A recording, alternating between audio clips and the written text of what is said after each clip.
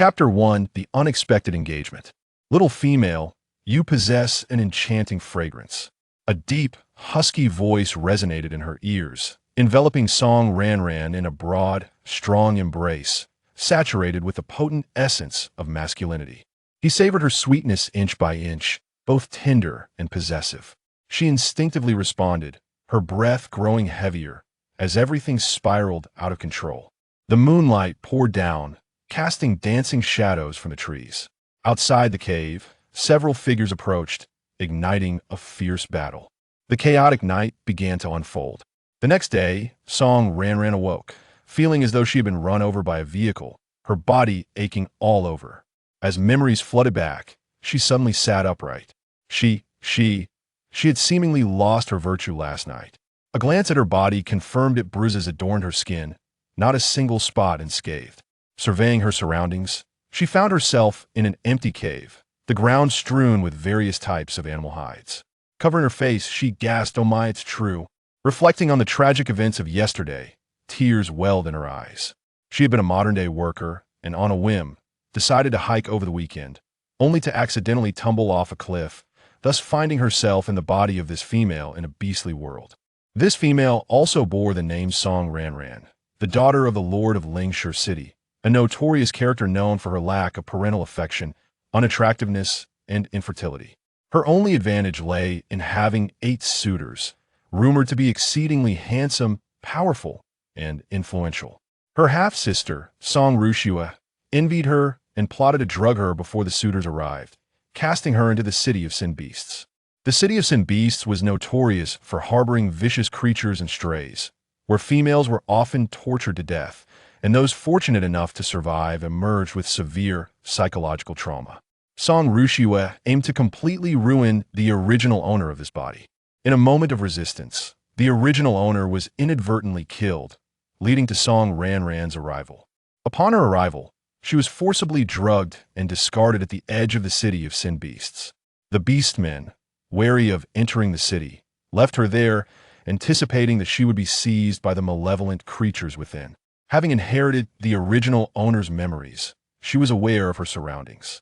Once the men departed, she fled to an uninhabited cave, where the effects of the drug took hold. Then, somehow, the events of last night transpired. Despite her efforts to escape, she could not avoid the ordeal. However, she was fortunate that she had not been tortured, and she had managed to neutralize the poison. The drug was insidious, causing significant harm if left unresolved. So this was a small blessing amidst her misfortune. From a young age, the independent Song Ranran had cultivated a resilient spirit, believing that merely surviving was sufficient. As for her chastity, she had never heard of such a concept. Yet, she sensed that her captor did not resemble the typical beasts or strays, for according to the original owner's memories, those malevolent creatures were predominantly ruthless and would not allow a female to remain unharmed in such a place. It seemed she had not been treated roughly last night, perhaps because of her current unattractiveness, as the original owner bore unsightly dark marks upon her face.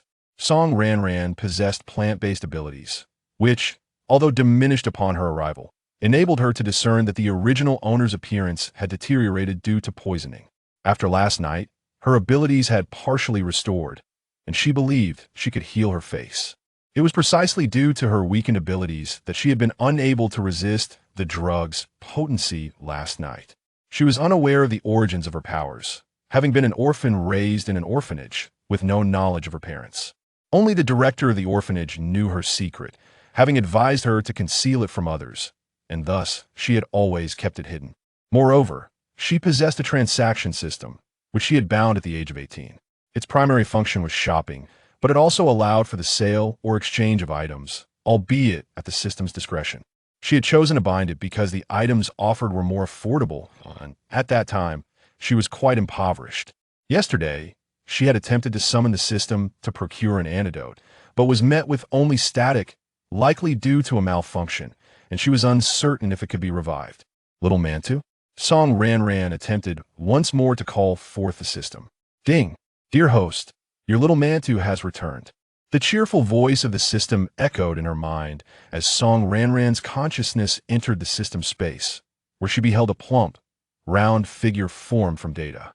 Did you experience a malfunction yesterday? She inquired. Due to the host's sudden arrival in the beast world, I needed time to adapt to the magnetic field here, but it is all resolved now, Little Mantu explained, proudly spinning around. Little Mantu, how did we come to this place? Did you transport me here? Not at all. I am unsure of the circumstances. However, the magnetic field here is highly compatible with the host, suggesting you are quite suited to thrive in this environment. Little Manta replied, equally perplexed. Can you operate normally now? Yes, host. Then please provide me with a yuan recovery pill. I feel utterly depleted from last night. Song Ranran rubbed her waist. Oh dear, what did the host do last night? Care to share with your system? Little Mantu asked, eyes sparkling with curiosity. Such inquiries are not suitable for children, Song Ranran retorted, feeling her ears flush slightly. I am not a child, Little Manta murmured, though it recognized Song Ranran's reluctance to discuss further and promptly provided her with a yuan recovery pill. Host, your current physical condition seems rather poor. Would you like me to conduct a health check?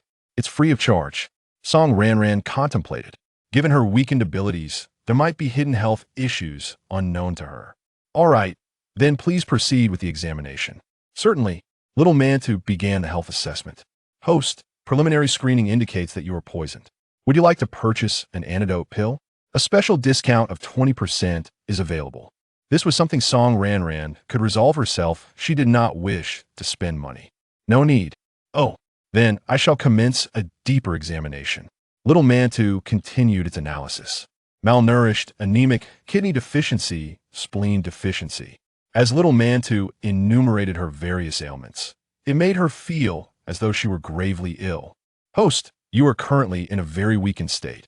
Perhaps you should purchase a comprehensive health package. The joint detoxification pill is available at a 30% discount. Song Ranran thought to herself. No wonder it was so eager to provide her with a free examination. It was all a sales tactic. No need. Very well.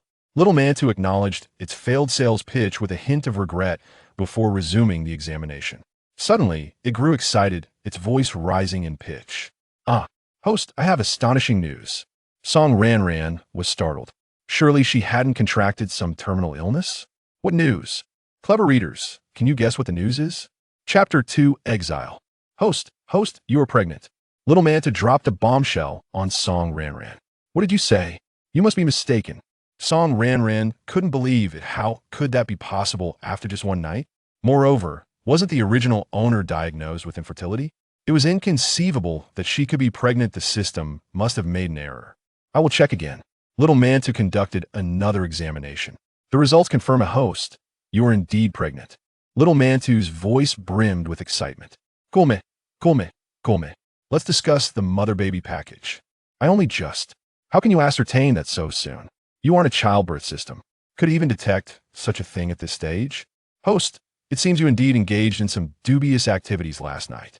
Little Mantu wore a cheeky expression, continuing, as a system, we certainly possess some unique functionalities. Host, you have been pregnant for 18 hours.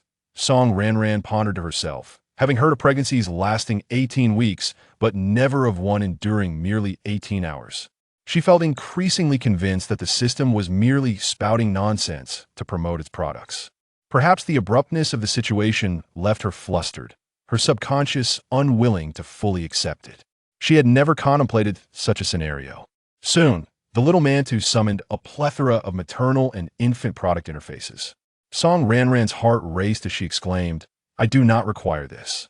She exited the system space, consumed a recovery pill, and prepared to return to Ling Shi-chung. Today was the day she was to wed her beast husband, and she resolved to hasten back for the wedding procession. Upon her return from Zue Shi-chung, she feared that Ling Shi-chung might no longer welcome her. As a female in the beast realm, survival independently was perilous. Thus, she required the protection of a beast husband. After all, it was said they were all handsome, so she would not be at a loss. As for feelings, they could be nurtured gradually. The notion of marrying before love was not entirely out of the question. Females were scarce in the beast realm, granting them a relatively elevated status, allowing for the possibility of marrying multiple beast husbands. However, females were inherently weaker and incapable of hunting, surrounded as they were by various dangers such as wild beasts and magical creatures, necessitating male protection and sustenance. Marrying 8 handsome husbands was indeed exhilarating. Yet, why did the thought elicit such excitement? Song Ranran covered her face, suppressing the involuntary smile that threatened to emerge. She glanced down at the bee-skin skirt, managing to identify her own. Albeit torn in several places, it was still wearable, with other skirts underneath providing some modesty. Contemplating whether to purchase a new garment from the system mall, she ultimately decided against it, recalling that she had plenty of clothing back in Ling Shicheng. It would be prudent to conserve her system currency for more pressing needs. The system currency served as the transactional medium of the system and could be exchanged for contemporary currency. Uncertain whether the beast realm allowed for such exchanges, she resolved to inquire further with the little manta later, prioritizing her return at present. After donning her clothing, she set off for Ling Shicheng. Upon exiting the cave, she was taken aback by the desolation outside. Remnants of destruction lay scattered about, suggesting the aftermath of a fierce battle. What had transpired last night? After surveying her surroundings and confirming the absence of further disturbances, she dismissed her thoughts and promptly departed. Fortune smiled upon her as she encountered a small tribe along the way, who for a fee allowed one of their flying beastmen to escort her back to the city, sparing her the burden of an arduous trek. Had she traveled alone, she feared she might return only to find her beast husbands already wed to others. Especially concerning was her malicious sister, who would undoubtedly seize the opportunity. The system did possess items for rapid relocation, albeit at a high cost and requiring advanced VIP privileges. Previously, she had intended to save money for a home, focusing on low expenditures, yet her rank remained insufficient. Upon reaching Ling Shicheng, as she made her way to the Lord's manor, the beastmen lining the streets gawked at her disheveled appearance, whispering and pointing. "Look, isn't that our Lingxi princess? What happened to her?" Lingxi princess was her title, denoting her esteemed status, a tradition of the city. In this realm, the lord of the city held the equivalent power of a king, with his female offspring referred to as princesses, while male offspring were called princes, and the female rulers were designated as queen females. Are you not aware? The city is abuzz with tales of her escapades in Zui Shou Chung yesterday, undoubtedly frolicking with those vile beasts and strays. One beastman remarked with palpable derision. Just look at her tattered clothing. Really? Has she fallen so low? Even if no males in the city desired her, did she truly have to seek refuge in Zui Shou Chung? A female exaggeratedly covered her mouth in shock. But does she not have 8 handsome and powerful suitors? Why venture to Zui Shou Chung? Suitors? Do you truly believe those dashing males would deign to associate with such an eyesore? She must fear a life of solitude after marriage, thus indulging herself before the wedding. For only the beasts Zui Shou Chung would accept her, a male scoffed disdainfully. Indeed, she is quite unattractive, yet why is she not wearing a mask today to conceal her flaws? Perhaps she gifted it to her lover in Zui Shou Chung. Some females are so depraved, unable to survive without a male. The inhabitants of Zui Shou Chung are utterly shameless. How can we have such a princess? She has tarnished the reputation of Ling Shicheng. In the eyes of the beastmen, those from Zui Shou Chung and the strays were regarded as lower than slaves, and mingling with them was viewed as utterly contemptible. The gazes of the beastmen directed at Song Ranran brimmed with disdain and revulsion. Their words were devoid of discretion, seemingly crafted to be overheard by her.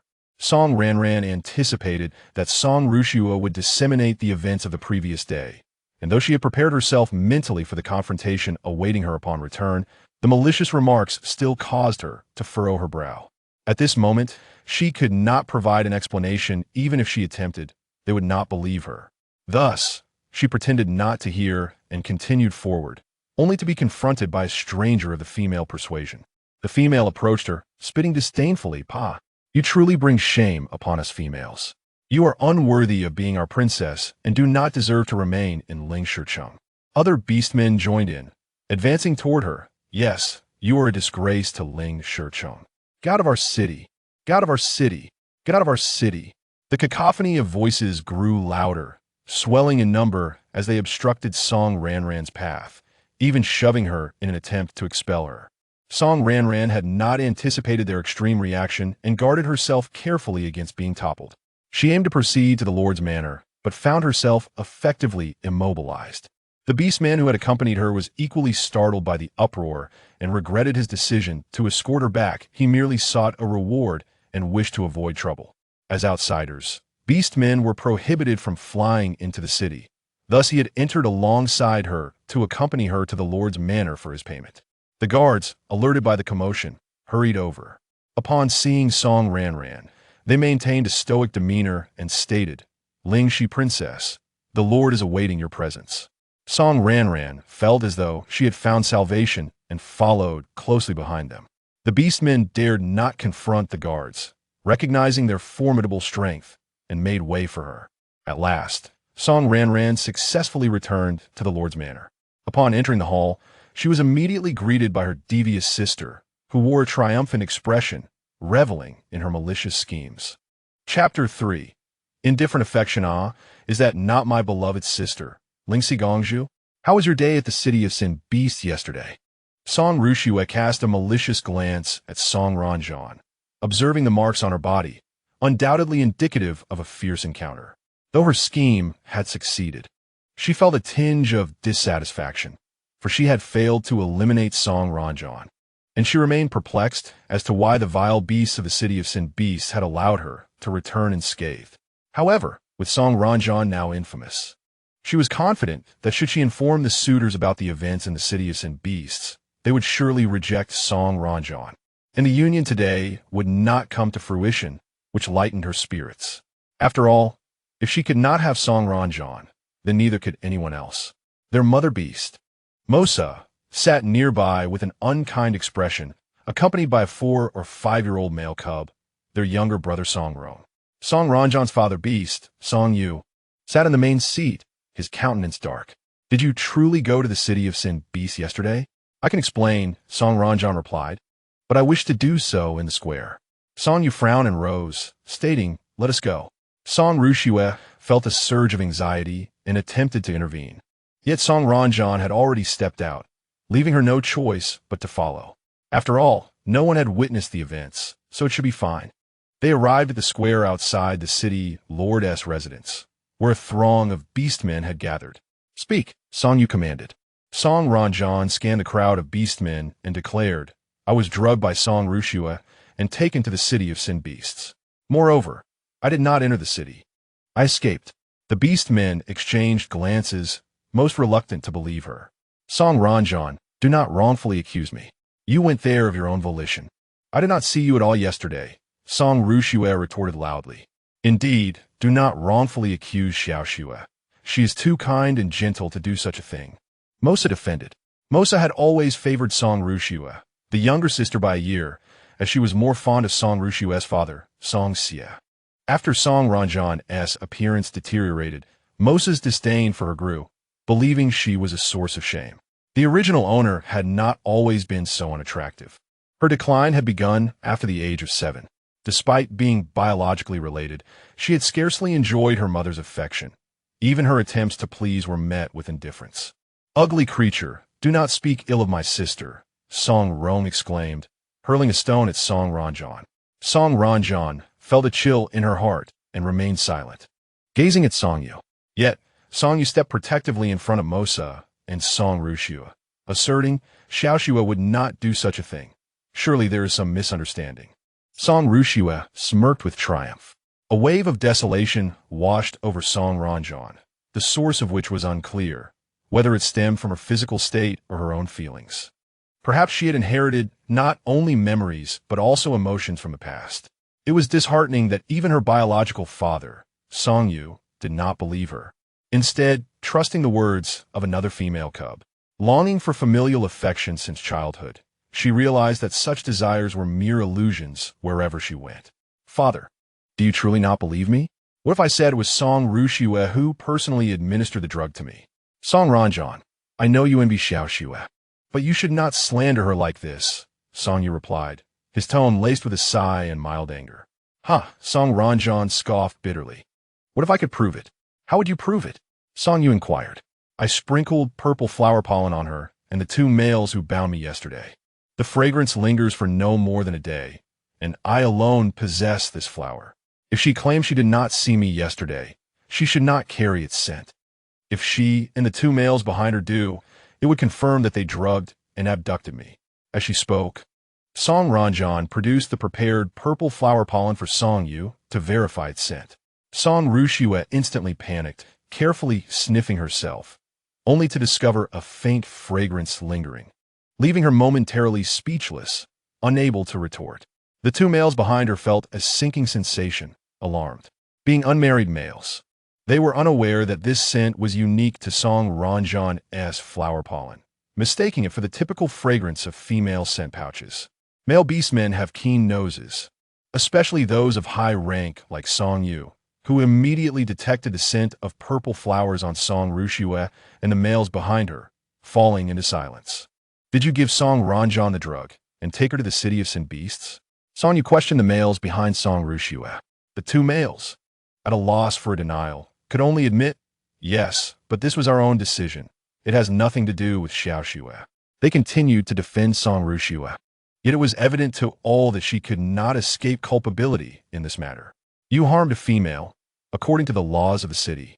You shall have your cores extracted, limbs broken, and be cast into the city of sin beasts. Song Yu's tone was cold.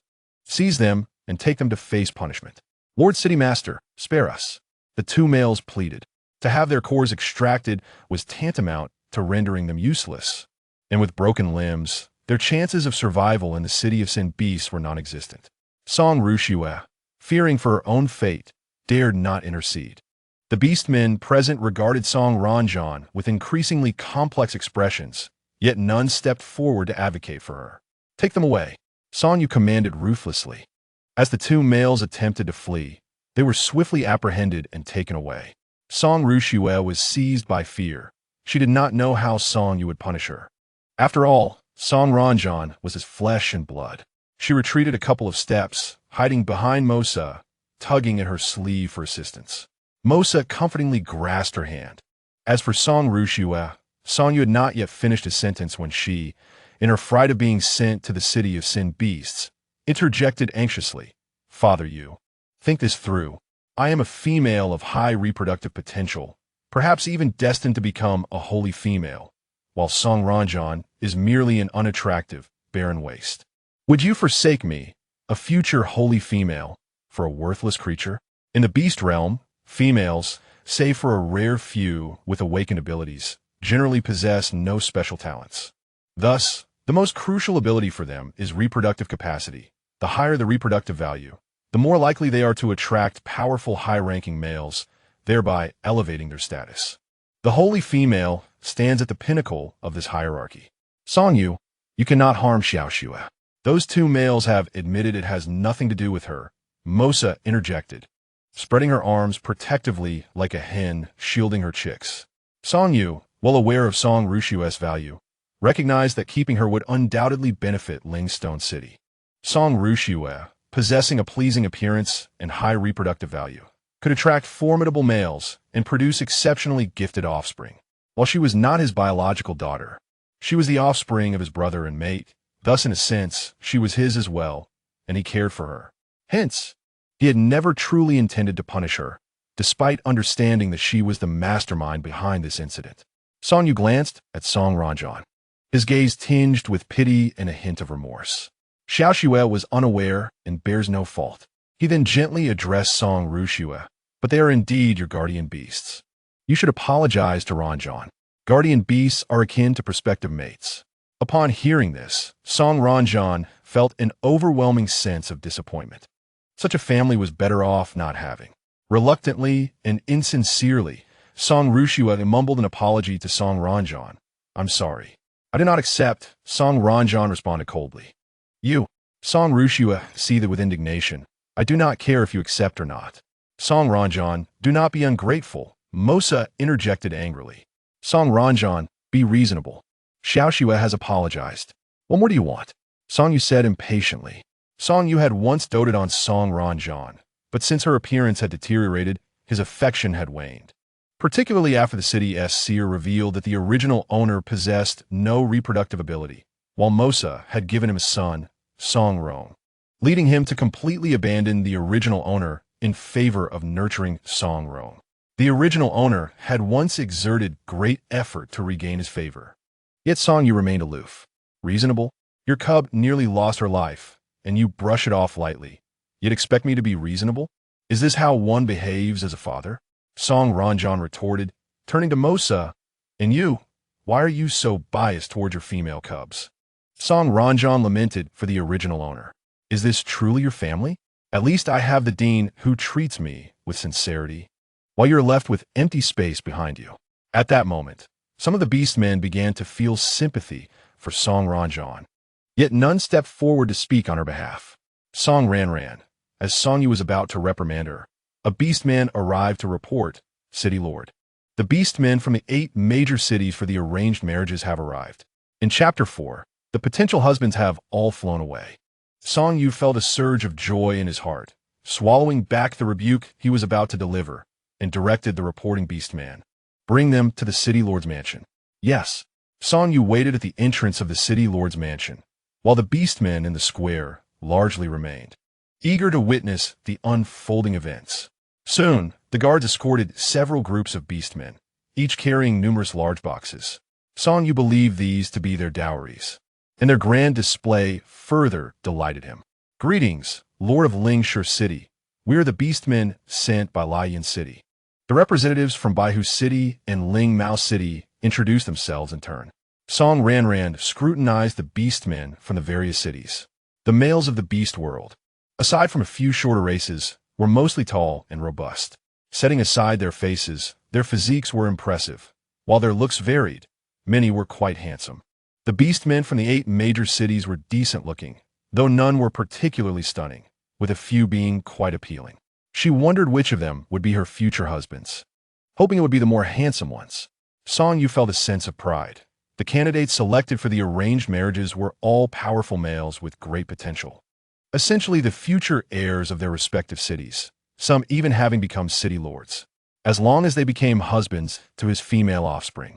Even if they could not join Lingshi City, they would serve as allies, aiding in the development of Lingshi City into the foremost city of the beast world. He truly believed he had made the most astute decision.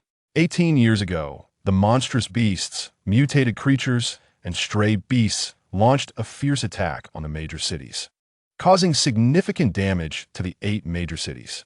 Due to its geographical advantage, Lingshi City was not heavily impacted.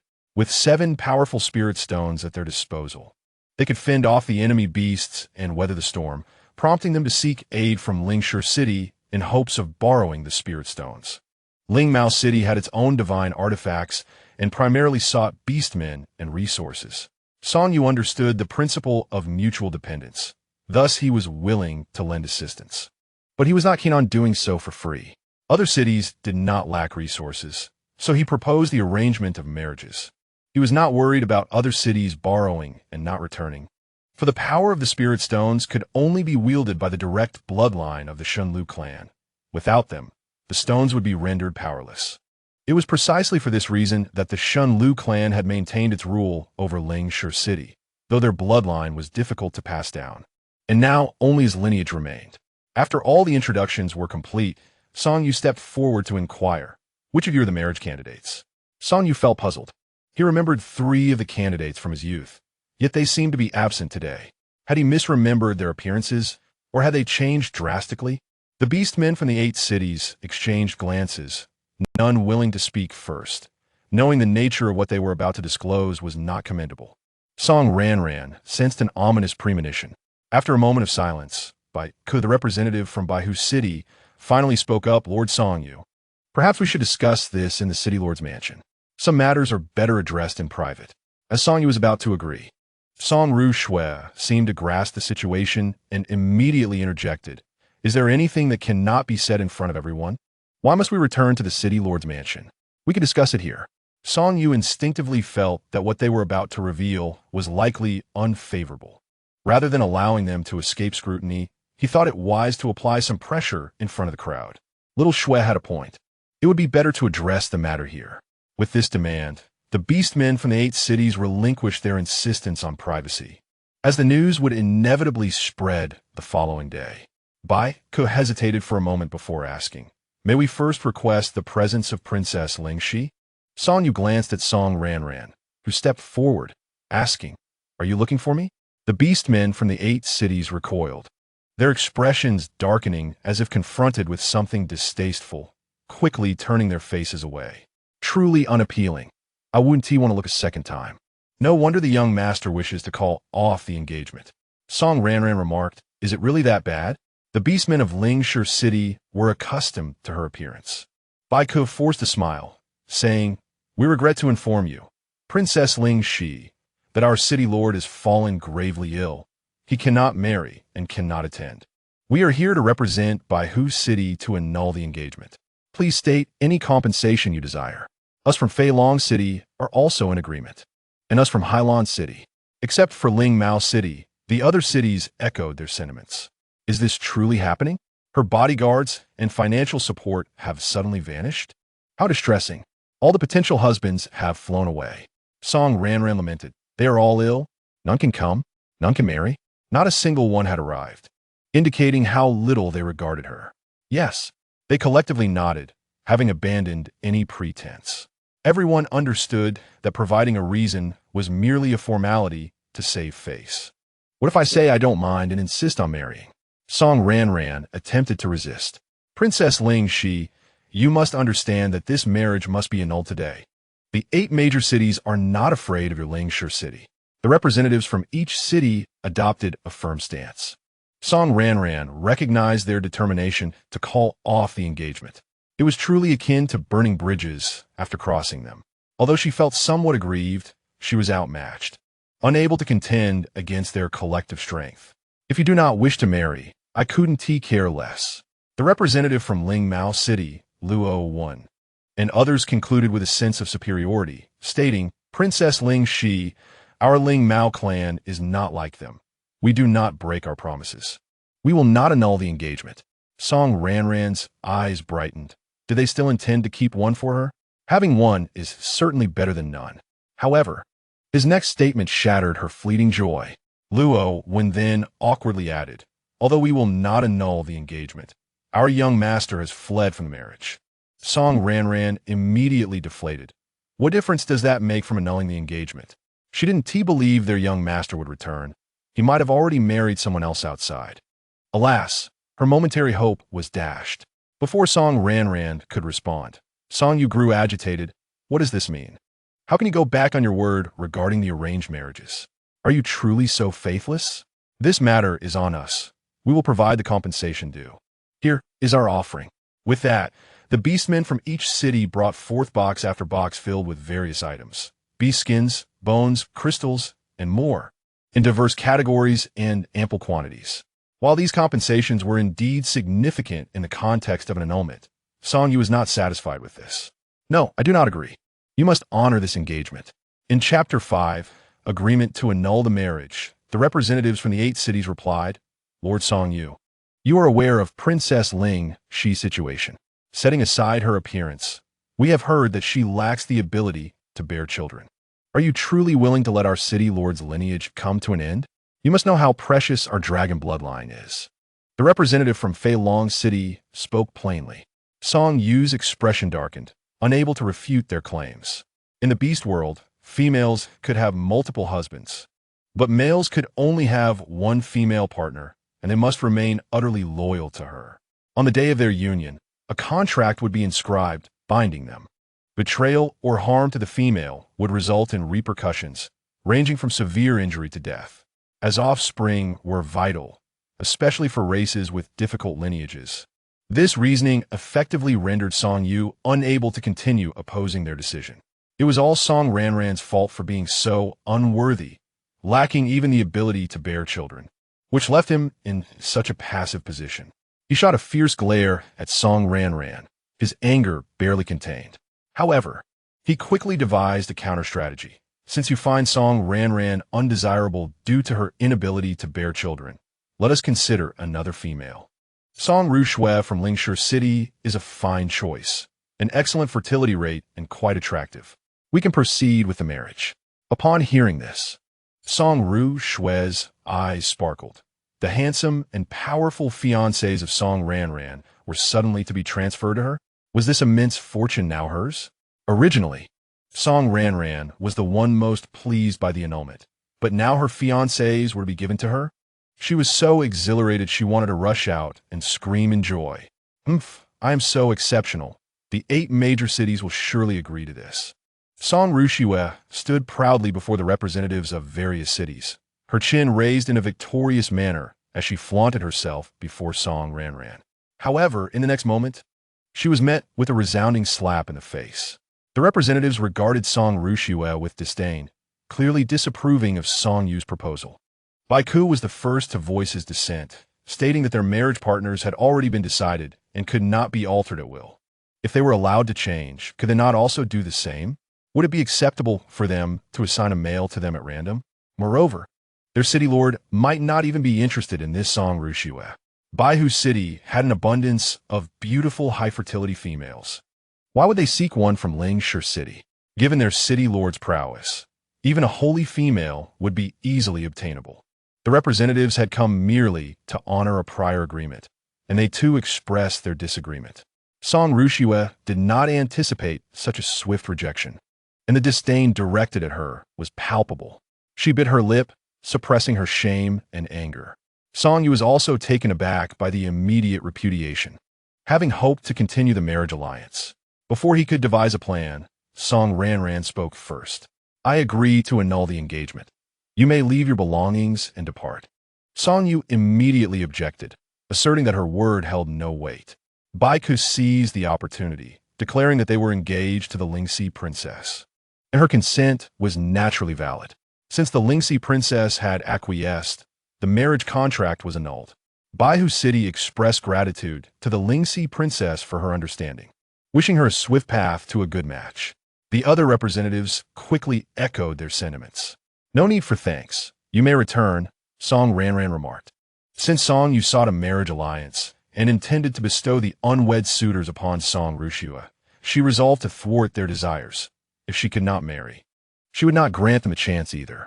The representatives were astonished by Song Ranran's quick acquiescence, as it was rare for a female with so many enviable suitors to relinquish her claim so readily. They had anticipated a protracted negotiation, having devised numerous strategies, only to find them unnecessary, even avoiding the need for additional compensation.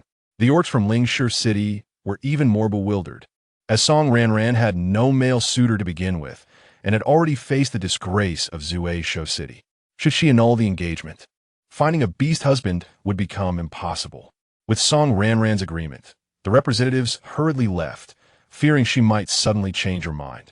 Song Yu was left furious and desperate, with no recourse. Only the orcs from Ling Mao City remained, apologizing to Song Ranran. Lingxi princess, rest assured, we shall bring back the young master to marry you. Although they felt as if they were pushing the young master into a pit of fire, the Ling Mao clan remained committed to their word. Song Ranran had already given up and waved her hand dismissively. There is no need. Let my marriage to him be annulled as well. I set him free. The orcs from Ling Mao City were somewhat touched, surprised by Song Ranran's understanding and consideration. They suddenly perceived her as quite admirable, aside from her lack of beauty. It's fine. We want to annul the engagement. Await our good news. The orcs from Ling Mao City declared before departing to retrieve the young master. Song Ranran was indifferent, having said all that needed to be said. Upon seeing the orcs from other cities departing, a glint of coldness flashed in Song Rushiwe's eyes. She approached Song Yu, saying, Father Yu, it seems we have yet to resolve the matter regarding Zuei City. What is your opinion? Xiao Shui. Song Yu inquired.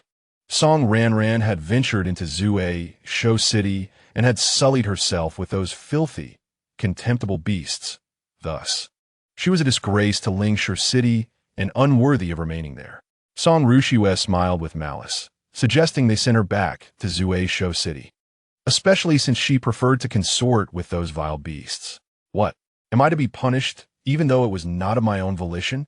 Besides, I've stated I did not enter the city. I escaped, Song Ranran retorted. The beasts of Zuei City bore the stigma of being marked and could not leave a designated area, although there were a few unmarked strays. Song Ranran was uncertain whether she had ventured far enough away, but she could not let Song Rushiwe seize upon her vulnerabilities. If you did not enter the city, How do you explain these marks and the sense of multiple males on you?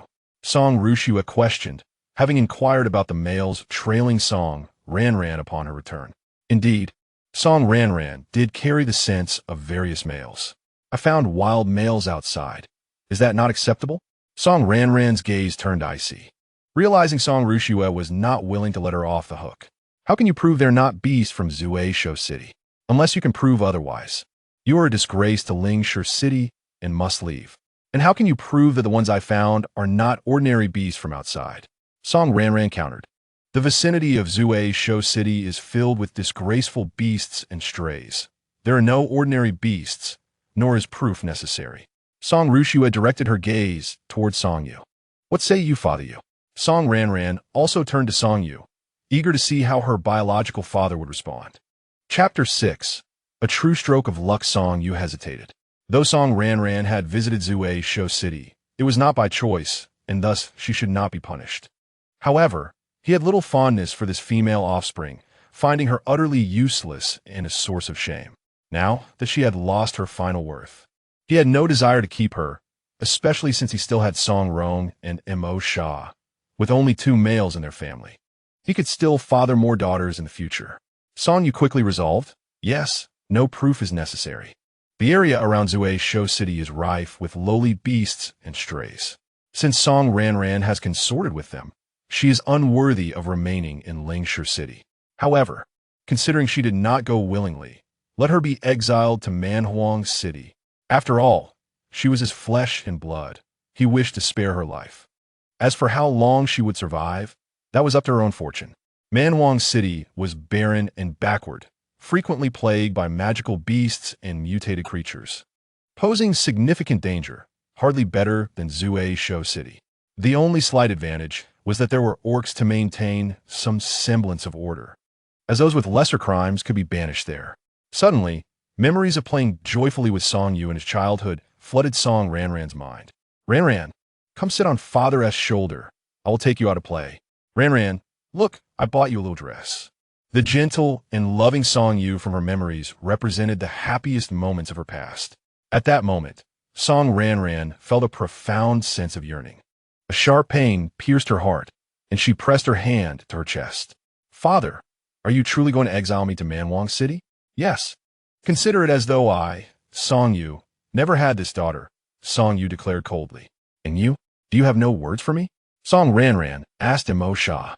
Despite her dismal situation, Mo Sha remained silent, her attention fixed on Song Rushua, as if Song Ranran were of no consequence to her. My only daughter is Xiao Shui. Mo Sha replied with a face of indifference. Song Ranran's heart sank completely. Was this what was meant by kinship? One passed judgment, while the other merely observed coldly. Since they disregarded her life and abandoned her, she would sever the ties of obligation to this body. There was no need for her to argue any further. She was now weak and vulnerable. Remaining here would only invite further persecution. It was better to leave now. As for Song Rushua, for all she had done, there would come a day when she would repay her double. Very well, I shall go to Manhuang City. A cold glint flickered in Song Ranran's eyes. Father, mother, this is the last time I shall call you thus. She turned to the other orcs of Lingshire City. You have all seen and heard. Today they're the ones who abandoned me. From now on, I, Song Ranran, shall have no further ties with Song Yu or Mo Sha. Having spoken decisively, Song Ranran turned resolutely and began her steady march toward the city gate. With each step, she felt a growing lightness, as though something was gradually drifting away with the wind. At this moment, the orcs of Lingshire Chung found their disdain for Song Ranran diminished, replaced instead by feelings of sympathy and compassion. As Song Yu and Mo Sha observed Song Ranran's retreating figure, an inexplicable pang struck their hearts, as though something precious had vanished, never to return. Frowning, Song Yu summoned 2 guards, instructing them to escort Song Ranran to Manhuang Chung. Just as they exited the city gates, Song Ranran slapped her forehead in realization. She had forgotten to pack her belongings. Dressed in nothing but tattered clothes, she possessed nothing else. Just as she contemplated returning, the guards effortlessly lifted her and took to the skies. Could you please take me back to gather my things? Song Ranran pleaded with the 2 brothers. The city lord has commanded us to take you to Manhuang Chung immediately, without delay, they replied, accelerating their flight. Considering her scant possessions, Song Ranran resigned herself to the situation. After all, it was merely a few articles of clothing of little value. Along the way, however, she managed to persuade the guards to divert to a nearby tribe, where she procured some Beijing and purchased several new garments. In the beast world, beast crystals served as currency, varying in color and value. White, black, blue, green, yellow, purple, and red ranked from lowest to highest. Not only could beast crystals be used for trade, but they also possessed other properties. Blue crystals and those of higher grades could enhance male strength, while green crystals and above could prolong the lifespan and beauty of females. Seizing a moment to converse with Xiao Mantu, Song Ranran learned that beast crystals could also be converted into system currency, and some items from the beast world could be exchanged or sold. It seemed she could earn a living here after all. Oh, what a life of toil. To save time, the guards flew tirelessly, only resting for meals. Song Ranran found herself consuming a copious amount of roasted meat to the point of nausea. Had she not insisted vehemently, they might have even forced her to eat it raw. Daring not to utilize her system space, since they were nearly with her around the clock, she refrained from taking risks, knowing the orcs possessed keen senses. Thus, he journeyed for a month. During a brief respite, while feasting on roasted meat, Song Ranran suddenly felt a wave of nausea. Initially attributing it to the richness of the food, she discreetly purchased a fruit box, only to find the same discomfort persisted. Suddenly, she recalled the astonishing news Xiao Mantu had shared a month prior, and an overwhelming sense of dread washed over her. Could it be true? The gestation period in the beast world was 3 months, and it certainly was the right time for such symptoms, though she had yet to show. Nevertheless, she comforted herself, attributing it to her overindulgence in roasted meat. Yet, as another 10 days passed, her belly began to show. Thankfully, the garments she had bought were thick and loose, concealing her condition from guards. At this point, Song Ranran truly believed she was pregnant, feeling the weight of an unfortunate coincidence. Protecting herself was already a challenge, and now she had a safeguard child. Unexpectedly, having never experienced romance in her modern life, she found herself having lost her innocence upon arriving here, and, as if by chance, became pregnant, an astonishingly swift progression, akin to being set on 100-fold speed. With the groundwork laid, Song Ranran accepted her fate with surprising ease. Although the timing of her pregnancy was far from ideal, she resolved to nurture her child with love and care. Yet, she remained anxious about the distance to Manhuang Chung, wishing to keep her condition hidden from guards.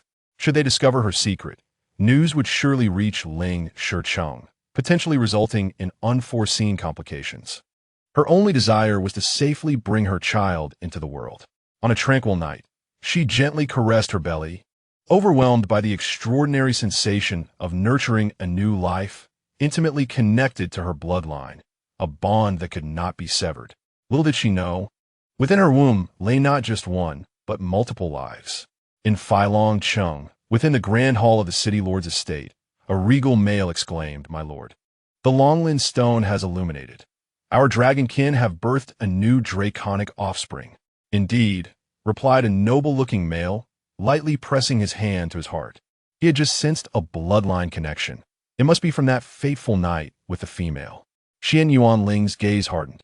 He was eager to discover which audacious female dared to use such nefarious means to tarnish his honor and bear his progeny. He rose and strode purposefully toward the hall's exit. "My lord, where are you headed?" "To find the dragon offspring," he declared, and with a thunderous roar, Xian Yuanling transformed into a magnificent golden dragon, soaring into the sky. In a distant forest of Manhuang, 2 exceptionally handsome males clutched their hearts simultaneously, shocked by the surge of bloodline power. "You felt it too?" Yin Ruoqing inquired. "Yes," Bai Chen nodded. "The female is carrying our offspring? How could this be possible?" Yin Ruoqing's face was a mask of disbelief. "But I sensed it, and it was strong," Bai Chen replied. "Should we go find her now?" Yin Ruoqing hesitated.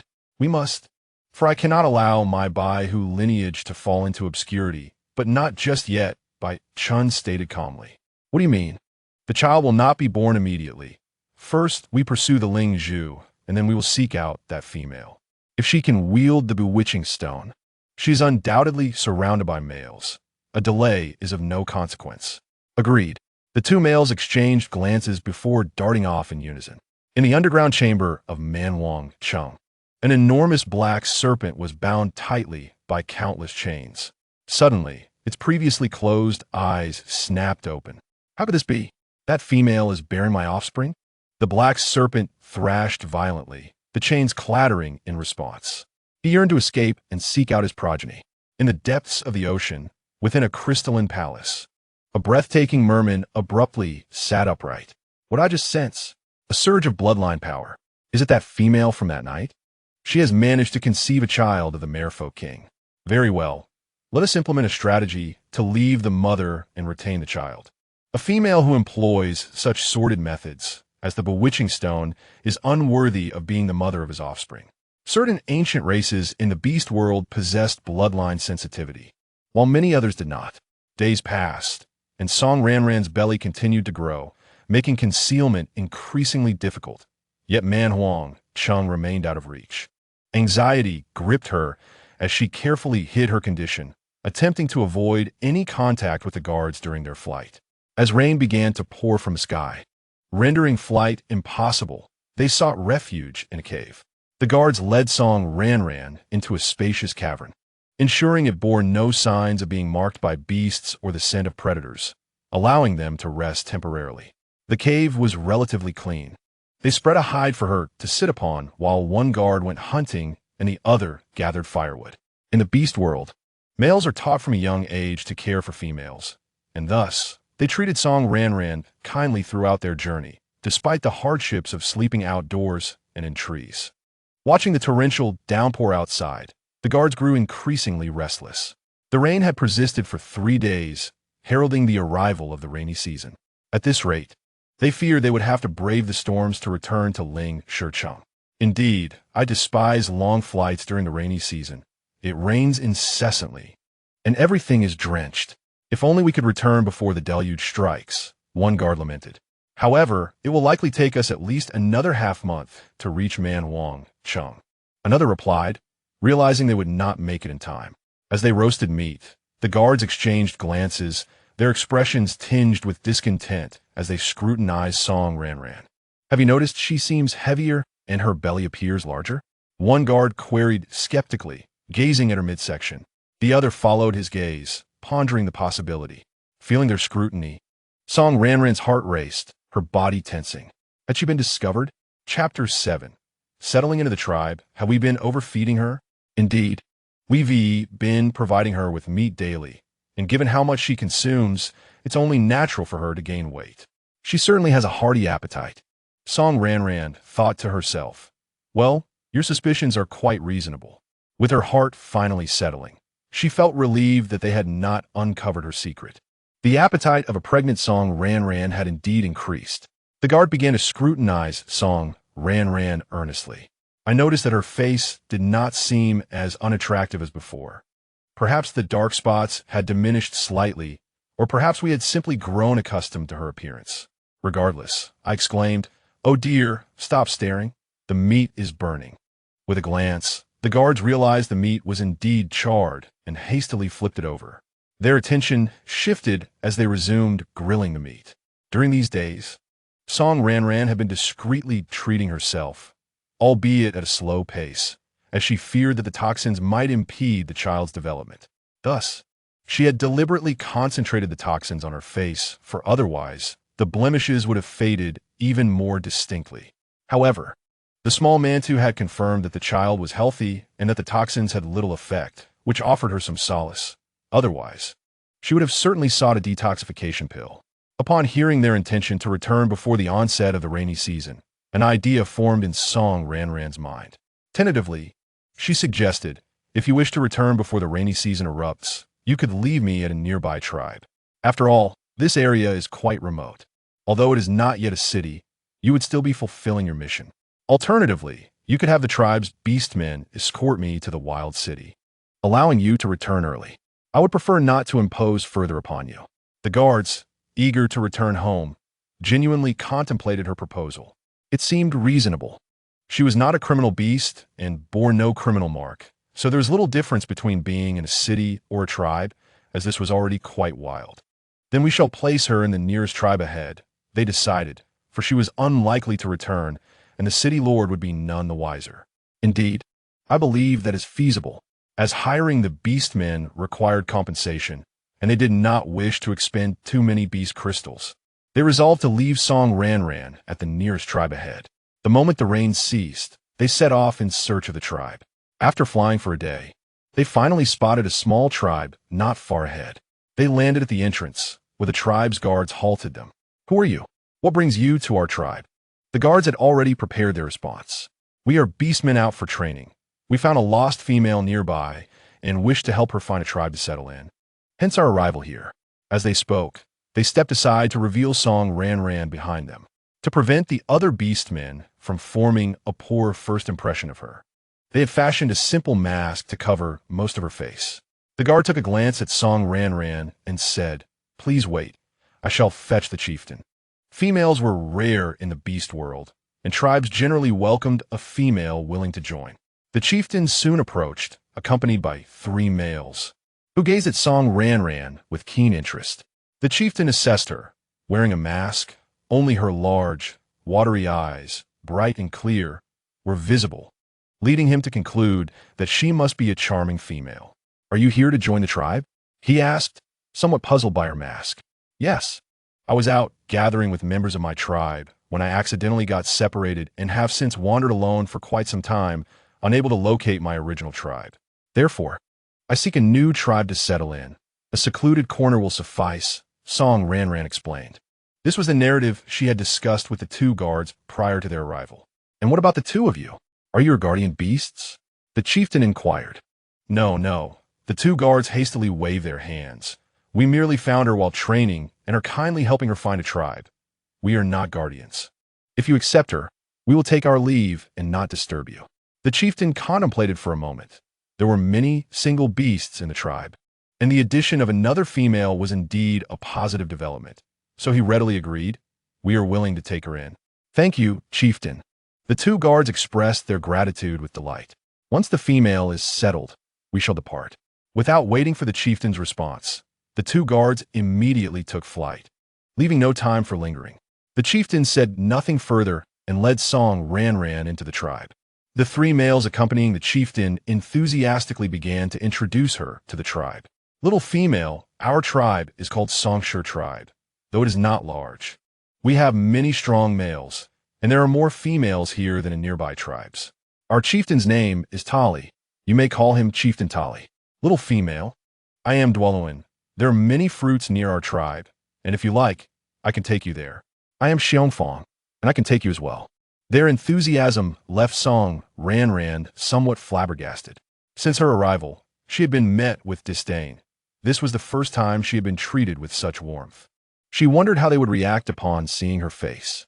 Chieftain Tali led Song Ranran to a relatively secluded corner of the tribe, where 3 simple stone houses stood. "You will reside here from now on. There are no empty houses in the tribe, but this is one of the better options." "All right, thank you, chieftain." Song Ranran expressed her gratitude. For her, having a place to stay was sufficient. "What is your name?" the chieftain asked. "I am Song Ranran." "Why do you wear a mask?" "Because I am rather unattractive." Song Ranran removed her mask. She felt somewhat fortunate that her toxins had not been entirely purged, as it spared her from unnecessary complications. She had no interest in these males and wished to avoid creating further issues. Moreover, given her current circumstances, the fewer people who disturbed her, the better. Although she currently required a beast husband for protection, she did not wish to choose one indiscriminately. Previously, it had been due to a marriage alliance, with the other party being an undeniable catch, wealthy and powerful, if not particularly handsome, yet that alone was enticing. Besides, she was now expecting a child. She gently caressed her belly, whispering to her unborn child, "Do not worry, little one. Mother will surely find you several strong and handsome fathers." Chieftain Tali glanced at her and cleared his throat. "No matter. You may continue to wear it."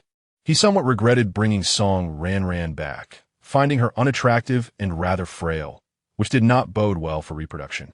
He wondered if the single beasts in the tribe would be interested. Nonetheless, having her was better than having none, and Song Ranran's polite demeanor left him with a favorable impression. The expressions of the three males shifted, though they did not overtly display disdain. The warmth in their gazes had noticeably cooled. They found Song Ranran's scent pleasant and her eyes beautiful, initially assuming she was a lovely female. But her appearance was difficult for them to accept. They turned their faces away, refraining from looking at her further. Although males in the beast world prioritized a female's reproductive capabilities, they were not entirely blind to appearances. Chieftain Tali gestured toward the 3 stone houses ahead. All 3 houses are vacant. You may choose one. I will have beastmen deliver food to you daily. Chapter 8. My beast husband has run away. The chieftains and the 3 males' attitudes had grown markedly colder, but Song Ranran did not take offense. Thank you, chieftain. I will not take the tribe's food for free. I shall offer beast crystals as payment. So please ensure the food provided is fresh. With that, Song Ranran handed the chieftain 3 white crystals, which she had exchanged with the small Mantu. Once the baby was born, she would begin to seek ways to earn a living and hunt to support both herself and her child. Chieftain Tali furrowed his brow. Song Ranran's offering of beast crystals indicated that she did not wish to pursue the males in the tribe.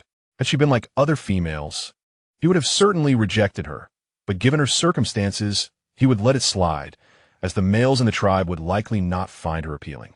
If she were to find a mate in the future, he would not accept any payment. Chieftain Tali accepted the beast crystals, saying, "Very well, we shall take our leave." They departed swiftly, and Song Ranran surveyed the 3 stone houses. Each was spaced apart, and she chose the middle one, which appeared larger and cleaner, preparing to make it her temporary abode. The house lacked a door that could be opened or closed. Instead, it had a hide curtain. It was a large open space, with a hole beside the door, presumably a window. The furnishings were sparse: a rough stone table, 3 stone chairs, 2 small stone basins, and a large stone with a hollow center covered by a wooden board, likely serving as a tub. In the corner, a patch of straw lay, looking somewhat dirty. Song Ranran presumed that was where she would sleep.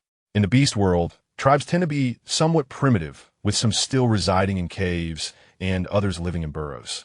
Consequently, many of them lack the custom of crafting doors, with mere curtains being considered quite refined.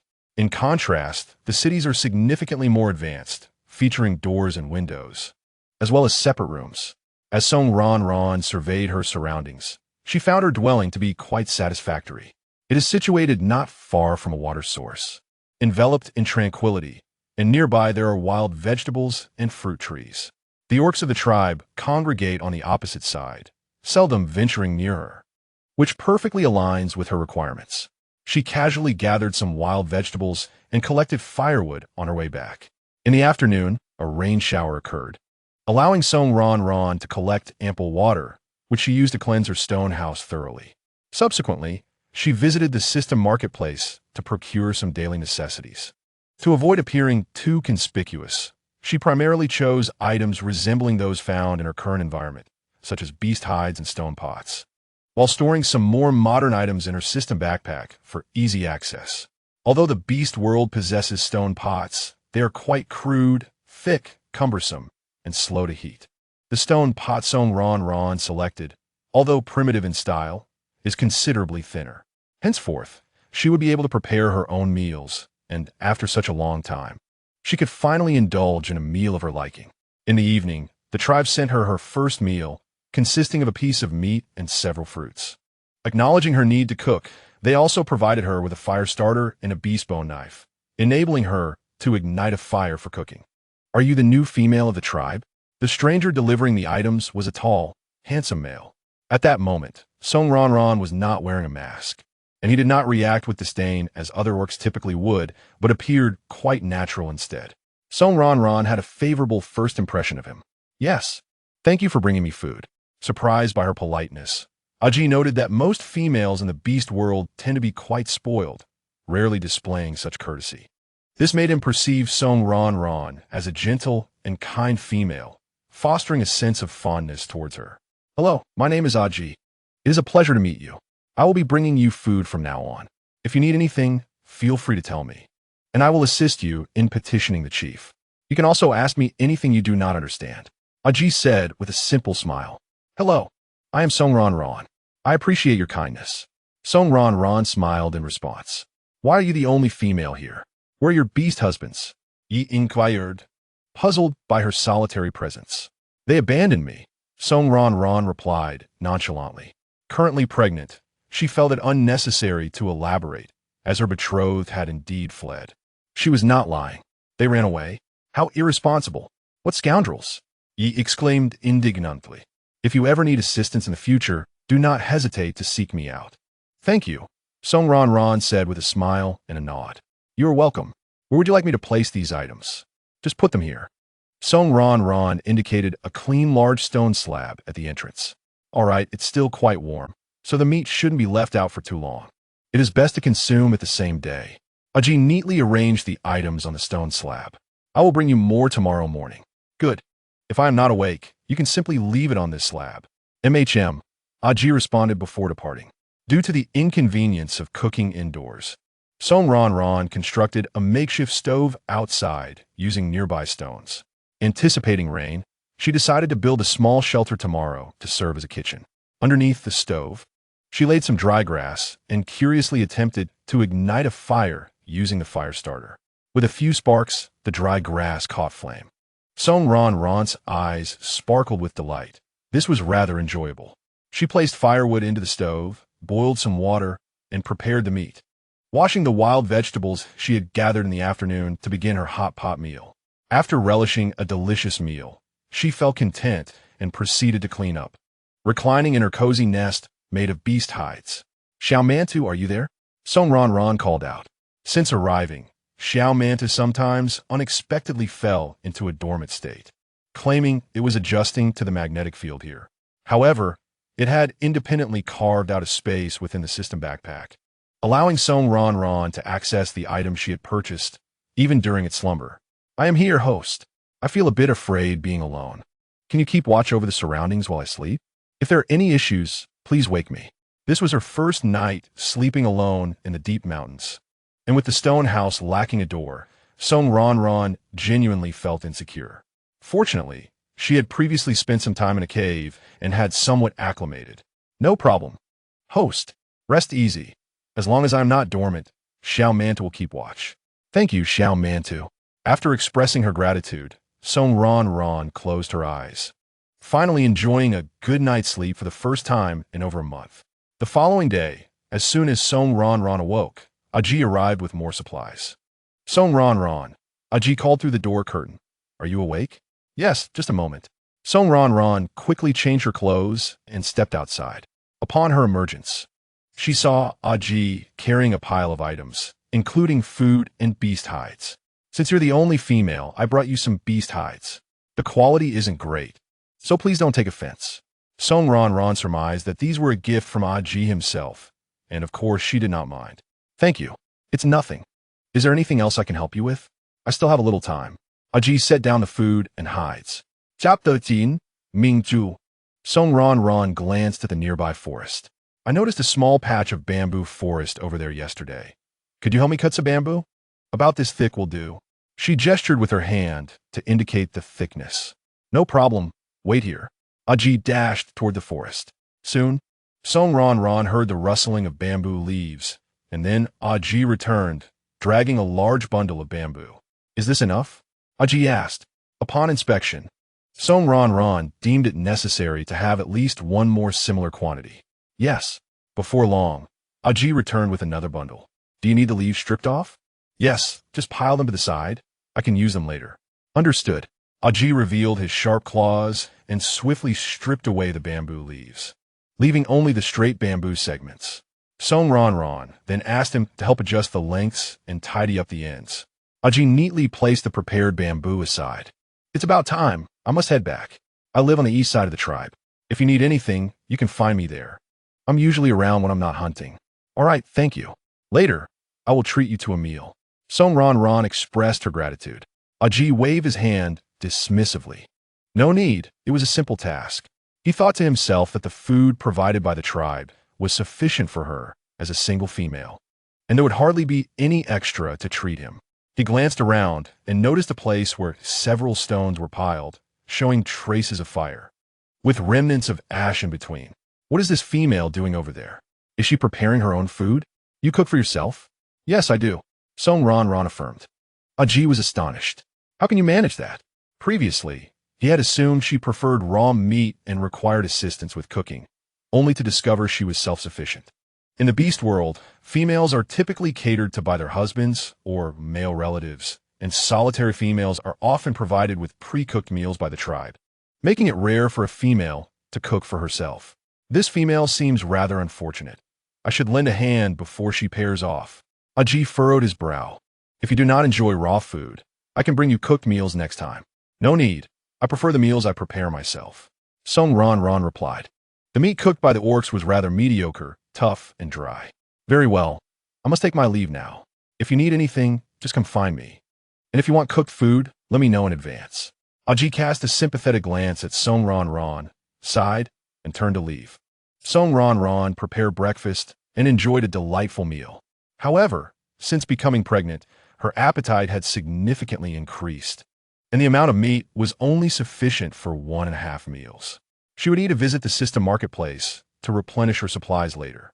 Fortunately, with the system at her disposal, she did not have to venture out to hunt for food while carrying her heavy belly, which would have been quite disheartening. Although she could seek out the tribe, if she did not look for a beast husband there, the meager provisions offered by the tribe would merely suffice for her survival, undoubtedly insufficient to properly nurture her offspring. After satisfying her hunger, Ranran set about constructing a small kitchen. Previously, she had instructed Aji to sharpen the bottoms of bamboo stalks, which she then inserted into the ground.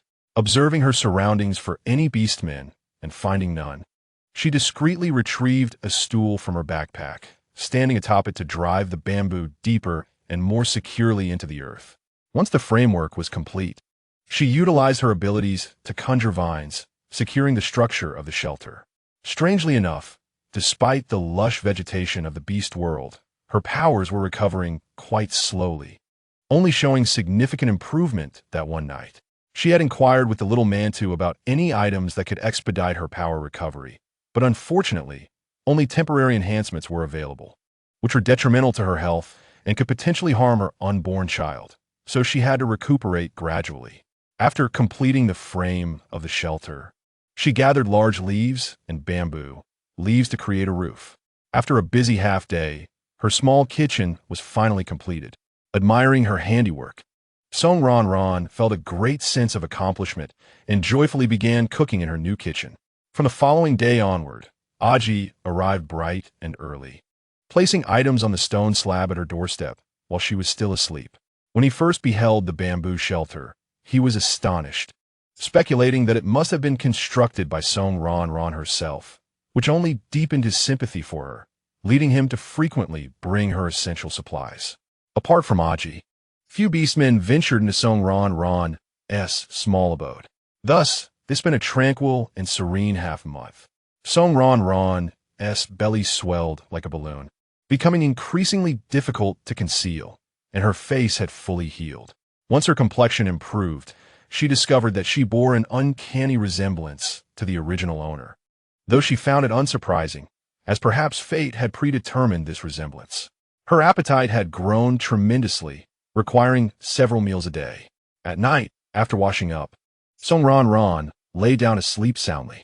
As she slumbered peacefully, a tall figure approached her stone dwelling. Mingchu had just returned and was greeted by a delightful fragrance wafting through the air, so enchanting that he inhaled deeply. It seemed to emanate from a female presence within his stone house. How could there be a female in his dwelling? After being away for over 20 days, had the Tali tribe leader assigned his house to someone else? He had come to this remote place to escape an unwanted marriage, having previously spotted beastmen from his tribe nearby, prompting him to flee again, deliberately circling back, confident that they could not apprehend him. He would never marry that infamous, unattractive female. He would rather live in solitude than be wed to her. Mingchu glared at the stone house, feeling vexed. He had paid with beast crystals, and the time was not yet up. How could the Tali tribe leader assign his house to another? He had no interest in any other dwelling. It was common for outside males to leave after borrowing a place and not return. The tribe leader, having noticed Ming Chu's absence for several days, genuinely believed he would not return. Ming Chu crossed his arms, glaring at the door curtain, demanding that the beast man inside come out. In his mind, there must be a male alongside the female. It was impossible for only a female to remain there. Not detecting any male scent, he assumed the male had masked it or that the female's fragrance was overpowering. Some males, fearing their partners might dislike their natural scent, would use special methods to conceal their aroma. After waiting for a while with no response, he called out again, but still received no answer. The little manta suddenly fell into a state of dormancy, and Song Ranran remained blissfully unaware in her deep slumber. Assuming the male inside was too timid to emerge, Ming Chu, fuming, pulled aside the door curtain, intending to confront the beastman inside, only to be met with a sight that made his heart race. As the curtain was lifted, moonlight poured in, illuminating a beautiful, enchanting face. With a palm-sized visage and skin as luminous as jade, it seemed to glow softly. Long, thick lashes curled like butterfly wings framed her exquisite, delicate nose and lips, which were as enticing as flower petals. She wore a stunning dress he had never seen before. Peacefully asleep with a faint blush gracing her cheeks, her cherry lips slightly upturned, resembling a slumbering fairy. Ming Chu felt his heart race uncontrollably, as if it might leap from his chest. He carefully controlled his breathing, fearful of waking her. In that moment, he forgot entirely why he had come, utterly entranced by her beauty. Chapter 10. It turns out this is also a world that values appearances. After an indeterminate passage of time, Ming Chu suddenly jolted awake, gently lowering the curtain and swiftly retreating outside. He pressed a hand to his chest, gradually calming his racing heart. Why was there only a small female inside? Moreover, this female was extraordinarily beautiful, perhaps the most exquisite he had ever encountered. He felt deeply embarrassed by his earlier intrusion. Ming Chu chastised himself internally, feeling regretful for his indiscretion. How could he have acted so rudely in a fit of anger? Peering through the curtain into the room, he pondered his next move. He could not bring himself to contest the room with such a lovely female. He would willingly relinquish it to her. The thought of the beautiful female resting in his dwelling caused his handsome face to flush slightly, bringing forth a sense of shy delight. He spent the entire night outside, gazing dreamily at the door curtain. As dawn broke, warm sunlight filtered into the stone house. The butterfly wings fluttered gently, and the lovely eyes gradually opened. Song Ranran had a wonderful night's sleep. She stretched languidly and made her way toward the door. Hearing movement from within, Ming Chu's heart tightened, and he stood up, gripping the leather skirt nervously, eagerly watching the door curtain. As Song Ranran lifted the curtain and stepped outside, her gaze was immediately filled by an extraordinarily handsome male. He had short, ash-blonde hair and deep blue eyes that sparkled like the starry sea, framed by long, curled lashes that enhanced their brilliance. His straight nose and softly tinted lips complemented his cool, fair complexion, presenting a picture of exquisite beauty. Tall and well-built, clad in finely crafted silver beast hide, he exuded an air of noble elegance. Song Ranran was momentarily taken aback by the stunning sight before her. He was undoubtedly the most attractive male she had ever seen, easily outshining many modern-day idols. Was this an unexpected morning blessing, or was she still dreaming? She pinched herself discreetly. Ouch, she was awake. There was a stranger outside, yet the little manta remained silent, likely still in dormancy. Who are you? Why are you here? Song Ranran questioned, placing her hands behind her back, discreetly retrieving an electric baton from her system backpack. Ming Chu's eyes lit up upon seeing Song Ranran emerge, his heart racing once more. When she looked at him so vivaciously and initiated conversation, he became flustered. Stammering, I mink tsecha. This was originally my house. I returned last night. He took a deep breath to steady his racing heart. Song Ranran blinked, surprised that such a handsome man was stuttering. Indeed, no one was perfect. This house is yours? She inquired. But didn't the tribe leader say these 3 rooms were unoccupied? No. I didn't intend to take your house. You can have this one. I'll just stay in the room next to yours. Ming Chu hastily waved his hands, sneaking a glance at Ranran. Seeing her lack of reaction, he continued to explain, I'm an outsider, a male who paid with beast crystals. I had to leave for a few days, and the tribe leader must have thought I wouldn't return. Finally, you managed to speak fluently. Oh, Ranran nodded slightly. I see. Since you're willing to forego the room, I'll want to press the matter further, but having a neighbor might be a bit troublesome. Yet, it would be unkind to ask him to find another place to stay. Besides, such a handsome face was quite a delight. Ranran initially felt a tad disheartened by the prospect of having multiple neighbors. Yet upon beholding the face of extraordinary handsomeness before her, she suddenly found it somewhat acceptable. At that moment, Aji arrived to deliver food. He was a bit delayed due to some matters and stumbled upon Ranran, who had just risen from her slumber. As he approached, he was captivated by her flower-like beauty, standing frozen in place, unaware that the items he held had slipped from his grasp. His mouth slightly agape and his pupils flickering.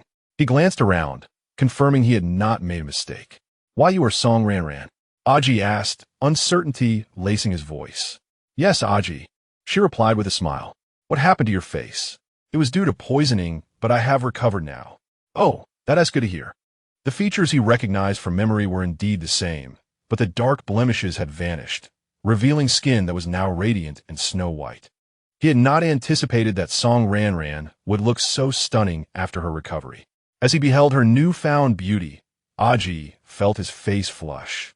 He had harbored a faint liking for her, which now blossomed into a rush of admiration.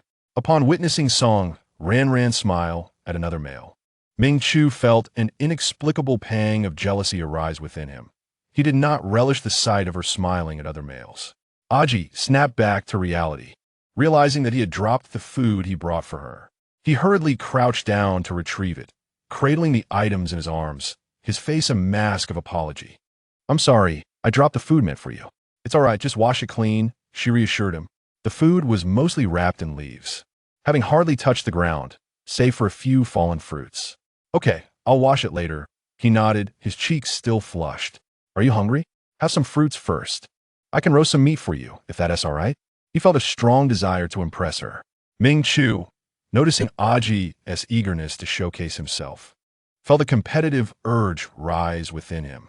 Little female, I can roast meat too, and I do it particularly well. The moment the words left his mouth, he was taken aback. Was he truly offering to curry favor with a female? He was bewildered by his own unexpected impulse, yet felt no regret. Ranran turned her gaze towards him, her ears slightly reddening. Let me do the roasting. Is the new neighbor this enthusiastic? Is this the first time you met? Aji then noticed Ming Chu. Ming Chu, you're back? They had hunted together before and were thus acquainted. Ming Chu rolled his eyes internally. You only just noticed me? Such a robust male? Yes, I'm back. From now on, I'll reside next to the little female. As he spoke, he stole another glance at Ranran. Aji felt a twinge of envy, but noted there was still an empty room available. Should he consider moving closer as well? Upon confirming Ming Chu's identity, Ranran subtly retracted her electric baton. She approached Aji and took the meat from his arms. No need for that. I can manage on my own. She preferred not to inconvenience others. Ranran unwrapped the leaves, placing the meat into a small stone basin, then entered the house to fetch some water, commencing the process of washing the meat. Observing her delicate hands skillfully cleaning the meat, both Ming Chu and Aji felt a pang of guilt. How could such tender hands engage in such labor? Aji felt particularly frustrated, wishing he had offered to assist after their hunt. He felt quite foolish. Ming Chu swiftly seized the stone basin. Little female, you should rest.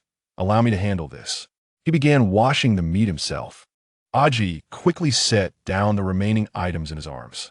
Yes, just tell us what to do, and we'll assist. Ranran mused. So this is indeed a world where appearances matter. In Chapter 11, Delicacies, Ranran did not insist further. She retrieved a cutting board and a bone knife, handing them to Ming Chu. Please wash and slice it thinly. All right, he accepted, then turned to Aji. What about me? Go start a fire, right? Aji pointed toward the stove in the small kitchen.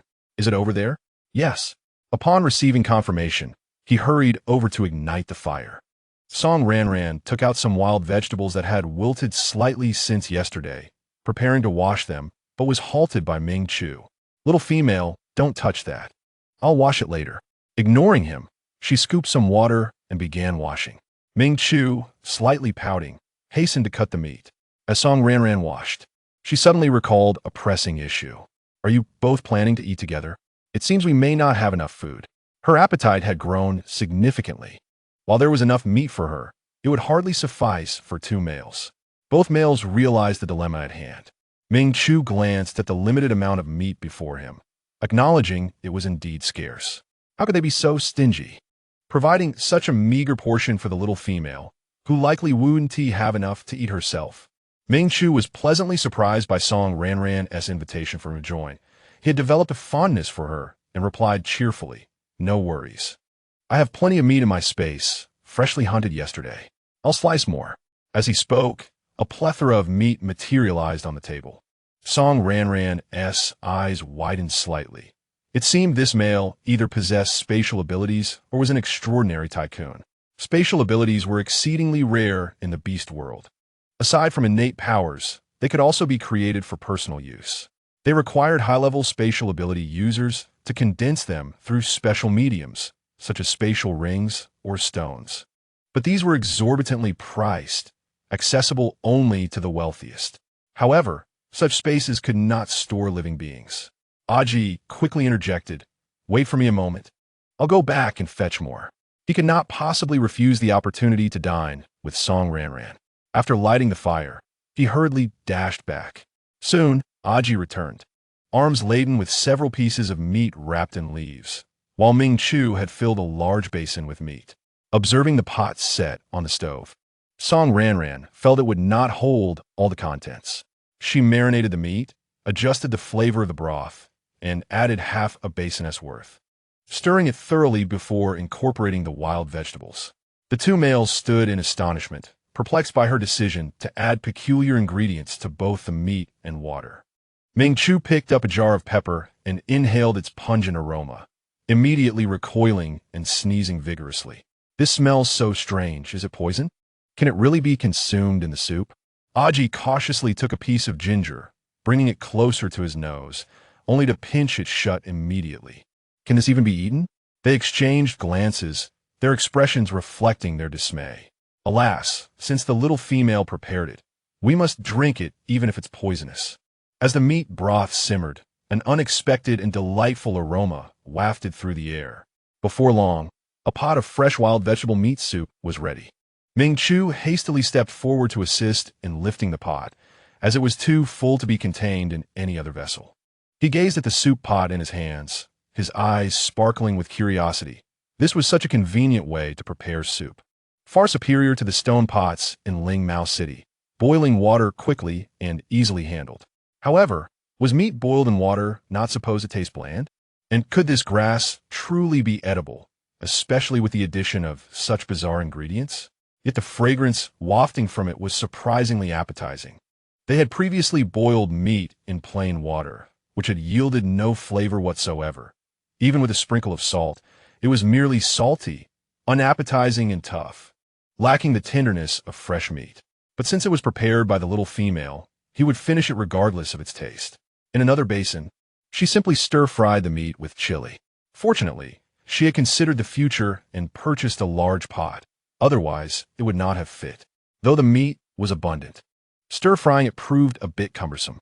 Ming Chu and Aji longed to assist, but alas, they knew not how, and could only watch from the sidelines, inhaling the delicious aromas emanating from the pot, their mouths watering. They had never imagined meat could be prepared in such a manner. It truly smelled divine. "She is remarkably clever," they thought, their gazes towards Song Ranran brimming with admiration. Once the meat was ready, Aji noticed Song Ranran attempting to lift the pot and immediately rushed to assist her. They placed the pot on the table, preparing to commence their meal. Song Ranran retrieved 2 serving spoons and a few pairs of chopsticks, along with 3 wooden bowls. "This is a serving spoon. Use it to ladle the soup and meat." Song Ranran prepared a bowl of meat soup for each of them, which they eagerly accepted. This is how you use chopsticks, she instructed, demonstrating the proper technique for grasping them and then showing them how to pick up food. She emphasized that they should use the communal chopsticks to transfer food from the pot to their own bowls, which were situated before them, and then use their personal chopsticks to eat. Do you understand? She asked, noting that because they were directly serving from the pot, it was necessary to use the communal chopsticks. The two males nodded repeatedly, cautiously accepting the chopsticks, then exchanged glances that conveyed a sense of brave resolve as they faced the meat soup. However, they soon realized that mastering the chopsticks was an immense challenge. Despite seeing the little female use them with such ease, the chopsticks seemed to possess a will of their own when they attempted to wield them. Picking up slices of meat felt more daunting than battling a fierce beast. Panic washed over them. Would the little female think them foolish? Beads of sweat formed on their brows as they longed to simply pour the food directly into their mouths. With a crack, Aji's chopsticks broke, causing his face to flush a deep crimson as he wished to vanish from sight. Mingxiao, too, dare not mock Aji, as his own chopsticks had become warped under his grip. Observing their awkwardness, Song Ranran chuckled softly and handed Aji another pair of chopsticks. Don't worry. Don't grip them so tightly. Let me demonstrate once more. Taking advantage of her distraction, Mingxiao secretly attempted to reshape his slightly bent chopsticks. After several attempts following her instructions, they finally succeeded in picking up their first piece of meat. A sigh of relief escaped them as they unhesitatingly stuffed the morsel into their mouths, momentarily forgetting any concerns about toxicity. As the meat touched their tongues, their eyes widened in astonishment. Their taste buds were instantly captivated. They had not anticipated that boiled meat could be so delightful, tender, and fragrant.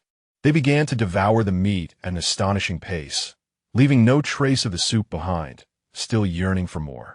Not only was the meat delectable, but the soup was equally enjoyable. They gazed at Song Ranran with longing, as if silently pleading for another bowl. With a light laugh, she replied, "If you wish for more, you must serve it yourselves." The two males promptly attempted to grab some spicy stir-fried meat, something they had craved for a long time. Savoring the long-desired dish, they felt immense satisfaction. It was truly aromatic and delicious. Although the spice brought a slight warmth to their mouths, it only heightened their enjoyment. Song Ranran had chosen a mild pepper, so they only experienced a hint of heat. Mingxiao picked up a slice of green pepper and inquired, "Little female, what is this? Why does it taste so good when cooked with the meat?" "That is green pepper. It can enhance the flavor of the meat to some extent, but it is not the only ingredient that contributes to its deliciousness. There are also other seasonings and cooking methods involved," Song Ranran explained. "Can we eat this?" he asked. "Yes." Mingxiao placed the green pepper in his mouth, chewing thoughtfully, but found the flavor to be rather ordinary compared to the meat. He then grabbed a wild vegetable. "Can this grass be eaten?" "Yes," Song Ranran confirmed with a nod. Mingxiao sampled the wild vegetable, savoring its combination of meaty and plant-like aromas, and found it more to his liking. As he drank the meat soup, he discreetly stole glances at Song Ranran, feeling a warm sweetness in his heart. Over the course of the meal, his fondness for her soared. Aji, meanwhile, remained quiet and obediently consumed his food, occasionally stealing glances at Song Ranran, savoring the exquisite taste of what he ate. Chapter 12. The irresponsible former fiancés come to help bear the burden. Initially, the two males did not indulge in their meal, waiting until Song Ranran had eaten her fill before they began to devour the remaining food ravenously. After half an hour, there was little left in the pot, nearly everything consumed, including most of the green peppers. Song Ranran felt quite full herself, contentedly rubbing her belly, the curve of which was noticeably pronounced. Aji gazed at her with mild confusion, wondering how such a petite female could consume so much and appear so round. Mingxiao's eyes widened in disbelief. "Little female, are you expecting?" Aji gaped, turning again to look at Song Ranran's belly. Song Ranran was at a loss for words. How could these two be so dull as to notice this only now? Of course, her loose-fitting skirt contributed to the oversight. It was a style reminiscent of a doll's dress, and given her ample upper body, it concealed her belly well. "Yes," she replied directly. Ming Chao and Aji wore expressions akin to having been struck by lightning. Goodness, they actually allowed a pregnant female to cook for them. Someone please strike them down with a bolt of lightning. Little female, I apologize for not realizing you were expecting, Ming Chao said, guilt written across his face. I still let you cook. I apologize as well, Aji added, looking remorseful. It's fine. I used to cook for myself. It's nothing. Song Ranran dismissed their concerns. However, Ming Chao and Aji felt deep sympathy for her, realizing she was pregnant, yet still had to prepare meals. In the beast world, females were typically pampered, rarely having to lift a finger, especially during pregnancy. Their hearts swelled with compassion for Song Ranran. You're expecting. Where are your beast husbands? Why aren't they here with you? Ming Chao asked, perplexed by the absence of her mates. Given Song Ranran's beauty, he assumed she must have many husbands. So why was none present? Aji's expression turned indignant. The fact that her husbands had abandoned her was an affront to their masculinity, leaving a pregnant female alone. What? They ran away? Ming Chao slammed his hand on the table in anger. What a bunch of irresponsible knaves. If I ever encounter them, I shall make them pay. Those males must be incredibly foolish to abandon such a wonderful little female, Aji huffed. They will undoubtedly regret their actions in the future. Little female. Their departure is a reflection of their stupidity and wickedness, Ming Chao continued, his brow furrowing momentarily. If you ever need anything, come to me. I will assist you. He had meant to say he would care for her, but with his engagement looming, he refrained from such declarations. In the past, he had never regarded females with any respect, having encountered many lonely or pitifully beautiful ones without feeling anything more than a tinge of sympathy. Yet, inexplicably, Song Ranran was different. He felt a genuine urge to care for her, to please her, despite having known her for less than a day. As a member of the noble Ling Mao clan, he was accustomed to others seeking his favor, never having had the inclination to curry favor with anyone else. Aji quickly added, I will help you too. After my hunting trips, I will come to cook for you, bringing you extra food. Song Ranran cleared her throat lightly, placing her hand over her mouth. It's fine. I can manage on my own. To her unacquainted, irresponsible former fiancés, she thought, I apologize for needing your assistance. Her demeanor appeared to Ming Chao and Aji as a facade of strength, which only intensified their sympathy for her. After finishing their meal, Ming Chao and Aji cleaned up the table and proceeded to wash the dishes and pots. Song Ranran provided them with a bottle of plant-based dish soap and instructed them on its use. After trying it, they marveled at its effectiveness in removing grease, leaving behind a subtle fragrance. Recently, Song Ranran had been preparing a nest for her offspring. Why was she making a nest? Because in the beast realm, young were born from eggs. They hatched after 7 days to a month. Thankfully, she would not need to incubate the eggs herself. Otherwise, she wouldn't know how. While nests could be purchased, she had little to occupy her time, so she decided to make one herself to pass the time. With nothing to do, she sat on the bed, continuing to sew the bottom of the nest. Ming Chao and Aji, having finished their tasks, came to assist her. Aji, not needing to hunt that day, remained with her. Little female, be careful not to prick yourself with the bone needle. If you do, stop and let me help you. Ming Chao insisted, now unwilling to let Song Ranran do any work. No need. I have plenty of time to spare, she replied. Then I'll help you make the nest. All right, she acquiesced. What kind of nest do you want? Ming Chao inquired. Song Ranran provided them with a rough description of the desired style.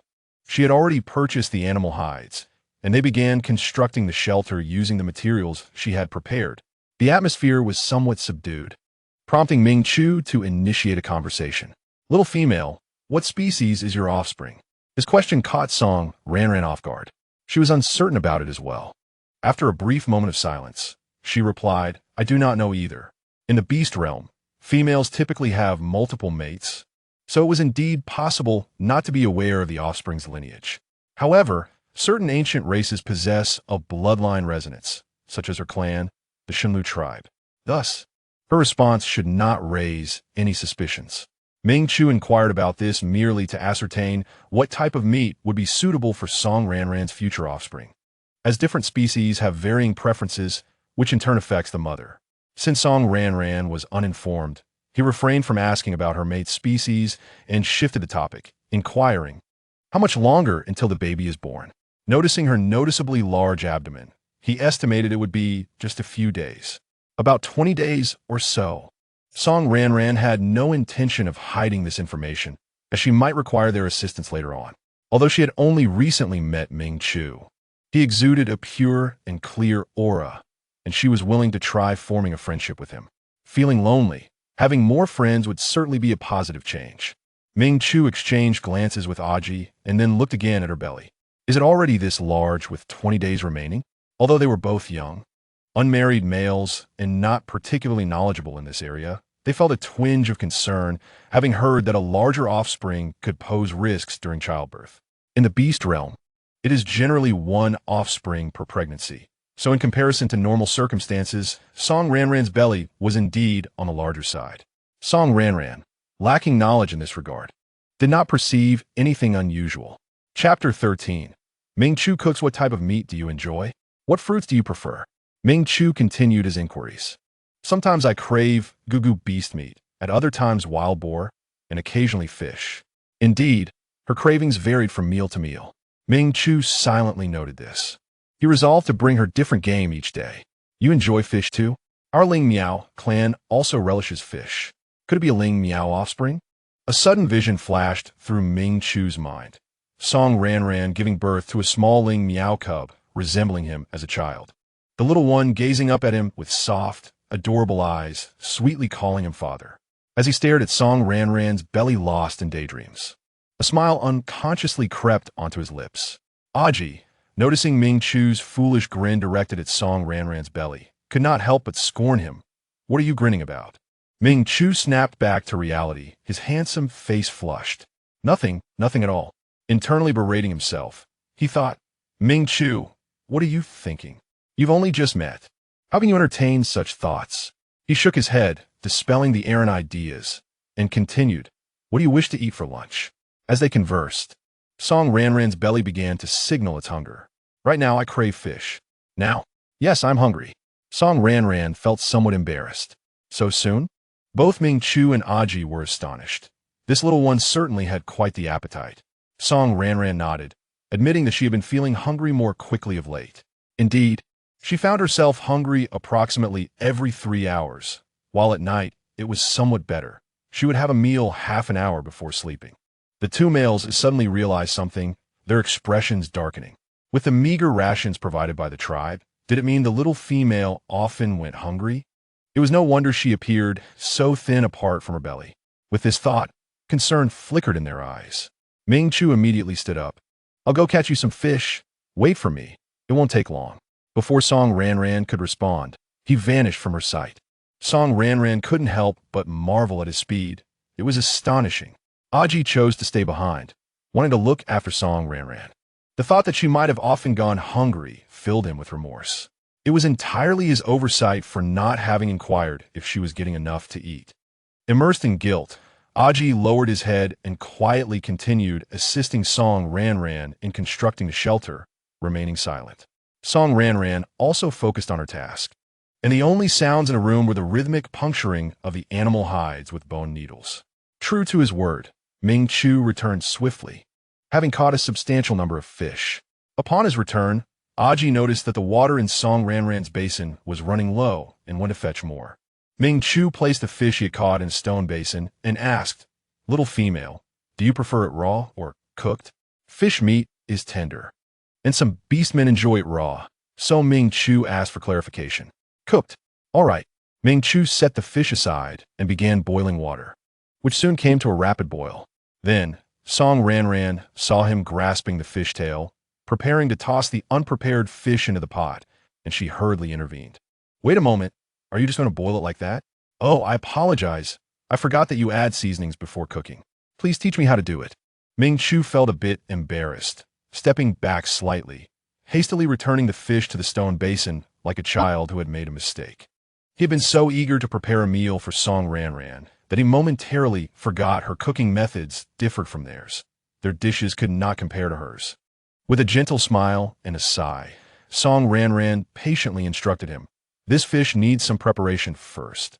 The scale should be scraped clean with a bone knife, and the innards inside must be removed. She then guided Ming Chu on how to properly prepare the fish. He learned quickly, and by the second fish, he was adept and efficient, so skilled that Song Ranran suspected he might have been a professional fishmonger in a past life. Song Ranran also taught him how to season the fish, starting with a fish soup, followed by a recipe for braised fish. After setting the fish on the table, Ming Chu handed Song Ranran clean bowls and chopsticks, watching her with nervous anticipation. "Little female, please try it and see if you like it." Song Ranran picked up a piece of fish, blew on it to cool it, and took a bite, nodding in satisfaction. Though it was not as exquisite as her own culinary creations, with her guidance, it turned out quite well. "This is quite delicious. For a first attempt, you did remarkably well. You have a talent for this," Song Ranran sincerely complimented him. Receiving Song Ranran's praise, Ming Chu felt a surge of excitement and joy, his smile radiant as he declared, "I will practice more. I will make sure to impress you even more. From now on, I will handle the cooking." This statement made Song Ranran feel a bit shy. They had only just met, and there was no established rapport, so it seemed inappropriate to have him cook for her consistently. "No need. I can manage on my own." Ming Chu realized he had perhaps overstepped, considering they were not even friends yet. He felt somewhat dejected, forcing a smile. "That's not what I meant. It is only right for males to care for females, especially since you are a child. Moreover, you are teaching me how to cook delicious meals. I should be grateful for that. So preparing a meal is no trouble at all. Would you be willing to teach me? Would you like to share a meal with me?" Song Ranran found merit in his reasoning. Her impression of Ming Chu was quite favorable. "All right, I am willing to teach you. Let us share our meals from now on. I can pay you with beast crystals for the food." Having a neighbor to look out for one another would be beneficial, allowing her to keep certain secrets concealed. "Very well." Ming Chu pushed the fish on the table closer to her. "Make sure to eat plenty. Would you care for some as well?" Song Ranran felt it inappropriate to eat alone. Ming Chu shook his head. "I'm not hungry. You may eat it all." Song Ranran then inquired with Aji, who also indicated he was not hungry. With that, Song Ranran felt free to indulge, her true hunger taking precedence as she eagerly took another piece of fish and savored each bite. By the end of the day, Ming Chu had gained a reasonable understanding of Song Ranran's dietary habits and preferences. After dinner, Aji lingered a bit before reluctantly departing. The following morning, as Song Ranran awoke, she was greeted by the sight of Ming Chu's exquisitely handsome face, instantly uplifting her spirits. Who could resist the charm of a handsome man? "Good morning, Ming Chu." "Good morning, little female. What would you like to eat today?" "We have gugu beast, wild boar, and fish." In the early morning, Ming Chu ventured out to hunt after Song Ranran fell asleep, all to ensure she could enjoy her desired meal in the morning. Chapter 14. The Adorably Enormous Cat. Song Ranran tilted her head thoughtfully and decided on the gugu beast for breakfast. Ming Chu retrieved the gugu beast from his spatial realm and suddenly recalled something, inquiring, "Little female, do you enjoy eating rice?" "I have some in my space." He remembered a bag of rice he had received as a token of gratitude from a herbivorous tribe he had assisted in fending off stray beasts. Knowing that some females, especially those in the cities, had a penchant for rice, he asked Song Ranran if she liked it. In the beast world, some beastmen cultivated rice, primarily those of weaker avian and herbivorous species. Lacking strength, they grew this crop to sell to wealthier beastmen in exchange for beast crystals, while others cultivated it simply to please their female companions. The yield of rice here was quite low, and constant vigilance was required during the growing period to prevent damage from birds and beasts, resulting in few willing to cultivate it. Consequently, the annual supply of rice was scarce, and its price high, allowing only affluent noble females to indulge frequently, while ordinary females might only taste it occasionally. With some never having seen it at all, despite the rarity of rice in the beast world, Ming Chu was not stingy with Song Ranran. He believed she deserved the finest. Song Ranran's eyes sparkled with excitement. She had thought she would have to refrain from rice for a while to avoid exposing her system, yet here was Ming Chu with some. Although rice was precious here, she considered the plentiful and inexpensive rice in her system and resolved to repay him in the future. Thus, she accepted his offer without hesitation. saying, "I like it, but please don't call me little female anymore. Just use my name. Can I call you Ranran then?" "Yes." "All right, Ranran. I shall cook rice for you." Elated, Ming Chu took out the rice, rinsed some, and placed it in a pot to cook. The beastmen were not yet acquainted with the method of steaming rice. They typically boiled it, much like preparing a simple porridge. However, a warm porridge would be perfect for breakfast. Once again, Ming Chu prepared breakfast under Song Ranran's guidance. Not having seen Aji, she speculated he must have joined the tribe's collective hunt. As they enjoyed their meal, Song Ranran contemplated gathering some ginger and garlic later, having previously discovered wild ones in the forest. With fresh ingredients on hand, she wouldn't need to purchase them from the system. After all, she would need to conserve her funds for raising cubs and avoid exposing her system. "Ming Chu, I plan to look for some plants later. Would you like to join me? I can teach you to identify some spices for cooking." Ming Chu swallowed his food and replied, "I will accompany you." After finishing their meal and tidying up, they set off.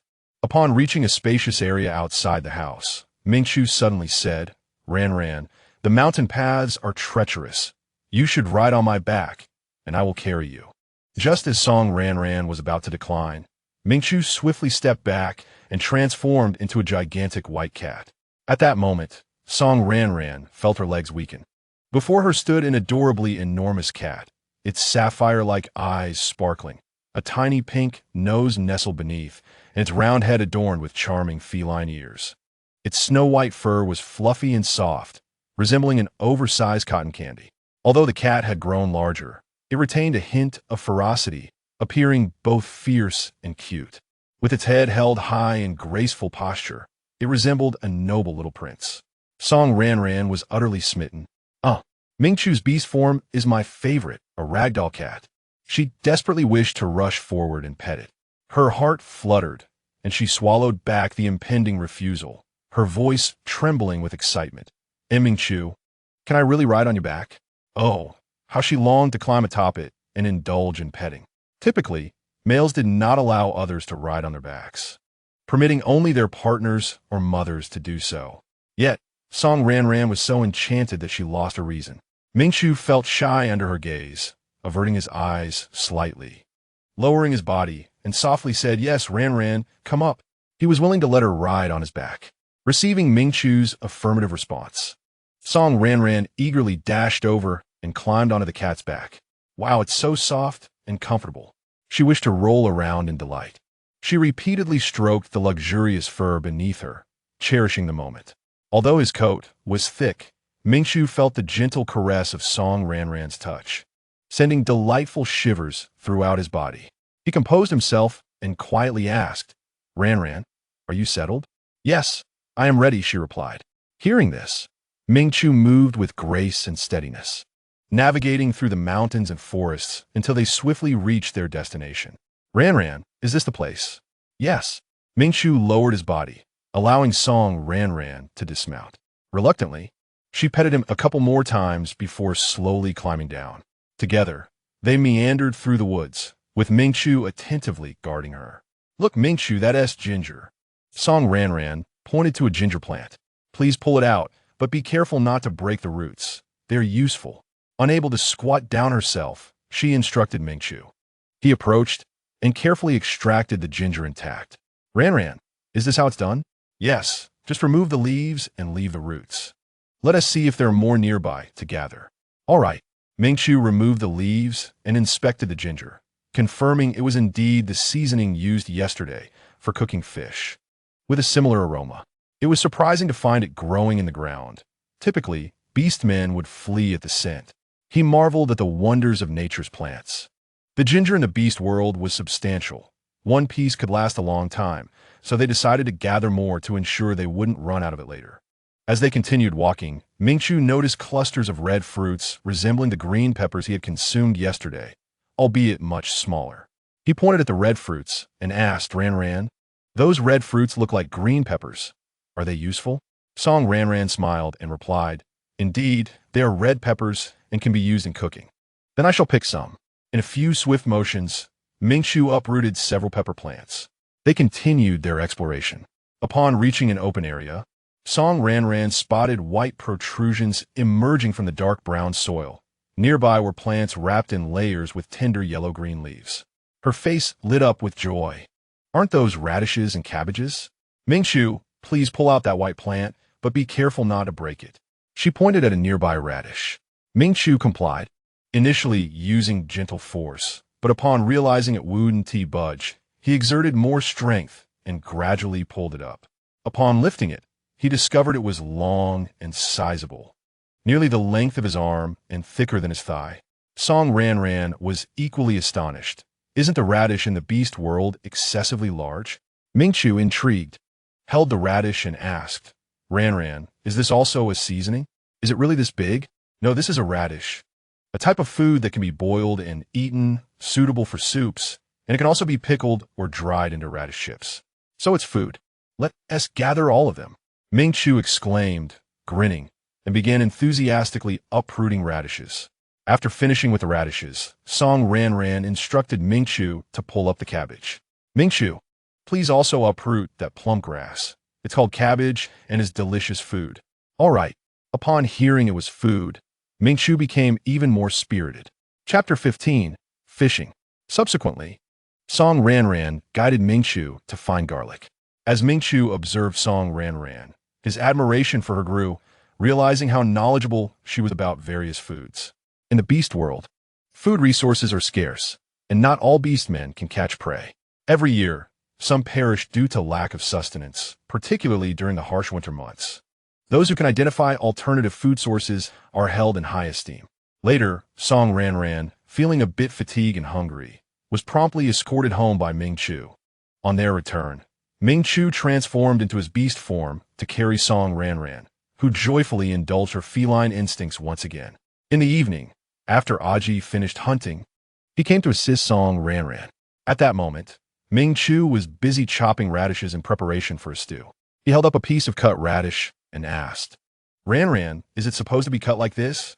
Yes, into small cubes. It tastes better that way in the stew. Be careful not to cut yourself. She replied with a smile, resting her chin on her hands as she watched him, her affection evident as if she were gazing at her own son. Who would love such a delightful kitty? Ming-Chu shyly nodded in agreement. Aji felt a pang of disappointment, realizing that in just one day, the bond between Ming-Chu and Song Ranran had deepened significantly, fueling his desire to move in closer to them. Nevertheless, their dinner was filled with warmth and camaraderie. Later that night, Aji sought his mother Mylan's permission to relocate, only to be met with staunch opposition. In the beast world, males generally seek independence upon reaching adulthood, although some remain in their original family homes to care for their parents before marriage. They wish to avoid requiring permission from their mothers, as household matters are typically led by females. No, you cannot move in with that ugly female, and what kind of situation would that be for you? Mylan vehemently opposed. Hong Ling is lovely, beautiful, and highly fertile. You should be courting her, not running after that unattractive female every day. Mylan was aware of Hong Ling's interest in Aji and had been attempting to play matchmaker for them. It's not about living together, just being neighbors, Aji pleaded, kneeling before his mother. I do not like Hong Ling, nor do I wish to pursue her. Please allow me to move out. He wanted to express to his mother that Song Ranran was not at all ugly, but rather quite beautiful. However, if she learned this, the other beastmen in the tribe would also find out, and he did not wish to amplify the rivalry with Ming-Chu, who was already a formidable opponent. No, you must not think of this. You are not allowed to seek out that ugly female in the future. I will instruct the chieftain to send other beastmen for the food delivery tasks, Mylan declared, leaving Aji to grapple with the situation as she retreated into the house. Not only was Aji unable to move out, but he also lost the opportunity for food deliveries, as Mylan assigned him numerous additional tasks that prevented him from seeing Song Ranran. Ming-Chu was rather pleased that Aji had not visited in recent days, as he relished the solitude spent with Song Ranran. Song Ranran, believing Aji was simply occupied, paid little mind to his absence. Ranran, how about I stew some goo-goo beast for you at noon? Would you like that? After spending a few days together, their relationship had blossomed further. Yes, and let us saute some wild vegetables as well. The little nest for the cubs was already constructed, and Song Ranran was now attempting to weave a small basket to carry items, including the cubs. All right, Be careful not to hurt yourself. If you come across a stubborn part, let me handle it, Ming Chu advised, skillfully removing the fur from the Goo beast, eviscerating it, and chopping it into pieces. Following Song Ranran's instructions, he seasoned and stir-fried the meat before adding water to simmer. Once prepared, he gathered wild vegetables and fruits, knowing that Song Ranran enjoyed them. Each time he hunted, he made a point to collect some on his way back. Ming Chu's culinary skills had improved considerably. And Song Ranran expressed her satisfaction as she savored the meal he had prepared. Seeing her relish his cooking filled him with a gentle sense of joy. Was this what it felt like to nurture a female? He began to understand the happiness that those household chefs he once looked down upon experienced. After lunch, Song Ranran finally completed her first small basket. She picked it up and inspected it from all angles. As it was her first attempt, some parts were slightly askew, but should serve its purpose well. Feeling a sudden craving for fish, she proposed, "Ming Chu, shall we go fishing this afternoon?" She shook the basket, indicating its intended use for the catch. "Do you want fish? Then I shall go catch some right away," Ming Chu replied, preparing to depart. "I want to come too. It's so dull staying indoors all day. I wish to stretch my legs outside," Song Ranran added, her tone slightly coaxing, her large eyes shimmering with a pleading expression. After a recent outing where she experienced a sudden stomach ache, Ming Chu had treated her as fragile, and fearing he might not take her along, she resorted to her charming persuasion. Ming Chu could hardly withstand her tone and gaze, soft and endearing, melting his resolve entirely. "All right, but you can only watch me fish.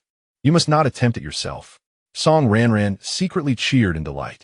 Ming Chu led Song Ranran to a river known for its abundance of fish. Along the way, the air was filled with the sounds of birds and the fragrance of blooming flowers, the scenery delightful. Since Ming Chu's arrival, Song Ranran had not ventured out much, as food, water, and firewood were no longer her concerns, making life considerably easier. However, staying indoors daily became monotonous. So upon reaching the riverside and inhaling the fresh scent of grass, her spirits lifted immensely. It seemed she could afford to spend more time outdoors in the future. The river was crystal clear, teeming with fish of various sizes swimming joyfully. Song Ranran, filled with excitement, found a suitable spot and directed Ming Chu to place the basket in the water, then circled around to drive the fish into the net. With a few back-and-forth motions, they caught a basket full of fish. "Wow, what a bountiful harvest!" she exclaimed, clapping her hands in delight at the sight of the leaping fish. Seeing her so joyful brought a smile to Ming Chu's lips, and he carried the basket to shore, his azure eyes sparkling with mirth. He set the basket down on a large rock before her.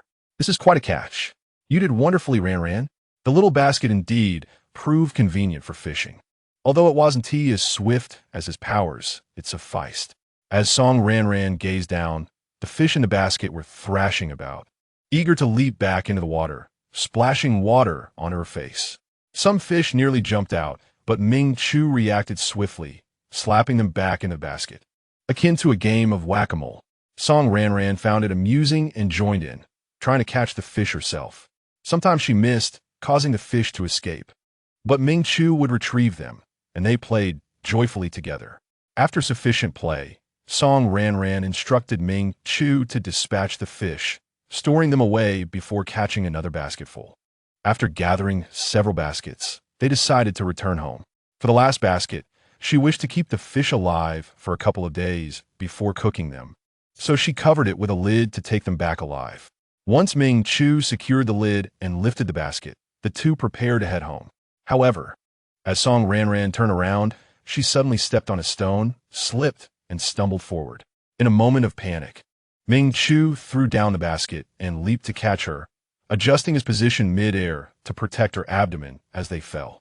Song Ranran landed against him, her soft, pink lips brushing against his handsome cheek, creating an intimate arc between them. Both were momentarily stunned. Song Ranran's face flushed a rosy hue as she gazed at the strikingly handsome face so close to her, momentarily at a loss for words. Ming Chu's heart raced, his cheeks warming like a ripe apple, the heat radiating throughout his body. The spot where her lips had touched felt tingling and electric, igniting a desire within him. He fixated on her delicate lips, his throat tightening as he unconsciously leaned in closer.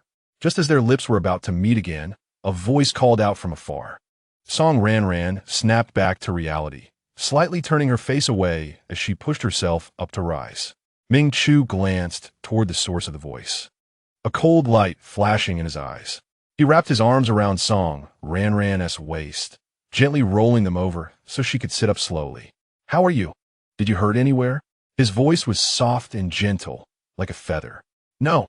Song Ranran shook her head, moving her right ankle and feeling a sharp pain, as if she had twisted it. "Let me take a look." Ming Chu gently grasped Song Ranran's ankle, removing her animal hide sandals, and noticed a slight redness and swelling at the delicate joint. He tenderly massaged it, his heart aching for her. "Does it hurt a lot? I'll carry you to find a shaman." As he spoke, he prepared to lift her. Song Ranran pressed down on his arm, saying, "No need. I have medicine in my room. A little application will suffice." This minor injury could easily be treated with her abilities, but she was reluctant to reveal them just yet. Ming Chu persisted, "Then I will carry you back."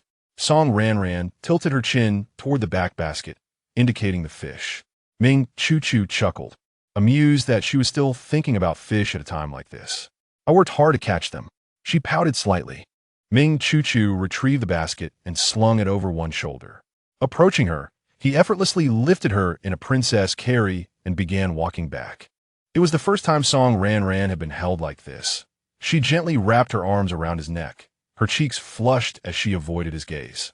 The sturdy embrace provided her with a sense of security and comfort, and she suddenly thought that having this gentle, handsome male as a mate might not be such a bad idea. She truly admired his beast form. Biting her lips softly, she gradually leaned her head against his solid shoulder. Ming Chu sensed Song Ranran's closeness, his heart racing, a smile spreading across his lips. Feeling her softness in his arms clarified certain feelings within him. It seemed he had genuinely developed feelings for this little female. Just moments ago, he had the urge to tease her.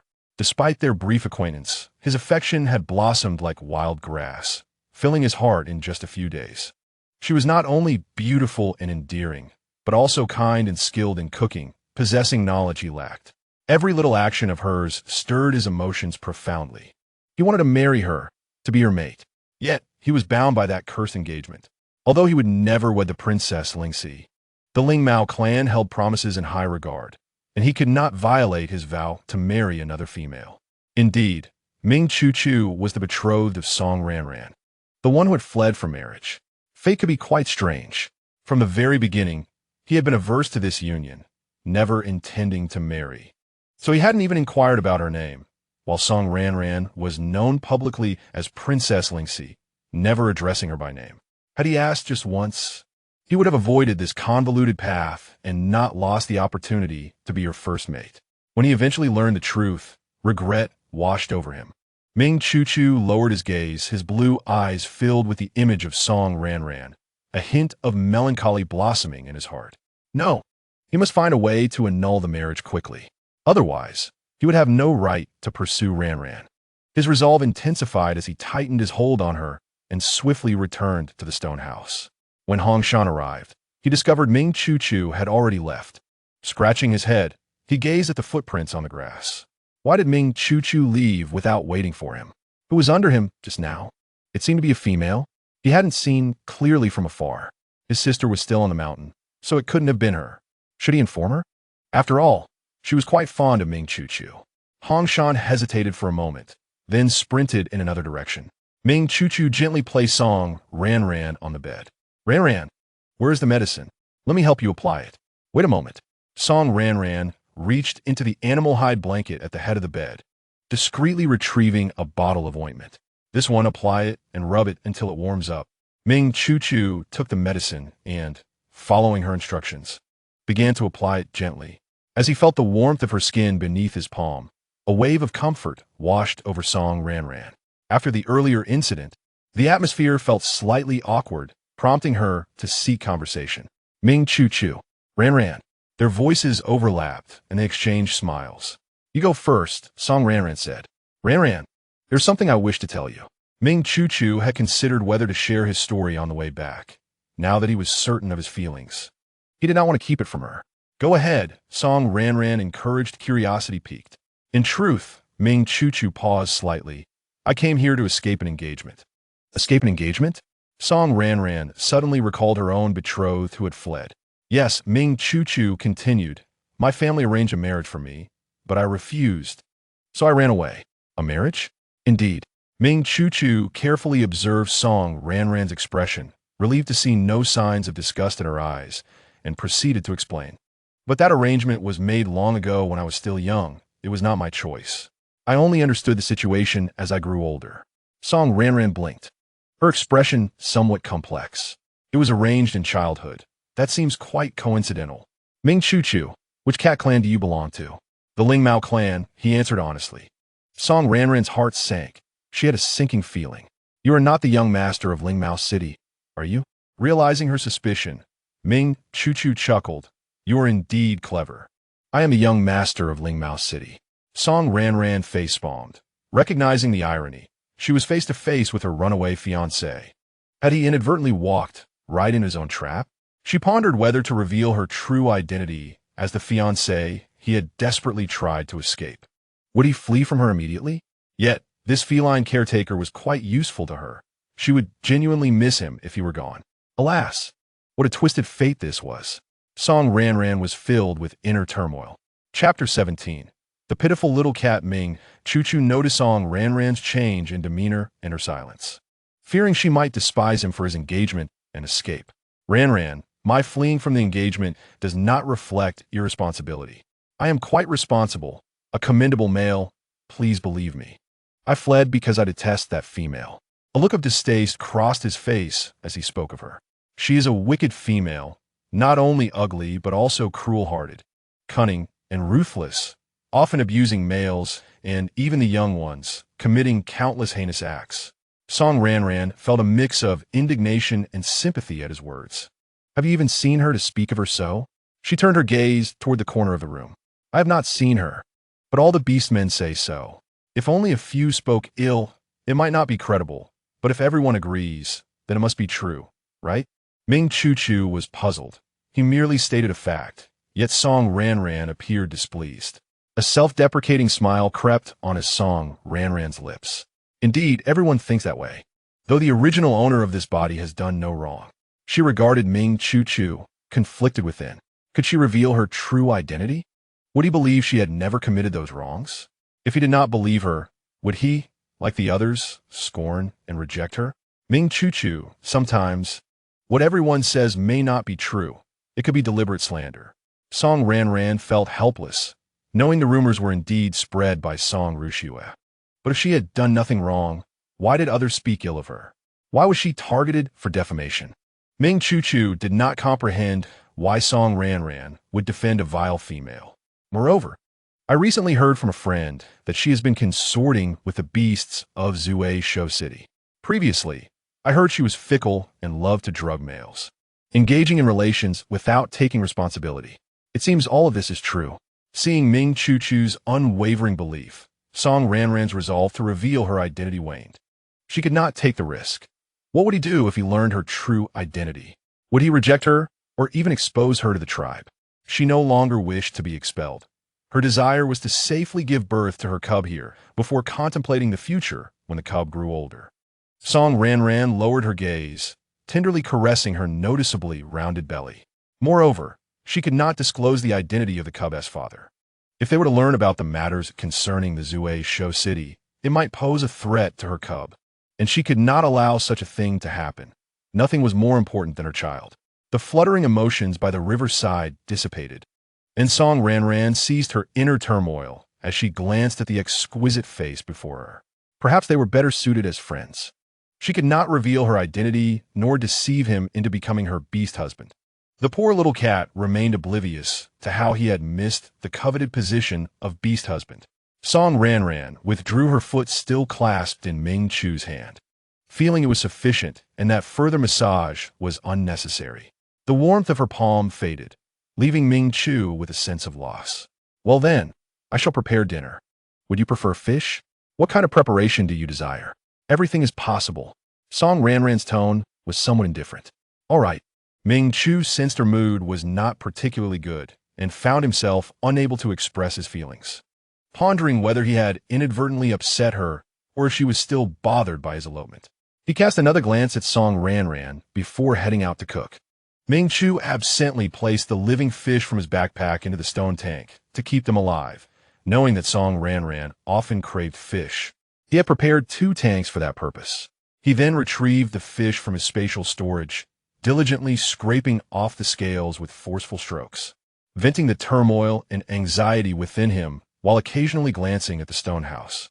With nothing to occupy her time, Song Ranran immersed herself in the system space, inquiring if there were any parenting encyclopedias or books for novice mothers on raising cubs.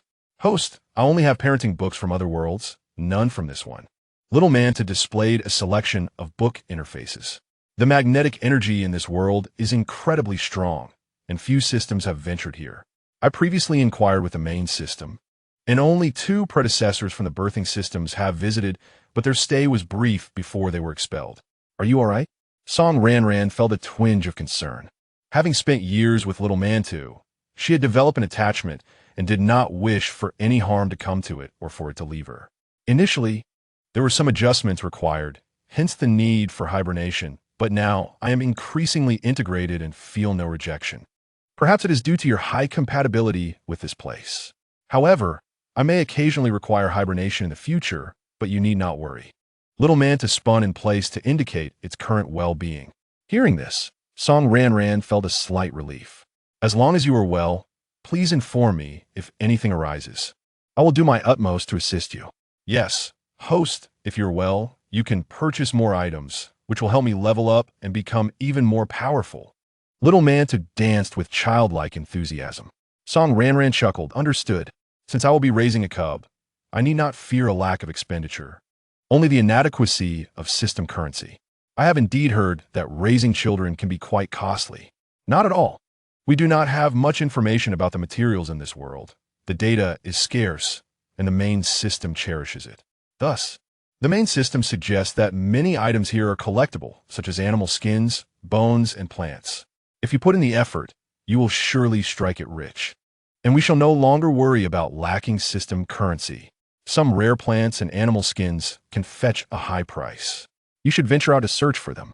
I will provide you with a scanner shortly, allowing you to identify which materials can be exchanged and their corresponding values. All right, but why didn't you give me the scanner earlier? It was not ready before. This one was just provided by the main system. Fine. I shall make an effort to seek out opportunities and strive to become wealthy. Song Ranran's spirits lifted significantly. With so many items to exchange, she would no longer fear a shortage of system currency. Host, although there are no specialized books here, you can start with similar ones. I will filter some suitable options for you, and I will also contact the 2 predecessors who have been here to gather useful information for you. Thank you, Little Mantu. I will strive to help you level up.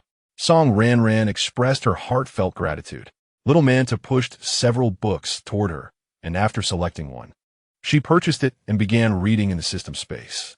Just as she was engrossed in her reading, Little Manta suddenly reminded her, Host, there are many beastmen outside your door. Chapter 18.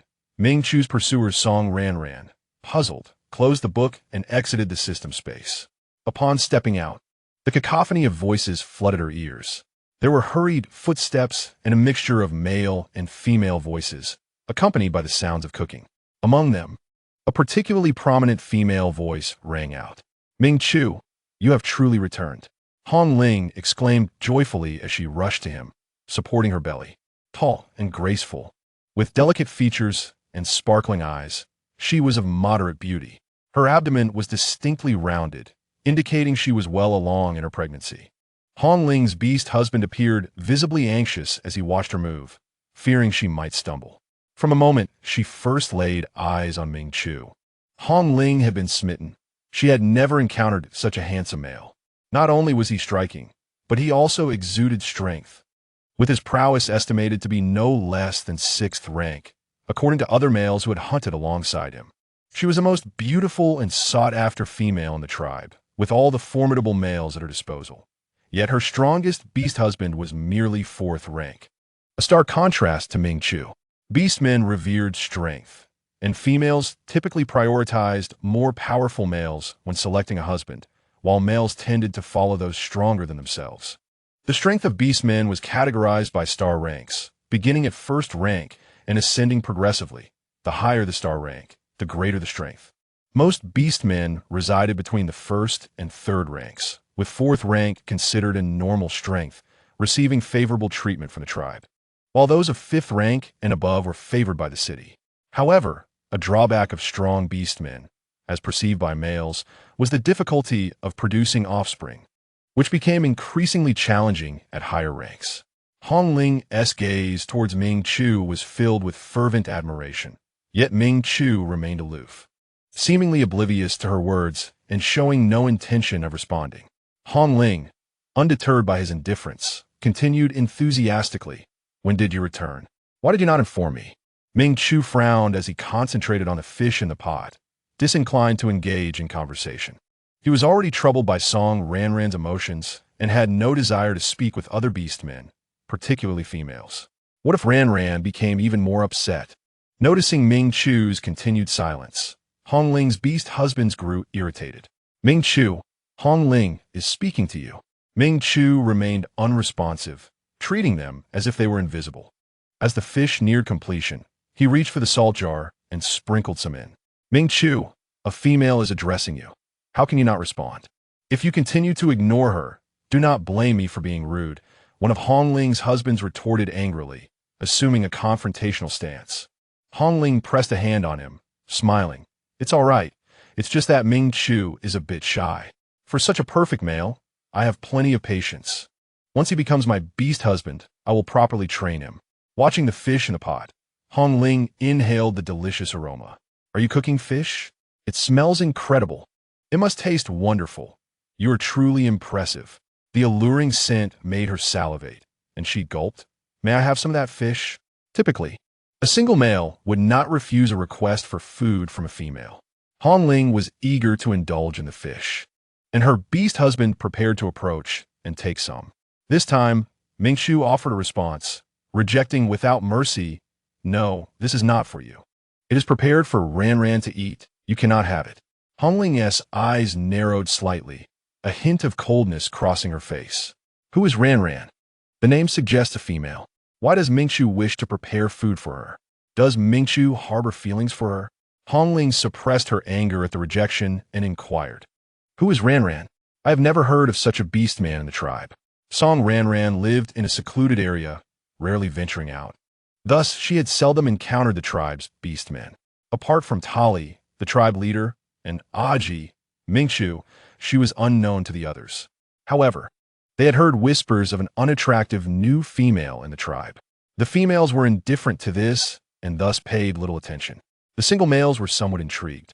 But upon hearing of her lack of beauty, they lost interest. "It's none of your business," Ming Chu replied impatiently. He sensed that Song Ranran preferred to remain undisturbed. He knew that had it not been for her low profile, she certainly would not be surrounded by only him. Therefore, he wished even more to shield her from others. Hong Ling's anger began to surface. "I merely asked, why are you so fierce?" Noticing Hong Ling's displeasure, Durian interjected, "Hong Ling, Song Ranran is the new female who recently joined the tribe." Durian was one of the males who had accompanied Tali to bring Song Ranran to the stone house and now served as Hong Ling's guardian beast. Hong Ling smirked disdainfully. "So it's that newly arrived, unattractive female. I'm most beautiful female in the tribe. What right does an unknown, ugly creature have to compete with me?" She slightly lifted her chin. "Let me have this one. You can prepare another for her. Don't you have a few more beside you?" Ming Chu, having finished cooking the fish, placed the pot on the large wooden table nearby. "If you wish to eat, let your own beast husband prepare it. I only cook for Ranran." The large wooden table had been newly crafted in recent days, and they sometimes dined outside. Hong Ling approached the table, pointing at the stone pot with an arrogant tone. "I want this one. I am a pregnant female.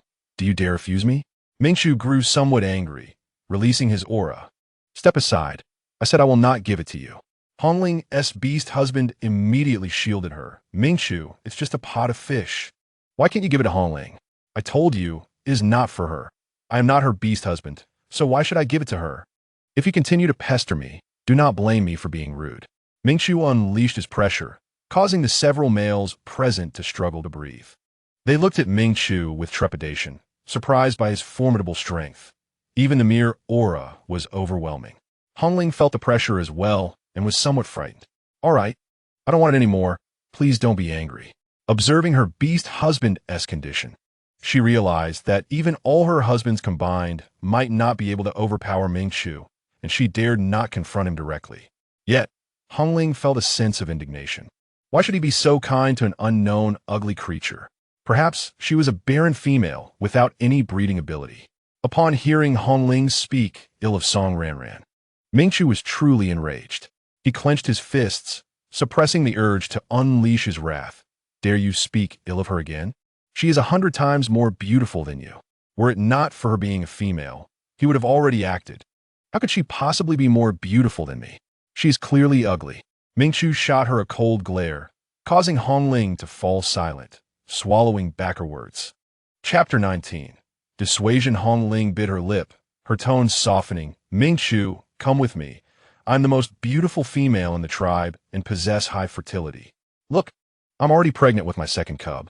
If you agree to be my beast husband, I can promise to bear you more cubs. Hongling felt a sense of pride. She did not believe Mingqiu could resist such a tempting offer. Yet Mingqiu remained unmoved. I do not need this. I will never be your beast husband. Give up on this notion. Why? Is it because of that ugly female?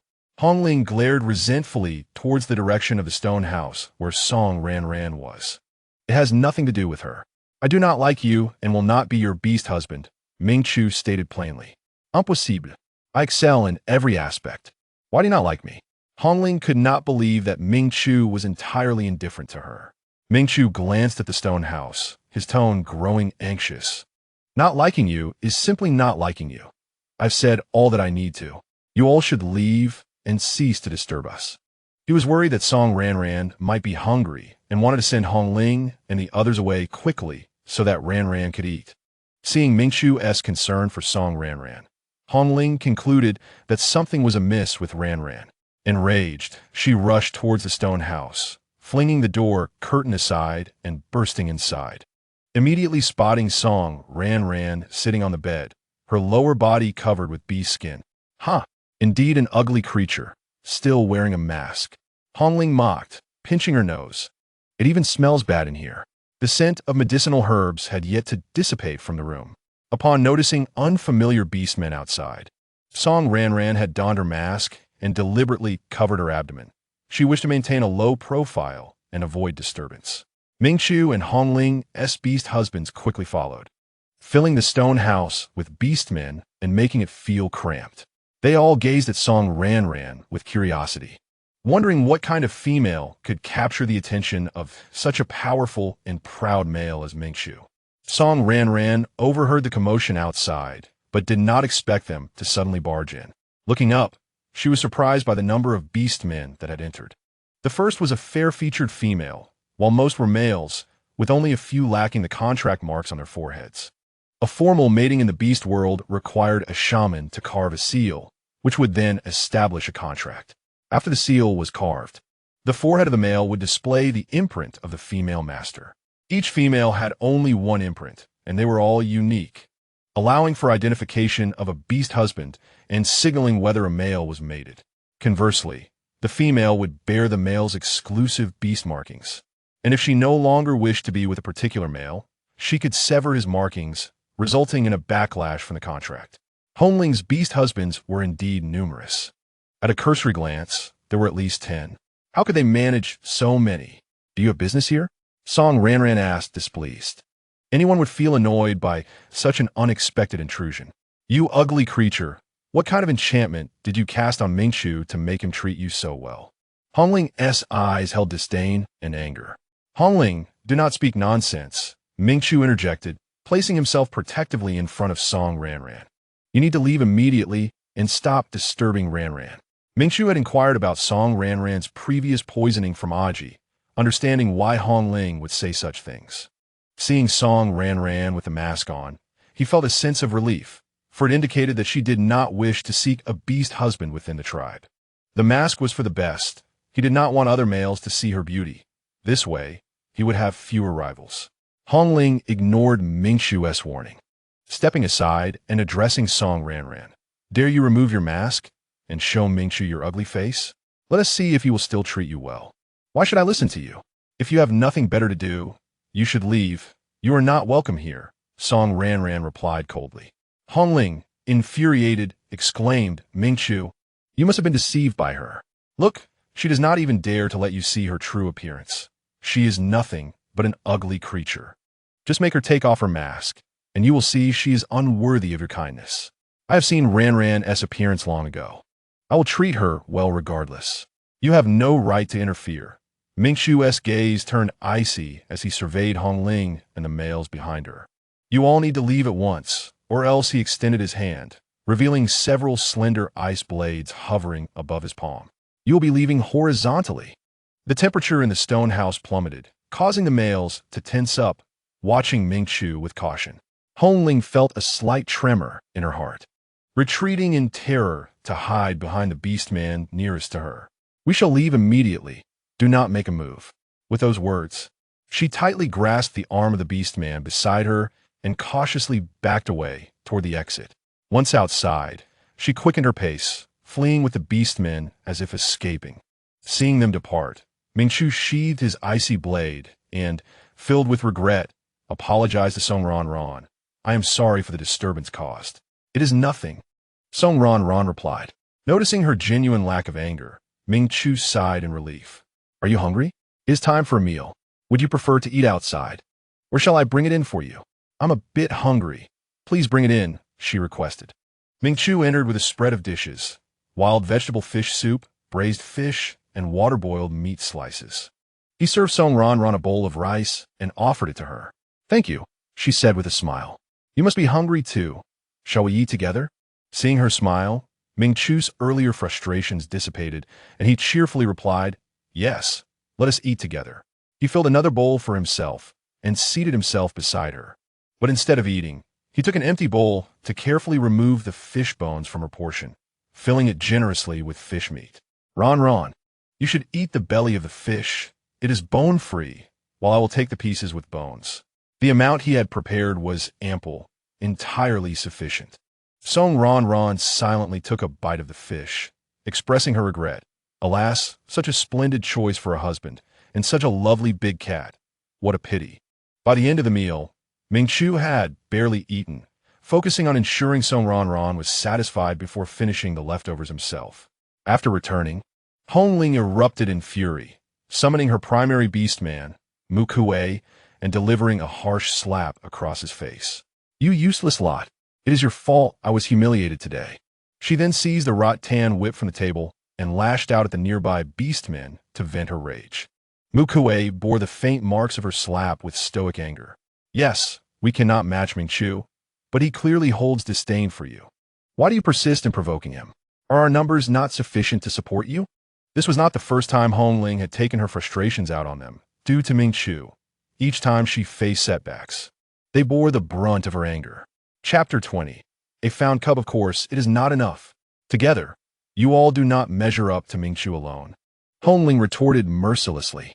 Neither in appearance nor strength could her beastmen compare to Mingxu. Her words left her beastmen feeling despondent, their eyes reflecting hurt. Though they may not possess Mingxu's prowess, they were still among the more formidable males. How many males in the beast world could rival Mingxu's strength? They believed they treated Hongling well, accommodating her every whim, yet she spoke of them in such a manner. Her beastmen bowed their heads in silence, the atmosphere heavy with gloom. Hongling seemed oblivious to their plight. After her outburst, she tossed aside the rattan whip and sat at the table. Her expression darkened by brooding thoughts. She was determined to unveil the true nature of that ugly female to Mingxu, so he would no longer be deceived and could see just how wonderful she, Hongling, truly was. Her gaze drifted to a spot as she contemplated her strategy. Suddenly, a sly smile crept upon her lips. 2 days later, in a certain valley of the wilderness, a massive white tiger and a 9-tailed red fox were attacking an equally large leopard. The tiger's sharp claws lunged at the leopard, which swiftly dodged and narrowly evaded the subsequent wind blades aimed at it. Despite its efforts to avoid the onslaught, the leopard bore numerous wounds, panting heavily, clearly at the end of its strength.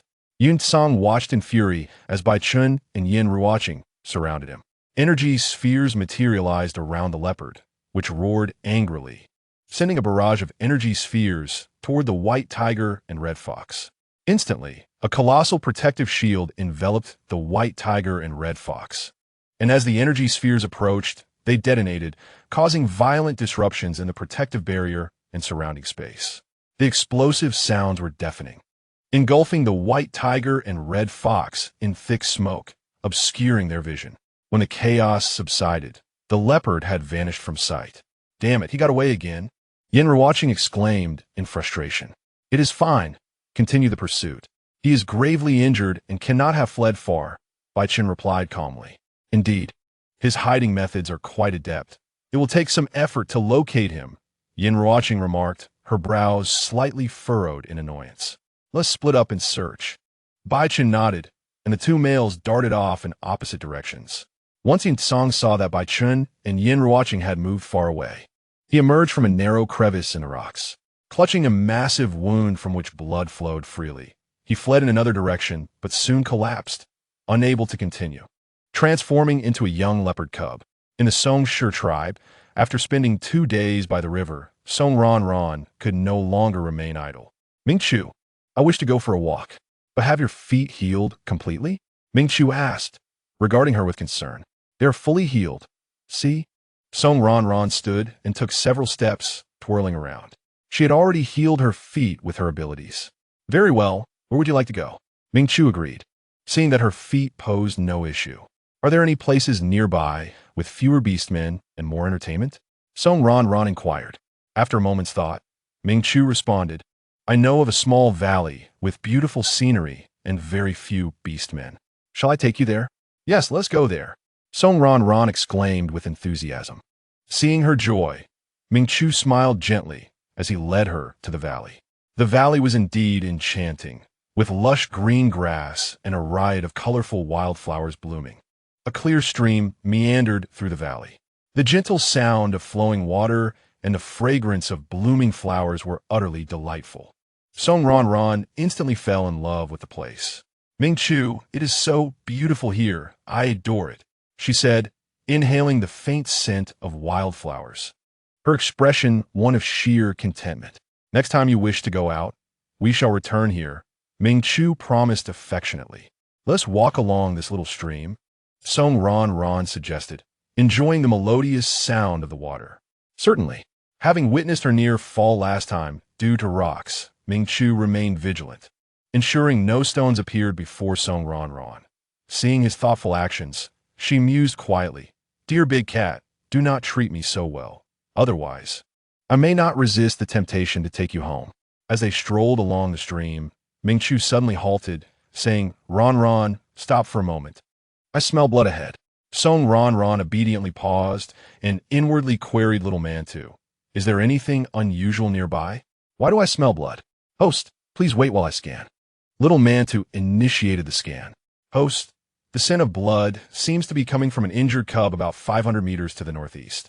Perhaps due to her own impending motherhood, Song Ranran felt a pang of sympathy and concern upon hearing it was a cub. Ming Chu extended his powers to sense the surroundings and found no signs of danger. He carefully observed the direction from which the blood scent originated. "Ming Chu, should we go check on it?" Song Ranran suggested, eager to see the condition of the cub. "Very well, let's go take a look." Ming Chu agreed after a brief hesitation, reasoning that if there was no danger, it would be fine to investigate. They proceeded toward the source of the blood scent.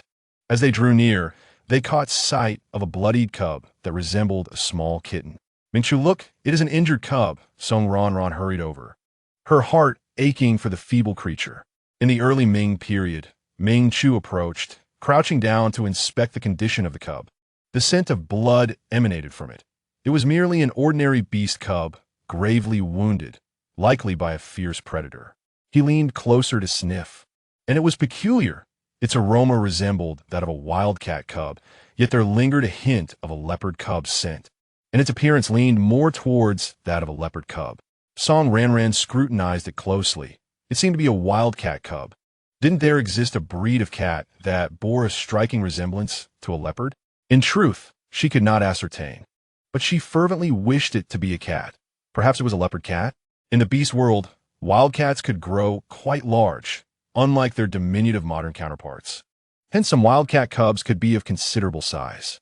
Yes, leopard cats, indeed, bore a resemblance to leopards. Ming Chu not dead. Since it was still alive, let us save it. Song Ranran could not simply abandon the little cub. Very well, but given its severe injuries, it may not survive. Ming Chu did not oppose. After all, it was just a small cub, posing no threat. At that moment, he was unaware that this little cub would become a significant rival for his affections in the future. Let us give it a try. If it fails, then so be it. Song Ranran instructed Ming Chu to tear some animal skin to make a simple bandage for the cub. She could not focus on anything else now. Her sole desire was to return swiftly and attend to the cub's healing. Gently, she cradled the cub Ming Chu held, saying, "Let us hasten back. I no longer wish to play." Ming Chu nodded, leading Song Ranran back to the tribe in haste. On their way back, Song Ranran inquired of Xiao Mantu. "Xiao Mantu, is there hope for this cub?" Xiao Mantu examined the cub and replied, "Host, its injuries are severe. Ordinary treatments may prove ineffective. Your abilities are still too weak. You will need to purchase a resurrection pill to save it." Upon inspecting the price of the pill, Song Ranran found it rather steep. Looking down at the cub, which was breathing shallowly, her heart ached, and with a firm resolve, she decided to buy it. Yin Song's consciousness began to flicker back to life. He felt himself enveloped in a soft, warm embrace, the scent somewhat familiar, bringing him an inexplicable sense of comfort. Upon returning to the stone dwelling, Song Ranran instructed Ming Chu to prepare some meat soup while she remained to tend to the cub. They did not seek the tribe as shaman, as such wild beast cubs were typically disregarded by them. Song Ranran pried open the cub's mouth and administered the resurrection pill, which dissolved upon contact, swiftly mending the cub's body. Yin Song sensed something being fed to him, and soon warmth enveloped him, alleviating much of his pain. Gradually, he felt increasingly comfortable and succumbed to slumber. Xiao Mantu informed Song Ranran that the cub was no longer in danger, prompting her to begin treating its wounds. She discovered numerous injuries upon it, with a particularly large gash on its abdomen. Her face reflected concern, and her touch grew gentler. After tending to the cub's wounds and cleaning its fur, she placed it on the bed and stepped out to assist Ming Chu. In the evening, Song Ranran returned to check on the cub. Gazing at its adorable form, she could not resist gently caressing its little head. After a restorative nap, Yin Song awoke significantly revived. He sensed someone stroking his head and, filled with ire, opened his eyes to confront the audacity of whoever dared to touch him. His gaze met a pair of starry eyes, followed by the sight of an exquisitely beautiful face. That visage was flawless, akin to a blossoming peach flower, delicate and radiant, evoking affection, with a gentle smile that felt like a warm light penetrating his cold heart. Yin Song was momentarily entranced. Song Ranran, noticing the cub, had awakened, smiled and lightly tapped its round little head with her finger, saying, "Little kitty, you are awake. Yunkang retorted, Iam not akat, Iam a leopard, the mightiest Xian leopard of the beast world. Furthermore, do not touch my head." Annoyed, Yin Song turned away from Song Ranran's hand, his eyes blazing with fury. Baring his teeth slightly, Song Ranran seized him, bringing him before her, and gently patted his little backside, saying, "You ungrateful little creature, I saved you, and yet you dare to growl at me. Had I known, I would have left you to fend for yourself in the valley. Do you have any idea how much I spent on you?" The pat on his rear caused Yin Song's face to flush instantly. This lewd female actually dared to strike his bottom. He instinctively began to struggle, but the pain coursing through his body rendered him unable to continue, and he surrendered to Song Ranran's grip. He glared at her, his expression filled with discontent. Was this female the one who had saved him? It seemed so. Initially, he believed his demise was inevitable due to his severe injuries, and even if he did not perish immediately, any wild beast could easily finish him off. It appeared she had fed him something, and miraculously, he survived. From her words, that substance must have been quite valuable. Indeed, anything capable of restoring life would undoubtedly be precious. Yet, even if she had saved him, she had no right to treat him this way. Yin Song sulked and turned his head away, refusing to look at Song Ranran. She found the cub's mix of shyness and anger amusing. Sensing a remarkable intelligence, as if it could comprehend her words, unable to resist the cub's adorableness, she drew it into her embrace, gently stroking it, saying, "Little kitty, the wild is far too perilous. I shall take care of you from now on." "Ha ha, with the big kitty gone, I've been gifted another little kitty." Yin Song felt himself enveloped in a soft cocoon, overwhelmed by an enchanting fragrance that assailed his senses. His face reddened further as he attempted to wriggle free. In his struggles, he recognized the scent. It was all too familiar. His eyes widened in sudden realization. This was the very scent of that lewd female who had violated him that fateful night.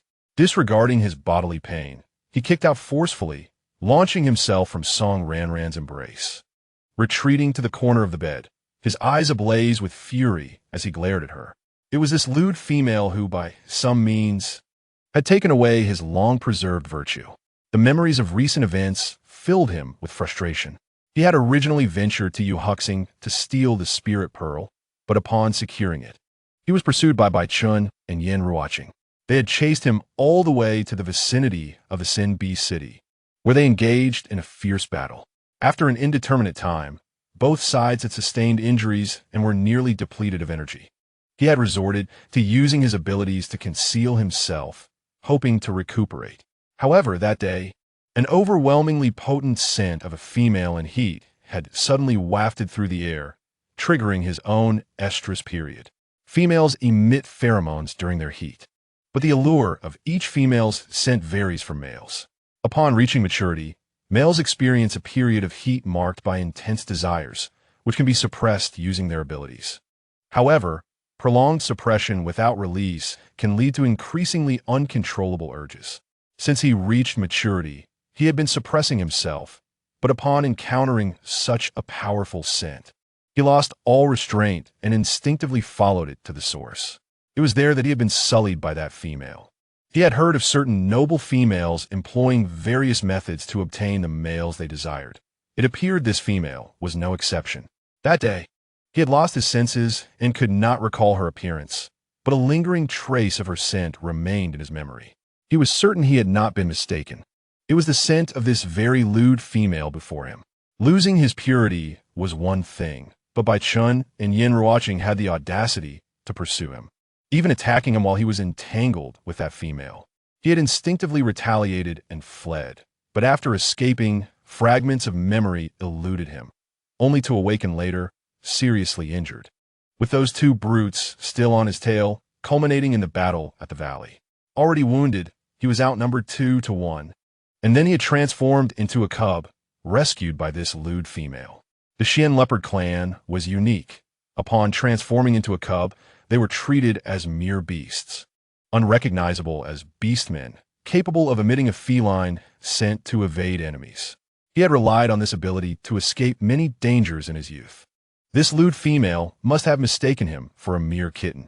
The room was still filled with a masculine scent, presumably belonging to her beastly husband, who was currently unwell and might indeed have to remain here for a while to recuperate as a young kitten. Song Ranran observed the little kitten, now irritable and refusing to be held, and could not help but marvel at its rather tempestuous temperament, just as she contemplated whether to entice it with some cat food. Ming Chu's voice resonated from outside the door. "Ranran, dinner is ready. Would you prefer to eat inside or outside?" "Bring it in. I would like to dine indoors," replied Song Ranran. It was a perfect opportunity to tempt the little kitten, although she was uncertain if it would accept cooked food. The feline inhabitants of the beast realm were not as finicky as modern cats. Their diet was considerably broader. Ming Chu swiftly entered with the evening meal, which consisted of twice-cooked pork, dry pot fish, and wild vegetable soup. Yin Song lifted his gaze toward Ming Chu and noted the absence of a contract mark. Realizing that he was not the male partner of this female, he twitched his small nose, inhaling the enticing aroma wafting from the plates on the table. Although he had caught a whiff of it earlier, the scent was now overwhelmingly delightful.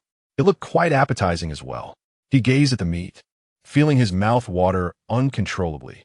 Observing the little kitten salivating, Song Ranran sensed an opportunity. She picked up a piece of fish and waved it in front of the kitten. "Little kitten, would you like to eat?"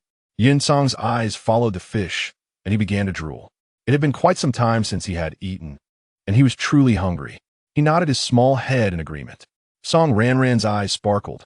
If he wished to eat, he must allow her to pet and hold him and must behave without throwing tantrums.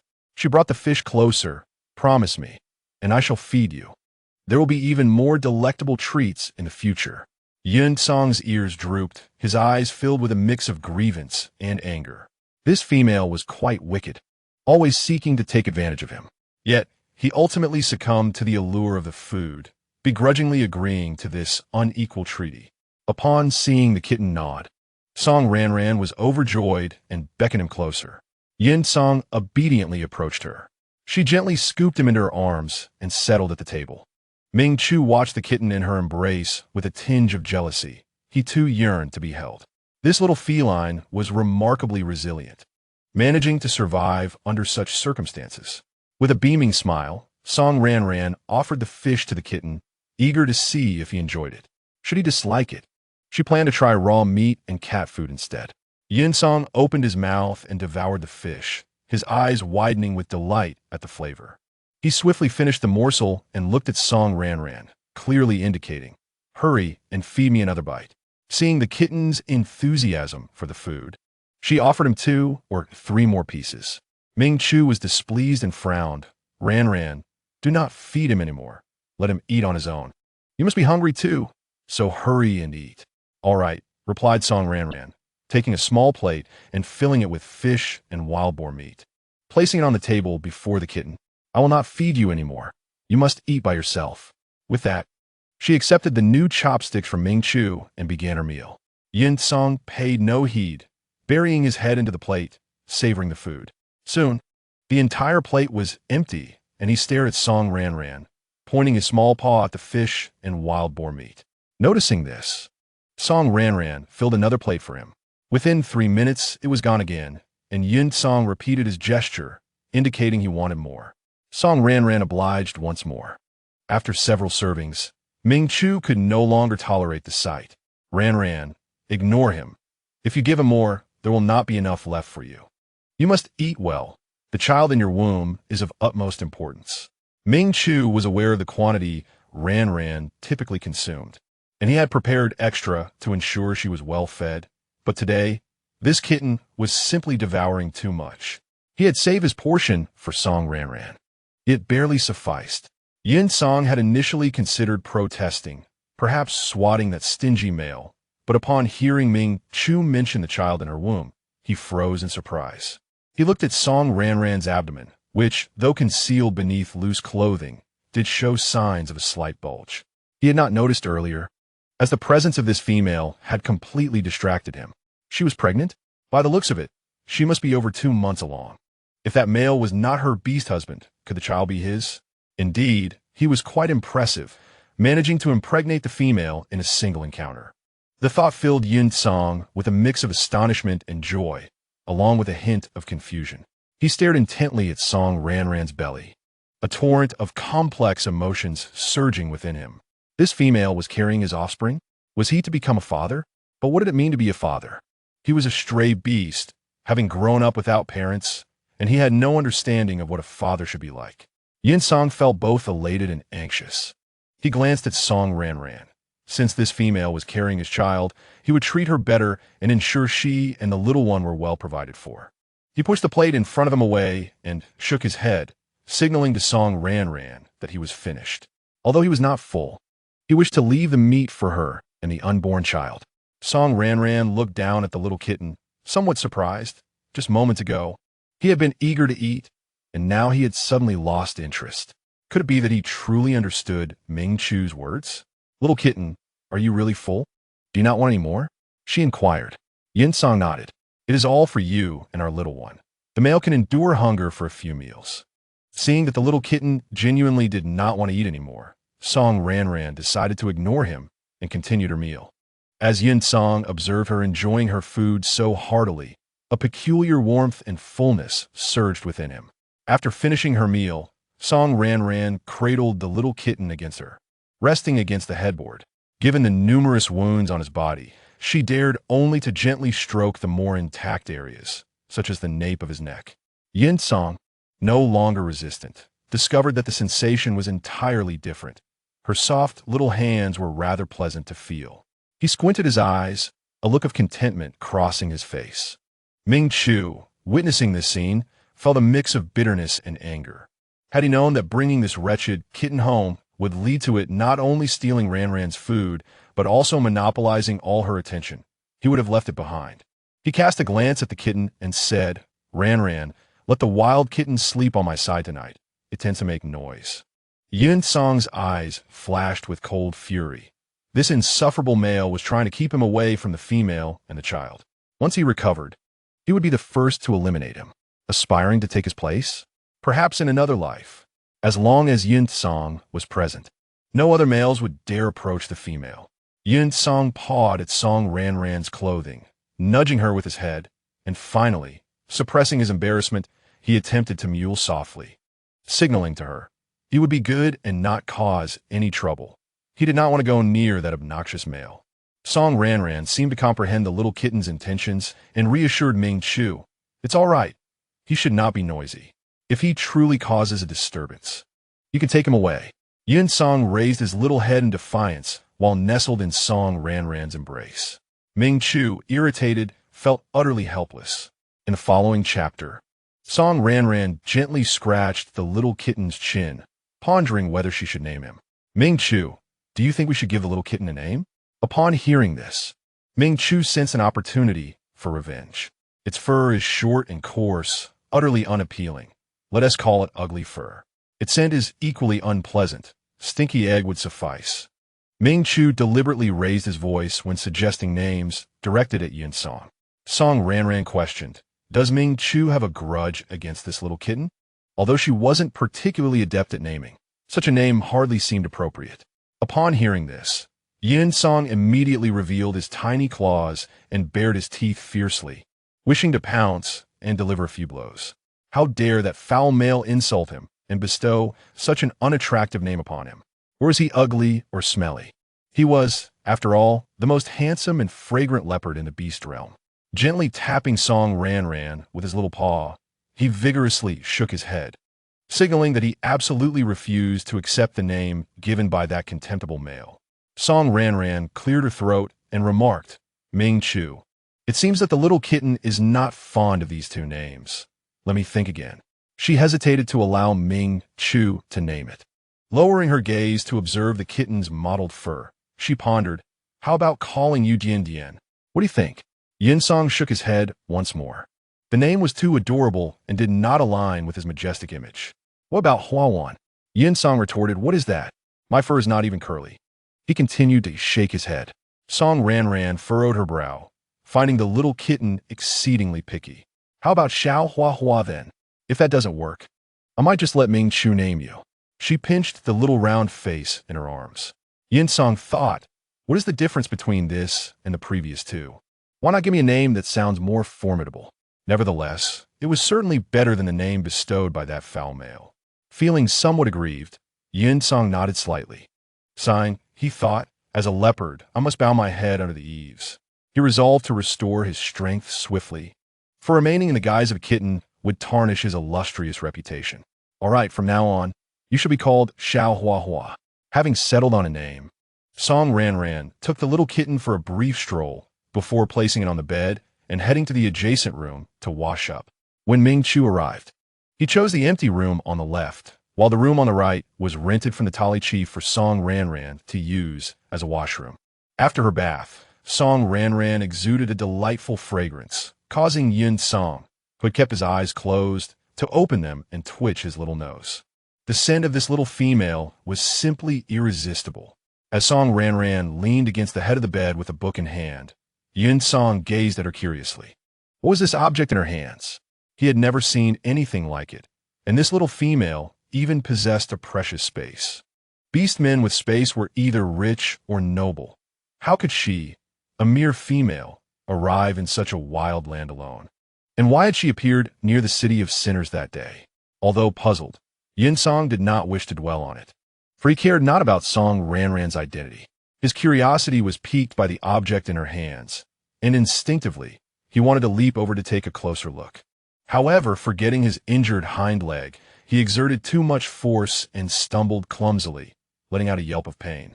Hearing the little kitten's cry, Song Ranran quickly scooped it up, exclaiming, "You silly cat, how could you fall off the bed?" She inspected the kitten for injuries, relieved to find no blood seeping from any wounds. "Does it hurt a lot? Let me help you." Song Ranran activated her healing abilities to tend to the little kitten's injuries. She perceived the kitten as merely an ordinary wild cat and did not regard it with suspicion, thinking that using her abilities was of no consequence. In truth, she was not overly concerned about Ming Chu discovering her powers. It was merely her habit to conceal them. Yin Song felt a warm and soothing energy repairing his body, significantly alleviating his pain. He nestled comfortably in Song Ranran's embrace, squinting his eyes in contentment. Internally, he was astonished. This little female possessed healing abilities. Such powers were exceedingly rare in the beast realm, as males inevitably suffered injuries in battle, and females could fall ill for various reasons. Healing abilities could save their lives. Although he sensed that Song Ranran's powers were not particularly strong, it was impressive for a female to awaken such abilities. He was unaware that Song Ranran actually possessed plant powers, and healing was merely an additional function of her abilities. Noticing that the little kitten was no longer in pain, she withdrew her powers and resumed reading. Yun Song stared at the dark letters on the page, his mind filled with questions. What were these black symbols? He couldn't comprehend them at all. Could the little female understand them? Since he could not make sense of it, Yun Song decided not to dwell on it and closed his eyes to feign sleep. As Song Ranran grew tired and prepared for sleep, she placed the little kitten in the corner of the bed, saying, "You will sleep here tonight. No wandering about, and no mischief, understood?" Yin Song, with a touch of pride, nodded in acknowledgement, thinking, "Of course I understand. I am not truly a wild cat." Satisfied with the kitten's compliance, Song Ranran gently patted its little head, saying, "All right, let us sleep now." Before long, Song Ranran drifted sweetly into slumber. After ensuring that she was asleep, Yun Song stealthily crawled over to her side, gently pawing at her belly. "There are my cubs in here." Knowing that Ming Chu was sleeping next door and that he was not particularly close to Song Ranran, he felt more assured that the cub was not Ming Chu's. If it wasn't Ming Chu's, then it had to be his, for after all, no other males were around her. If there were other males, how could they abandon a pregnant female? Thus, the cub must surely belong to him. He then crawled closer to Song Ranran, scrutinizing her features. Up close, he realized she was indeed very beautiful. Her eyes were lovely, her lips enticing, and everything about her was appealing. He began to feel that having his innocence taken by her was not so unacceptable after all.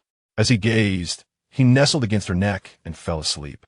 Ming Chu kept watch for most of the night, growing irritated by the absence of any noise from the kitten, and ended up falling asleep in frustration. The next morning, he rose on schedule to prepare breakfast for Song Ranran. The meal consisted of meat porridge and stir-fried radish with meat. Unable to finish the previous radishes, Song Ranran and Ming Chu had dried them into radish chips for better preservation. Yin Song took a bite of the radish chips, finding the taste peculiar and unappealing. He focused solely on the meat, which he found quite savory. This foul male may be mediocre in other aspects, but his cooking was commendable. Perhaps it would not be a bad idea to spare his life, so he could cook for the little female and the cub, especially since he himself could not cook, and no other beastman could cook as well as he did. After finishing breakfast, Song Ranran had little to do and decided to indulge in some time with the kitten, still finding it quite precious. Ming Chu, wanting to reclaim some attention, suggested, "Ranran, let's make a cozy bed for the kitten. This way, the little rascal can sleep on its own." Chapter 24. The little kitten got fluffed up. Song Ranran considered it and agreed that a proper bed for the little kitten was indeed necessary. "All right, let us begin making the kitten's bed now." Yin Song wished to object, shaking his head and meowing softly to convey to Song Ranran that he did not require a bed. He did not want a bed. He wanted to sleep alongside the little female on the bed. Song Ranran glanced at the little kitten, a hint of confusion in her eyes. This kitten seemed unusually perceptive, as if it understood everything. Ming Chu also looked at the kitten with suspicion, wondering if it truly was a wild cat. Could wild cats be this intelligent? Yin Song noticed the odd looks directed at him and realized his behavior had raised suspicion, so he refrained from further expressions. He deliberately covered his face with his paws, shook his head, and softly mewed twice. Song Ranran, who had just been pinching the kitten's face, assumed it was simply displeased with her actions, and her doubts dissipated. She gently stroked the back of its neck, saying, "All right, no more face pinching. I won't do it again." With that, she set the kitten down and retrieved the animal skins needed for the bed. She brought 3 pieces of animal skin before the little kitten, asking, "Xiao Hua Hua, which one do you prefer?" Yin Song casually pointed at one, and Song Ranran selected that piece to begin crafting the bed, with Ming Chu assisting her. "Ranran, how's the seam look?" It looks good." "Ming Chu, your hands are quite skilled. Would you prefer a roof for the bed, or should it be open?" "Let us go for a simple roof, just in case." Thus, Song Ranran and Ming Chu engaged in a lively conversation while completely ignoring Yin Song. Feeling disgruntled, Yin Song dashed to Song Ranran's side and swatted the animal skin from her grasp, declaring, "Little female, stop making that for the foul male. Come and keep me company." Song Ranran gently touched him, saying he couldn't scratch, as this was his own nest. Yin Song swatted again, prompting Song Ranran to push him away, warning him not to cause trouble, or he would lose his cozy little nest to sleep in. Angrily, Yin Song scratched the table with his little paw, venting his dissatisfaction, declaring he didn't want a small nest. He wanted to sleep in the bed with her.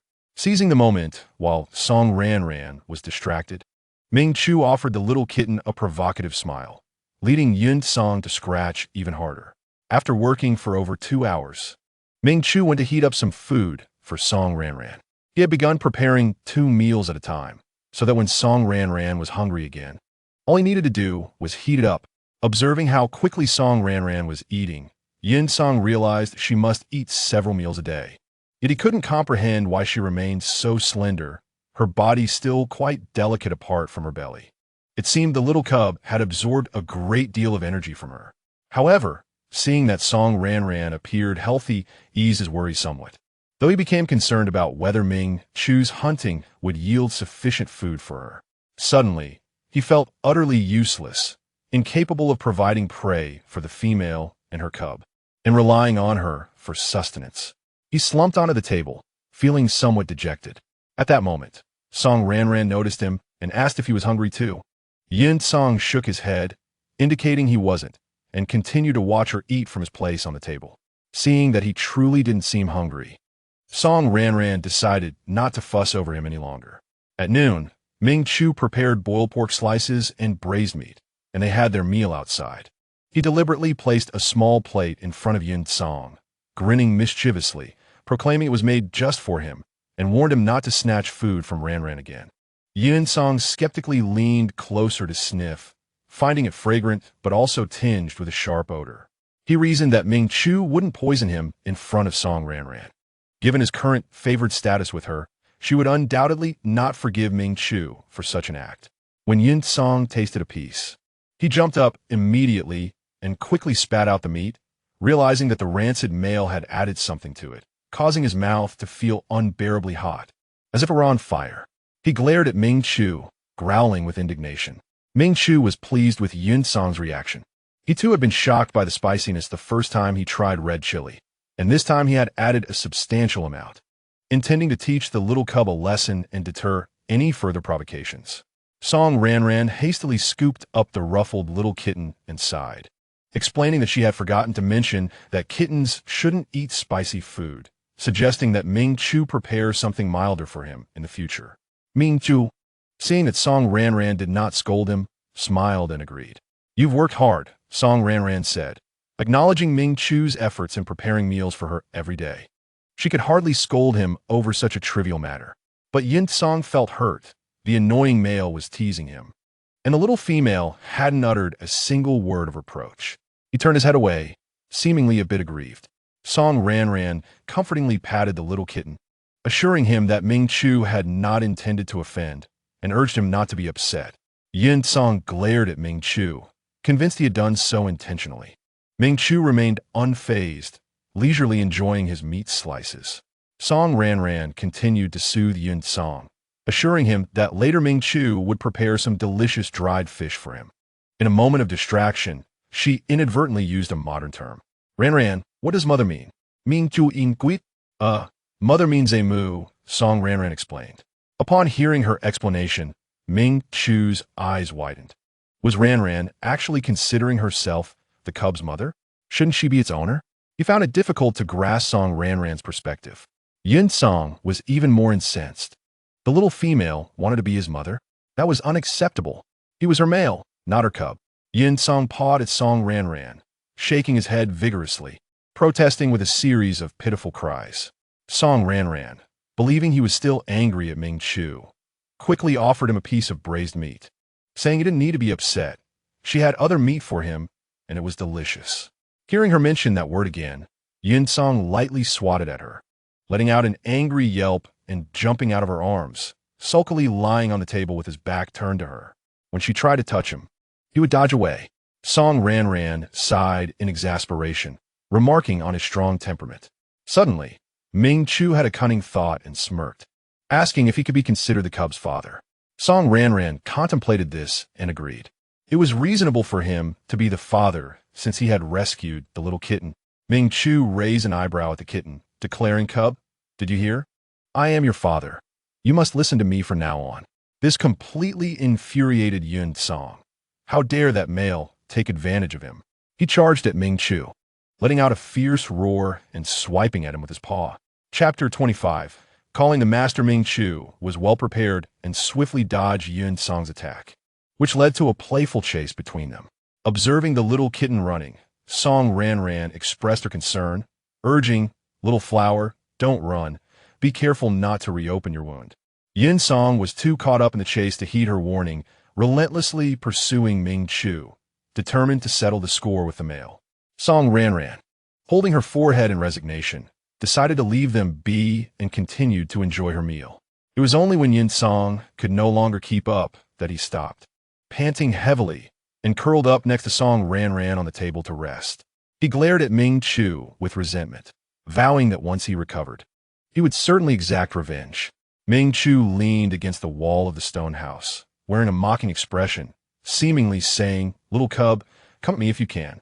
Yin Song struggled to suppress his murderous intent, turning away to avoid looking at Ming Chu. When Song Ranran saw that the little kitten had finally stopped, she hurried over to check on him, noticing blood seeping from his wound. Gently patting his little bottom, she said with concern, "Look at you. Why were you running? Did your wound reopen? Does it hurt?" Yin Song's big eyes looked pitiful, letting out a whiny protest. "Little female, why did you hit my bottom again? It was that stinky male who bullied me." Song Ranran couldn't help but address Ming Chu again. "Ming Chu, he's just a little cub. Could you be a bit gentler with him?" Ming Chu replied grumpily, "Got it. Stinky cub, always playing the victim." Song Ranran looked down, amused by Yin Song's pitiful expression, and reassured him, "All right, you're not being wronged anymore. Mommy will take you back and rewrap your wound, but you mustn't behave like this again. If you do, Mommy won't take care of you anymore." It seemed that her words triggered something, as Yin Song began protesting loudly, struggling to escape her grasp. "What now?" Song Ranran asked, perplexed by the suddenly ruffled kitten. Yin Song protested again, "Don't say that word. I am your male." Song Ranran furrowed her brows, pondering the reason for the kitten's anger. Suddenly, she had a light bulb moment and asked, "Do you not like me calling you mother?" Yin Song nodded vigorously, clearly displeased, surprised that she had guessed correctly.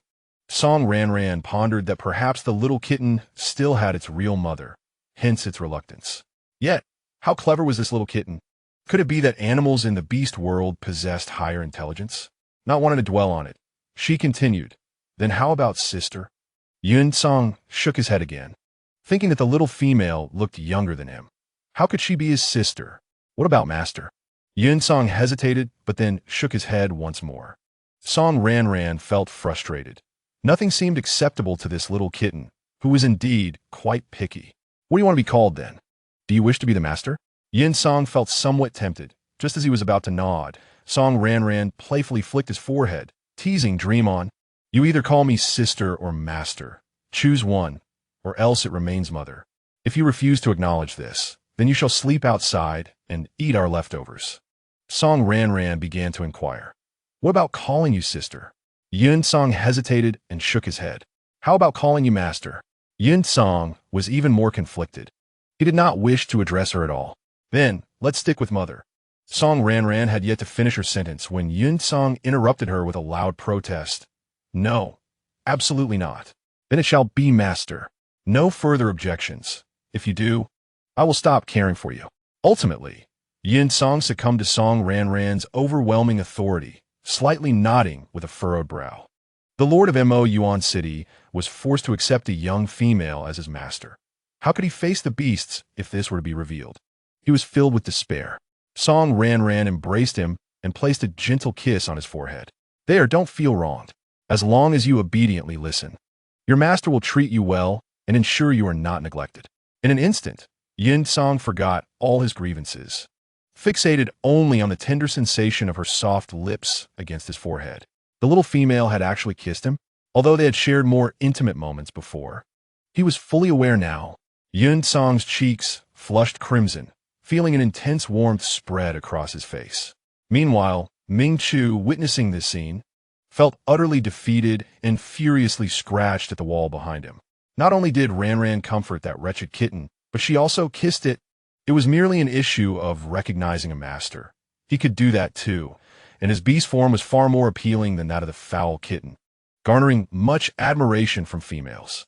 Song Ranran turned to Ming Chu, saying, Ming Chu, could you tidy up a bit? I need to rebandage Xiao Huahua. Sure, I'll take care of it. You go ahead, Ming Chu replied with a hint of annoyance. Song Ranran carried the little kitten inside, unwrapping the beast's skin bandage. She found that its injury had improved significantly overnight, though the large wound had opened slightly.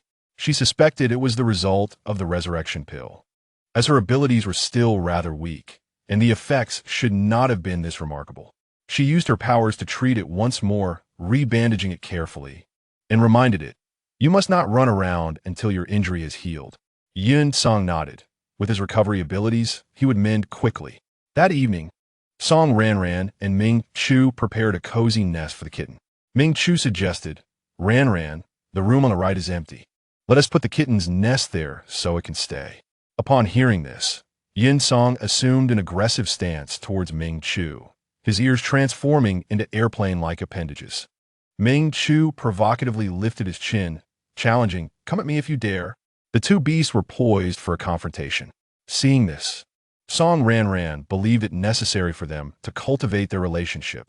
Otherwise, with such daily chaos, how would they manage their lives?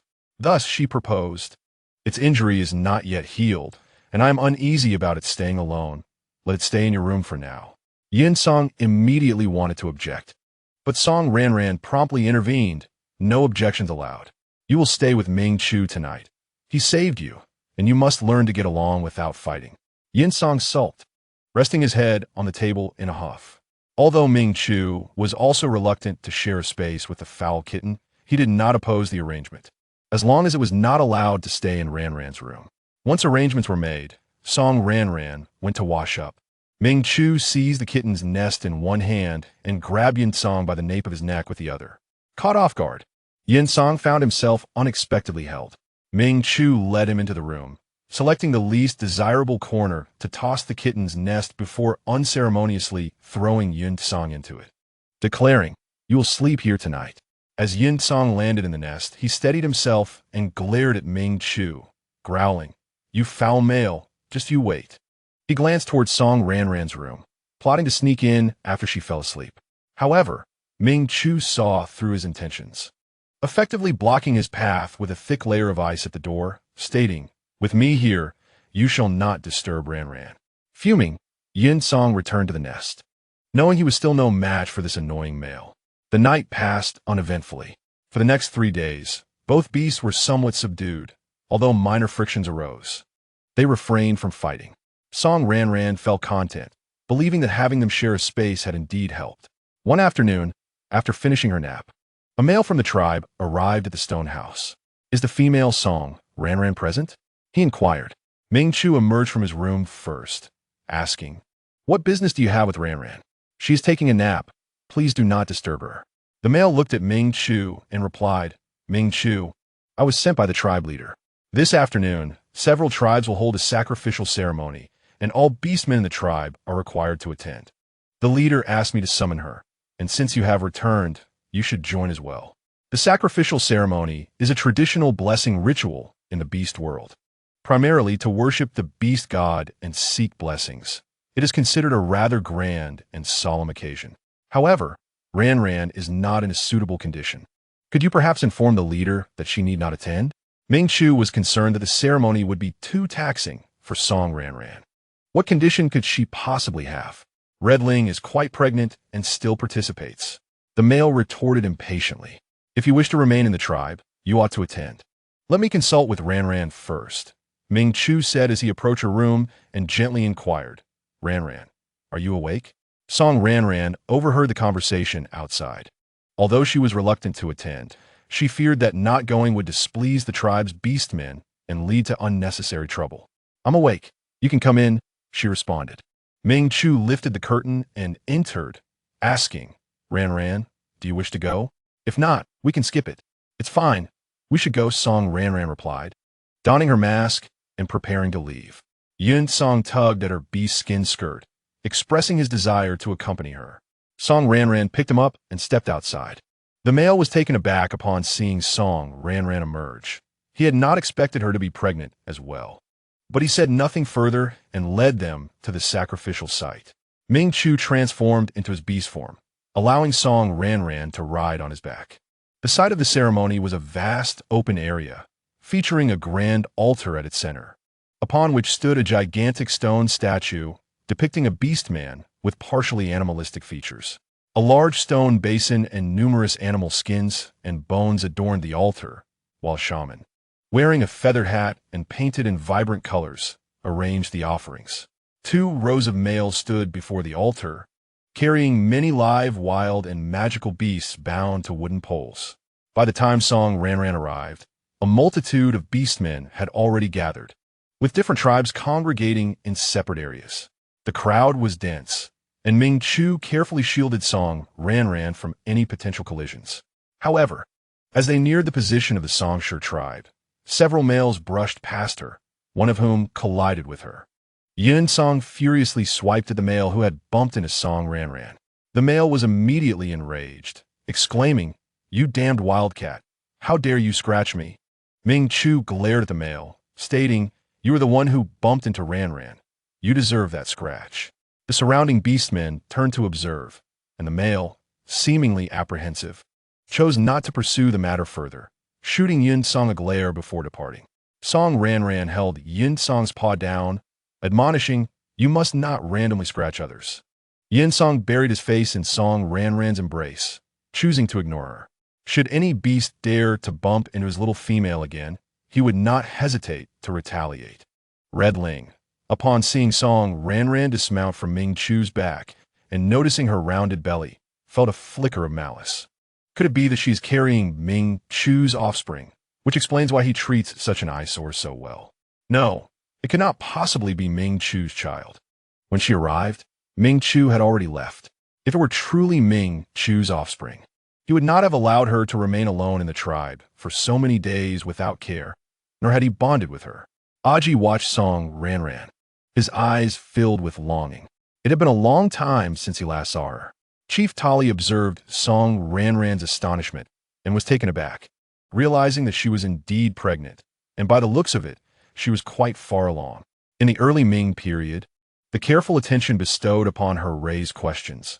Could she be expecting a child of Ming Chu? Yet, why had she and Ming Chu never formed bond?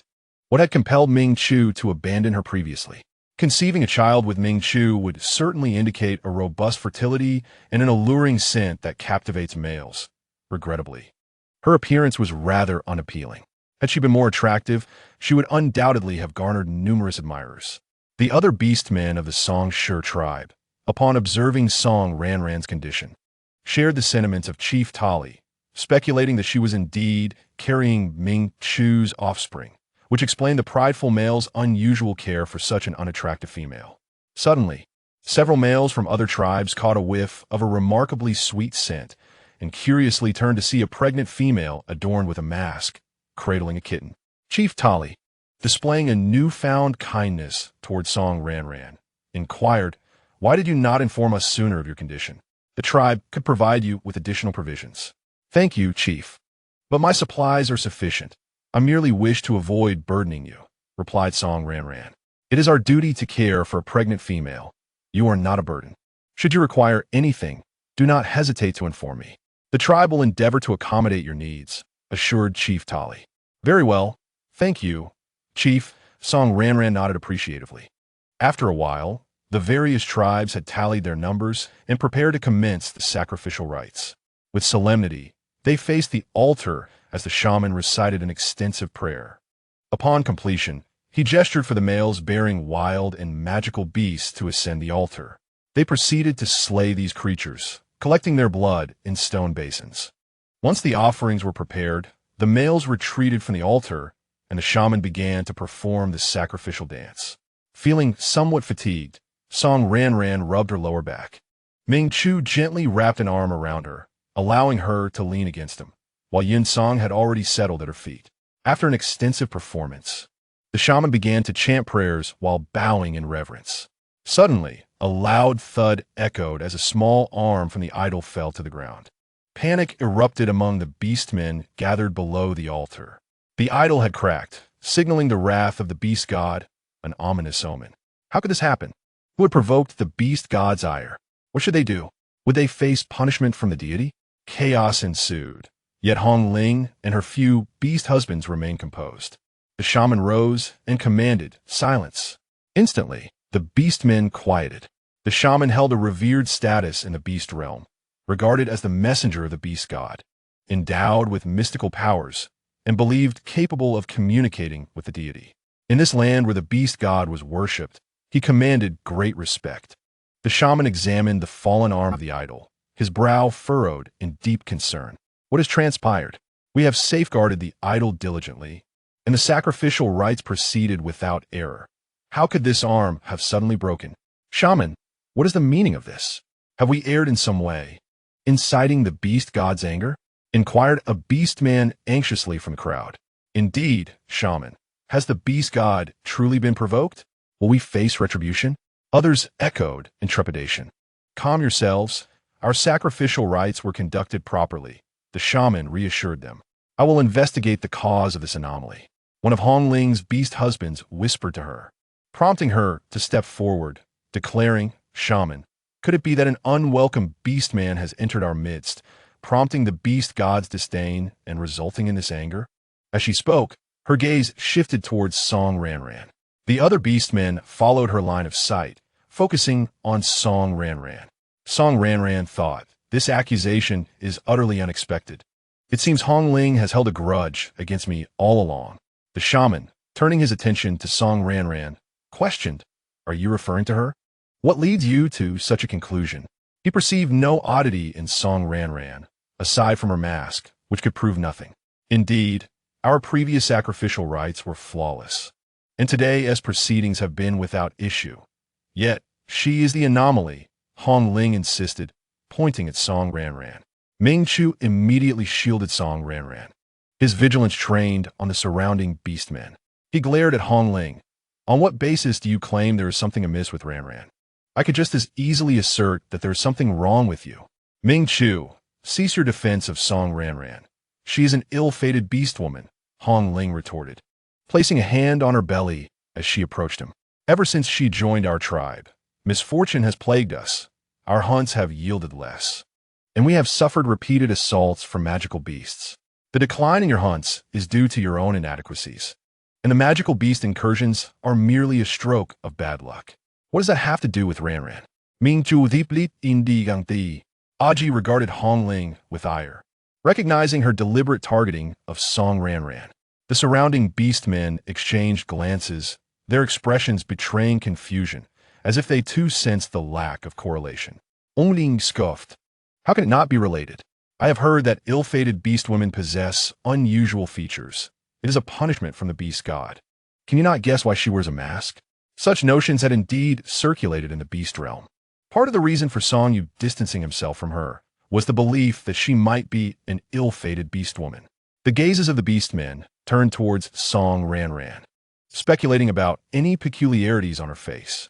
Hong Ling smirked mockingly. It is because she is hideously ugly, with repulsive black spots upon her visage, punishments bestowed by the beast god upon the ill-fated. Magical beast incursions were rare, yet their tribe had recently faced a series of them, suggesting that these calamities were brought forth by her presence. Ming Chu regarded Hong Ling with disdain, while Yun Song's eyes glinted with icy resolve. How dare she insult his little female? Were she to harm her or their child, he would not hesitate to annihilate her tribe. As the beastmen absorbed Hong Ling's words, their gazes towards Song Ranran shifted, some revealing pity, acknowledging her enchanting scent, yet lamenting her lack of beauty. In the beast realm, a female's alluring scent was highly attractive to males. However, others displayed hostility, finding merit in Hong Ling's assertions and seeking to cast blame for the idol's damage upon Song Ranran. Their recent hunting experiences had indeed seen 2 magical beast incursions, which were previously uncommon. Song Ranran sneered internally. Is this truly the rationale they have concocted? It cannot be so simple. Before she could counter, a beastman suddenly screamed, "Ah, magical beasts! So many magical beasts!" More voices joined in. A multitude of magical beasts has emerged from the forest. Quickly, evacuate the females and young. The beastmen erupted into chaos. Yet before they could flee, several magical beasts charged into the crowd. Strangely, they did not attack indiscriminately, but rather sniffed the air before making a beeline for Song Ranran.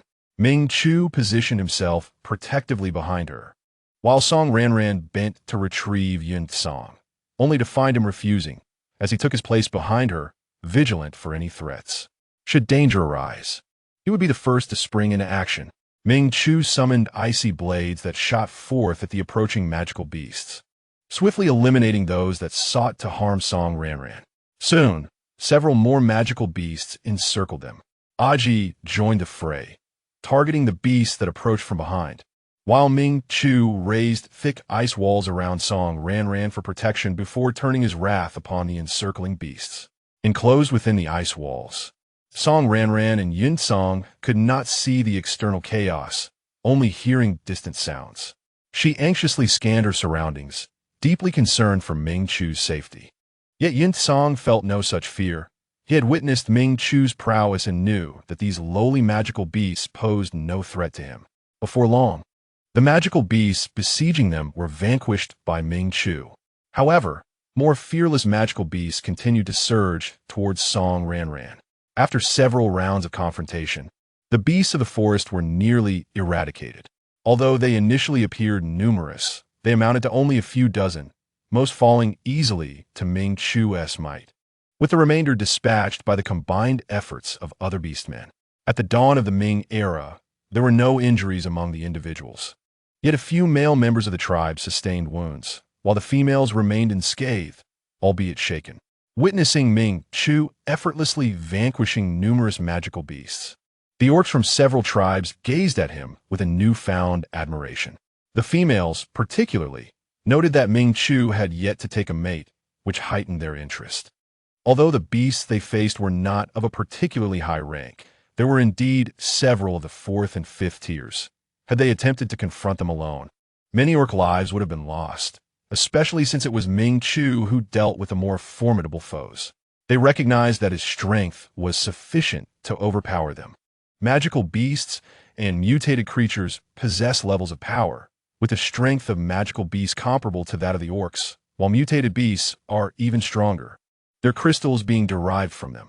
When Hong Ling observed that the magical beasts had been subdued, she seized the moment to assert that the beasts had attacked Song Ranran, thereby concluding that the recent wave of beasts faced by the tribe must have been summoned by her.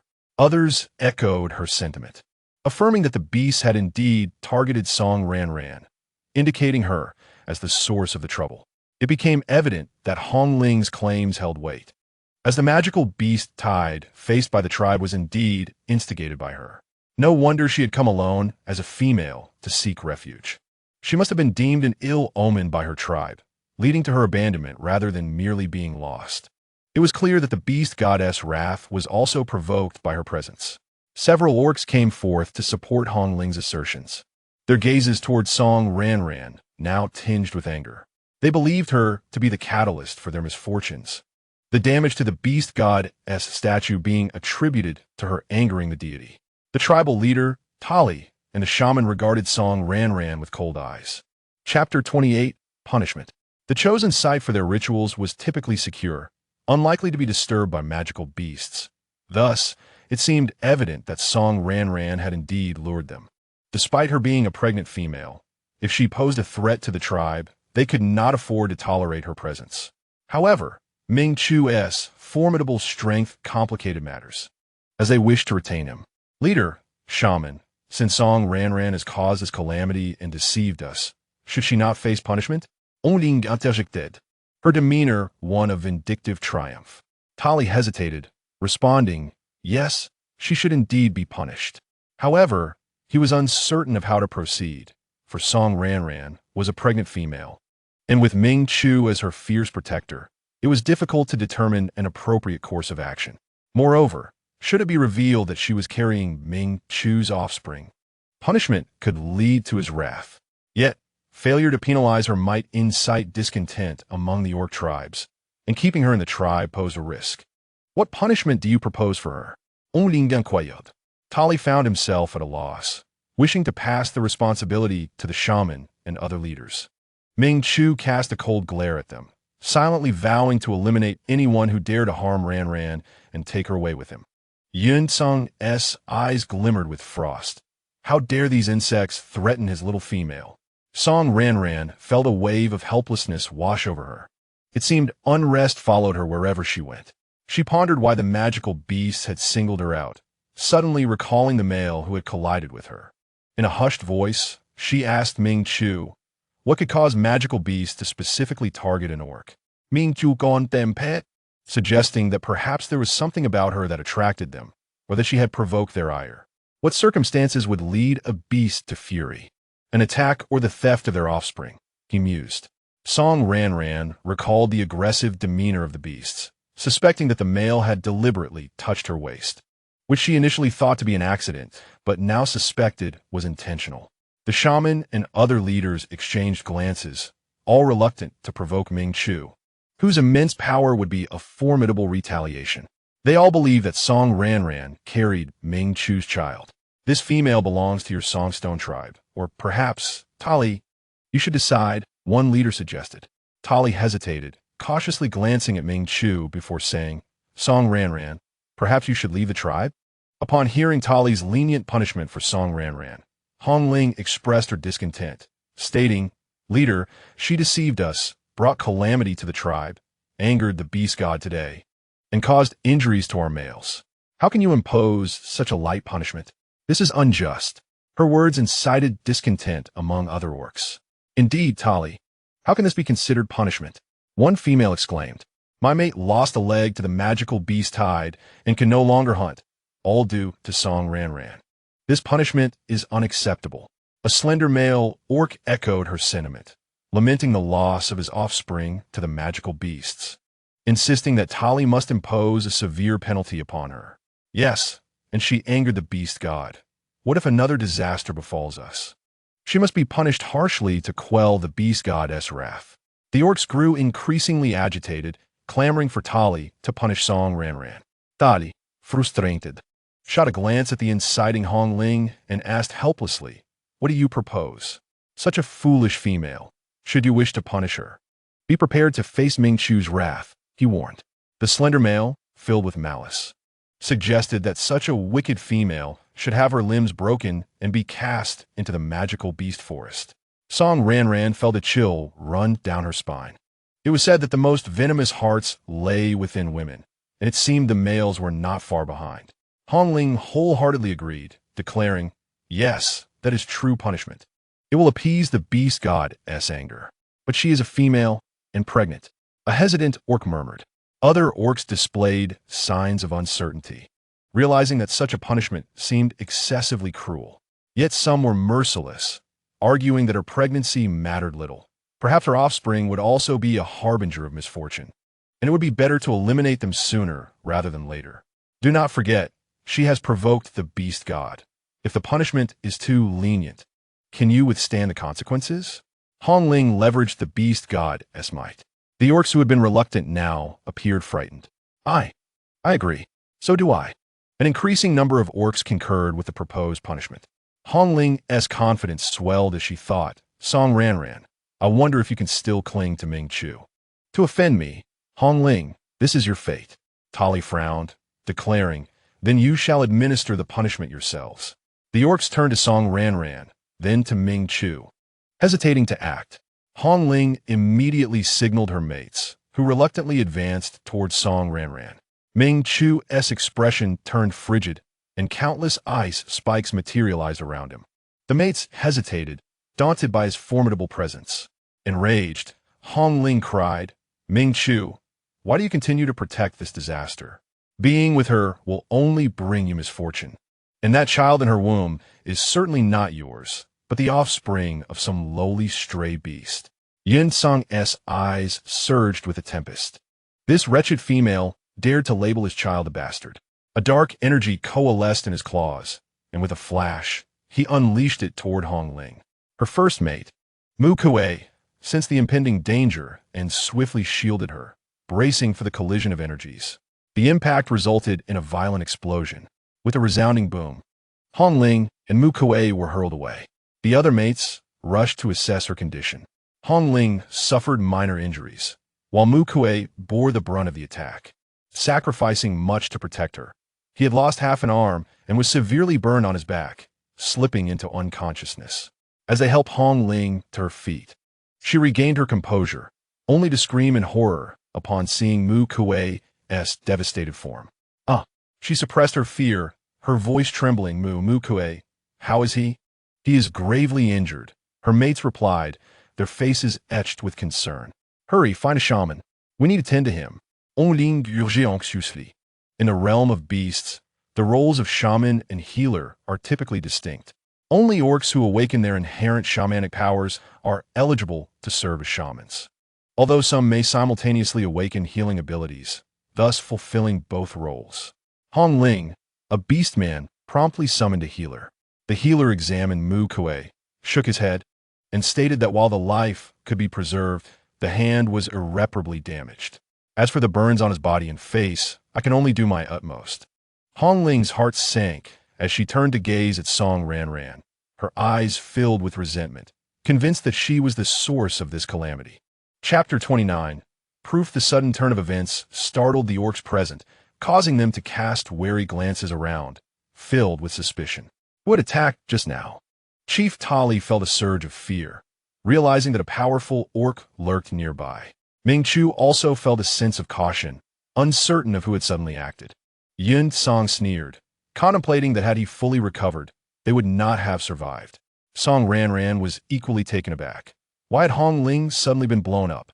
Yet she felt no pity for Hong Ling, especially since she dared to speak ill of her offspring.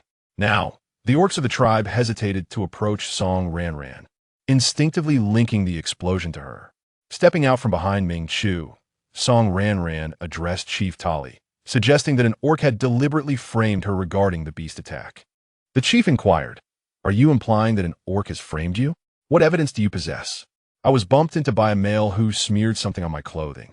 I suspect that substance attracted the beasts, Song Ranran replied, removing her outer garment to point at the smeared area. Ming Chu, could you smell it and see if it has a distinct odor? Fortunately, she had donned a thin beast skin coat for sun protection, which could be easily removed. Ming Chu sniffed and detected a faint, fishy odor, though he struggled to identify it. If it could attract beasts, what could it be? A scent cannot prove anything.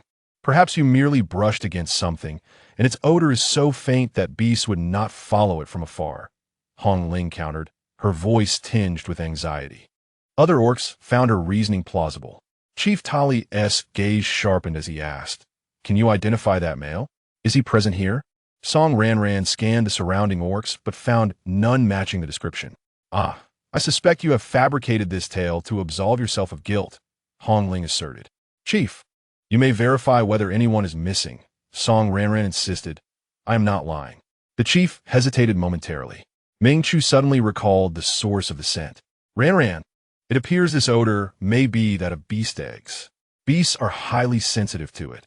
While orcs may not detect it, but the beasts certainly can. The scent of beast eggs lingers and will remain even after washing. That male must have it on him as well. Song Ranran nodded, finding the explanation coherent.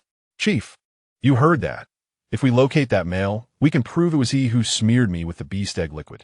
Chief Tali exchanged glances with the other chiefs, instructing them to account for the members present.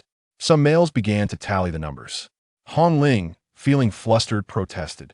Just because you say it is beast egg does not make it so. It could be another odor. If we bring over a few beasts, we will know for certain. Song Ranran suggested.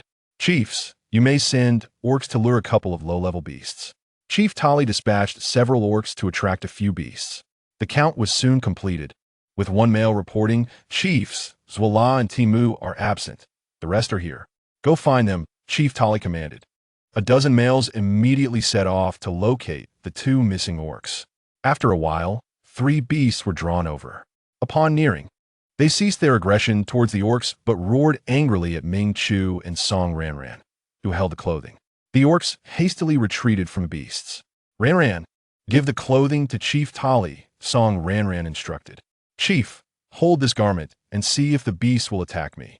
Ming Chu tossed the clothing to Chief Tali, who caught it. As the clothing changed hands, the beasts immediately redirected their attack towards Chief Tali. It became evident to all that the beasts were solely targeting the scent of the beast egg on the clothing. Once the realization settled, Ming Chu swiftly subdued the beasts without killing them. At this moment, the males returned with Zwala and Timu.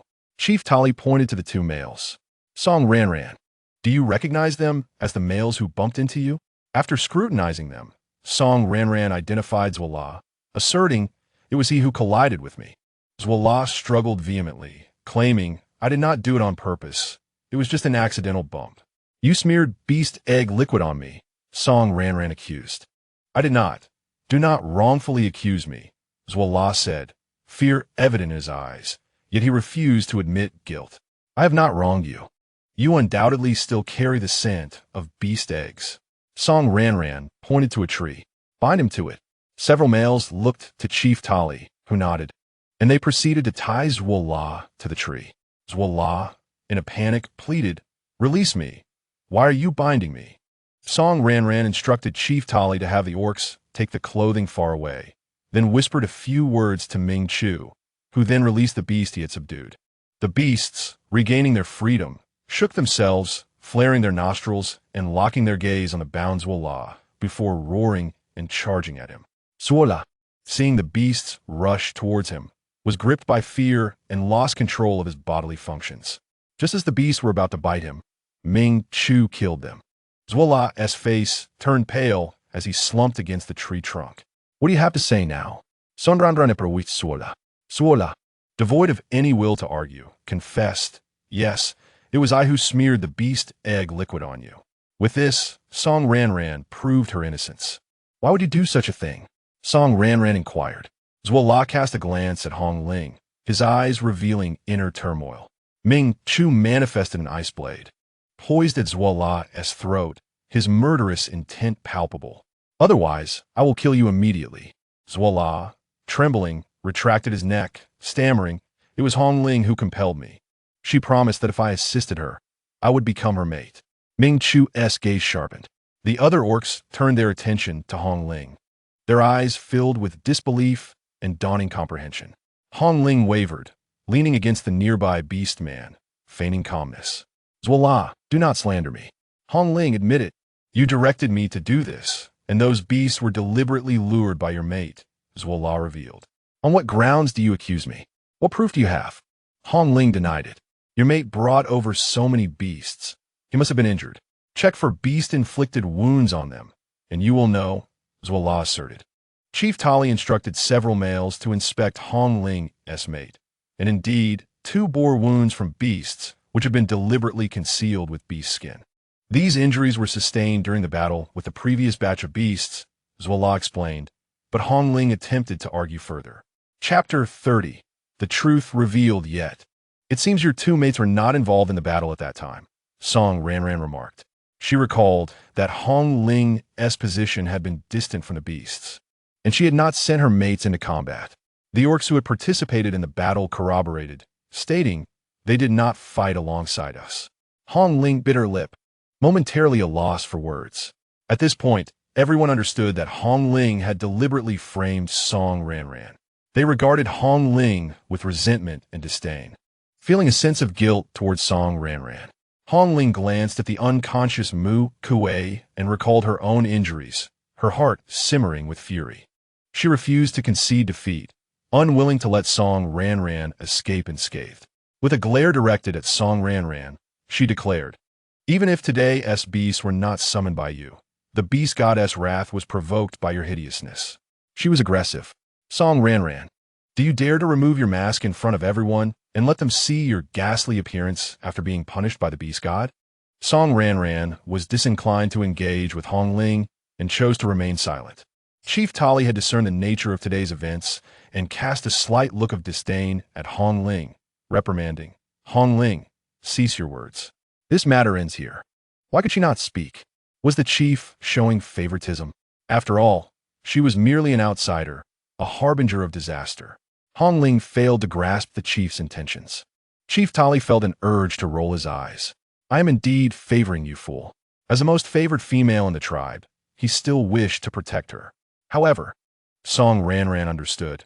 It seemed that the Songshire tribe was not a place to linger for long, and she needed to prepare accordingly. Yet for now, that ominous title had to be shed.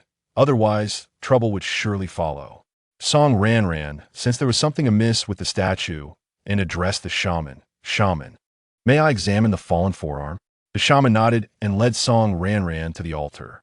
Upon inspection, she quickly identified the issue. She addressed the orcs below. "The break in this statue's forearm is clean. It was not a natural fall, but rather intentionally severed by an orc. It still bears traces of sticky plant sap, which allowed it to remain attached to the statue for some time before detaching." The orcs below were immediately astounded. They had not anticipated that another orc would dare to vandalize the beast god statue, for such an act would invite divine retribution. The shaman examined the forearm and confirmed Song Ranran's assertion. The cut was indeed neat, with remnants of plant sap. Had Song Ranran not pointed it out, they might not have connected the dots, nor would they have considered that an orc would have the audacity to deliberately damage the beast goddess statue. The shaman, filled with rage, inquired of the crowd below, "Which of you is so audacious as to dare intentionally defile the beast goddess statue?" The orcs below, frightened, stepped back and shook their heads repeatedly. "It wasn't us. No, it wasn't us." Hong Ling felt a tremor of fear, tightly gripping the arm of her beast husband. Even if Song Ranran discovered it was deliberate damage, she could not possibly know that it was she who had instigated her husband to act. Unfortunately, Song Ranran did not need to think hard to deduce who was responsible. She turned to Chief Tali and asked, "Could all of Hong Ling's beast husbands come up to the altar?" Such a significant matter would surely warrant her sending her most trusted orcs. Chief Tali furrowed his brow, but, given the situation concerning the beast god, could not oppose even if he wished to favor Hong Ling. "You all ascend," he commanded Hong Ling's husbands. "No, I did not want them up here," Hong Ling protested. "Chief, why are you listening to an outsider? Everyone go up." Chief Tali remained resolute, disregarding Hong Ling's objections. Her husbands, unable to defy authority, ascended the altar. Song Ranran gazed at them. "Do you dare to swear before the beast god under the statue that you did not destroy it?" In the beast realm, oaths made to the beast god were of utmost gravity. The orcs held the beast god in deep reverence, and Song Ranran understood that secretly vandalizing the statue was likely the psychological limit for them. If they were to swear before the statue, they would likely break down. Even if they did have the courage to swear, she had other means to unveil the truth. This was merely the quickest route. Indeed, 2 of Hong Ling's husbands, Luo Fei and Shifeng, turned pale as ghosts, their bodies trembling uncontrollably. The other husbands swore an oath but those two hesitated, unable to utter a single word before the statue. At this point, the remaining orcs understood the gravity of the situation, their indignation palpable. The shaman, seething with fury, demanded, "Was it you two who defiled the statue?" Realizing they had been exposed, the two males despondently admitted, "Yes, we destroyed it. Please punish us." Overwhelmed with guilt for their actions, they could not muster a single lie before the statue. "Why did you do this?" The shaman thundered. "Do you not realize this will invoke divine retribution, potentially implicating all the orcs of our tribe?" Luo Fei, filled with shame, replied, "I am sorry, shaman. We did it to frame Song Ranran. Did Hong Ling instruct you to do this?" The shaman glared at Hong Ling, Luo Fei, and Sure Feng hung their heads, fists clenched, remaining silent. The shaman scoffed, no longer pursuing the matter. He knelt before the statue, producing fragments akin to tortoise shells, muttering incantations before casting them to the ground.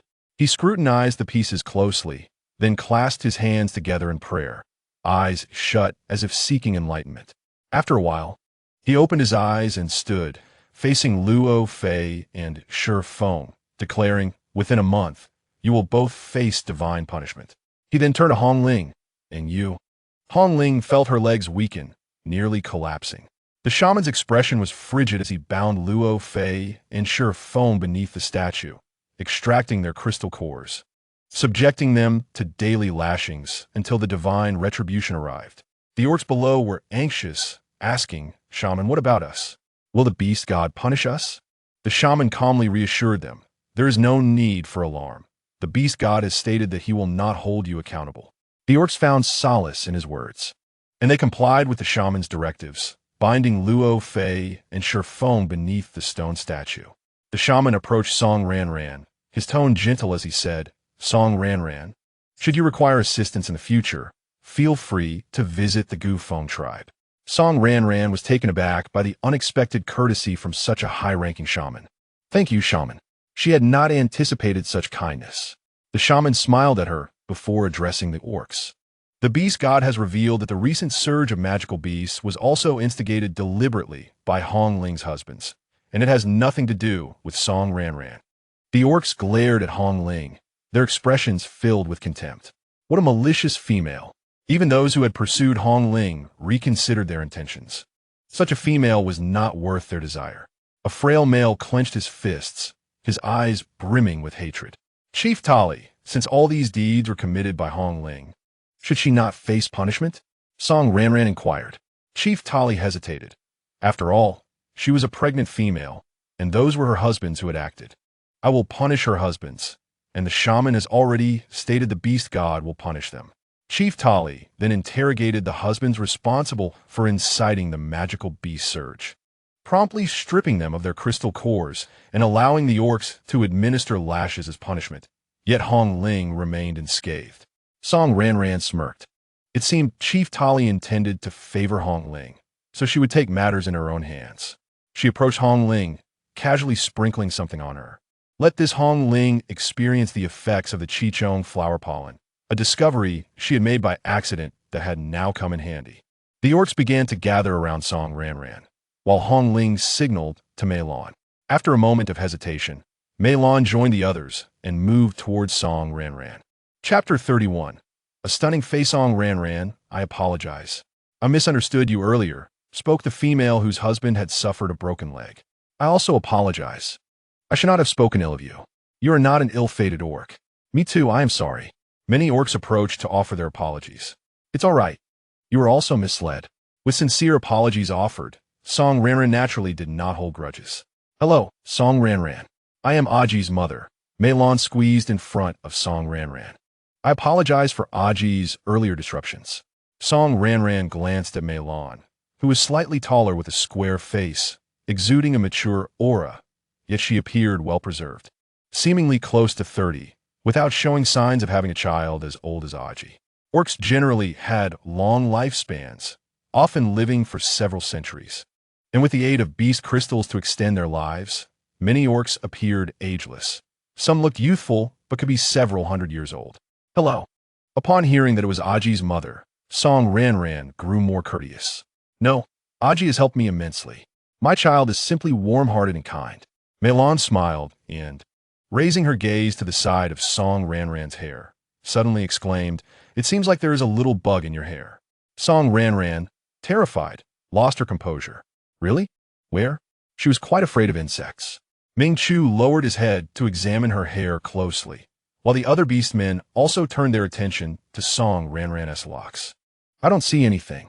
"Neither do I." Song Ranran became increasingly anxious. "It would have crawled into my hair, would it?" Meilon, being Aji's mother, inspired trust in Song Ranran, who had no reason to doubt her words. "Ming Chu, quickly help me find it." Song Ranran's voice trembled slightly. "Don't be afraid. I will find it for you," Ming Chu reassured. Seizing the opportunity, Meilon stepped forward. "I think I see it again." Song Ranran, "Don't move. I'll get down for you." Song Ranran immediately stood still. "All right, please help me take it down." Meilon reached toward the side of Song Ranran's hair and, taking advantage of her distraction, swiftly removed her mask. Instantly, a face as beautiful as a peach blossom was revealed. Gasps of astonishment filled the air. What an exquisite face! Could this be the abnormality that Hong Ling spoke of? Indeed, it was exceptionally beautiful. The females gazed at her with envy and admiration, while many of the males were left dumbfounded, some even blushing. Realizing her face was suddenly bare, Song Ranran understood she had been deceived. There was no bug, only an intention to remove her mask. Though she felt a surge of irritation, she refrained from expressing anger. Meilon, expecting to unveil a face marred by blemishes, was astonished to find a flawless and stunning visage instead, leaving her speechless and forgetting the words Hong Ling instructed her to say next. Perhaps those words would no longer escape her lips. "Wow, Song Ranran, you are so beautiful. Who said you were ugly? They must be blind," another female declared. "Indeed, it must be out of jealousy that some female spoke ill of you," a different female remarked disdainfully, casting a sidelong glance at Hong Ling. "That's why she was punished. It must be the wrath of the beast god," another female scoffed. Hong Ling stared at Song Ranran's face, disbelief etched across her features. How could this be? Wasn't she a hideous creature? She lowered her head, her expression darkening. Ming Chu shot a sharp look at Meilon, prompting her to retreat hastily from the crowd. Aji pulled Meilon aside, mildly annoyed. "Mother, what were you thinking?" "I merely wished to see what she looked like." Meilon defended herself. The females surrounded Song Ranran. "Your skin is so lovely. How do you maintain it?" One female attempted to touch Song Ranran's face, only to be stopped by Ming Chu. "Do not touch her." The female withdrew her hand. "I meant no harm. I simply couldn't resist." Song Ranran felt overwhelmed by their enthusiasm. The Tali clan leader, equally astonished, inquired, "Song Ranran, how did your face become so beautiful all of a sudden?" Tali clan leader, "I was poisoned before, which is why I look that way. The poison has gradually dissipated, and my face has improved," Song Ranran explained. "Is that so?" A glimmer of light flickered in the Tali clan leader's eyes. "You are with child. Having been here for some time, you must be tired. I shall have the males of the tribe escort you back to rest." "Yes, I'm a bit tired," Song Ranran replied. "Then Ming Chu and I will return now." The Tali clan leader nodded, and the beastmen parted to create a pathway. Ming Chu led Song Ranran back to the stone house, followed by a number of males. Upon reaching the stone house, Song Ranran turned to express her gratitude to the males who had escorted her. She was startled to see so many of them. "Thank you for bringing us back. If you have no other matters, you may return to your tasks." "It's nothing. Escorting a female is a duty of a male. I am quite idle at the moment. Is there anything you need assistance with?" A notably tall and robust male with a buzz cut inquired. "Yes, indeed. It is our duty. I'm also free and can help you," another added. A group of males, their faces flushed, appeared reluctant to leave. Ming Chu's expression darkened, and Yin Song gritted his teeth. Song Ranran politely declined. "I appreciate your kindness, but I do not require assistance. You may return now." "Very well then. Take care and rest well. We shall take our leave." The group of males bid farewell with reluctance. Once inside, Song Ranran finally exhaled in relief. Sitting on the bed, she frowned and said, "Ming Chu, I am so hungry." Hearing her lament, Ming Chu smacked his forehead. "I should have brought you back sooner." You must be starving after such a long time. I will cook right away. What would you like to eat? I desire stir-fried meat and fragrant stewed goo beast. Song Ranran replied. All right, have some fruit to tide you over. I will be quick, Ming Chu said before hastily exiting to prepare the meal.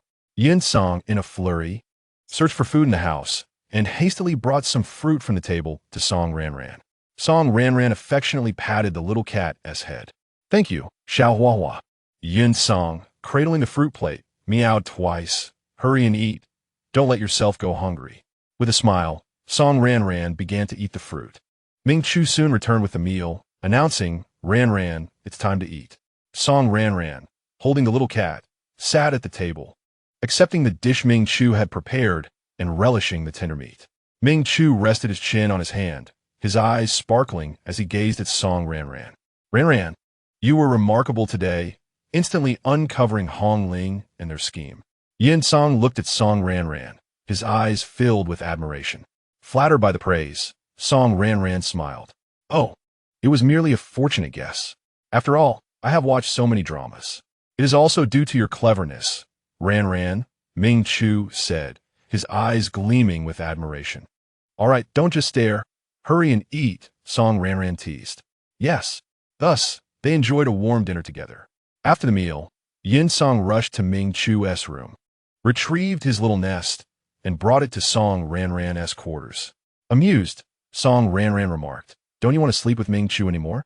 Haven't you both been sleeping well these past few days? Yin Song nodded, then vigorously shook his head. Not at all. It is dreadful and cold there. I want to sleep with you. He then wiggled his front paws, moved his back legs, and even jumped a few times, signaling to Song Ranran that his injuries had nearly healed. Come here, let me see, Song Ranran beckoned. Yin Song quickly ran over, and as Song Ranran removed the beast's skin strips from his body, she discovered that his wounds had indeed healed completely, save for a few faint red marks remaining from the larger injury. How did you recover so swiftly? The medicine is truly effective, Song Ranran marveled, eyeing the little cat mischievously. Since you are healed, I shall give you a proper bath tonight. Upon hearing this, Yin Song blushed furiously. Chapter 32. Bathing the little cat. What did the little female just say? She intends to bathe me? I must have misheard. Junkan Shaidi is No, you cannot bathe me. Song Ranran held him firmly, not allowing him to escape. Be good, Xiao Huahua. We must be clean cats, and regular baths are essential. You've been outside without a wash for so long. Song Ranran understood that some cats disliked bathing, thinking he was simply resistant to it. Yin Song continued to struggle. I wash frequently. I am very clean. Be obedient. If you wash up nicely, tonight the owner will cuddle with you while you sleep.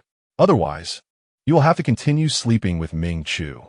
Song Ranran coaxed and threatened simultaneously. Yin Song suddenly ceased his struggles. That is a bit tempting. Fine, I'll wash. It's not like I haven't been touched before. Song Ranran carried the now compliant little cat to the adjacent room, where Ming Chu filled a basin with water. She placed the little cat in the basin, wetting him with her hands before applying shower gel, beginning to scrub him clean. Yin Song felt a pair of soft little hands kneading him, not just on the back of his neck and his back, but also on his limbs, chest, and abdomen. He sensed a tingling sensation coursing through his entire body, causing him to feel warm and somewhat weak. When the tender hands accidentally brushed against a certain spot, Yin Song instantly stiffened, his body trembling slightly. How could she touch him there? Oh dear, he felt thoroughly compromised. His ears flushed with heat as he shyly buried his head deeper. Song Ranran found his reaction amusing and teased. Why is little Huahua so shy? Oh, did the master accidentally touch your little bell? Lifting him up, she glanced at the little bell and playfully remarked that he was indeed a male cub. Hearing this, and noticing her gaze lingering on that particular area, made Yin Song blush fiercely, almost turning him into a pink leopard. How could this little female be so shameless as to look at him there? He struggled gently, curling his hind legs and wrapping his tail around himself to shield it. No more looking. Seeing him so bashful, Song Ranran ceased her teasing, chuckling softly as she placed him back into the stone basin to continue bathing him. All right, the master won't look anymore. Ming Chu, watching from the side, felt a wave of jealousy as he scratched at the stone wall. This insufferable little cat was receiving such pampering, and Ranran was even bathing him. Oh, how he wished to be a little cub too, longing for Ranran to bathe him as well. Once the bath was complete, Song Ranran gently dried his fur with animal hide before placing him on the bed and heading off to wash up herself. When she returned in her pajamas, she scooped up the freshly cleaned little cat and began an elaborate session of petting. Haha, now that you're all healed, I can pet you freely. At first, Yin Song hesitated as some of her touches felt a bit beyond his comfort zone. However, as his resistance proved futile, he flushed crimson and eventually submitted, gradually opening himself up for her affection, even leaning in closer. Yin Song felt as though he were floating in bliss, overwhelmed by the sheer comfort of her touch.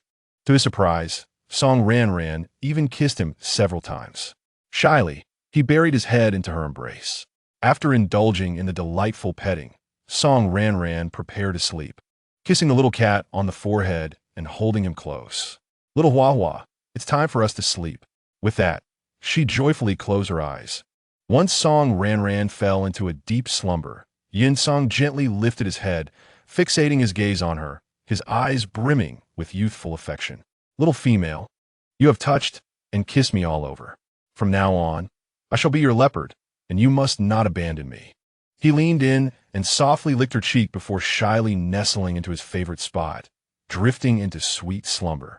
The following day, as Song Ranran was outside playing with the little cat, 3 females accompanied by their beastly partners approached her small dwelling, greeting her enthusiastically. Hello, Song Ranran. I'm Leah. We met yesterday, and I've come specifically to play with you. Leah was a sweet-looking female, smiling warmly as she greeted her. Hello, I am Byman, and I would like to befriend you. Byman, who exuded a more spirited aura, also offered a friendly smile. I am Milasai, and I wish to play with you too. Milasai had a more delicate appearance, yet her demeanor was quite lively. Song Ranran recognized the 3 females from the previous day when they had surrounded her. Naturally, she would not dismiss their friendly gestures. Hello, welcome to my home, she replied with a smile. Where did this beastly cub come from? Why does it follow you so closely? Leah asked curiously, having seen it beside Song Ranran the day before. I rescued it from the mountains during one of my outings and decided to keep it, Song Ranran explained. Keep it? Are you planning to raise it only to slaughter it later? Milasai remarked. Yin Song shot a cold glance at Milasai. How dare she suggest he was mere food? However, if the little female desired to eat, there might be alternate methods to consider. A flurry of colorful images flooded Yin Song's mind, causing him to avert his gaze. His cheeks heating up.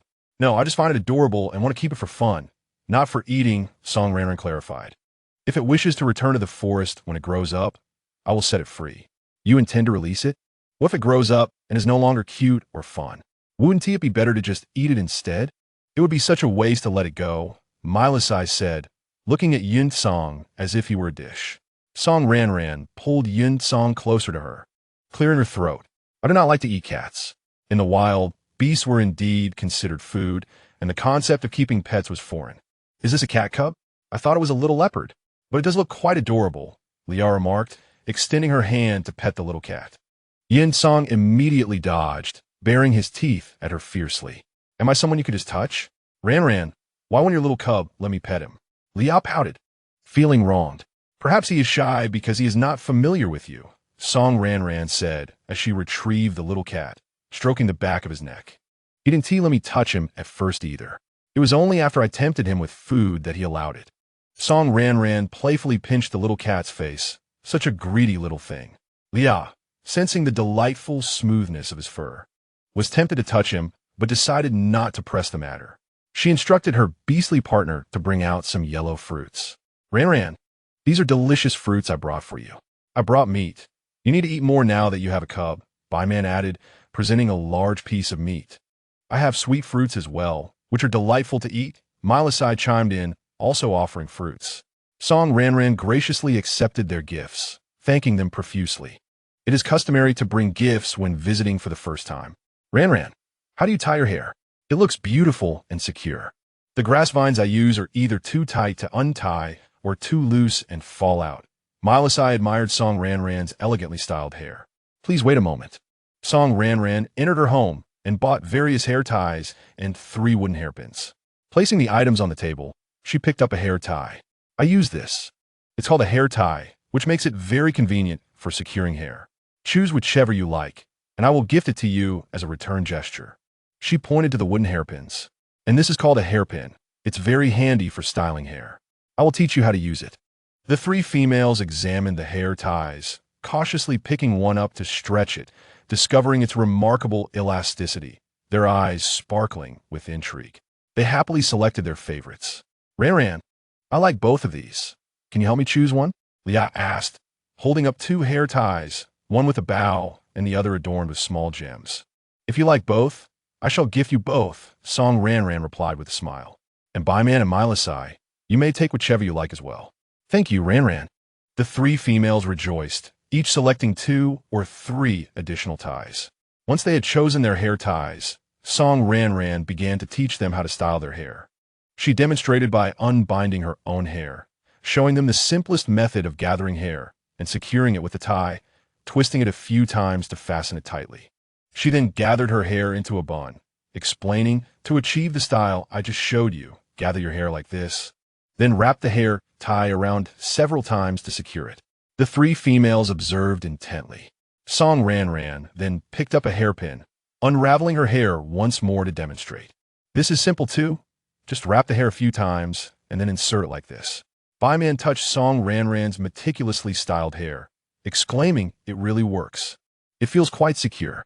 Indeed, how come he never thought of doing it this way? Ranran, you're brilliant. Milasai added, enviously running her fingers through Song Ranran's soft, smooth hair. Your hair is so silky, unlike mine, which feels like straw. Song Ranran smiled. Milasai picked up a hairpin, attempting to style her own hair. Byman and Leah also gave it a try. At first, they struggled, but Song Ranran patiently guided them through a few attempts, and soon they mastered the technique. Leah removed her hairpin and retied her hair with an elastic band. Holding the hairpin, she asked Song Ranran, Ranran, is this made of wood? Indeed, it is carved from wood. Once the design is etched, it is gradually polished to a smooth finish. In the future, you may have your beast husbands assist you with carving, Song Ranran replied. What about this hair tie? Can we make one ourselves? Byman inquired. Unfortunately, this requires a considerable amount of materials, so it's not feasible to make it yourself, Song Ranran explained. The 3 females displayed expressions of regret. Yet they were pleased with the few items gifted by Song Ranran. Having learned to tie their hair, they began to engage in casual conversation. Suddenly, Song Ranran clutched her belly and exclaimed, Ranran, what's wrong? Mingchu rushed over, filled with concern. The little one kicked me, Song Ranran said, her voice brimming with delight. Previously, she had not felt any noticeable fetal movements and had harbored some worry. However, this vigorous kick reassured her of the vitality of the little one. Although the offspring in the beast world are considered oviparous, they develop within the mother's womb and are born with soft shells. So such movements can also be interpreted as signs of their absorption of maternal nutrients. Really? Mingchu asked, leaning in with curiosity. Yunsong also focused intently on her belly. Leah and the others were equally intrigued, gazing at her abdomen. Yes, Song Ranran replied, lifting her shirt slightly to reveal her belly shape. Little one, be a good child and move again. Sure enough, the baby stirred once more, causing a small area of her belly to protrude, resembling a tiny paw. Wow, I saw it, Mingchu exclaimed in astonishment. Yunsong's eyes sparkled with a peculiar light, and he instinctively reached out a paw to gently rest on Song Ranran's belly. Suddenly, he felt a bump against his paw, startling him enough to withdraw it immediately. They then noticed that the spot beneath his paw had also slightly bulged, although it was a bit distant from the earlier protrusion. Mingchu expressed her curiosity. Ranran, is the little one that big? Are the 2 feet so far apart? Song Ranran pondered. Perhaps the little one shifted positions? Mingchu chuckled. That little one is quite nimble, moving so quickly. The little ones in her belly seemed to communicate. Could it be another sibling's foot? Feeling the lively movements of the baby filled Song Ranran with joy. Yunsong gazed at his paw, a sense of bliss and wonder swelling within him. Was the little one just now greeting him the father? He looked back at Song Ranran, overwhelmed by unspoken emotion. Leah and the others, being young females without experience of pregnancy, found the fetal movements to be a source of fascination. Ranran, may I touch it? Leah asked. Of course, Song Ranran smiled warmly. Leah placed her hand on the spot where the baby had moved earlier, but nothing happened, leaving her feeling a bit disheartened. Ranran, does the little one not like me? Why isn't it moving? Song Ranran chuckled softly and encouraged, little one, greet your aunt. Instantly, Leah felt a gentle nudge against her hand. The little one just tapped my hand. She exclaimed in delight. I want to play with the little one too. Byman pushed past Leah and placed her hand on the same spot. Little one, let us clap hands with Aunt Byman. The baby responded, interacting with her. The little one clapped with me too. Byman rejoiced. Maylisi, not one to be left out, also placed her hand on the belly. And I, Aunt Maylisi, want to join. The baby playfully nudged again, causing Maylisi to exclaim in excitement. The little one enjoys playing with me. The three of them continued to gather around Song Ranran's belly. However, it seemed the baby grew weary of the attention and ceased moving, prompting them to reluctantly return to their seats at the table. Suddenly, Byman pondered aloud. Ranran, why do I feel your belly is a bit larger? I've seen females close to giving birth, and they didn't seem as big as you. Concern crept in her voice. I've heard that if the baby is too large, it can be dangerous during delivery. You should definitely call for a shaman when the time comes, just in case. Is it too big? Song Ranran was somewhat perplexed by this information. Yet she was willing to heed Byman's advice. I'll be cautious and will seek out a shaman when the time comes. Although she had a small bun, it was prudent to take precautions. Mingchu and Yun Song exchanged glances, worry etched in their expressions. Yun Song lowered his gaze, seemingly deep in thought. As this topic wound down, they shifted to other subjects. Just as they began chatting, a new visitor arrived. Chapter 34. The attentive males this time. The visitor was a male, tall and robust, with a dark complexion and a rather earnest demeanor. He appeared to be one of the males who had escorted her home the previous day. Song Ranran stood up and approached him, with Leah and the others following suit. I am Song Ranran, and I have come to bring you some meat. This is a wild rabbit I caught this morning. It's quite fresh, the male shyly declared as he dropped the large wild rabbit he had been carrying over his shoulder. In the beast world, everything seems to be larger. This rabbit was as big as a wolf. Oh, Ada, when did you become so diligent? Out hunting so early in the morning? Maylisi teased. Of course, one must be diligent for a beloved female, Ada replied candidly, not attempting to hide his intentions. Before Song Ranran could decline, another male arrived. This one was even taller than Ada, with sharp features and an air of unspoken aggression. He looked down on Ada with disdain. A mere wild rabbit? I have brought a great horned beast for Ranran. With that, he dragged the enormous beast he had been hauling behind him to Song Ranran's feet, displaying a sense of pride as he spoke endearingly. Ranran, this is a great horned beast I specifically hunted for you. The meat is tender, and females generally enjoy it. Song Ranran frowned slightly, stepping back, feeling unfamiliar with this male. Leah and the others were somewhat envious. The meat of the great horned beast was renowned for its exquisite taste, yet was notoriously difficult to hunt. The great horned beast, massive in size, was covered in a thick layer of scales, with a formidable horn on its snout resembling that of a rhinoceros. It possessed both offensive and defensive capabilities, being large and swift, typically found in treacherous territories, making it challenging for ordinary beastmen to hunt. Ada felt somewhat deflated. His catch paled in comparison. However, he refused to let his spirits wane. Sander, even if you've hunted the great horned beast, perhaps the little female prefers rabbit meat. Song Ranran glanced at the two males' offerings and politely declined. Thank you for bringing me the game, but I have enough food here. I won't be able to finish any extras, so please take them back for yourselves. Ada sensed Song Ranran's refusal, but wasn't willing to give up easily. If you don't like rabbit, I can bring you other game. How about that? Thank you for your kindness, but I truly have enough food, Song Ranran reiterated. Sander's eyes flickered with irritation. He and T expected Song Ranran to decline his offering of the great horned beast. Why would she refuse such a prize?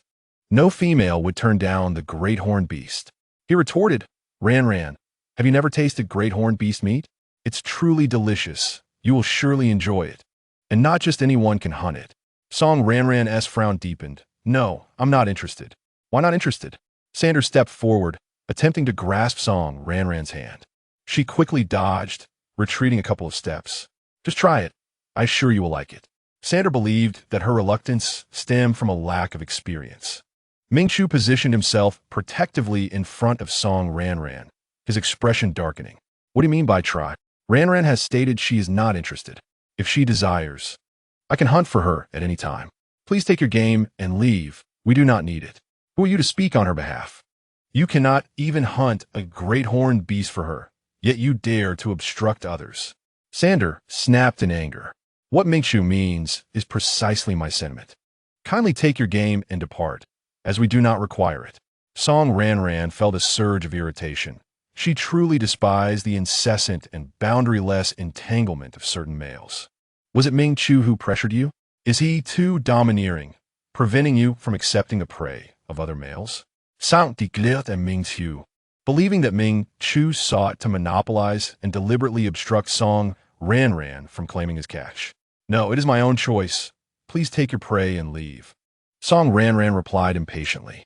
Ranran, as a female, you should not be swayed by males, Sanger stubbornly insisted that it was Ming Chu who forced Song Ranran's hand, asserting that she could not possibly reject such an outstanding male. I have said no. Kindly depart. Song Ranran expressed her annoyance with his persistence.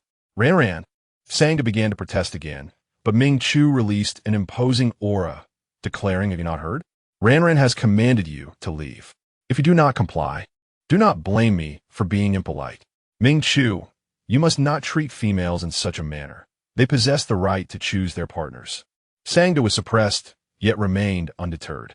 With icy shards forming around him, Ming Chu knew Sangda was no match and, begrudgingly casting a glance at Song Ranran, he retreated hastily. Ming Chu dismissed the ice, saying, Ranran, ignore such males in the future. Allow me to handle them. They are not worthy. Song Ranran nodded, sharing his sentiment. When Ada saw Sangda driven away, he despondently picked up the rabbit, glancing at Song Ranran before departing as well. Lia and the others were taken aback by Song Ranran's refusal of such a splendid creature as the great antler beast, especially since Sangda, though not from their tribe, was known to be a formidable male. Ranran, what shall we do with this great antler beast? By Man inquired, pointing at the beast left behind by Sangda. After contemplating, Song Ranran suggested, I suppose we can take it to Chief Tali. I am unsure how to manage it. Leah's eyes sparkled. Perhaps delivering it to her father would allow her to share in the bounty. She was rather tempted by the great antler beast. Ranran, why do you not want Sangda's prey?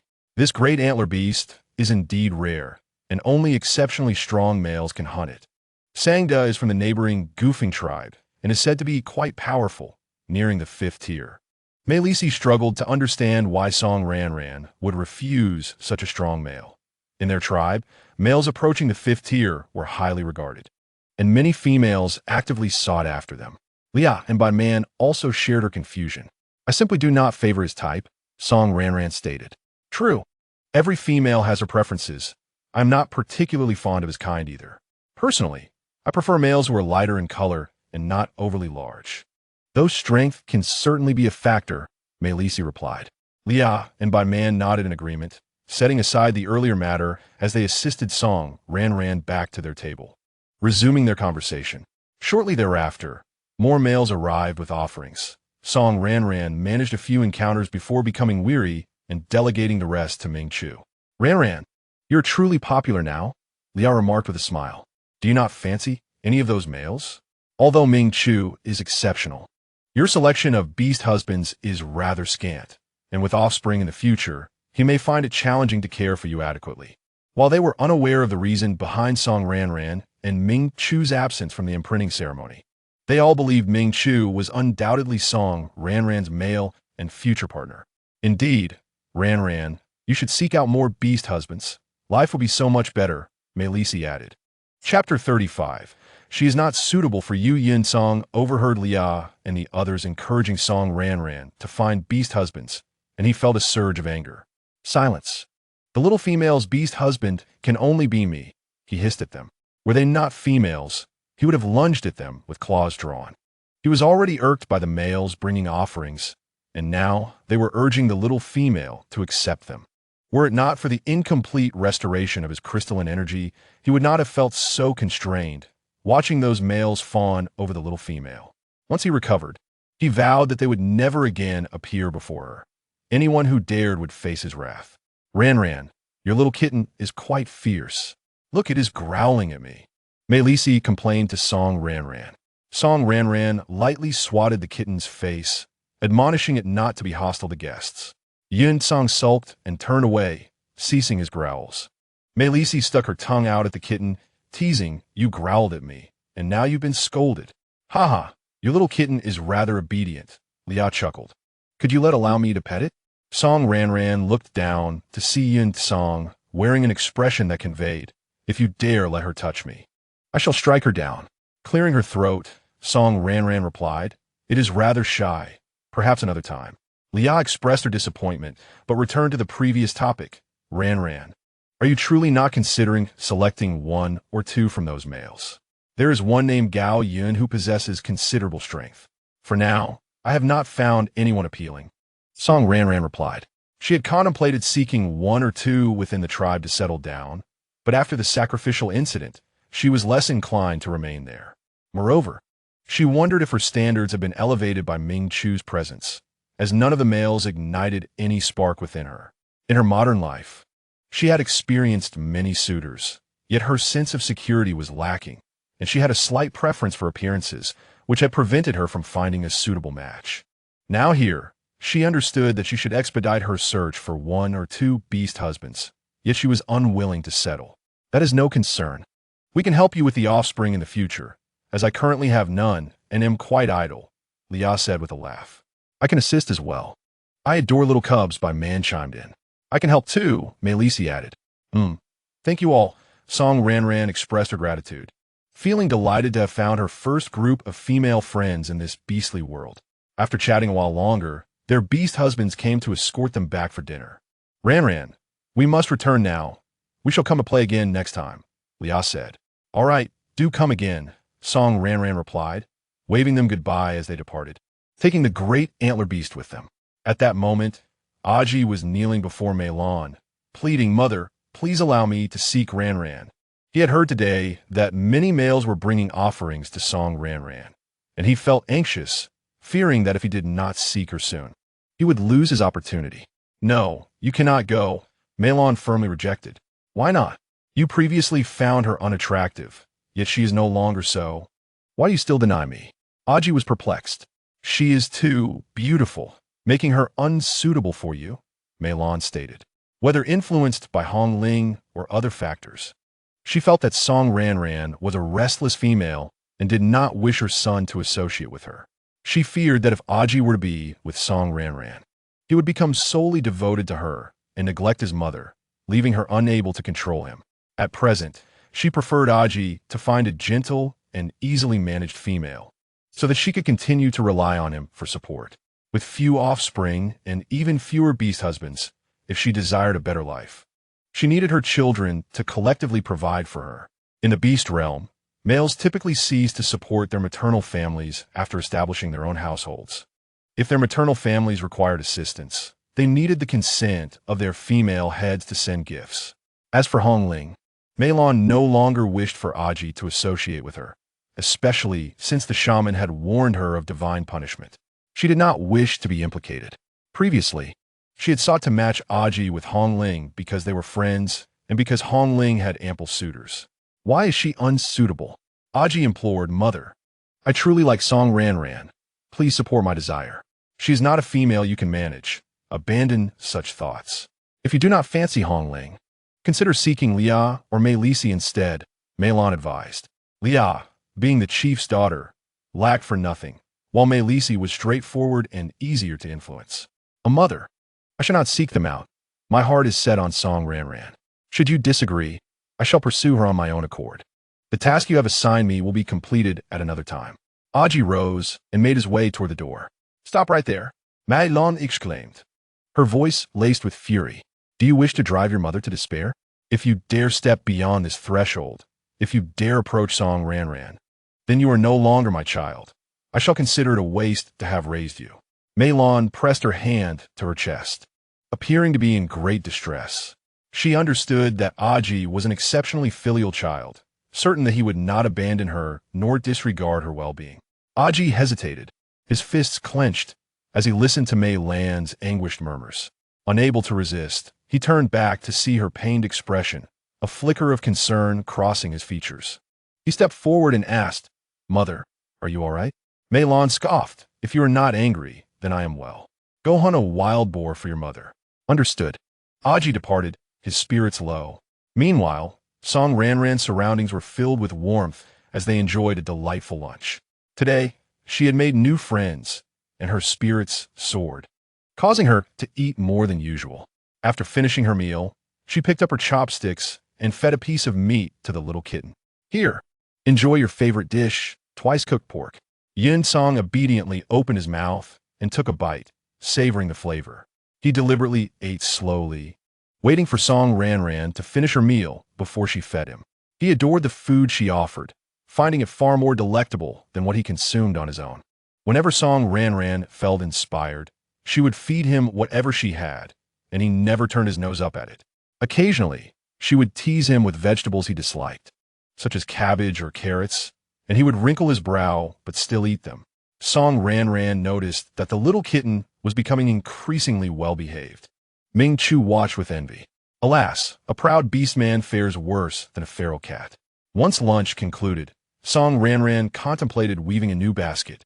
The previous one used for catching fish was unsuitable for the little ones. She set about creating another, this time for their exclusive use. With her prior experience, she had become quite adept. Ming Chu assisted her, while Yun Song nestled beside her. In Chapter 36, the rivalry for affection between the big cat and the little cat unfolded. Ouch! Song Ranran accidentally pricked her finger, a drop of blood seeping forth. What happened? Did you hurt your hand? Ming Chu, concerned, took her finger to inspect it. Upon seeing the blood, he instinctively placed it in his mouth, gently sucking and licking the wound. After removing his mouth, he noticed a tiny cut and licked it once more. Song Ranran felt a tingling sensation in her fingertip and quickly withdrew her hand, flushing with embarrassment. All right. Yun Song glared fiercely, rushing over to swipe at Ming Chu. "Do not touch my little female." Ming Chu raised his hand in defense, a distinct scratch appearing on the back of his hand, blood oozing from the wound. "Ming Chu, are you all right?" Song Ranran asked, her eyes filled with concern, noticing the blood. She cast a disapproving glance at the little kitten and said to Ming Chu, "Wait here. I will fetch some medicine." She quickly returned with some ointment. "Let me apply this for you." Though Ming Chu initially intended to decline, the thought of how tenderly Song Ranran cared for the injured kitten swayed him, and he obediently extended his hand. Song Ranran carefully applied the ointment, wary of causing him pain, and even blew gently on the area. Ming Chu watched her, feeling a warm sweetness envelop his heart, as though he had tasted honey. This scratch was worth every moment. "I apologize, little Hua. You were too unruly and hurt you." Song Ranran expressed her regrets. "It is nothing. A minor injury will not hinder my hunting or cooking. It is merely a careless little cub. I bear no grudge and will still prepare delicious meals for it." Ming Chu's words were considerate and magnanimous. Song Ranran offered the little kitten a playful reprimand. "You ungrateful creature. Ming Chu hunts and cooks for you daily, and you repay him by scratching him. You shall not have dinner tonight." Yin Song was taken aback, his big eyes brimming with indignation, mewing pitifully, "Little female." Do not believe him. It was intentional. Yet Song Ranran resolved to educate him thoroughly and ignored his protests.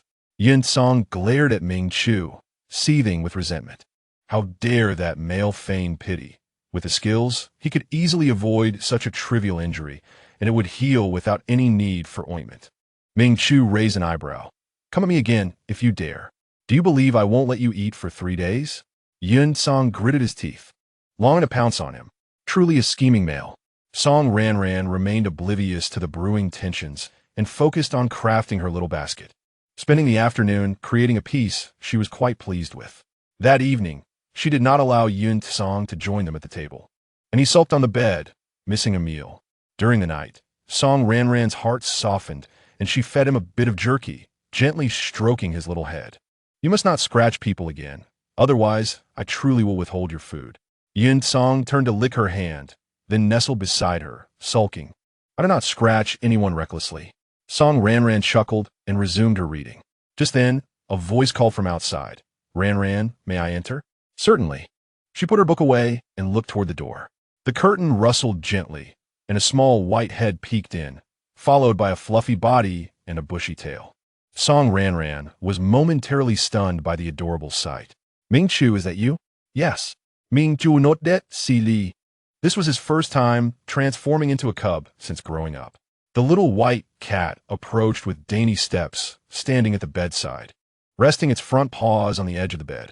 It gazed up at Song Ranran with an adorably innocent face and mewed cutely. Song Ranran was overwhelmed with cuteness. Oh my, this is far too adorable. I want to pet you. After regaining her composure, she asked, Ming Chu, how did you become like this? Does Ranran like it? Ming Chu tilted his head, narrowing his crystalline eyes in a playful manner. Song Ranran, enchanted, nodded without hesitation. I love it, absolutely. A smile danced in Ming Chu's eyes. Indeed, Ranran adored their feline forms. He hesitated before asking, Ranran, could you do me a favor? What favor? She inquired. Ming Chu tugged at the hem of her garment, urging her to follow him outside. She accompanied him to the washroom, where a basin of prepared water awaited on the counter. Ming Chu leapt onto the stone surface and, with a splash, jumped into the basin, causing water to splatter everywhere. He perched on the edge, looking up at Song Ranran with his striking blue eyes, his intentions unmistakable. Song Ranran was taken aback. Could it be that he wanted her to help him bathe? Ming Chu, suppressing his embarrassment, said, I got dirty while hunting today, and there are places I cannot reach. Ranran, could you help me wash? After speaking, he shyly turned his head away, stealing glances at her reaction. Song Ranran blinked, unsure of how to respond. If he were a real kitten, she would never refuse, but he was an adult male. Yet, faced with such a cute creature, her heart wavered. Yin Song's eyes widened in disbelief. How could this male lack shame, asking a little female to help him bathe? Could he not wash himself? After a moment of hesitation, Song Ranran stammered, Is that really appropriate? Upon sensing her reluctance, Ming Chu dejectedly submerged his head into the water, remaining submerged. Song Ranran felt a twinge of anxiety. Wouldn't he drown himself for refusing to wash him? Would he? Ming Chu, she called out tentatively. Yet, there was no response. He remained hidden beneath the water surface. Song Ranran found herself in a state of amusement as she approached, saying, All right, I shall wash you. Come out quickly. It's uncomfortable being cooped up in the water. Ming Chu suddenly lifted his head, his large eyes sparkling brightly. With a resigned smile, Song Ranran attempted to bolster her resolve. He is not a male. He is a small cat, a delightful little feline. Clearing her throat, she declared, Then I shall begin. As she reached for the shower gel nearby, Yun Song objected vehemently. He dashed over, swatting the shower gel from Song Ranran's hands, preparing to leap into the basin to confront Ming Chu. Quick as a flash, Song Ranran restrained him, admonishing, What do you think you are doing? Have you lost your manners? Yun Song protested loudly. You are not allowed to wash him. You can only wash me. Pushing him aside, Song Ranran warned, Behave yourself, or you will truly find no one to cook for you in the future. Yin Song scoffed, I don't need him to cook for me. As he readied himself to charge again, Song Ranran fixed him with a threatening gaze, commanding him to remain still. Yin Song glared fiercely at Ming Chu, his eyes practically ablaze. Ming Chu, brimming with pride, awaited Song Ranran to commence his bath. Chapter 37. The big cat and the little cat clash. Song Ranran felt a sense of relief with Yun Song's interruption. She poured some shower gel and began to wash the little white cat. Ming Chu's heart raced. When Song Ranran touched him, it felt electrifying, and he shyly remained motionless, allowing her to rub and massage him. Gradually, his embarrassment transformed into enjoyment. How delightful it felt as Ranran pampered him. Meanwhile, Yun Song, watching from the side, felt his teeth grind in frustration. That male, I shall eventually eliminate him. Engrossed in her task, Song Ranran regarded it merely as bathing a little cat. After finishing, she dried him partially with a piece of fur. Observing his slightly disheveled appearance, she could not help but chuckle softly, realizing he looked somewhat unkempt. Mingqiu swiftly used his powers to evaporate the moisture. The once scruffy vagabond transformed into a regal little prince. Song Ranran marveled at the wonder of his abilities. Mingqiu approached her, gently nudging her palm with his head, seeking affection. The silky softness of his fur against her hand made Song Ranran yearn to touch him. Mingqiu, may I truly pet you? She inquired, suppressing her desire. Mingqiu nudged her palm again, assuring of course, gazing at the charming and adorable little cat before her. Song Ranran completely forgot he was male. With an excited exclamation, she scooped him up and began to indulge in the art of cat petting. Wow, so soft and delightful to touch. Mingqiu sank into her warm embrace, intoxicated by her soothing scent. As she gently massaged him, he felt a wave of bliss wash over him, unable to suppress the purring sounds that emerged. The treatment of a little cat was simply exquisite. While Mingqiu reveled in the affection, Yun Song erupted in fury. He lunged forward, seizing Mingqiu's hind leg in an attempt to drag him from Song Ranran's arms, exclaiming, "That is my spot. Come out now." Song Ranran, too close to Mingqiu, hesitated to intervene for fear of harming her. Mingqiu clung tightly, refusing to budge. Observing the scene, Song Ranran reassured the agitated little cat. "Little Hua Hua, wait a moment. I will massage you too." Yun Song, however, remained obstinate, growling as he continued to tug at Mingqiu. Song Ranran attempted to separate them, but found it an impossible task. The three of them stood in a stalemate. Sensing Song Ranran's distress and fearing any unintentional harm to her, Mingqiu reluctantly conceded and withdrew from her embrace. The moment he distanced himself, Yin Song's sharp claws struck out viciously at him. Mingqiu dodged just in time. Yin Song, undeterred, let out a fierce cry and continued his assault.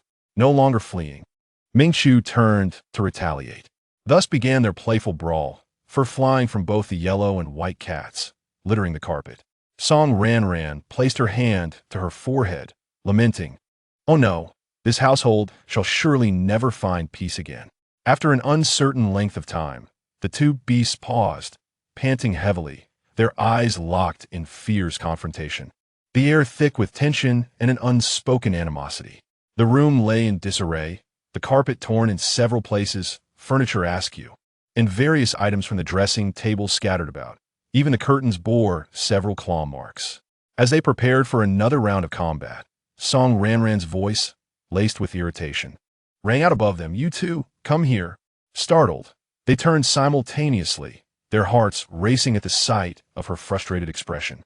Realizing they had provoked the ire of Ranran, they abandoned their quarrel and cautiously approached, settling at the edge of the bed like two well-behaved children awaiting reprimand. Pointing at the chaos around them, Song Ranran reprimanded, "Look at what you have done to my room." They exchanged guilty glances, suddenly aware that the mess was indeed their doing. Their eyes darted away from her, unable to meet her gaze. "Clean this room immediately, or you shall forfeit sleep tonight," she declared with authority. Upon hearing the command, they sprang into action without hesitation. Mingqiu transformed back into his human form to replace the curtains and carpet, while Yin Song righted the fallen furniture. Before long, the room was tidied up. With a slight easing of her anger, Song Ranran seized Yin Song, taking his bed and relocating it to Mingqiu's room. "From today onward, you shall sleep here and cultivate your relationship with Mingqiu." Yin Song wished to follow her back, but her eyes forbade him. "You're not to follow, and you two are not allowed to fight again." With that, Song Ranran retreated to her own room for rest. Yin Song and Mingqiu exchanged glances, their eyes locked in a silent standoff, both poised to clash once more. Yet, recalling Song Ranran's words, they refrained from engaging, each letting out a huff before retreating, one to the bed and the other to the nest, seeking solace in their respective corners. A peaceful night ensued. Days passed in tranquility as Song Ranran's due date approached. Although the two little ones continued to vie for her affection, engaging in minor squabbles, they refrained from full-blown confrontations. Recently, Leah and her companions returned, along with several males who had not yet given up, persistently bringing offerings of prey, particularly Sander, who appeared daily, proving difficult to dissuade. One day, Sander arrived bearing food. Song Ranran sat outside, enjoying some fruit, as he hastily approached her, presenting his catch. Mingchu set aside his tasks and instinctively positioned himself protectively beside Song Ranran. Ignoring Mingchu, Sander addressed Song Ranran. Ranran, today I have brought you a goo-goo beast. I know you adore it. I caught it this morning, and it is exceptionally fresh. Look at how many times I have come, each time with your favorite prey. Surely you will accept it this time. Sander, I truly do not require your offerings. Please refrain from bringing them, Song Ranran replied. Why not? Is it because my gifts do not please you? Sander's eyes darkened momentarily. Or has Mingchu said something to you? This has nothing to do with Mingchu. I simply do not like you. Please do not waste your time pursuing me. Seek a more suitable female instead, Song Ranran stated directly. Why? What is it about me that you find unappealing? I am strong, handsome, and many females have pursued me. Why would you not like me? Sander inquired, bewildered and defiant. Each female has her own preferences. I merely do not favor your type, Song Ranran responded. Sander gazed at her beautiful face, unwilling to accept a rejection. Suddenly, he knelt before her, pleading, Ranran, I genuinely like you. Please accept me. Startled, Song Ranran stood, exclaiming, Sander, please get up. With a hint of coercion, Sander insisted. If you do not accept me, I shall not rise. Chapter 38. Cooperation, please. Do not act this way. I truly do not like you. Song Ranran hid behind Mingchu, feeling somewhat intimidated by this relentless pursuit. She had encountered similar situations in the past, where her rejections were met with persistent stalking and harassment. Sandy knelt and moved a couple of steps closer to Song Ranran, pleading, Ranran, just give me one chance, and you will see how wonderful I am. Sensing Song Ranran's fear, Mingchu acted without hesitation.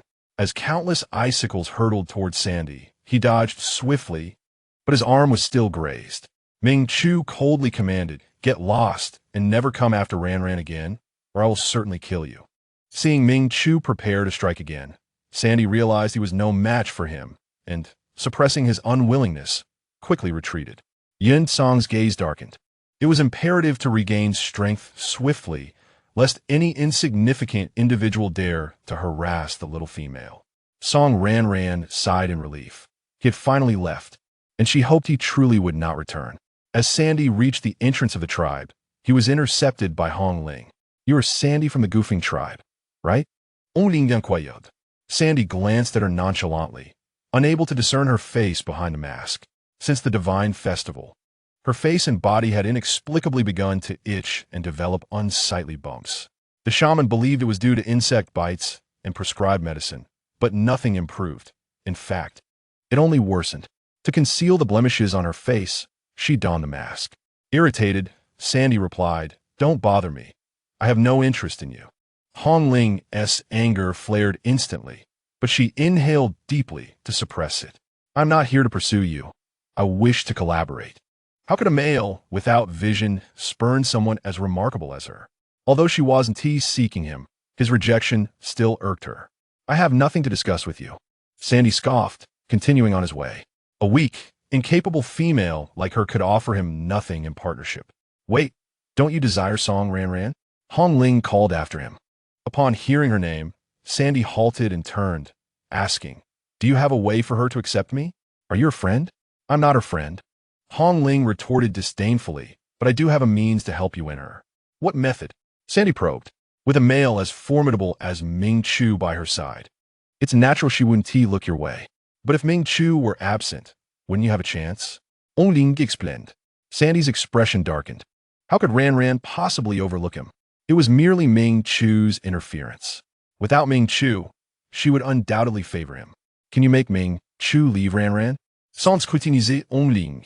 Although she certainly did not match Ranran's beauty, enticing a male like Ming Chu was still feasible. After all, females taking the initiative often led males to falter. If necessary, I can assist you. Sandy assumed she intended to seduce Ming Chu herself. Hong Ling was exasperated. No, I have other methods. If you can take Song Ranran away and hide her in a place only you know, wouldn't she then belong to you? A cunning smile crept across her lips. Sandy frowned slightly. Would she truly agree to be with him if he abducted her? Her current refusal was undoubtedly due to Ming Chu. Once he was gone, she would surely accept him, and by hiding her, he could possess her entirely. What this female proposed was not entirely unfeasible. However, how could he possibly overpower Ming Chu to take her? Song Ranran only had Ming Chu around her. He could not remain by her side forever. He would have to hunt at some point, and the moment he left, wouldn't that be his opportunity to see Song Ranran? Hong Ling was aware of Ming Chu's spatial abilities, which allowed him to store prey for extended periods. Thus, he did not need to hunt daily. Yet, food supplies would eventually dwindle, necessitating his periodic excursions. Ming Chu's spatial prowess was also appealing, showcasing his strength and making her desire him even more. Sandy contemplated, how can I know when he will go hunting? He can't be monitored constantly, and if I stay close by, he will easily discover me. I can send beastmen to keep watch for you. They are members of the tribe and will not raise suspicion.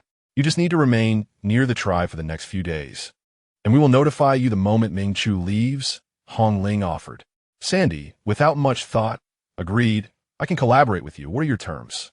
I have no conditions as long as you can take Song Ranran, Hong Ling replied coldly. If you have no conditions, why help me? With so many males pursuing Ranran, why choose to partner with me? Sandy questioned, skeptical that a beast man would assist him unconditionally. I have my own benefits. You won't be at a loss.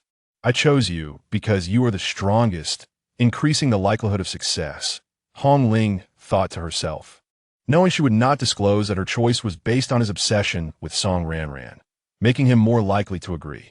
She had tested other males, and their willingness had been lackluster. It was evident she had made the right choice. This male had indeed consented. All right, I will remain near the tribe for the next few days. Notify me if you have any news. No problem, but here is a small piece of advice. Hong Ling said with a smile concealing malice. It would be best not to leave any offspring in Song Ranran's belly. Sandy frowned. I will consider that. This female was truly malicious, not even sparing the little ones. Hong Ling ceased further discussion, and after conferring about hiding spots and signals, Sandy departed. Watching him leave, Hong Ling instructed her beastman, find Mei Lan and bring her to me. I will wait for you at home. She needed to prepare for all possibilities. The beastman complied and quickly returned to her home.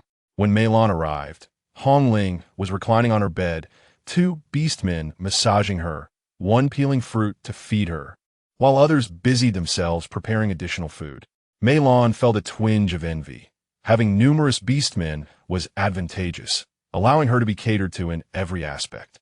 Unlike her, who had two beastmen hunting, one handling domestic chores, leaving only one to attend to her. During busy times, she might have none and would have to fend for herself. Mei Lan forced a smile. Hong Ling, what do you need me for? Mei Lan, you are here. Come sit, Hong Ling said, straightening slightly as her beastman placed a cushion behind her back.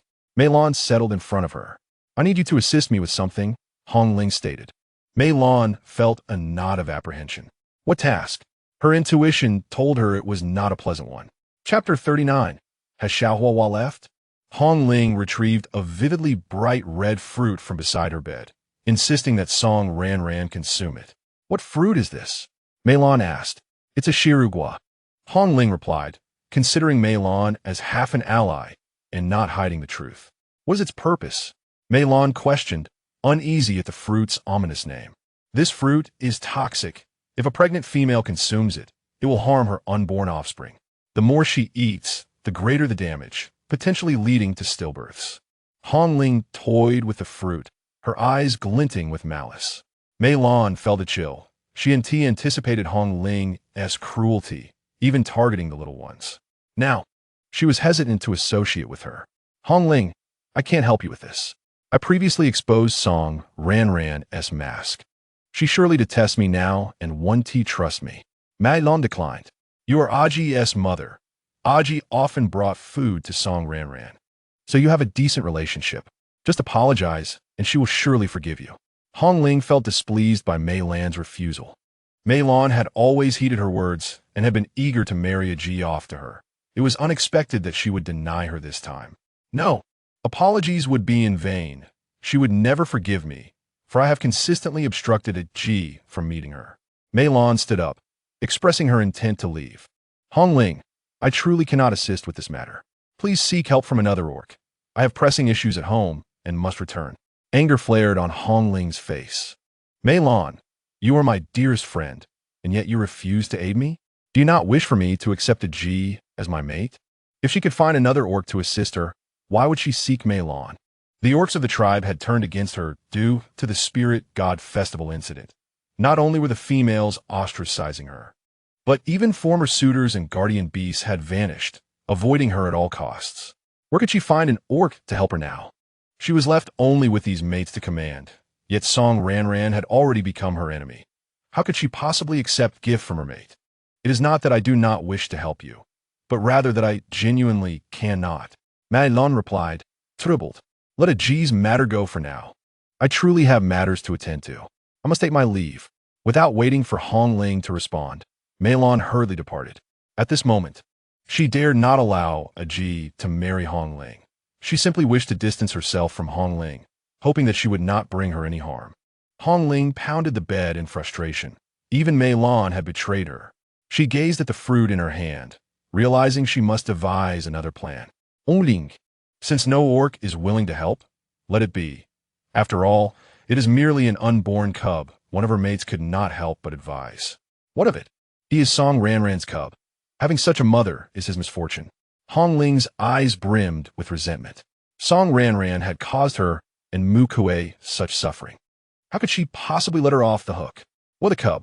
Anyone associated with her deserved to perish. Her mates sighed inwardly. They believed Hong Ling had truly lost her mind. Previously, she had sent Luo, Fei, and others to destroy the beast god statue. And now she sought to harm an unborn cub. Yet they were already bound to her and could not easily depart. They thought of the half-paralyzed Mu Kuei, as well as Luo Fei and Shi Feng, who suffered daily beneath the statue, and they were deeply worried for their futures. At this moment, Song Ranran remained unaware that she was again being plotted against. Thus, 2 days passed in blissful ignorance. Song Ranran, seeing that Sander had not returned, believed he had finally given up and felt a sense of relief. That night, Yin Song brought back his little kitten nest. It scampered to Song Ranran's feet, nuzzling against her, meowing sweetly, and gazing up at her with its big, watery eyes. After a series of adorable antics, it successfully softened Song Ranran's heart. Given your recent good behavior, I shall allow you to return here to sleep, she said, pinching its little face. Ming Chu transformed into a small white cat and rushed in, pushing Yun Song aside to nuzzle against Song Ranran's hand, seeking affection. With a sigh, Song Ranran began her daily ritual of petting the cats. Each day, she had to massage them, ensuring her technique was consistent. If she pressed a little too hard on one, the other would become displeased and cause a ruckus. After attending to the 2 little ones, Song Ranran washed her hands and prepared for sleep. When Ming Chu saw Song Ranran was ready to retire for the night, he reluctantly took his leave. As night deepened, Song Ranran gradually fell into a peaceful slumber. Yun Song leaped onto the bed, quietly admiring Song Ranran's sleeping face for a while before slowly moving closer and kissing her cheek. Then, gazing at her with deep affection, he whispered, "Little female, I must go retrieve the spirit pearl. Please wait for my return." After watching her for a long moment, he reluctantly jumped off the bed and, glancing back one last time at the door, hastily departed.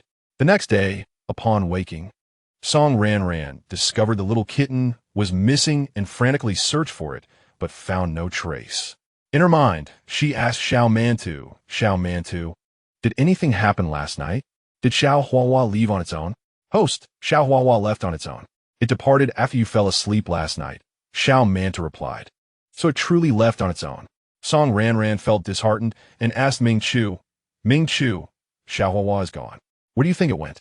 Did it leave because it didn't want to stay here, returning to the forest? Or did it leave out of unhappiness? Could it be in danger? Ranran, do not worry. It likely just went out to play and will return soon. Even if it did return to the forest, there is no need for concern. It is fast and skilled in combat, so it will be fine, Ming Chu reassured her, sensing her sadness. Last night had been uneventful, and he believed the kitten longed for a life of freedom, likely returning to the forest once healed, as wild creatures prefer to live in nature rather than be confined. However, he secretly welcomed this outcome, for it would mean no more competition for his affection, and Ranran would only need to care for one cat moving forward. I hope it will come back, she thought. Perhaps it would return to visit her. Even if it did not, she wished for its safety and happiness in the forest. Song Ranran also thought the little kitten must not have enjoyed being confined and had returned to the forest to live. Yet, she felt a pang of sadness that it had left without saying goodbye. Observing Song Ranran's distress, Ming Chu felt a twinge of sympathy. Ranran, if you truly miss the little kitten, I will catch another one for you when I go hunting today. He could not bear to see her unhappy, even more than he valued exclusivity. No, it left too suddenly. I just need some time to adjust. I will be fine in a couple of days. Wild animals cherish their freedom and love nature. I should not selfishly confine them. Very well then, do not dwell on it any longer. Come quickly to eat. Ming Chu uget? Okay, Song Ranran replied, approaching the table to sit down. She picked up her bowl and began to eat, feeling the absence of the little kitten that used to curl up on the table beside her, rendering her meal tasteless. Chapter 40. I will not leave Ranran. I am going hunting shortly. Stay at home and do not wander about. If anything arises, do not handle it yourself. Wait for my return. Ming Chu instructed while serving her vegetables. Understood. I will remain obediently at home, Song Ranran assured him. Hearing her promise, Ming Chu felt somewhat reassured. There were guards in the tribe, so there should not be any major issues. However, he still needed to return promptly. After enduring 2 more days, Ajit could no longer restrain himself and secretly approached. He drew near the stone house, calling out, Ranran. Song Ranran, upon seeing Ajit, felt a flicker of joy. Ajit, what brings you here? I came to see you. How have you been lately? Ajit's eyes brimmed with longing. I'm well, what about you? Have you been busy? It's been a while since you last visited, Song Ranran inquired. I am well too, though I have been rather busy. Ajit replied with a slightly forced smile, his expression tinged with remorse. Ranran, I sincerely apologize for my mother revealing your mask in public. I am truly sorry on her behalf. It's of no consequence. I have moved past it, she reassured him, though she had indeed felt anger at the time. Ajit had helped her considerably in the past. He was her first friend in the beast world, and she would not hold a grudge over such a trivial matter. My mother was misled by Hong Ling, but she is not inherently bad. I hope you do not harbor ill feelings toward her, Ajit expressed, not wishing for Song Ranran to resent his mother, as it would place him in a difficult position. I won't, as long as Mei Lan does not provoke me again. I will consider the incident as if it never occurred. That is a relief. Ajit noticed that Song Ranran genuinely seemed unperturbed, easing his own anxiety.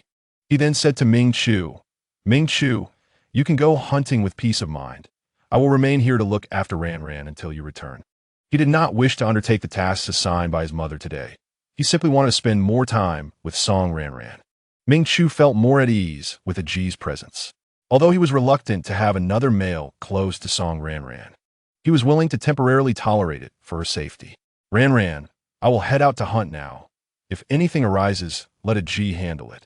Do not try to manage it yourself. All right, take care, she replied. Yes. At the dawn of Ming Chu, after finishing the meal in his bowl, he wasted no time and swiftly set out for hunting. Ajit remained seated, engaging in lively conversation with Song Ranran, recounting amusing anecdotes from his hunting exploits, creating a harmonious atmosphere. Meanwhile, the beastman sent by Hong Ling to monitor Song Ranran noticed Ming Chu's departure and immediately rushed to inform Song Day. Upon receiving this news, Song Day was filled with excitement and stealthily infiltrated the tribe, making his way towards Song Ranran's stone dwelling. Mei Lan, having learned from an unknown source that Ajit had neglected the task she had assigned him, hurriedly approached Song Ranran with a fierce demeanor. Yi, why did you not gather fruits for me? What are you doing here? Did I not instruct you to stay away? She scolded. Yi, startled by Mei Lan's arrival, quickly rose to his feet. Mother, what brings you here? Please return. I will fetch the fruits for you shortly. Why should I go back? Have you lost your senses? So enthralled by this beguiling female that you dare defy me? Mei Lan's gaze turned hostile as she directed her ire towards Song Ranran. Song Ranran was taken aback, realizing that Aji's absence was due to Mei Lan's influence. Not wishing to cause Aji distress, she said, "If you have matters to attend to, please do so. I can manage on my own." "No, I must stay here to care for you until Ming Chu returns." Aji insisted, unwilling to leave. "What do you mean stay? You are not her beast man. Why should you care for her? Come back with me," Mei Lan urged, attempting to pull Aji away. Aji stood firm. "Mother, I promised Ming Chu. A male must honor his word. I cannot leave." With a resounding slap, a clear mark appeared on Aji's face. "So, for an outsider, you choose to defy your own mother?" Mei Lan persisted, trying to drag Aji away.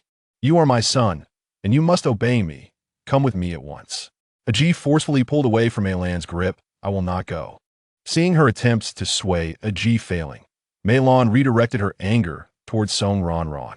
"Indeed, a beguiling female, enticing males. You already have numerous suitors.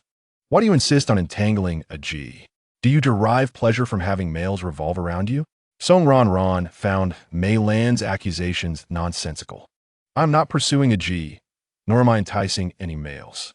Furthermore, Aji is free to choose where he wants to be and with whom. He is an adult male with his own thoughts. Even if you are his mother, you should not interfere. He is my son, and he must listen to me," Mei Lan retorted stubbornly, turning to the beast man behind her. "Chinga, take Aji away." With a resigned sigh, Chinga said, "Aji, please return with us. Do not provoke your mother."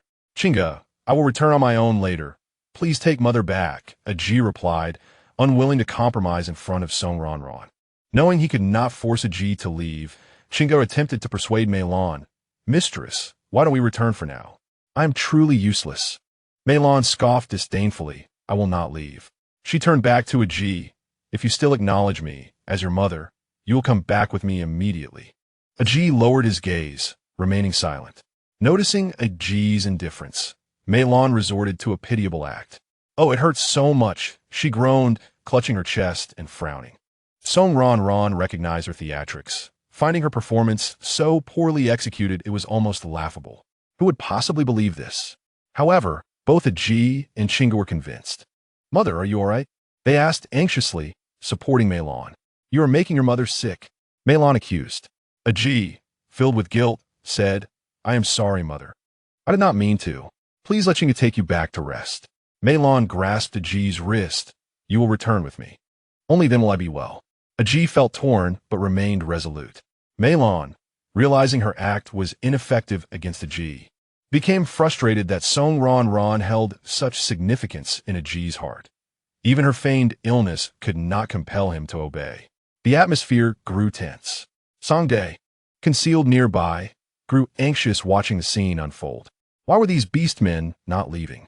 He had arrived when Mei Lan did and had been hiding, waiting for them to depart before making his move, hoping for an opportunity when no one else was around. However, he did not anticipate Aji's refusal to leave, resulting in a tug-of-war among the beastmen. Song Dae felt urgency. If he waited for Ming Chu's return, he would lose his chance, and he could not afford to linger indefinitely. He recognized the two males before him. Neither was stronger than he. Calculating the odds, he decided he could handle them both. Narrowing his eyes, he steeled himself and dashed out from the shadows. Chapter 41. Captured at this moment, Ming Chu had successfully hunted a considerable amount of game. Even with Aji by his side, he dared not linger too long, so he gathered his catches and hurried back. Meanwhile, Yin Song had already obtained the spiritual pearl and was rushing back as well. At Song Ran's dwelling, she felt a jolt of alarm upon seeing Song Dae emerge unexpectedly, stirring a sense of foreboding within her. It seemed he was heading straight for her, deliberately choosing a time when Ming Chu was absent. Song Ranran instinctively moved closer to Aji, who, along with Chinga, sensed the impending threat. Song Dae seemed to have been lurking nearby before revealing himself. Mei Lan mocked, "You claim not to entice males, yet here comes another. I.e., she already has a male protector. Do you still wish to remain?" Song Dae interjected, "Indeed, I am here to look after Ranran. Aji, you may leave now. I am sufficient company for her. Song Ranran shook her head at Aji, inching closer toward him. Observing Song Ranran's reluctance to join Songday, Aji stepped forward, shielding her behind him, and firmly declared, "No, I will protect Ranran until Ming-Chu returns." A sinister glint flashed in Songday's eyes. "If you refuse to leave, then you shall remain here forever." With that, he transformed into a massive hyena and lunged at Aji with a ferocious roar. Meilon screamed in fright, her legs buckling as she collapsed to the ground, while Chinga rolled with her to evade the attack. The proximity of their positions made Meilon feel as though Songday's assault was directed at her, intensifying her fear, and indeed, Songday's attack posed a threat to them both. Aji quickly pulled Song Ranran aside, transforming into a leopard to confront Songday. "Chinga, quickly take Mother and Ranran away. Summon more beastmen for assistance." Aji shouted as he fought. Although the battle had just begun, he already realized he was outmatched. Understood, Chinga transformed into a gray wolf, attempting to lead Meilon away. Songday would not allow them to seek help. With a powerful swipe, he sent Aji flying and charged at Chinga. Before Meilon could mount the wolf, Songday was upon them. Fei reluctantly abandoned Meilon, engaging in combat with Songday, but he was no match for him, quickly falling behind after just a couple of exchanges. Ayi scrambled to assist, shouting to Song Ranran and Meilon, "Ranran, Mother, you must flee to the communal area. There are beastmen who will protect you." Song Ranran understood that her presence would only hinder him. "Be careful, I will call for help." She cast a worried glance at Aji before clutching her abdomen and running as fast as she could toward the settlement. Meilon also quickly got to her feet, making her way towards the communal area, but her legs felt weak, hindering her speed. Songday, noticing Song Ranran's attempt to escape, gathered his strength and unleashed a more ferocious assault on Aji and Chinga, aiming to defeat them swiftly. He conjured numerous sharp blades with his powers, launching them at Aji and Chinga, followed closely by his claws. Aji erected a wall of earth for defense, but Songday's might was overwhelming, and many blades pierced through the barrier. Both he and Chinga found themselves at a disadvantage, suffering numerous wounds and bleeding profusely. Chinga was unable to evade the claws and was thrown to the ground, unable to rise. Aji narrowly dodged the attack, collapsing nearby as he gasped for breath. Songday cast a contemptuous glance at them before turning his attention back to Song Ranran. Seeing this, Aji charged forward once more, disregarding his own physical exhaustion. He erected a thick wall of earth to impede Songday and rushed to Song Ranran's side, picking her up in his jaws as he prepared to flee. Sand shattered the earthen wall and immediately beheld Aji attempting to flee with Song Ranran. Though swifter than Sand, Aji could not be overtaken directly, so Sand's gaze shifted instead to Mylan, though heading generally in the same direction as Song Ranran, had fled in blind panic toward the opposite side. Sand lunged toward Mylan and pinned her to the ground with a single, merciless claw. Then, raising his voice toward the already dashing Aji, he snarled, "Aji, drop Song Ranran at once, or I'll slit your mother's throat this very instant." "Aji, save me!" Mylan shrieked, her voice trembling with raw terror. At the sound of her cry, Aji whirled around and froze. There, beneath Sand's heavy, clawed grasp, lay Mylan, his own mother, her face stricken with terror, her breath ragged. His pupils constricted, his heart hammered violently against his ribs. Sand had seized his mother. Torn between two unbearable imperatives, abandoning his mother or surrendering Song Ranran, Aji stood paralyzed, his limbs weighted by indecision. "Aji, put her down. Hand that female over to this male." Mylan wept, her voice cracking with desperation. "Would you truly forsake your own mother for a stranger, a female with whom you share no bond?" Her anguished plea pierced Aji's soul, twisting it with guilt and anguish. Sand, growing impatient, pressed his razor-sharp claw against Mylan's throat. "Aji, drop Song Ranran." Or, he applied the faintest pressure. A thin, crimson line bloomed across her pale skin. "No!" Aji cried out, his face contorting in horror. With a shuddering breath, He lowered Song Ranran gently to the ground. Don't harm her, please. Sand tilted his chin toward a towering ancient tree nearby. Shift into your human form and walk to that tree. Lean against it. Ranran I imsore. Aji cast one last, heart-wrenching glance at Song Ranran, his eyes brimming with remorse, before bowing his head and trudging forward, each step heavy as sorrow itself. It's all right, I don't blame you. Song Ranran's voice was soft, unburdened by resentment. After all, Mylan was his mother. Her quiet forgiveness only deepened his shame. Once Aji leaned against the trunk, he spoke, voice strained. I've done as you asked. Now release my mother. A faint, cruel smile flickered across Sand's lips. With a surge of his innate power, he bound Aji to the tree. Limbs locked, muscles locked, breath locked, utterly immobile. Then, with a contemptuous kick, he sent Mylan sprawling. He shifted into human form and strode forward, his palm coalescing into a gleaming, lethal blade. You wish me to spare your mother? Then offer your life in exchange. He raised the blade high, then brought it down in a swift, fatal arc toward Aji's heart. Don't kill him. Song Ranran cried out, her voice raw with urgency. The blade halted, its tip pressing cold and sharp against Aji's chest. Sand turned, his dark eyes locking onto hers. Don't kill him. I'll go with you. But if you take his life, I will never forgive you. Not in this lifetime, not in any. She could not bear the thought of Aji dying for her sake. Nor was she blind to Sand's true intent. Ranran, run. Don't look back. Aji choked out, his voice thick with anguish. Sand's brow furrowed. A flicker of calculation passed through his gaze, and then, with deliberate slowness, he withdrew the blade.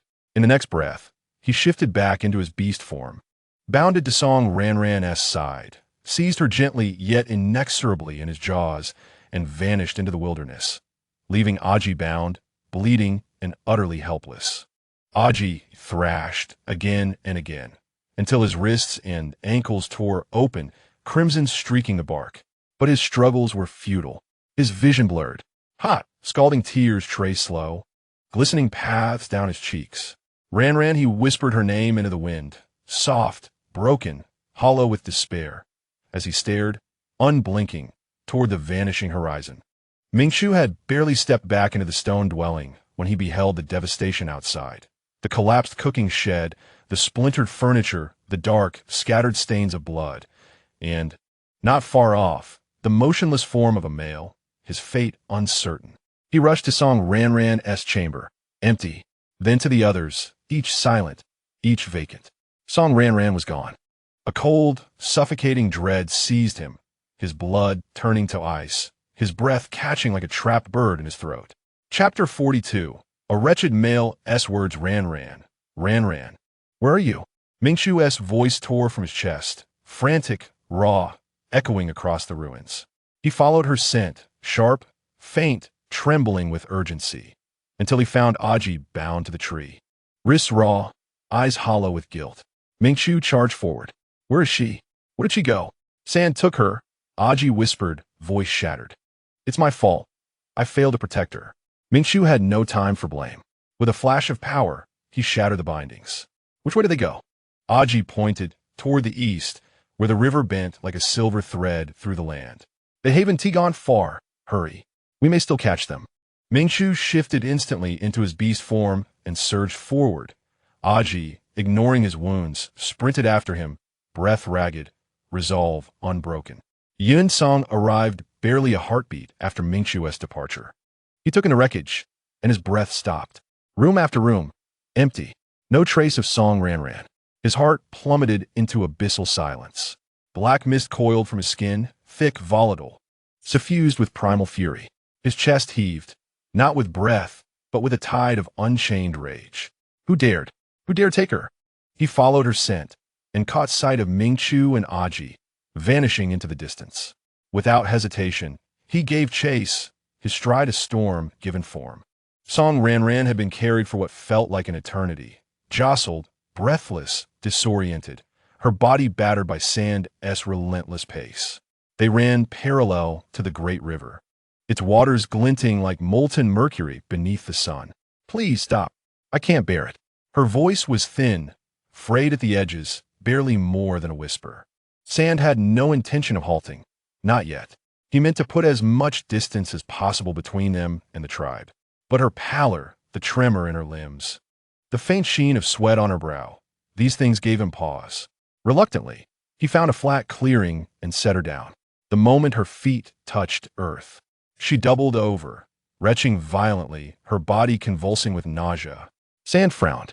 Females truly are delicate, so easily undone by mere exertion. Yet, all things considered, the abduction had proceeded with remarkable ease.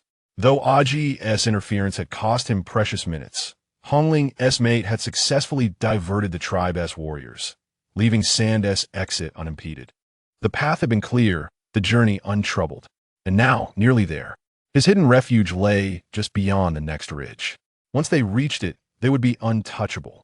Mingshu would never find them. Sand shifted into human form, and his gaze fell upon Song Ranran.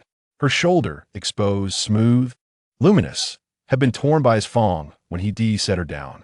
A delicate strip of fabric had caught, unraveling just enough to reveal a curve of flawless, ivory skin, soft, unblemished, radiant with quiet vulnerability.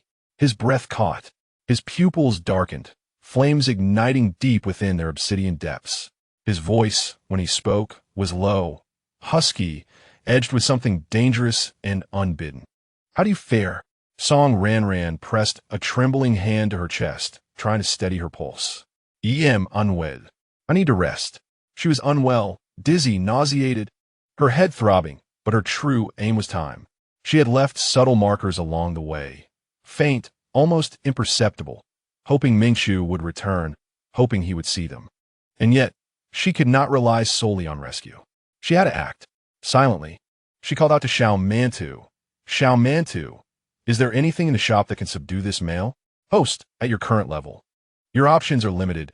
A pair of Sprinter S boots for evasion, or a tranquilizer pistol, or even a standard firearm for offense. With my elevated permissions, I can grant you a cloaking shawl, advanced, undetectable, and potent beyond your rank. Then, purchase the tranquilizer pistol, the Sprinter S boots, and the cloaking shawl." She needed the pistol first, the one thing that could render Sand utterly powerless. "Confirmed. Items secured in your satchel. Proceed with caution."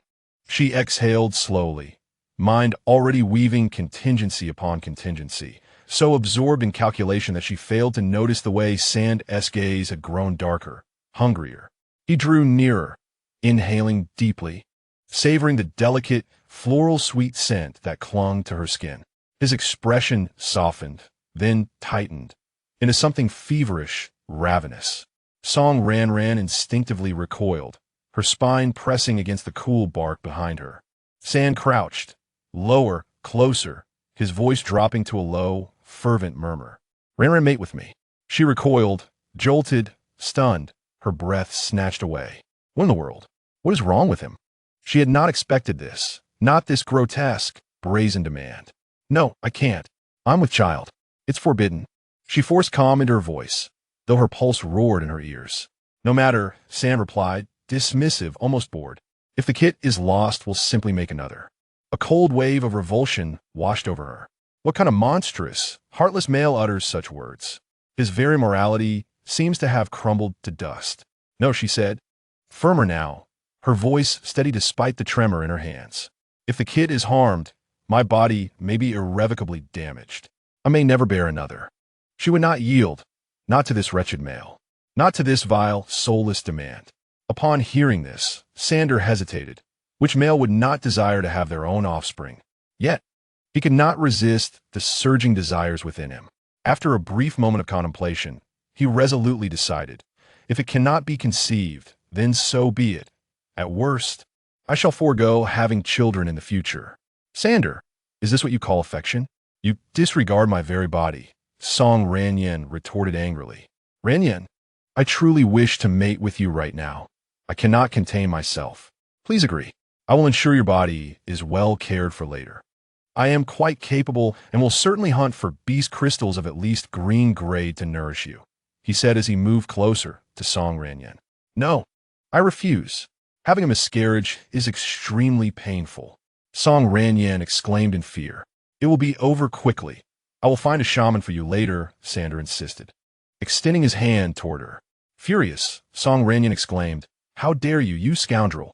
I refuse. You cannot force a female." She retreated further. "Ranyan, be good. You must mate with me today," Sander declared, now gripping one of her ankles with a forceful demeanor. "Do not compel me to use force. Otherwise, you shall suffer more." Feeling cornered and with no other options, Song Ranyan pulled her foot back with all her strength, declaring, "Get away. I will not mate with you." She produced a small knife from her system backpack and pressed it against her neck. "If you dare to force me, I will end my life right here." Sander was startled. He had not anticipated that Song Ranyan possessed a knife, which was as sharp as his own enhanced abilities. He released her ankle and took a step back. "Ranyan, quickly put down that knife. It is very dangerous." "Then keep your distance," she replied. Sander rose and retreated 2 more steps. Song Ranyan did not lower the knife.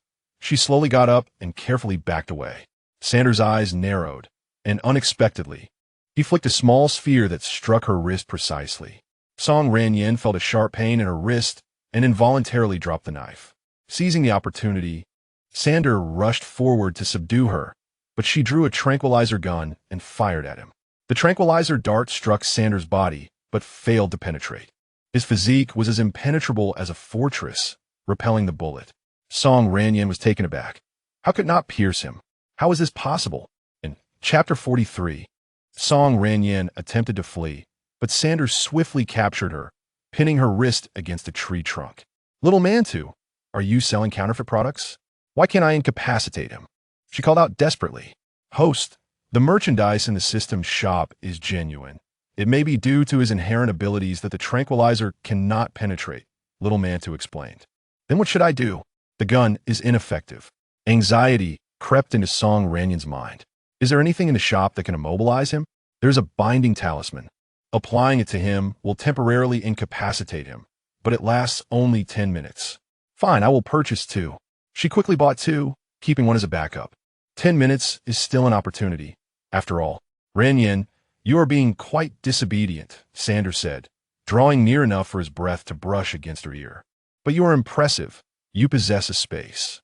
Did your previous beast husband give it to you?" She shrank away, retorting, "It is none of your concern. Mating is merely a matter of time. Why resist so vehemently?"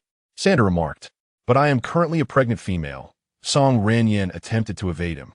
Sander's patience wore thin. "Do not waste your efforts. You cannot escape. You are hurting me. Let go of my hand," she struggled.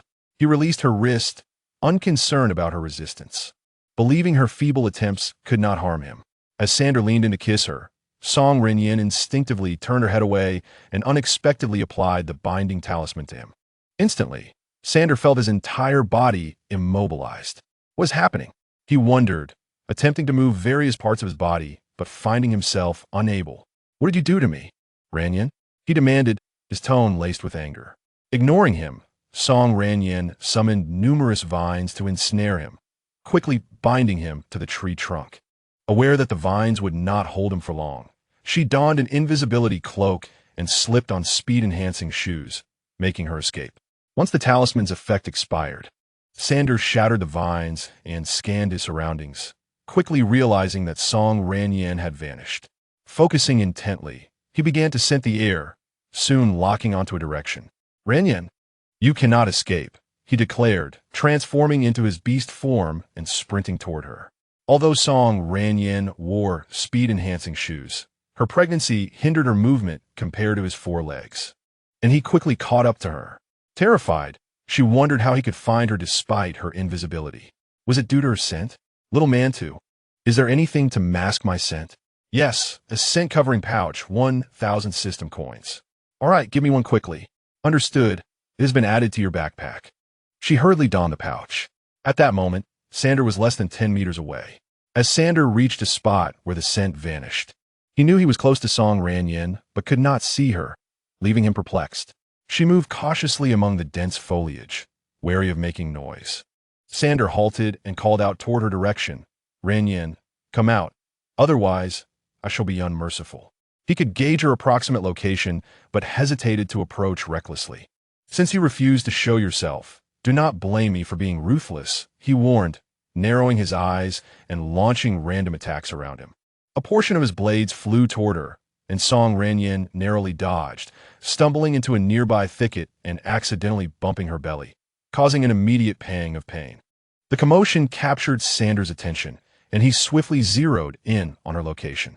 Summoning countless blades aimed at her direction, he called out, "Ranran, I know you are over there. Reveal yourself. I do not wish to harm you." Looking up, Song Ranran saw the blades aimed at her, swallowing hard in fear. If they struck her, she would be left in tatters. Yet, she did not want to engage with Sander in such a manner either. She was torn. "Ranran, hurry, I will count to 3. Sander's gaze turned icy. 3, 2. He raised his hand. The final count hovered at his throat. "Wait, I will come out," not wanting to be pierced by blades. She removed her cloak. Sander smiled triumphantly and lunged at her. Song Ranran instinctively dodged, but the movement exacerbated her abdominal pain. "My stomach hurts terribly," she gasped. "It is inconsequential.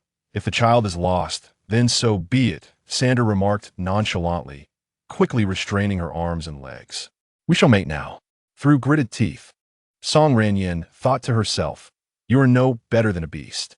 As Sander pressed down on her, preparing to tear her garments, a clawed appendage suddenly struck at him. Sensing danger, he rolled aside just in time. Mingchu swiftly shielded Song Ranran, seething with rage. "Sander, you shall pay." Mingchu had tracked her using the scent of her shower gel, which resembled floral notes. Most beastmen would mistake it for mere floral fragrance. However, Mingchu, familiar with Song Ranran, recognized it as her shower gel. He had not anticipated arriving to find Sander attempting to violate her. Enraged, Mingchu gathered his energy and launched countless ice blades at Sander. Sander, caught off guard, struggled to evade, sustaining numerous cuts and bleeding profusely. He endured the pain as he sprinted towards the riverbank, then, without hesitation, leaped into the water. Ming Chu saw that sand had already sunk to the bottom and did not pursue him, but hurriedly went to check on Song Ranran's condition. Aji and Yun Song also rushed over.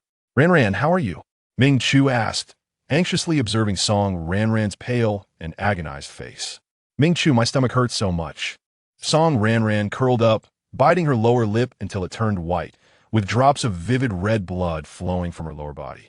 The sweet, metallic scent of blood reached their noses, and upon seeing the blood pooling beneath Song Ranran's skirt, the 3 males turned as pale as ghosts.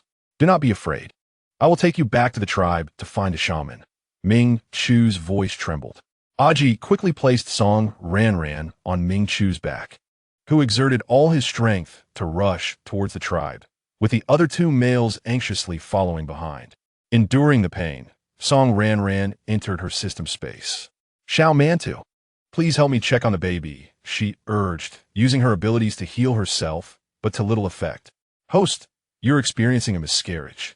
Quickly take a miscarriage prevention pill and a recovery pill," the system advised.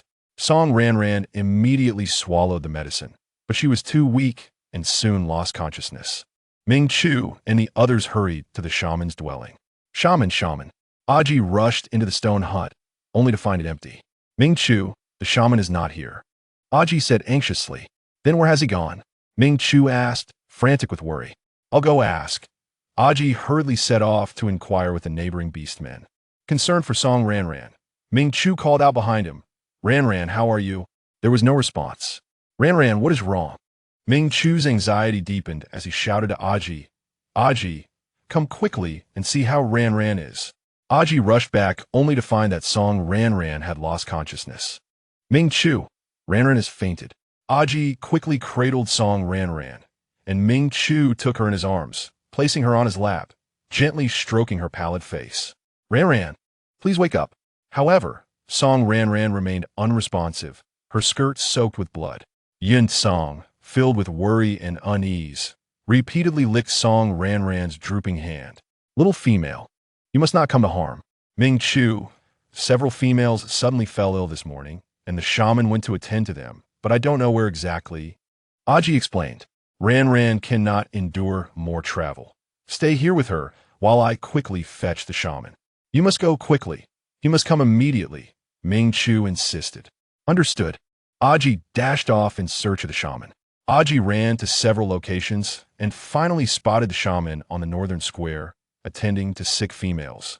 The Talalai chief had gathered the ill females together for the shaman's convenience. Shaman, Ranran is in critical condition. Please come with me quickly. Aji grasped the shaman's arm. Urgency in his voice. What is wrong with her? The shaman replied, slightly displeased. I still have females needing treatment here. The shaman, accustomed to males exaggerating their ailments to hasten his attention, was skeptical of Aji's claims. There should be a sequence to these matters. We are also quite ill, protested a female receiving treatment. Exactly. Why should she receive immediate attention just because she is a female? We are females too, echoed the discontent from others. Hearing this, Hong Ling felt a surge of joy. Song Ranran was at death's door? How splendid. She could not allow the shaman to treat her. However, sand had proven utterly useless, allowing Song Ranran to be retrieved. Why did he not let her die outside? Hesitantly, she took out a red fruit from her pocket, wondering if a small bite would be severe. After all, the shaman was present and could assist her immediately. She clutched the fruit, still hesitating to consume it. No, her condition is truly dire, Aji urgently explained to the shaman. Ranran's pregnancy is advanced, but today she was abducted by sand, injuring her abdomen. She is in great pain and has lost a considerable amount of blood. She has already fainted. Aji tugged at the shaman. Please, you must come with me. Ranran cannot hold on much longer. The shaman, swayed by Aji's words, addressed the waiting females. It seems the situation with Song Ranran is indeed serious. Perhaps you should wait a moment. I will first attend to her. Seeing this, Hong Ling's heart hardened as she bit into the red fruit. She absolutely could not allow the shaman to go to her. The other females were reluctant. Is it truly as serious as you claim? Surely you are not exaggerating? Question 1. My stomach also hurts. Another female interjected. Aji insisted, it is urgent. If we delay, both the baby and Ranran may be in danger. Hearing the mention of the baby softened the shaman's heart. Very well, I shall first check on Song Ranran. You may wait here. With the shaman's concession, the females had no choice but to remain silent. Aji rejoiced, quickly leading the shaman away. Just as they took a few steps, a piercing scream echoed. On my stomach! Hong Ling clutched her belly, feigning great pain as she cried out, Shaman, please come help me. My stomach hurts so badly. Her beastmen surrounded her in concern. Hong Ling, what is wrong? Shaman, hurry and assist Hong Ling. One of her beastmen urged, pulling the shaman towards her. Witnessing Hong Ling clutching her large belly in agony, the shaman broke free from Aji's grasp and hurried towards her. Let me see, the shaman said, releasing his abilities to assess the situation. The fruit's poison acted swiftly. As soon as the shaman approached, Hong Ling truly began to feel pain, albeit not too severe. The offspring within her also seemed to respond, rolling uncomfortably. After examining her, the shaman was astonished. What have you consumed today?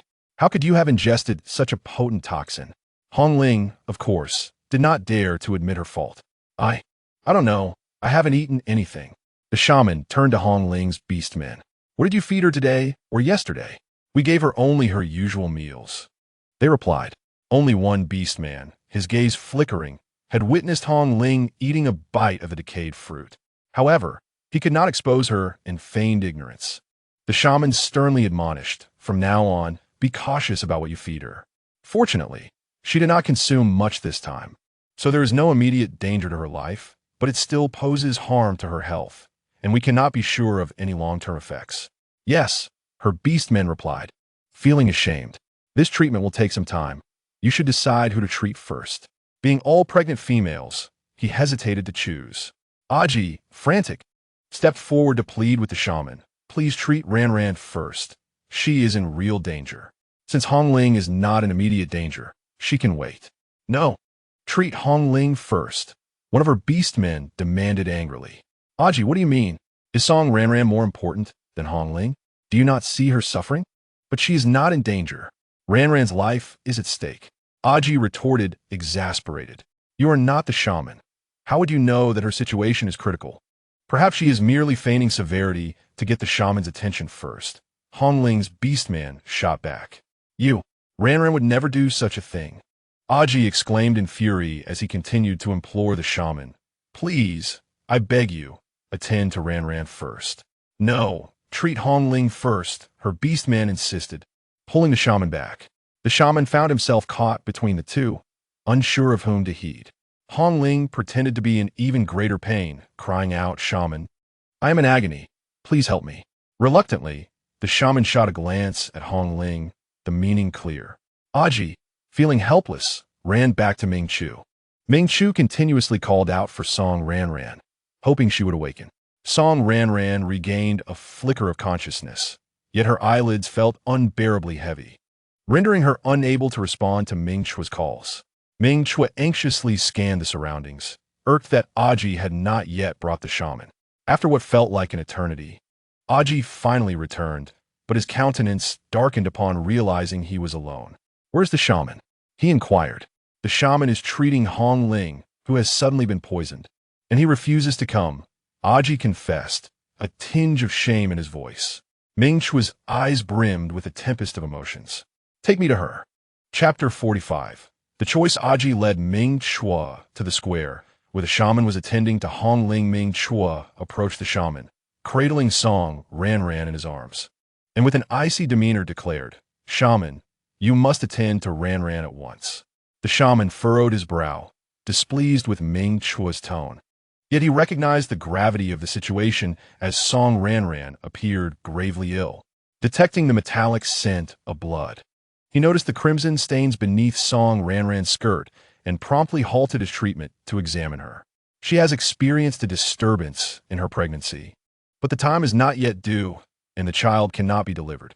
The situation is indeed perilous.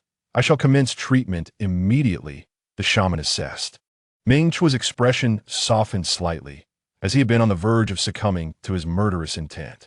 Just as the shaman prepared to assist Song Ranran, Hongling, seizing the moment when no one was paying attention, furtively bit into a flesh-eating fruit. Writhing in agony, she clutched her abdomen and cried out, it hurts. My baby.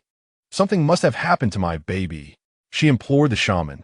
Please, save me and my child. The shaman turned, bewildered. Why has the pain suddenly returned?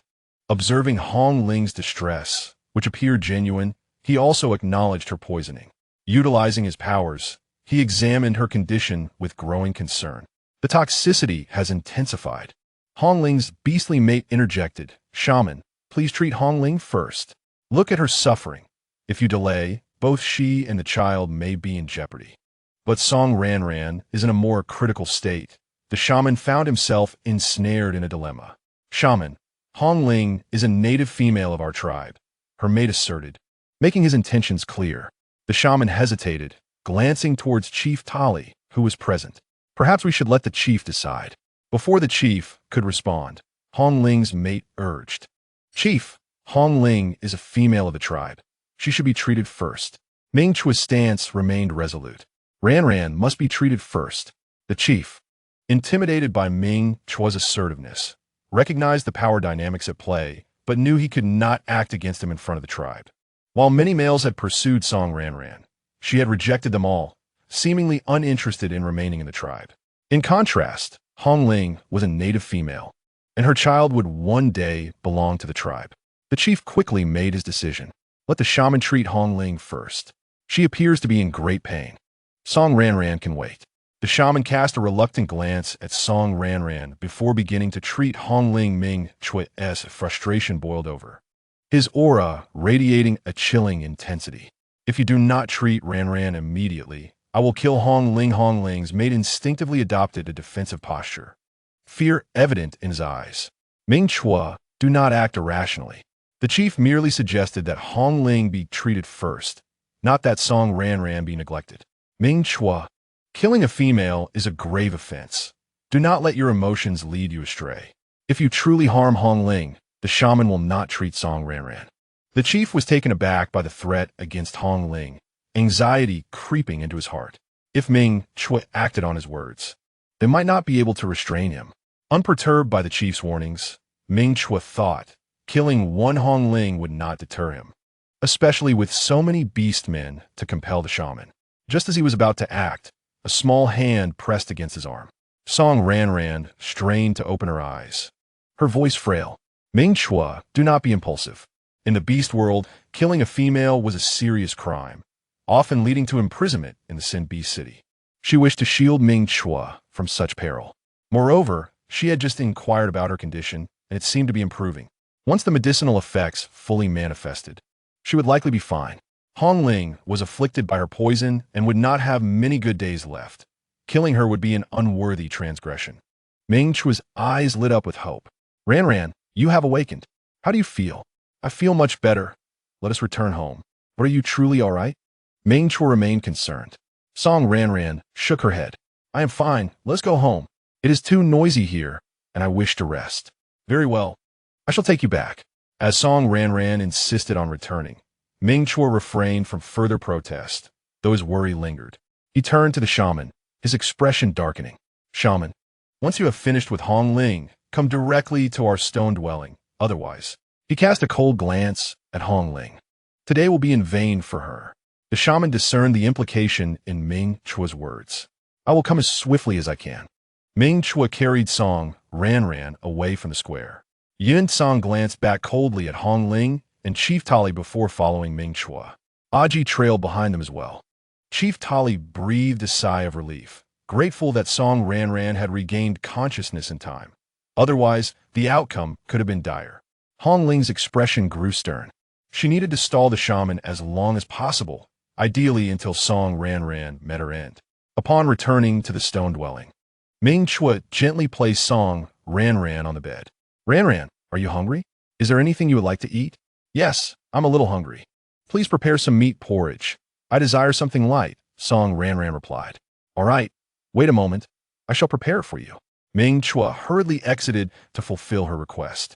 Yun Song approached the stone bed. Worry etched on his face as he gazed at Song Ranran. Seeing the little cat return brought a smile to Song Ranran's face. Xiao Huahua, you are back. She extended her hand, and Yun Song eagerly nudged against it. I thought you had left. I was saddened for quite some time. Song Ranran affectionately patted the round little head. You must not wander off again. Yin Song nodded. I will not stray again.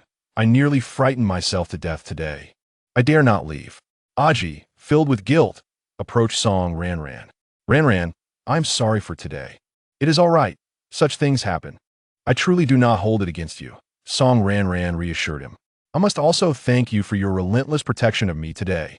Ranran Aji felt a wave of shame wash over him. Protecting the females was the duty of the males. He believed he had lost all honor facing Song Ranran, who had suffered such grievous injuries due to his failure to act sooner. Instead of blaming him, she expressed gratitude and even chose to accompany Sangda to save him. Feeling unworthy, he muttered, You should rest. I will assist Ming Chua. With that, he retreated, seeking to escape the weight of his own inadequacies.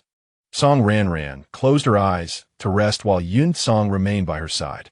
After treating Hong Ling, the shaman prepared to seek out Song Ranran. Hong Ling had intended to feign pain to delay him further, but the shaman ignored her, proceeding directly to Song Ranran.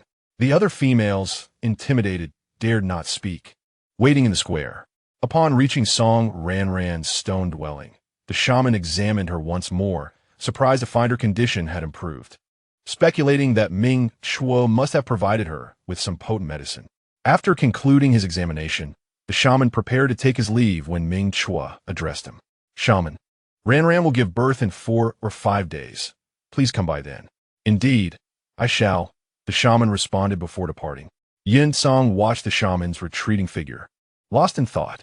That night, after ensuring Song Ranran was asleep, Yin Song ventured out once more, though this time he did not stray far. He sent a signal into the sky before swiftly returning. In a distant forest, a remarkably handsome male, upon seeing the signal, curled his lip in annoyance before transforming into a magnificent silver wolf and racing toward the source of the signal. Chapter 46. The spiritual pearl acknowledges its master early the next morning. Yin Song nestled at the head of the bed, eagerly awaiting Song Ranran's awakening. As Song Ranran opened her eyes, she was greeted by the sight of an adorable little face magnified before her. She reached out to pet the little cat. Is Xiao Hua waiting for his master to rise? So obedient.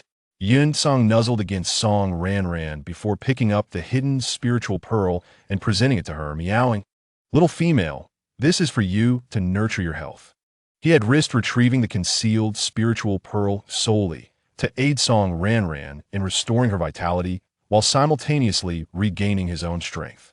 Song Ranran had obtained the Lingzhu and the little cat. "Where did you get this? Did you steal it from some orc in the tribe?" Yin Song shook his head, asserting that it was not stolen from the tribe, for such treasures were not to be found there. As long as it was not stolen, that was good enough. Song Ranran propped herself up against the headboard, examining the Lingzhu closely. It was a stunning orb of vibrant red, lustrous and translucent, though rather large, nearly the size of an egg. She lifted the little cat into her arms and asked, "Did you find this for me?" Yin Song nodded. "Thank you, little cat. I will cherish it."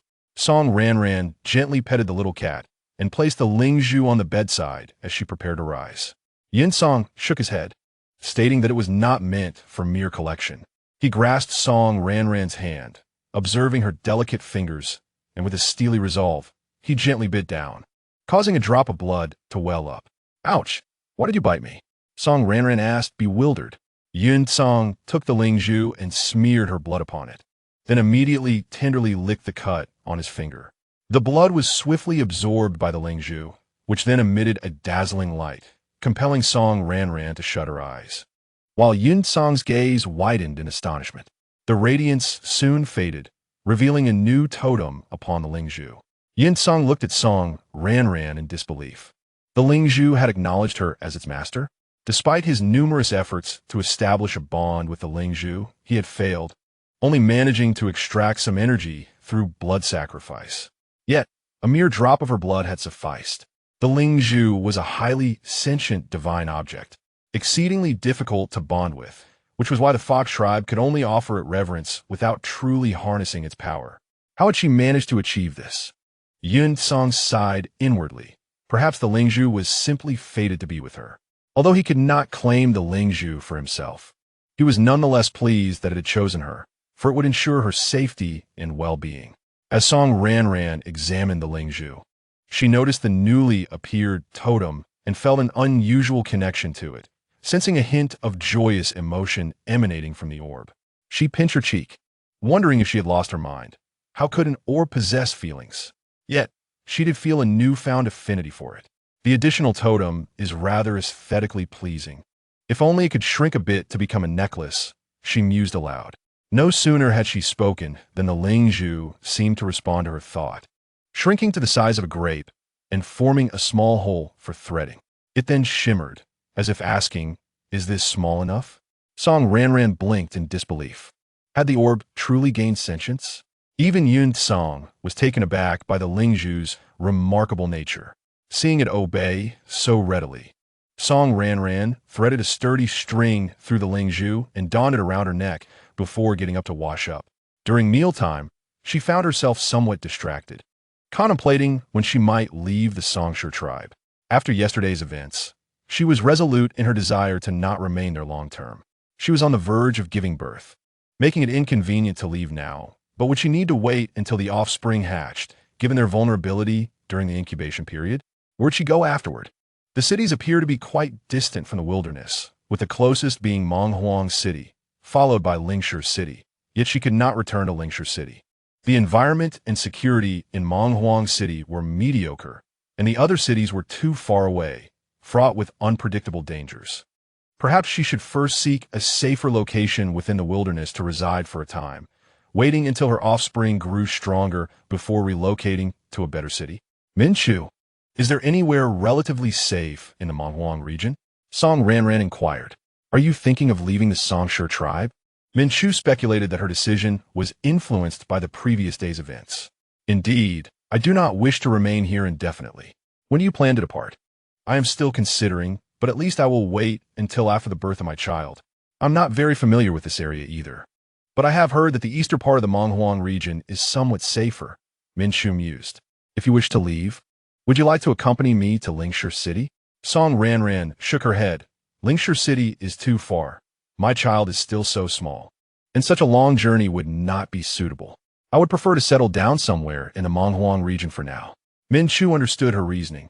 After all, a young offspring would be particularly fragile before their first year, and enduring exposure to the elements would be challenging, especially with the impending rainy season. Spending a year or two in the wilderness could also work.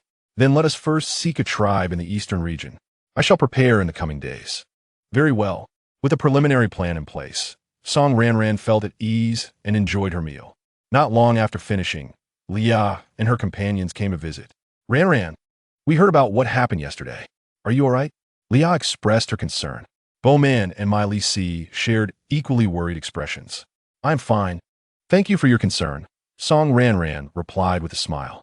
I never expected Sander to be such a wicked male. Your aversion to him is entirely justified.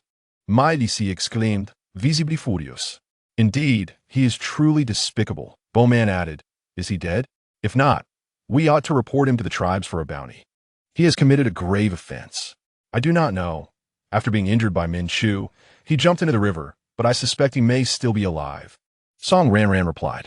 Then I shall notify the chief, Miley C said, her concern mounting at the thought of Sander possibly still being alive. You must be cautious. If he returns, it could be dire. Indeed, I will be, Song Ranran nodded appreciatively. Ranran, my father was in the wrong yesterday, though your injuries were more severe. He allowed Wu Yi to treat Hong Ling first. I apologize on his behalf, Lia said with a tone of sincerity. It is nothing. I do not mind it much. Song Ranran replied, genuinely unperturbed. After all, she had decided to leave. Why should she dwell on such matters? It was merely a bit regrettable to part from the few friends she had made. I'm glad you're not upset, Lia remarked, visibly relieved. The group spent some time chatting with Song Ranran before taking their leave. During her midday nap, Song Ranran was roused by a wolf-esque howl, prompting Yun Song to rush outside. He arrived at the spot where the signal had been sent out the previous night, finding a striking male with silver hair reclining against a large tree in a state of feigned slumber. Chapter 47. The arrival of the former fiancé, Yun Song, approached slowly, and Yun Shin opened his eyes upon hearing footsteps. Surprised to see Yun Song in his juvenile form, he inquired, What has happened to you? I was injured by Bai Chun and Yin Ruoqing, Yun Song replied. Though you're quite adept at escaping, how did you end up in such a state? Yun Shin teased. The mere thought of it made Yun Song irate. His expression darkened. It is none of your concern. TSK, so weak, Yun Shin laughed derisively. What do you want from me? Your supernatural ability possesses healing properties. My female is about to give birth, and I wish for you to help protect her and the forthcoming offspring for a time, Yun Song stated. You have a female? And she is expecting? Yun Shan reacted as if he had heard something utterly astonishing, teasing, which female is so blind as to choose you? You are the blind one. I am handsome and powerful, and many females are fond of me, Yun Song retorted. As for you, you have remained a solitary bachelor in the mountains for ages. Are you still a male? Yun Shan's expression darkened at this reminder. He had been diligently cultivating in the mountains when, inexplicably, he lost his virginity that fateful night. He suspected he had encountered some enchantress, causing him to flee and seek refuge in the wilderness. How long do you need me to keep watch? Yun Shan shifted the topic. Yun Song pondered for a moment. 1 year. With the Lingzhu having acknowledged its master, he could no longer absorb energy, and he was uncertain how long it would take to fully restore his powers. It would be prudent to have Yun Shan bear the burden for a while longer, ensuring he did not benefit from it. After the events of the previous day, Yun Song realized that there were too few males around Song Ranran to protect her. Should anything happen to him or Min Chu, she could easily find herself in peril. Moreover, their offspring may be too large, posing risks during childbirth. It would be wise to have a skilled shaman at hand. During the acquisition of the spirit pearl, Yun Song inadvertently discovered the trace of Yun Shin, sensing that he was likely in the wilderness. Yun Shin, with his formidable strength and healing abilities, seemed a fitting choice to assist him. Distrustful of the tribe shamans, fearing unforeseen mishaps, Yun Song contemplated eliminating Hong Ling should Yun Shin refuse to come, to prevent her from competing with Song Ranran for the shaman services. Yin Yunshin considered a year to be a manageable time frame and readily agreed, stating that after this matter, they would be even. Yin Song had previously aided Yin Yunshin 3 years ago, and thus, Yin Yunshin was inclined to return the favor. My female companion is Song Ranran. When you visit, do not reveal my identity. Simply state that you are a shaman, a friend sent to his sister. Yin Song anticipated his imminent return to human form, intending to explain everything to Song Ranran himself at that time. Does your female companion remain unaware of your true identity? Yunshin inquired, a look of understanding dawning upon him. Indeed, as the leader of a wandering beast pack, if a common female were to learn of his identity, she might well be frightened away. My female companion would not fear me, nor would she abandon me, Yin Song retorted, though uncertainty gnawed at him. Deep down, he feared that upon discovering his true self, Song Ranran might reject him. Yet, is it not inappropriate to conceal such matters from her? Moreover, why not simply inform her that it was you who sent me? Yin Yunshan expressed his disapproval. Just do as I say, and refrain from unnecessary chatter. Yin Song replied impatiently. Song Ranran was entirely unaware of his identity as a beastman. How could he disclose such to her? He felt no desire to elaborate further to Yin Yunshin. Yin Yunshin scrutinized Yin Song's forehead, observing, "You have not marked her. You do not intend to be a scoundrel, do you?" Yin Song was rendered speechless. "Certainly not. I shall mark her once I have her covered." "Very well. Let us proceed as you suggest." Yin Yunshin acquiesced indifferently. "And I must emphasize, my little female is exceptionally talented and beautiful. You must not harbor any improper thoughts about her, nor attempt to seduce her," Yin Song solemnly cautioned. Yin Yunshin scoffed. "I am not like those foolish males who are so desperate for companionship. I have no interest in females, and I would never find yours appealing." Indeed, with his lack of romantic sensibility, even if he desired, he would likely fail to charm her. While Yin Song perceived little threat from Yin Yunshin, he felt compelled to reiterate, "Remember what you have said." However, Yin Song may have overlooked the adage that appearances can be deceiving. Beastmen, too, could possess cunning seduction techniques. He was entirely unprepared for the arrival of a formidable rival, embodying the essence of inviting a wolf into one's home. Yin Yunshin, cold and impassive, turned away, stating, "You may return. I shall come by later." Yin Song refrained from further conversation, trusting that the Wolf clan was known for their integrity. If Yin Yunshin had given his word, he would follow through. He hastened back to the stone dwelling, anxious that Song Ranran might awaken and worry if she did not see him. Shortly after Yin Song returned, Song Ranran stirred from her slumber. After stretching her limbs, she sought amusement and decided to play with a kitten.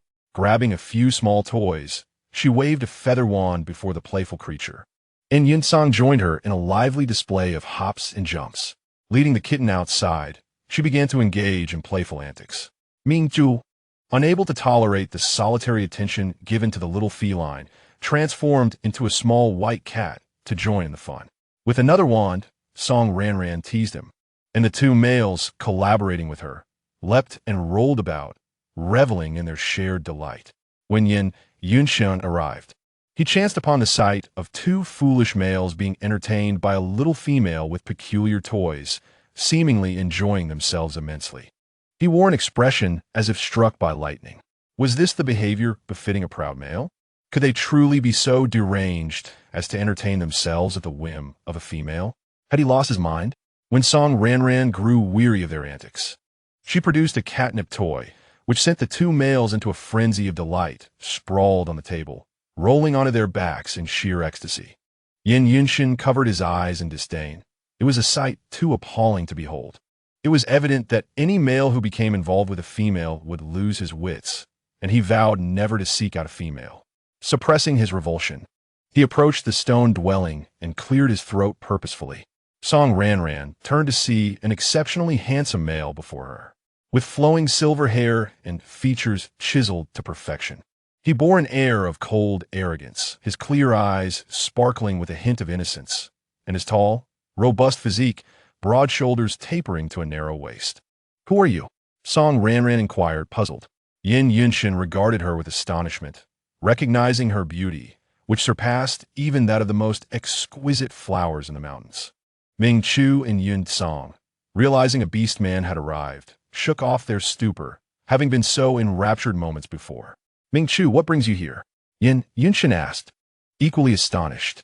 Yun Shun, what a surprise to see you here. Ming Chu responded, recalling why the white cat had seemed familiar. Do you two know each other? Song Ranran asked, her curiosity piqued. Ranran, this is Yun Shun, the young lord of Inu City, and a friend of mine, Ming Chu introduced. Song Ranran was taken aback. The young lord of Inu City? Was he not one of her former betrothed? What a tangled web of fate to weave another into her life. Chapter 48. The Trials of Raising a Little Female Observing Yun Shun and Ming Chu. Song Ranran noted that her former betrothed were indeed handsome men. Greetings, my female companion. I am Yun Shun, and a friend has entrusted me to care for you for a time, he stated, making his intentions clear. Who sent you? Song Ranran questioned, perplexed. To enlist the aid of City Lord, she mused, must indicate that her connections were more formidable than she had realized. Most of her acquaintances were newly formed in the Song Shi tribe, and the original persona seemed to lack such influential friends. Ming Chu shared her confusion, sensing that the individual who had requested Yun Shun's assistance was likely male and held a significant relationship with Song Ranran. He has instructed me to keep his identity confidential. Yun Shun replied vaguely. This only deepened Song Ranran's uncertainty. Who could it possibly be? Surely not her unscrupulous father? Is a family member? She ventured cautiously. Yun Shun pondered briefly before conceding, in a manner of speaking, yes. Given that they share offspring, they could indeed be considered family. Song Ranran regarded him suspiciously. His ambiguous response suggested no connection to her father, leading her to conclude that Yun Shun likely remained unaware of her identity. She resolved to investigate further later. Yun Song growled softly at Yun Shun, cautioning him not to reveal too much. In response, Yun Shun coughed discreetly. My little female, I cannot divulge further details. Rest assured, I am not a male of ill intent. I have come to assist you and will not bring you harm. Nonetheless, the ambiguity surrounding his identity kept Song Ranran on guard. However, since Yun Shun was a friend of Ming Chu, she felt less inclined to reject him outright. The conversation lulled into an awkward silence until Ming Chu, noting it was nearly time for Song Ranran's meal, inquired, What would you like to eat? Ranran, I shall prepare it for you. I would like braised pork ribs and fish-flavored shredded pork, she replied. Very well, Ming Chu noted, promptly immersing himself in the task at hand. Yun Shun observed, astounded. Was this truly the Ming Chu he knew? The same one who would not even assist in roasting meat for females now had taken up cooking? Had he not always derided the notion of being a mere house husband? Ming Chu, are you really cooking? Yun Shun asked incredulously. Indeed, can you not tell? Ming Chu replied, his focus unwavering as he meticulously cleaned the meat in the basin. Stop standing idle and come help. Yun Shun glanced over at Yun Song, only to discover the latter quite docile, allowing the little female to adorn him with a variety of flamboyant trinkets, transforming him into something resembling a resplendent butterfly without any sign of resistance. Occasionally, he would gaze affectionately at the little female, licking her in a tender manner. Was this truly the same ruthless leader of the rogue beasts, known for his mercilessness? His gaze shifted to Song Ranran, and he instinctively took a step back in fear. This little female was truly terrifying. She had managed to tame two proud and formidable males to such an extent. He resolved to keep his distance from her in the future. He certainly did not wish to end up like them. Why are you just standing there? Come over and help, Ming Chu urged. Since you are here to look after Ranran, do not slack off. Yun Shun snapped back to reality, asking, What should I do then? You need to cut this meat into thin strips. I will handle the rest, Ming Chu instructed. Do you need to cut all of this? Yun Shun inquired, glancing at the heap of meat on the table. Yes, everything needs to be cut. Ranran sometimes eats a lot, so we must prepare enough, Ming Chu replied, effortlessly slicing a few ribs with his abilities. But wouldn't it suffice to leave the meat in larger chunks? Why cut it into strips? Yun Shun questioned, puzzled. Strips are more appetizing, and they do not burn as easily when grilled, Ming Chu retorted impatiently. All right, I will cut it, Yin Yunshin conceded, reluctantly picking up a beast bone knife to begin chopping the meat. After Ming Chu prepared the ribs for marinating, he nearly lost his temper upon seeing Yin Yunshin's cutting skills. Is this what you call cutting into strips? How can Ranran possibly eat such large pieces? Cut them again, dividing each piece into 10 portions, and don't make them too long. 1/3 of the length will do. Must they really be divided into 10 portions?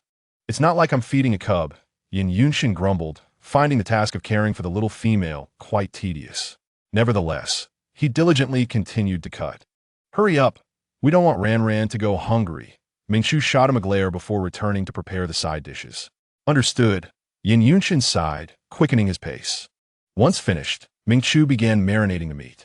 What are you adding to the meat? It smells quite peculiar, Yin Yunshin inquired. Seasonings. They make the meat taste better when stir-fried, Ming Chu explained while stirring the shredded meat with chopsticks. What seasonings? Why do we need to stir-fry the meat? Yin Yunshin asked, curiosity piqued. Ming Chu hesitated to explain, but thought it beneficial for Yin Yunshin to learn a bit, as it could help Ranran with cooking when he returned late from hunting. Thus, he patiently elaborated, seasonings are used to enhance flavor, and you will learn how to stir-fry the meat in due time. You will need to cook as well. You must learn. Why should I be the one cooking? I don't know how. Yin Yunshin protested. You need to take care of Ranran, so you must learn to cook. If I'm not around, what will she eat? Yin Yunshin frowned, conceding, Fine. I owe Yin Song a favor, after all. Cooking is simple enough. He began to earnestly learn from Ming Chu, watching intently while bombarding him with questions. What is this? Oil. And what is this white substance? It smells delightful. Garlic. Once the dishes were prepared, Yin Yunshin inhaled the enticing aroma, exclaiming, Ming Chu, your dishes smell amazing. Who taught you how to cook? Of course, it was Ranran. She is incredibly clever. Ming Chu replied proudly. How can that be? What female knows how to cook? Yin Yunshin expressed skepticism. That is because you lack experience.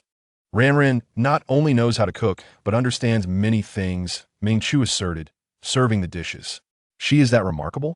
Yin Yunshin questioned, still doubtful, suspecting that Ming Chu's admiration for Song Ranran colored his perspective. Take the dishes to the table. I will call Ranran for dinner. Ming Chu went inside to summon Song Ranran, who had just entered the room to rest after playing. Sitting at the table, Song Ranran had Ming Chu bring her chopsticks and serve rice. Yin Yunshin gazed longingly at the food on the table.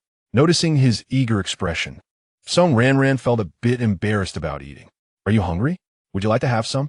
She offered, knowing Ming Chu had prepared too much for her to finish. Yin Yunshin nodded eagerly, prompting Song Ranran to ask Ming Chu for utensils for him. Ming Chu shot Yin Yunshin an annoyed glance, but ultimately acquiesced, holding the chopsticks. Yin Yunshin struggled. How do you use these? I will teach you, Song Ranran said, demonstrating. Ming Chu had anticipated a comedic spectacle, but to his surprise, Yin Yunshin managed to grasp it after only 2 attempts, leaving Ming Chu feeling somewhat insecure about his own skills. After all, he and Aji had taken much longer to learn. Yin Yunshin picked up a piece of meat and, with a blissful squint of his eyes, relished the flavor. This is truly delicious. I can learn from Ming Chu, and then I can enjoy this every day. After indulging for a moment, he set down the chopsticks, asking, Ming Chu, what brings you here? In his recollection, Ming Chu was not one to venture far, and he was curious about his reasons for coming to this remote wilderness. Ming Chu discreetly glanced at Song Ranran, his eyes darkening. I came here to escape an arranged marriage. Escape an arranged marriage? Why not simply cancel it? I did. Yin Yunshin replied, taken aback by Ming Chu's predicament. It's not that simple. The elder stubbornly refuses to allow me to cancel, insisting that our Ling Mao clan must uphold our promises, Ming Chu lamented. That ugly and malicious female, who would ever wish to marry her? Even if all the females in the beast world perished, I doubt any male would want her. Yin Yunshin expressed his disbelief. Your elder is pushing you into a pit of fire, he remarked sympathetically. Song Ranran took a bite of the shredded meat, suddenly finding it lacking in appeal. Why is this male so venomous? She thought. How should I know what he thinks? That old fool only knows how to make life difficult for his descendants. Ming Chu replied, his expression troubled. He quickly turned to Song Ranran, declaring, Ranran, I swear I will never marry that female. You must believe me. Song Ranran remained silent, pondering whether she should trust him or not. Noting her silence, Mingqiu felt a pang of anxiety and hastily sought advice from Yin Yunshin. Yunshin, your father is also quite stubborn. How did you convince him to allow you to cancel your engagement? Originally, that old fool wouldn't agree either. But I managed to persuade him with one sentence, Yin Yunshin replied, raising an eyebrow and building suspense. What was that magical sentence? Mingqiu asked eagerly. I said Yin Yunshin, am solely focused on cultivation and have no interest in forming a bond. If you continue to pressure me into marrying that wicked female, I will go to Lingshi City and kill her to prove my resolve, Yin Yunshin declared with a triumphant grin. Coughing, Song Ranran nearly choked on her food. Was this male truly so ruthless as to contemplate murder for the sake of his own freedom? Ranran, are you all right? How did you choke? Mingqiu hurriedly poured her a cup of warm water. I'm fine, Song Ranran replied, shaking her head, secretly glaring at Yin Yunshin. Once Mingqiu saw that she was no longer coughing, he returned to his seat. Isn't that method a bit extreme? After all, she hasn't wronged us. However, perhaps threatening the elder could yield results, Mingqiu mused, resting his chin thoughtfully. I'm not threatening that old fool. If he dares to force me into marriage, I will kill her. Given her wickedness, eliminating her is a service to the community, Yin Yunshin stated with remarkable composure. That is indeed something you could do. However, you also make a valid point. If the elder does not agree, that method could be worth considering. It is quite straightforward. Yet, she is a princess. Is it truly so easy to kill her? Mingqiu seemed to ponder this as well. No problem. I've heard that Song Yu is completely indifferent to that female, Yin Yunshin remarked. Song Ranran thought to herself, are these two males actually discussing how to murder me in front of my face? If Mingqiu knew my identity, would he really betray me? Suddenly, she felt a wave of danger wash over her. It seems my old man hasn't yet given up. He previously sent clan members to probe my thoughts, Yin Yunshin noted, his gaze sharp. If I encounter that wicked female, I will surely kill her first. Let us see how that old fool will force me into marriage then. Song Ranran felt a tremor in her heart, taking a sip of water to steady herself. She patted her chest and thought to herself that she must keep her little secret well hidden. She absolutely could not let them discover it, or her life would be in peril. Who was the wretch that brought Yin Yunshin here? And was he truly here to care for her rather than to assassinate her? She cast a reproachful glance at Yin Yunshin, this insufferable male, who, despite having called off their engagement, still seemed intent on silencing her. Oh, who could send this harbinger of death away for her? During the meal, Song Ranran's spirits fluctuated, rendering the food tasteless. After dinner, Yin Yunshin looked at the only unoccupied bathing room, pondering whether he could sleep there. No way, this is Ranran's exclusive bathing room. You cannot sleep here, Mingqiu objected. Then where am I supposed to sleep? You won't make me sleep outside, will you? Yin Yunshin replied.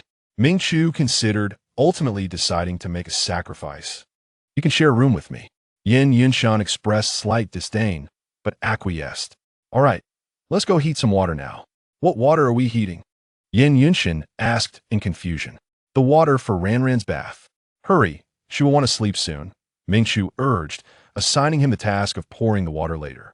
Yin Yunshin, a dignified ninth-tier beastman and the young master of a city, found himself in a predicament of having to prepare bathwater for a female. Caring for a female is indeed troublesome. He resolved to give Yin Song a sound thrashing once he fulfilled his promise. The following morning, after preparing breakfast, Mingqiu noted the dwindling vegetables. He instructed Yin Yunshin, I will go search for vegetables and hunt. I may not return promptly, so you will prepare the next meal for Ranran. You observed how I did it several times yesterday. You should have learned by now. Should I go hunting instead? Yin Yunshin hesitated. You would even recognize those vegetables. How would you find them? Stay here and take good care of Ranran. Remember to ask her what she wants to eat before cooking, Mingqiu advised. With a glum expression, Yin Yunshin replied, Understood, you can go without worry. He believed he could manage cooking, as it didn't seem overly difficult when he watched Mingqiu. Mingqiu left, feeling somewhat uneasy. Song Ranran, not wanting to be alone with Yin Yunshin, remained in the room with Yin Song. As mealtime approached, Yin Yunshin asked her what she wished to eat. Looking at him, Song Ranran felt no appetite and replied, "Just make something simple." "All right," Yin Yunshin responded before stepping out. He recalled the simplest dish Mingchu had made the previous day and began his preparations. Meanwhile, Song Ranran was engrossed in her book when suddenly, a loud crash startled her. She peered outside, wondering if something had exploded. Yin Yunshin hesitantly approached her door, and after a moment's hesitation, he spoke. "Little female, I accidentally blew up your pot." Song Ranran lifted the curtain to see a disheveled Yin Yunshin holding a cracked black pot. She was at a loss for words, despite his seemingly clever appearance. He turned out to be rather foolish. "I just step away for a moment and—" Yin Yunshin resembled a child caught in wrongdoing, avoiding her gaze. "However, I have prepared your meal." Sighing, Song Ranran said, "It's fine. Honestly, I think you don't need to take care of me. Mingchu is sufficient." "No way. Our wolf clan values our word. If I promised, I must follow through," Yin Yunshin declared earnestly. "Oh, your clan also promised to marry you to me," Song Ranran retorted. "Very well, I shall go eat." However, upon seeing a table full of dark, unidentifiable dishes, she was taken aback. "Can this even be eaten?" Yin Yunshin looked at her expectantly and urged, "Little female, you should try it." Hesitating, Song Ranran pondered whether or not to eat. Would Yin Yunshin be angered enough to eliminate her if she refused? With a resigned expression, she sat at the table and took a few bites. "Oh, it's truly awful." When Mingchu returned, a burnt aroma wafted through the air. He approached to see Song Ranran eating a mound of dark food. Angrily, he removed the plates from the table and seized Yin Yunshin by the collar. "You let Ranran eat this? What else was I supposed to do?" Yin Yunshin replied, confused. Mingchu forcibly shoved a piece of burnt meat into Yin Yunshin's mouth. "You try this and see if it is edible." Yin Yunshin tasted it and immediately spat it out, exclaiming, "How horrid." He looked at Song Ranran with shame, wondering how she could eat something so terrible. She didn't even scold him. Was she too kind? Mingchu, fuming, instructed, "From now on, learn properly from me." Yin Yunshin nodded dejectedly. Mingchu quickly prepared a new meal for Song Ranran, who sighed in relief, grateful for Mingchu's timely rescue. In the following days, Yin Yunshin attempted to learn cooking from Mingchu but struggled immensely, exhausting Mingchu's patience. "Why are you so dense? After all this time, you still can't learn," Mingchu exclaimed. "It must be your teaching methods. You claim these were taught to you by the little female, so let her teach me," Yin Yunshin insisted, refusing to take the blame. He turned to Song Ranran. "Little female, would you teach me from now on?" With a helpless expression, Song Ranran was about to respond when she suddenly felt a sharp pain in her abdomen, followed by a warm rush beneath her. "Mingchu, I think I'm about to give birth." The males instantly fell into a frenzy. Chapter 50, Simultaneous Births. Mingchu rushed to Song Ranran's side, flustered. "Ranran, are you about to give birth? How do you feel now?" "My belly hurts a bit, and it seems my water has broken," Song Ranran replied. Her small face scrunched in discomfort. "Please carry me to the bed, and you all go heat some water." "All right." Mingchu carefully lifted her onto the bed. "Ranran, are you really going to give birth now?" She shook her head. "Not just yet. It doesn't feel too intense right now." "Okay, I will go find the midwife." Mingchu instructed Yin Yunshin. "Yunshin, you heat the water. I'll fetch the midwife. You must keep an eye on Ranran's condition." "Why do we need a midwife?" "My abilities can heal," Yin Yunshin interjected. "You're not a professional midwife. And have you ever delivered a baby?" Mingchu countered sharply. Yin Yunshin felt embarrassed, realizing he had never assisted in a delivery. Although his powers had healing properties, he had rarely treated other beastmen, let alone delivered a baby. Yin Song cast a disdainful glance at Yin Yunshin, thinking he was utterly useless despite his powers. "You stay here to care for Ranran. If she feels unwell, use your abilities to help her." Mingchu was unsure whether his healing energy would alleviate the pain of childbirth. Song Ranran had tried it before, and it hadn't helped. The pain persisted. "Be quick in returning. If the little female suddenly gives birth, I might not be able to handle it," Yin Yunshin urged. "I will return as swiftly as possible." Mingchu cast a worried glance at Song Ranran before hurrying to find a midwife. In her mind, Song Ranran asked the little steamed bun. When should I take the painless childbirth pill? Host, it should be taken just before labor begins. Do not take it too early, or you may not sense the cub's condition, which could affect the delivery. You must endure for now. Understood. Song Ranran closed her eyes, braving the waves of pain. Yin Song stayed by her side, watching her pale face with an expression of deep concern. Yin Yinshin busied himself preparing hot water. Mingchu dashed to the midwife's location, only to find her absent. He rushed to inquire with other beastmen. Where is the midwife? Red Ling is about to give birth. Her beast husband called the midwife over. One male replied. A flicker of resentment crossed Mingchu's eyes. It was Red Ling again. He should have dealt with her decisively that day. With no time to waste, he quickly asked for her whereabouts and ran in that direction. Meanwhile, the midwife was in Red Ling's stone dwelling, observing her as she screamed in agony. Her face devoid of color, a serious look on her face. The direction of Hong Ling's offspring is not favorable. It has turned sideways, which could lead to complications. Moreover, the size is rather large, and the blood loss is significant, posing a high risk of hemorrhage after birth. In the beast realm, the offspring are oval-shaped eggs, resembling chicken eggs, but slightly elongated. Oh, it hurts so much. Why can't the baby come out? Ling exclaimed, her forehead glistening with sweat and her face pale. She bit her lip and clutched the animal hide beneath her tightly. Her previous delivery had been smooth, so she could not comprehend why this one was so arduous. The pain was unbearable. The positioning of your baby is incorrect. Allow me to assist you in adjusting it slowly. Do not exert yourself. Focus on your breathing and try to relax. The healer instructed as he carefully helped Hong Ling reposition the fetus. Hong Ling endured the pain and complied. At that moment, Ming Chu arrived outside Hong Ling's dwelling. Her beast husbands eyed him warily. Ming Chu, what brings you here? Is the healer inside? One of them inquired. The healer is assisting Hong Ling with her delivery. You must wait until he is finished, another added. I cannot afford to wait. Let him come out. Ming Chu in seat fought foul. No, Hong Ling has not yet delivered. We will not allow the healer to leave with you. Her husbands firmly blocked the entrance. Do you really think you can stop me? Ming Chu challenged, attacking the husbands, who were swiftly knocked aside, collapsing outside. He did not wish to enter, but shouted at the doorway. Healer, come out quickly. Do not force my hand. The healer, having heard the commotion outside, exerted a little effort to correct Hong Ling's positioning. Please wait a moment, he said to her before stepping outside. Hong Ling gazed toward the doorway, her expression darkening. Ming Chu, what do you want? The healer asked. Ranran is about to give birth. I need you to come with me, Ming Chu replied. What? Song Ranran is also about to deliver? The healer frowned, aware that the situation with Hong Ling was precarious. Her condition does not concern me. I only require your presence, Ming Chu replied coldly. The healer sighed. What is her current condition? Her water has broken, and she is experiencing pain, Ming Chu stated succinctly.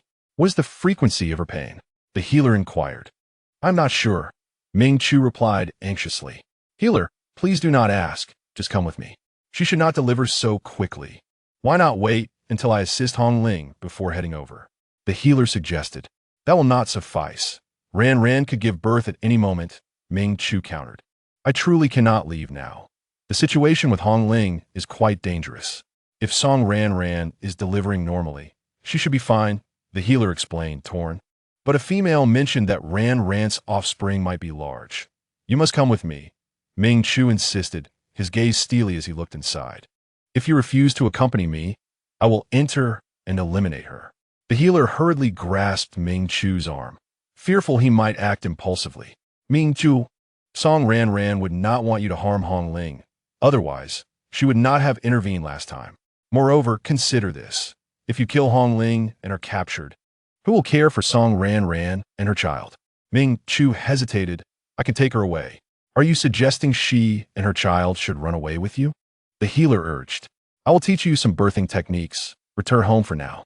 If Song Ran begins to deliver early, follow my instructions, and I will assist Hong Ling before coming to you. The healer's words held some weight, causing Ming Chu to waver.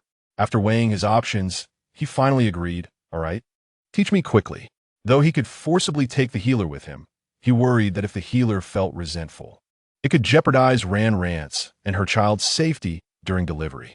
Thus, he chose to compromise for the moment.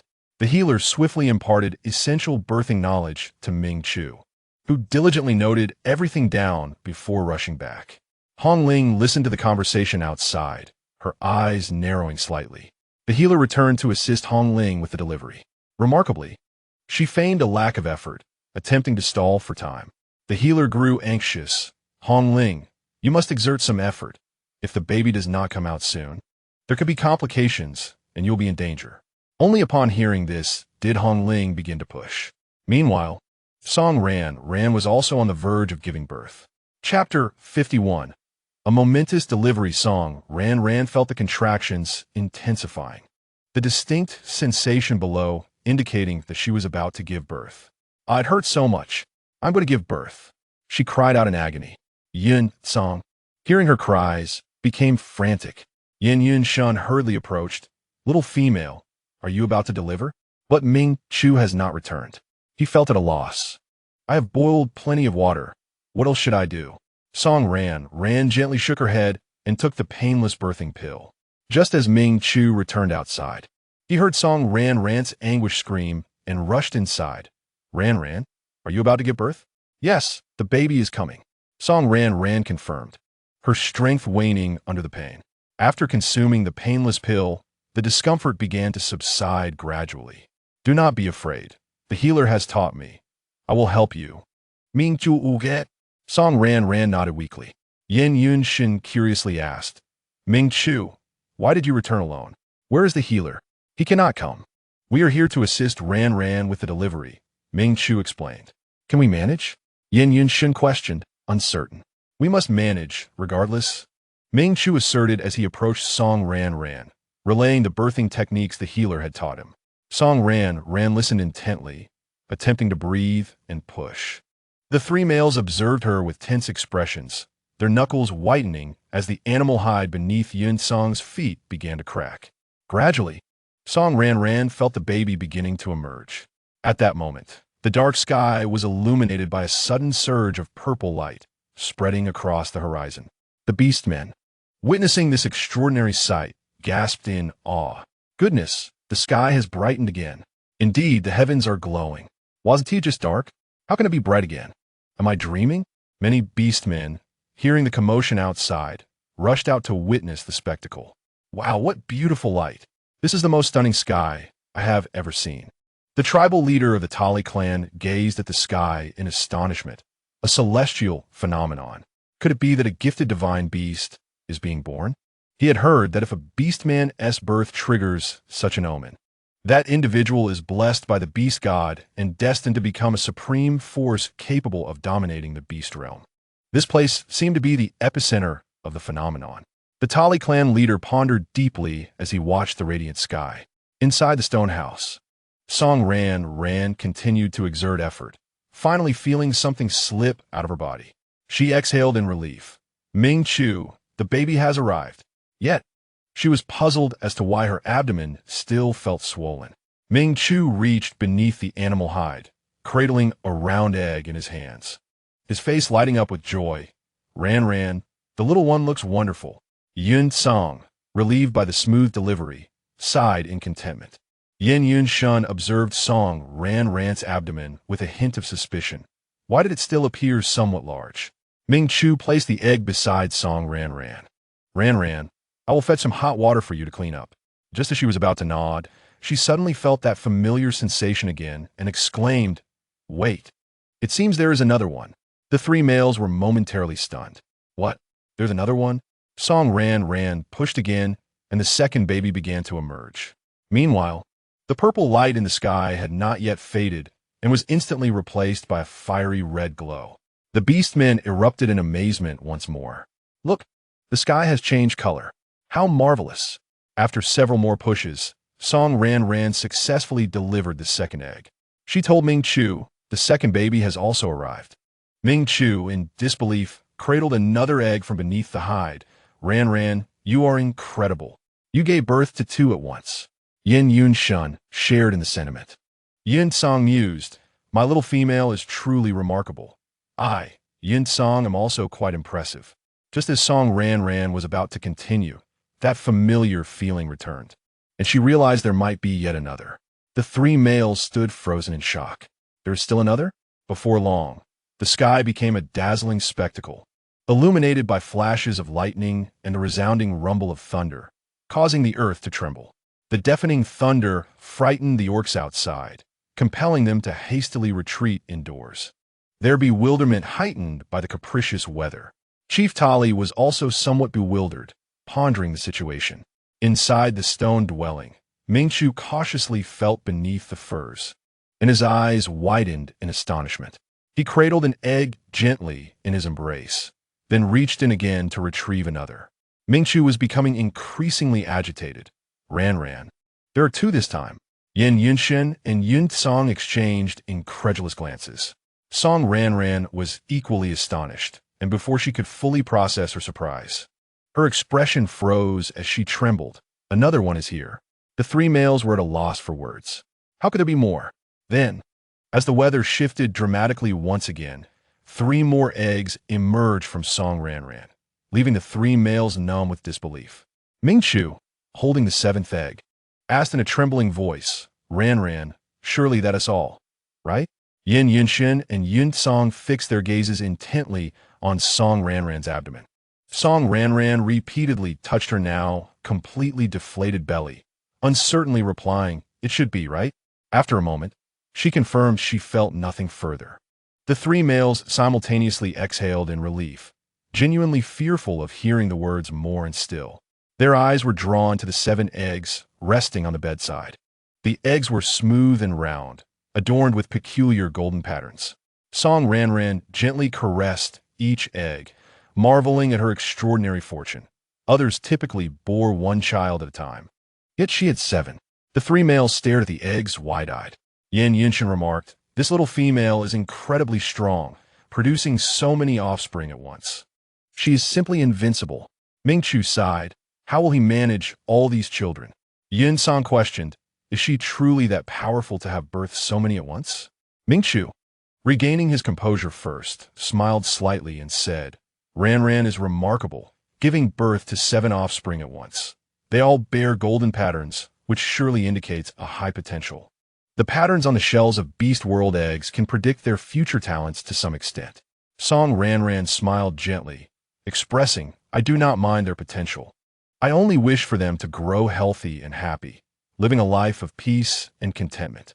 A warm feeling enveloped the hearts of the 3 males as they gazed at Song Ranran and the offspring, their expressions softening. The room was filled with warmth. Outside, a shadow quietly slipped away. The shaman, having toiled for much of the day, finally managed to save Hong Ling, who had been bleeding profusely.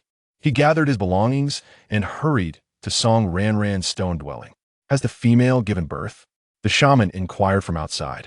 Hearing his voice, Song Ranran glanced at the eggs and exchanged a knowing look with Mingchu. Understanding, Mingchu concealed 6 of the eggs, leaving only 1. Song Ranran felt it best that news of her numerous offspring not spread, lest it attract unnecessary trouble. She needed to strengthen herself quickly to protect herself and her children in the future. Ranran has given birth. Please come in, Mingchu called to the shaman outside. The shaman entered, examined Song Ranran, and then looked at the egg on the bedside.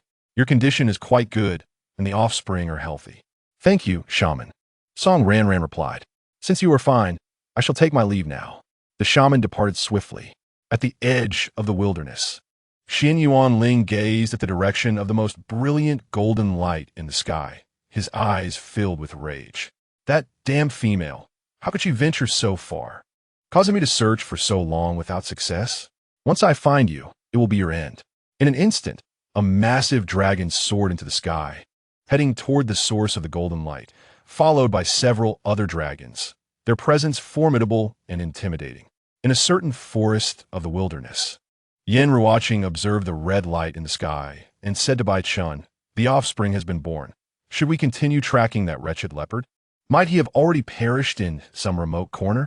After searching for so long without a trace, Bai Chun furrowed his brow and replied, let us not pursue him any longer. We should find that female and her offspring. Yen Ruoqing sighed, Very well, we will seek the Lingzhu later. The two males transformed into their beast forms and swiftly made their way toward the red light. In the dungeon of the wilderness city, a giant serpent broke free from its final chain and burst through the door. Alarms blared throughout the wilderness city as countless orcs rushed toward the dungeon. Along a river in the wilderness, merfolk resting on the shore gazed at the dazzling sky. "Your Majesty, look at the heavens," Lan Shi remarked, observing the sky. Soon, a hint of brightness broke through the clouds that had shrouded his face for days. He smiled faintly. "It is due to your little prince's influence." The merfolk were filled with joy. "Your Majesty, does this mean we are close to finding the little prince?" A cold light flickered in Lan Shi's eyes. "That ugly female. Once I find you, your fate is sealed. How dare you come to such a wretched place, forcing me to remain in this foul ditch, consuming the wretched fish from the waters. We shall not rest tonight. We must hasten our journey." With a command from Lan Shi, the merfolk plunged into the water, swiftly swimming upstream. Chapter 52. Cooking lessons. The following morning, the first thing Song Ranran did upon waking was to check on her 7 egg babies. "Have the little ones risen yet?" She gently touched each of the 7 eggs. 5 of the eggs began to sway joyfully, while 2 moved slowly. Song Ranran speculated that the latter 2 had just awoken and were still in a daze. "Mother is going out to eat now. You must behave and stay indoors. Do not roll around, understand?"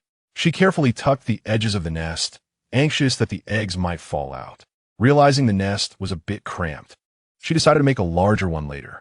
The egg babies gently swayed, signaling their understanding to their mother. "Yes, very good." After one last caress of the eggs, Song Ranran stepped out to wash up and have breakfast. After her meal, Mingchu prepared to venture out in search of vegetables.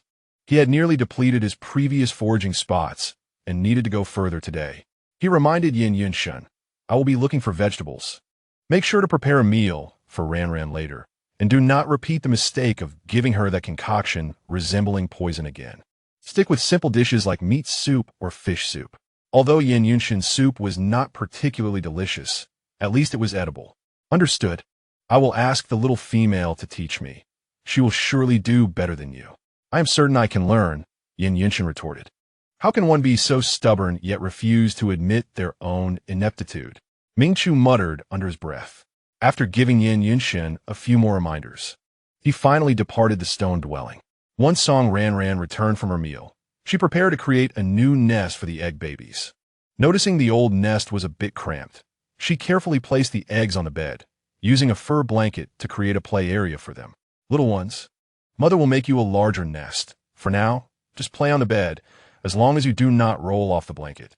Once placed on the bed, the egg babies began to joyfully tumble around, occasionally colliding with their siblings, some playfully bumping into each other.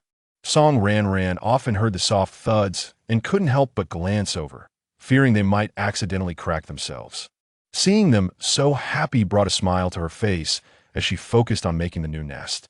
Yin Song watched from the bed, his gaze filled with tenderness as he observed Song Ranran and the little ones. He felt he must be the happiest male in the beast world. After more than 2 hours, Yin Yunshan inquired at the door, "Little female, what do you wish to eat for lunch?" Song Ranran touched her belly. Since the offspring were born, her appetite had lessened. She replied, "I am not hungry yet. It can wait until noon." "Very well. I will ask you again later." After saying this, Yin Yunshan busied himself with his own tasks. As mealtime approached, Yin Yunshan returned to ask, "Little female, what would you like for lunch?" Song Ranran pondered for a moment. What can you cook? She had no desire to endure another dark culinary experience. Yin Yunshan felt somewhat awkward. The soup was still edible. But it mattered not. "Whatever you wish to eat, simply instruct me, and I shall learn diligently."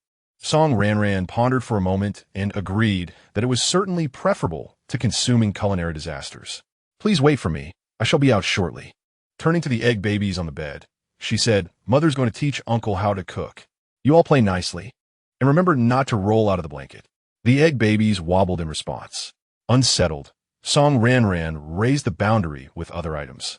She then turned to Yin Song and said, "Little Hua Hua, please keep an eye on the little ones and ensure they do not fall." Yin Song nodded, though his concern was minimal. These beast cubs were hardly fragile. Even if they fell from the bed, they would not sustain any injury. Once Song Ranran confirmed that everything was in order, she felt reassured to step outside. Yin Yunshin was already waiting outside. Upon seeing Song Ranran emerge, he eagerly inquired, "What dish shall we prepare?" Song Ranran glanced at the fish in the water tank and felt a desire for it. "Let's have fish for lunch. One shall be braised, two will be made into chopped chili fish, and one shall be used for fish soup. Additionally, we will stir-fry some meat." "All right, I shall gut the fish. This I can manage." With that, Yin Yunshin picked up a beast bone knife and began to prepare the fish. To his credit, he executed the task swiftly and cleanly. "What shall we do next?" he asked. "You should marinate the fish we will use, and then we shall begin by making the fish soup." Yin Yunshin followed Song Ranran's instructions to marinate the fish. As Song Ranran observed the stone pot on the stove, she first added oil and then placed the fish inside to fry. She had already prepared the vegetables and boiling water while Yin Yunshin was gutting the fish. Yin Yunshin obediently followed her directions. Fry until it reaches this golden hue, then flip it to the other side. Do not let it become too dark, lest it develop a bitter taste, Song Ranran advised. Yin Yunshin flipped the fish as instructed. Once both sides were fried, she added some shredded green onions and ginger to sauté, which would eliminate the fishy odor and enhance the flavor. Just a small handful like this will suffice, she demonstrated with a pinch of green onion and ginger. After sautéing, she instructed him to add water, preferably hot water, as it would yield a more appealing and rich broth. Song Ranran taught with great detail, and Yin Yunshin absorbed her instructions earnestly. After a thorough guide, a pot of fish soup was completed. Yin Yunshin tasted it first, hesitant to let Song Ranran try it just yet. Upon tasting, his eyes brightened. He realized it was far superior to what he had previously prepared. "It is not my fault. Mingqiu does not teach properly," he reasoned, recalling how Mingqiu would merely show him once before leaving him to figure out on his own, unlike the meticulous instruction from this little female. Stealing a glance at Song Ranran, he thought her truly gentle, the most gentle he had ever encountered. After completing the fish soup, Song Ranran instructed him on how to prepare the braised fish. As he added soy sauce, he curiously asked, "Little female, what is this dark substance called soy sauce? And where does it come from? I had never seen nor heard of it before coming here." Soy sauce is used for seasoning, coloring, enhancing aroma, and reducing fishiness. It is typically made from a plant called huangdo combined with various ingredients, she explained. "And what about this sugar? That is also derived from plants, usually from sugarcane or beets." As Yin Yunshin continued to cook, he bombarded her with questions, feeling he had learned a multitude of things during this cooking endeavor. He began to believe Mingqiu's words, that this little female was indeed beautiful and clever, and he found himself admiring her. Finally, he needed to stir-fry some meat, but he had yet to prepare it, so he hurried off to wash and cut the meat. Song Ranran watched, filled with skepticism at his cutting technique. Would he not cut himself? Just as she thought this, Yin Yunshin indeed cut his finger. To her surprise, she witnessed his finger heal almost instantaneously, exclaiming, "Truly a natural-born chef." When a piece of meat became tainted with blood, Yin Yunshin discarded it without hesitation. Song Ranran observed in dismay as he continually cut himself and threw away meat. She felt a pang of sorrow for the waste. This fellow was excessively reckless. Unable to bear it any longer, she suggested, "You cannot cut the meat like that. It is easy to injure yourself, and it must hurt. It is nothing. Such minor injuries to a male are akin to a scratch. Even if I lose a piece of meat, it is of no consequence. It will heal shortly." Yin Yunshin replied nonchalantly. Yet, her concern stirred a warmth within him. No one had ever cared whether he was in pain, but this little female was worried about his minor injuries. He began to understand why Mingqiu and Yunsong held such affection for her. Yin Yunshin lowered his gaze, a tenderness he himself was unaware of welling in his eyes. "I do not grieve for your meat. I only lament for my own," Song Ranran said with a slight smile. "Allow me to teach you." She moved beside Yin Yunshin, guiding his hands to correct his posture. "Your fingers should be tucked in slightly, with the blade facing outward or downward. This way, you will not easily cut yourself." Yin Yunshin was taken aback. Feeling her soft hand brush against his fingers, sending a tingling sensation through him akin to being struck by lightning during a fight. His ears flushed with warmth as he gazed at their touching fingers. Moreover, you must slice the meat along the grain. This will result in more tender pieces that are easier to chew. Do you understand? Yin Yunshan was captivated by her fingers, momentarily speechless.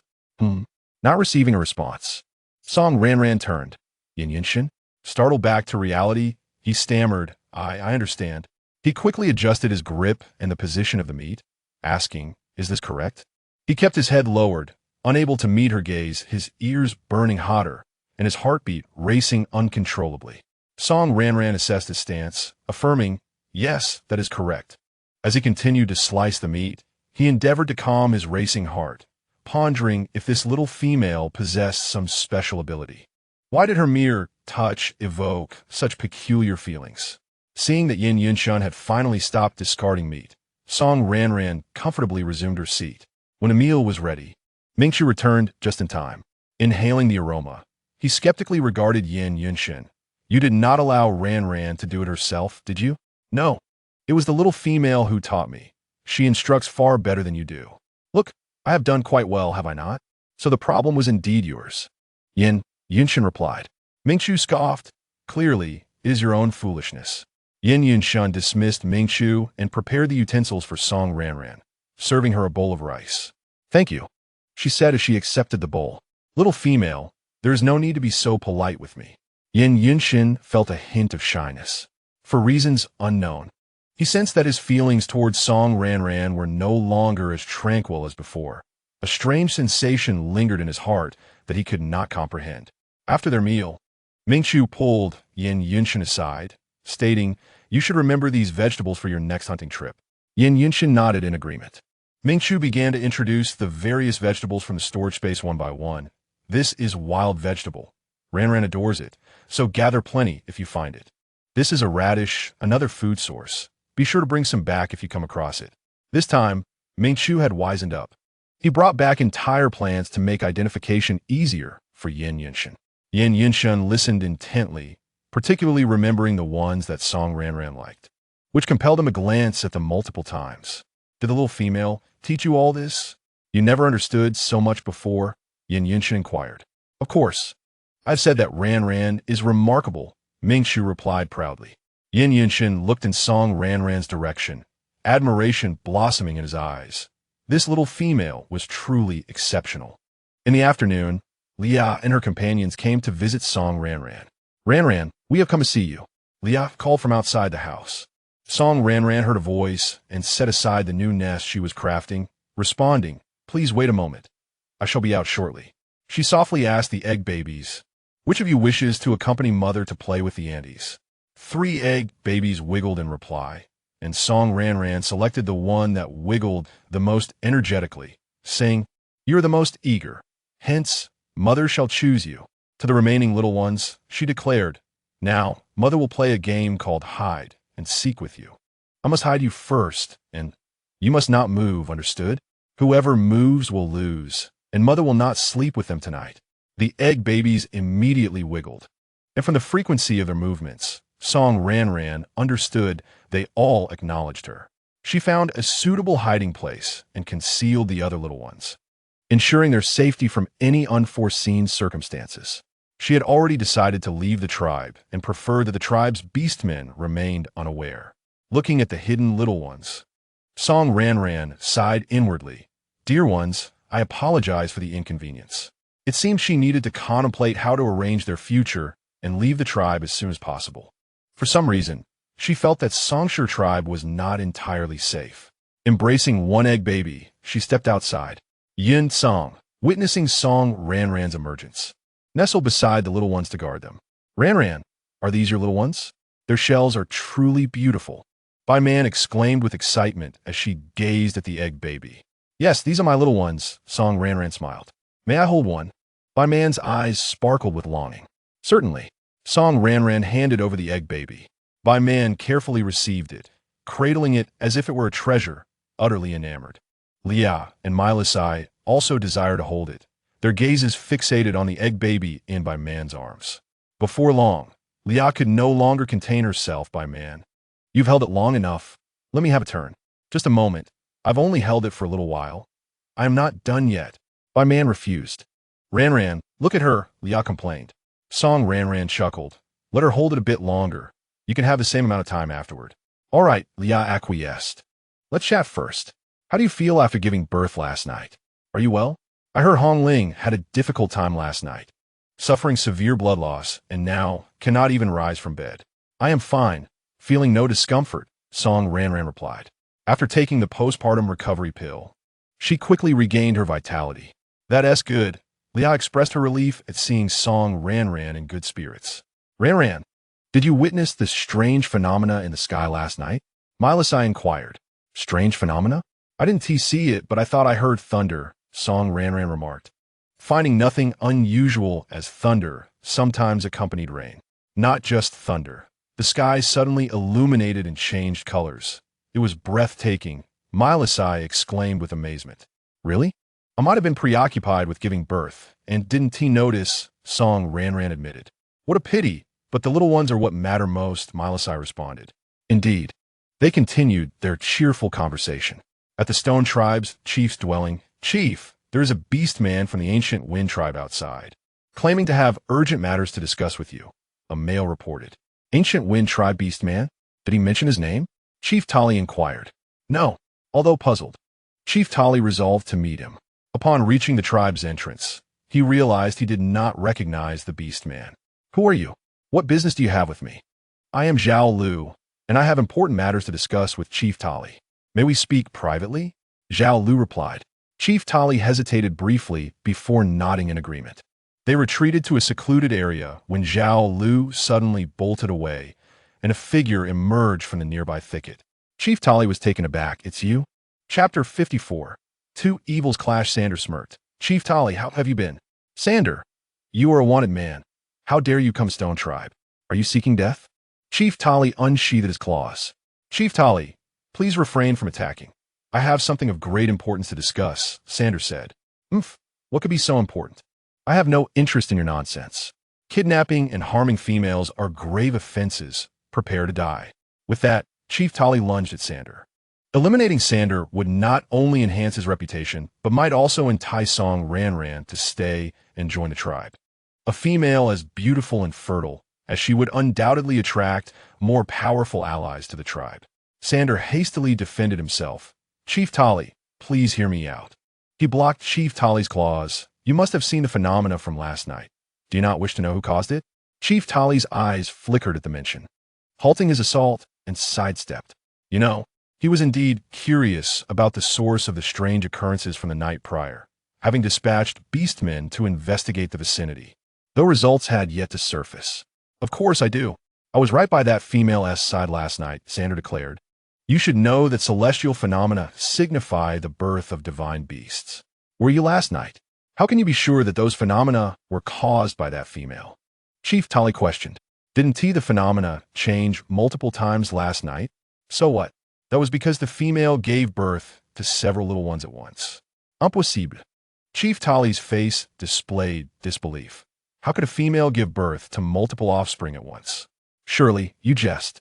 Although there have been instances in the beast world where a female birthed more than one child, it was rare and typically capped at 2. Chief Tali found Sander's claims hard to believe. If you do not believe me, you may verify for yourself. Sander smirked mischievously. That female is in your tribe. In our tribe? Chief Tali's gaze sharpened. The only females who gave birth last night were Hong Ling and Song Ranran. Hong Ling was attended by the shaman herself. If she had birthed multiple offspring, the shaman would surely have informed him. Thus, it could only be Song Ranran. Yet the shaman had visited Song Ranran afterward and said nothing of multiple offspring. Was it possible that Song Ranran was concealing the truth? Indeed, it is Song Ranran. I was right outside her dwelling when the phenomena occurred during the birth of her little ones. Each time a little one was born, the celestial signs shifted. Sander raised an eyebrow. Do you comprehend what this implies, Chief Tali? Chief Tali's expression fluctuated. It meant that Song Ranran not only could give birth to multiple offspring at once, but each one was likely a highly gifted divine beast. Such extraordinary fertility could only be described as divine femininity. Yet could Sander's words be trusted? Chief Tali harbored doubts and needed a chance to verify the claims. If what he said was true, then song Ranran. Chief Tali's eyes darkened with a tumult of emotions. He concealed his inner turmoil. What is your purpose in telling me this? What do you think? Sander leaned casually against a tree. I merely wish to partake in the benefits. Chief Tali scoffed. In your dreams. Even if what you say is true, you will have no share. Before he could finish speaking, Chief Tali transformed into his beast form and launched a fierce and lethal attack on Sander. Anticipating this, Sander had prepared himself, erecting a barrier to thwart Chief Tali's assault. I knew you wouldn't let me off so easily. I came prepared. In his hands appeared 2 black energy stones, which he hurled towards Chief Tali. Instantly, Chief Tali was enveloped by a thick cloud of black mist. Seizing the moment when Chief Tali's vision was obscured, Sander swiftly fled along a premeditated escape route. Chief Tali was a beastman he knew all too well, merely a hypocritical scoundrel. He had witnessed firsthand how Chief Tali had ruthlessly killed his own brother in a bid to seize a highly fertile female. The successive deaths of the female leader's beast husbands were likely not unconnected to him. The methods employed by the Tali patriarch are indeed astute, resulting in a considerable number of offspring. His intention in informing the Tali patriarch was merely to orchestrate a cunning maneuver. His inability to contend with Mingqiu does not imply that other orcs are similarly incapacitated, particularly the treacherous Tali patriarch. He is confident that once the Tali patriarch substantiates his claims, he will undoubtedly take action. Although he himself has already formed a bond, he still possesses 2 adult, single male offspring. His objective has been achieved, and now he merely needs to remain hidden in the shadows, patiently awaiting the opportune moment. When the Tali patriarch emerged from the dark mist, Sandy had already vanished without a trace. He refrained from pursuit, returning instead to the tribe. Given that Sandy had come prepared, he would not be easily tracked down, and thus Sandy deemed it a waste of time. He had more pressing matters to attend to. The Tali patriarch arrived at the shaman's dwelling. Shaman, I wish to inquire about something, the Tali patriarch stated. The shaman, occupied with a variety of herbs, replied, Please speak. When you visited Song Ranran last night, did you notice anything unusual? The Tali patriarch inquired. Unusual? The shaman pondered briefly. I don't believe so. Do you think it is possible that Song Ranran has more than one offspring? A glimmer of hope flickered in the Tali patriarch's eyes. That should be unlikely. When I treated her previously, I did not observe anything out of the ordinary. In truth, the shaman was not entirely sure, as he had never treated a female capable of bearing multiple offspring. What about Hongling? Did she only give birth to one? Yes, she had, but a single cub. The shaman was perplexed as to why the Tali patriarch posed such questions.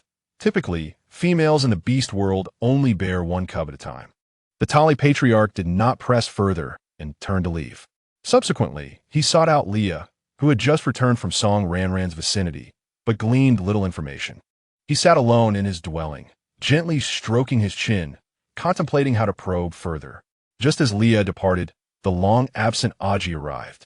Ranran, I have heard that your cubs have been born. I came to see you. Aji presented Song Ranran with a carefully chosen hide. This is a gift for you and your cubs.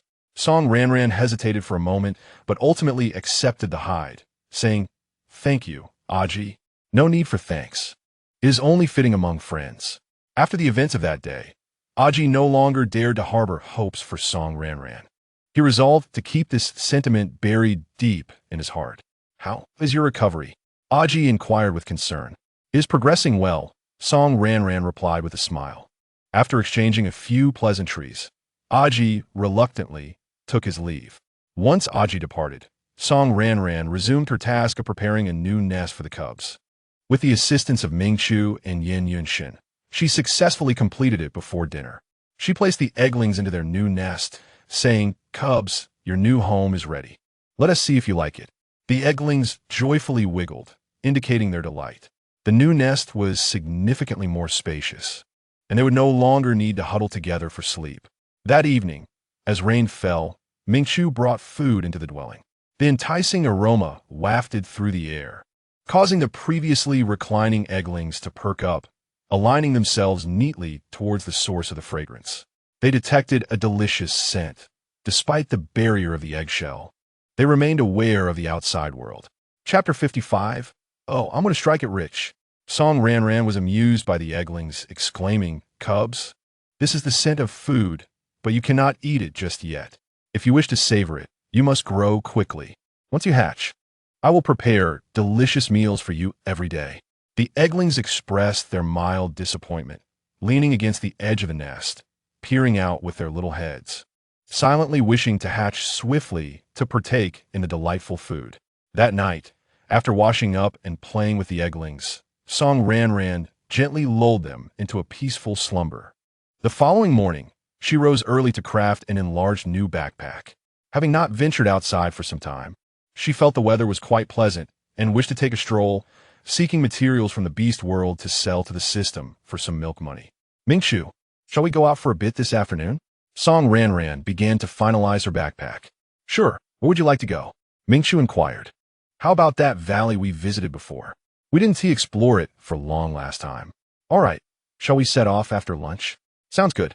Once she completed the backpack, she laid a few soft hides inside and fashioned a light cover for it.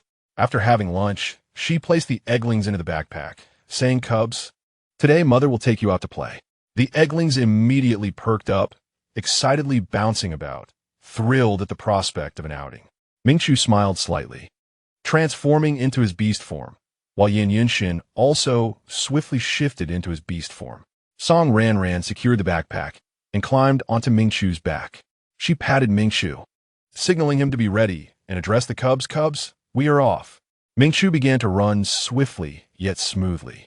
The cool breeze caressed their bodies, refreshing and comfortable. The backpack swayed gently as the cool wind brushed against the eggshell, making the egglings feel utterly at ease, sprawling out in various directions. Before long, they reached the valley. Concerned for Song Ranran's comfort, Mingchu suggested, "Ranran, allow me to carry the cubs." Although Song Ranran did not feel fatigued, considering she would be gathering materials shortly, she acquiesced. She unfastened the backpack and handed it to Mingchu, who positioned it in front of him. The egglings nestled against the edge of the backpack, inhaling the myriad of new scents that surrounded them, filled with curiosity by the delightful sounds of tinkling and chirping. As Song Ranran admired the scenic beauty before her, her spirits lifted. She and Mingchu sauntered leisurely, activating the scanner to detect surrounding items. The scanner had already integrated with Song Ranran's visual system. Upon activation, she could directly scan for redeemable materials with her eyes, which would display their prices and quantity limits. The scanner also had a physical version, allowing Song Ranran to choose her preferred method of use. Upon activation, she was pleasantly surprised to discover a plethora of redeemable materials, which, although limited in quantity, were still quite substantial. Gazing at the valley filled with redeemable resources, her eyes sparkled with the symbol of currency. "Oh, I'm going to strike it rich. I shall become immensely wealthy," Song Ranran exclaimed, brimming with excitement. Noting that most of the area was filled with plants, she decided to prioritize harvesting those with higher value. "Michu, Yin Yunshin, come help me gather some plants." Song Ranran crouched down to pluck a few specimens. Mingchu, slightly puzzled, asked Ranran, "What do you need these herbs for? Can they be eaten?" "They cannot be eaten, but I have my uses for them. Let us gather as many as we can. Just these few types," she replied cheerfully, raising the plants in her hand. "All right," Mingchu responded, not probing further, and joined her in gathering the plants, while Yin Yunshin also lent his assistance. As they harvested, Song Ranran stored the materials in her system space for Little Mantu. Mingchu and Yin Yunshin had learned earlier that Song Ranran possessed spatial abilities, but they had assumed it was akin to their own storage spaces. Feeling slightly fatigued after their gathering, they made their way to a grassy area to rest. Sitting on the grass, Song Ranran asked Little Mantu, "Could you scan the area for any other orcs? I would like to let the cubs out to play." She wished to avoid being seen by the tribe's orcs. Little Mantu initiated the scan. "Host, there are no other orcs within a 2-kilometer radius. Please feel at ease." Song Ranran placed the egglings onto the grass, saying, "Cubs, come out and play for a while." Once the egglings emerged, they first marveled at the novel sensation of the grass beneath them, then gleefully began to roll about. The expanse of grass was vast, and they rolled joyfully, quickly tumbling far away. Song Ranran, along with the three males, chased after the egglings, but when she grew weary, she let the three males continue the pursuit. After playing for a while, Song Ranran felt inclined to explore the nearby woods, and they ventured into the forest, where they encountered yet another bounty of redeemable materials. As she wandered, she noticed a large, dark object hanging from a tree, surrounded by numerous tiny black dots. Suddenly, a flurry of text illuminated the system. Song Ranran's eyes sparkled with excitement. So much money. Upon closer inspection, she realized it was a substantial beehive. Not only could the hive be exchanged, but those little bees could also be traded, each with a high price and quantity. Song Ranran felt a strong surge of desire. Yin Yunshin observed her fixation on the beehive and inquired, "Little female, are you yearning for honey? That's from the black-tailed bees, and their honey is quite excellent. Can you procure them?" Song Ranran asked. Yin Yunshin nodded affirmatively. "No problem." Ming Chu escorted Song Ranran to a safe area, then created a transparent ice shield around her. "Ranran, stay inside and do not venture out. We will retrieve the beehive and catch the bees." "Be careful," she replied. Song Ranran produced several fine mesh nets for them to collect the bees and the hive. After ensuring Song Ranran and the little ones were settled, Ming Chu and Yin Yunshin proceeded to extract the beehive and capture the bees. Ming Chu swiftly climbed the towering tree, inching closer to the hive. Once near, he exchanged a glance with Yin Yunshin, who nodded in readiness, positioned directly beneath the hive, prepared to receive it. Ming Chu, using his abilities, carefully removed the hive intact, and it plummeted from the tree, with Yin Yunshin catching it securely. In an instant, countless bees, startled, swarmed out, buzzing loudly to summon their companions. Angered by the intrusion, the bees surged towards Ming Chu and Yin Yunshin, who brandished their nets, dodging and capturing as best they could. Before long, even more bees arrived from all directions, transforming the forest into a flurry of tiny black dots. Song Ranran felt a wave of anxiety wash over her, fearing for their safety amidst such a multitude of bees. Once Ming Chu and Yin Yunshin deemed they had collected enough, they ceased their efforts. Ming Chu erected a defensive barrier, while Yin Yunshin shattered the ice shield. Morphing into his beast form, "Little female, quickly climb onto my back." After a moment's hesitation, Song Ranran swiftly ascended onto Yin Yunshin's back. Once she was secure, Yin Yunshin dashed away, with Ming Chu also transforming into his beast form to flee. They only slowed down once they had successfully evaded the swarm, nearing the tribe. Upon returning to the stone house, they reverted to their human forms. As Song Ranran looked up, she was greeted by the sight of two bewildered faces. Unable to contain herself, she burst into laughter, realizing she had unintentionally put them in a predicament. Though she felt a twinge of guilt, recalling their prior unkind remarks about her, a sense of satisfaction emerged. She resolved to find more such tasks for them in the future. Turning to head back into the stone house, she noticed two beastmen approaching. "Leah, you're back again?" Song Ranran remarked, curious about Leah's unexpected visit, accompanied by an unfamiliar female. "Ranran, this is my mother, Yufu. She expressed a desire to meet you," Leah introduced. "Hello, Ranran." Yufu greeted with a gentle smile. "Leah often speaks of you as a remarkable female, and I heard you recently had cubs, which is why I wish to see you and the little ones. I hope you don't mind." "Not at all," Song Ranran replied with a smile. "Please, make yourselves comfortable in the yard while I tidy up a bit." After placing the egg babies down, Song Ranran picked one up and announced to the others, "Coobies, it's time for our game of hide and seek. Begin now." The egg babies wobbled in response. As she stepped outside, Leah joyfully approached. "Ranran, can I hold a cub?" With a smile, Song Ranran handed over the egg baby. Leah beamed with delight, relishing the opportunity to hold the little one. She then glanced at Ming Chu and Yin Yunshin, puzzled. "Ranran, what happened to them? Why do their faces look so swollen?" "We went to collect the beehive this afternoon." Song Ranran chuckled. Noticing the time nearing dinner, she asked, "Have you eaten yet? I'm planning to roast some meat tonight. Would you care to join?"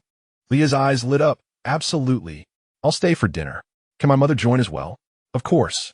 Should we invite my Lee C and the others?" "I'm not sure if they've eaten yet," Song Ranran suggested. "I'll send my beastman to check on them." By this time, They probably haven't started preparing food. Leah casually instructed one of her beast men to find my Li Si and by man.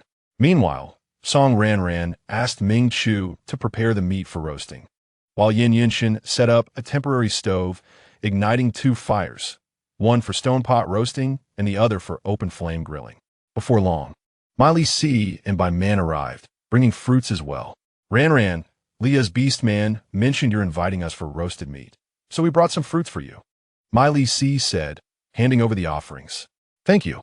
Song Ranran grinned as she accepted the fruits, inviting everyone to sit. We'll start roasting shortly. Fearing their hunger, Song Ranran began with the stone pot roast. She brushed a layer of oil on the pot, added the meat, and sprinkled it with minced garlic and other aromatic spices. The tantalizing aroma wafted through the air, causing Leah and the others to salivate at the sight of the meat in the pot. Ranran, what did you add? It zmez divine, my Li Si inquired. That's garlic. It adds a wonderful flavor to dishes. You can find it in the woods behind the mountain. I'll show you what it looks like later, and you can have your beastmen gather some, Song Ranran explained while stirring the meat in the pot. The roast was soon ready, and Song Ranran served each of them a bowl, providing chopsticks too. Demonstrating how to use them, the others quickly caught on, and even if they struggled momentarily, they managed to enjoy the meal. Upon taking her first bite, Leah exclaimed, Ranran, this stone pot roast is incredibly delicious. I must have my beast man prepare it this way from now on. Ranran, what did you brush on the pot earlier? My man asked. That was meat fat. You can slice fatty wild boar meat and fry it in the stone pot to render the fat. Then, store in a bamboo container for later use. It can be preserved for some time. Alternatively, you can also use thin slices of fat to brush the pot before cooking. Brushing it with fat prevents sticking and burning. Song Ranran elaborated. Oh, my man nodded and turned to her beast man. Did you remember everything Ranran said? I want to have this again tomorrow. All noted. Her beast man replied cautiously. As Song Ranran prepared to roast another batch, Ming Chu hurriedly took the wooden spatula from her hands. Ranran, I've got this now. You eat first, and I'll handle the roasting. After tasting some meat, Song Ranran asked Leah and the others, would you like to try roasting some meat yourselves? This time, we'll use the fire. It's quite simple. I want to try. My Li Si eagerly replied. Typically, females did not need to prepare their own food. So this was her first experience with roasting. Leah and the others expressed their eagerness to participate as well. Song Ranran distributed a skewer of meat to each of them. Reluctantly, Leah handed the egg baby to a nearby beast man, warning, you better hold that carefully. If you drop it, you'll never sleep with me again.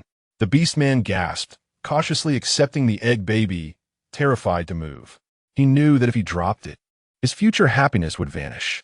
Song Ranran picked up a skewer of meat, dipped a small brush in oil, and instructed, first brush some oil on the meat. Leah and the others followed suit. Then place it over the fire. After a moment, flip it to avoid burning, Song Ranran demonstrated. Using another brush, she dipped it in honey, instructing, when it reaches this stage, brush a bit of honey on it. If the meat dries out before it's fully cooked, add a little more oil. As they all followed her lead, Song Ranran observed the meat nearing readiness. The meat is done. You should try your own roasted creation. Be careful, it's hot.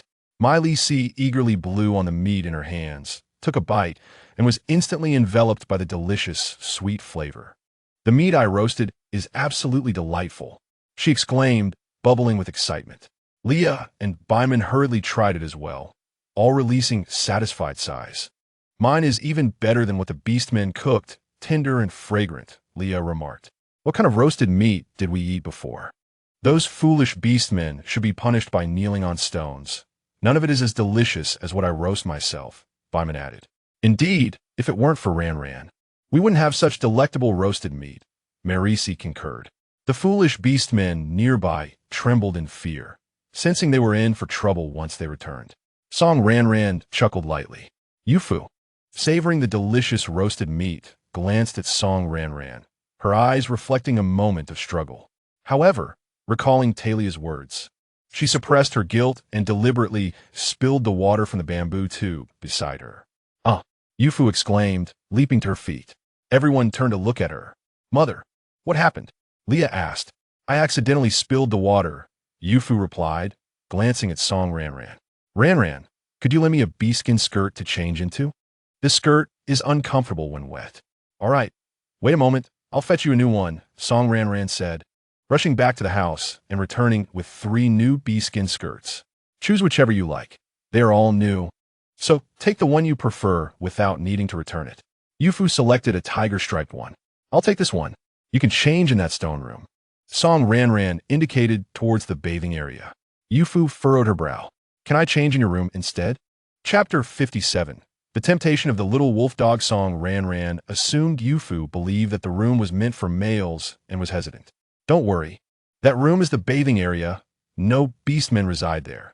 It's not Mingqiu and the other's room. Yufu felt slightly guilty. I just heard Leah say your room is beautifully decorated. I wanted to visit and learn. Song Ranran thought of the cubs and felt uneasy about leaving them alone. You should change in the bathing area. If you want to visit, I'll show you after dinner. All right, Yufu replied, taking the bee-skin skirt to the bathing area to change. After changing, Yufu returned to continue eating meat. Everyone chatted happily as they ate. After finishing, Yufu reminded Song Ranran, Ranran, can I visit your room? Song Ranran thought for a moment. Wait a second. My room is a bit messy. Let me tidy it up first. Yufu nodded in agreement. Song Ranran went inside to reassure the cubs and then returned. She lifted the curtain. You can come in to visit now. Yufu stepped into the room, which was tidy with simple furniture and a few unknown trinkets, some of which were wooden and appeared far more exquisite than the stone ones in their own rooms. Yufu felt fascinated, pointing at the simple vanity and open wardrobe. Ranran, are these made of wood? Yes, you can just piece them together using wooden boards. I've taught Leah's beastmen. You can ask them, Song Ranran explained. All right, Yufu said, admiring the vanity and wardrobe, thinking she would ask Haley to make one for her. She also examined various small items, curiously asking Song Ranran questions, to which Song Ranran patiently responded. As Yufu observed, she truly felt as if she were visiting, completely forgetting Talia's earlier words. After a satisfying tour, Yufu expressed her gratitude. Thank you, Ranran. I really appreciate it. It's getting late, so I won't disturb you any longer. No problem, just be careful on your way back. Song Ranran replied. Yufu and Leah left, while Mingqiu and Yin Yunshan washed dishes and tidied up the yard. Once they finished, Yin Yunshan covered his face and said to Mingqiu, Mingqiu, could you help me remove the bee stings from my face? This black-tailed BS poison is peculiar. I can't handle it with my abilities, and I can't get the stings out. Other areas were manageable.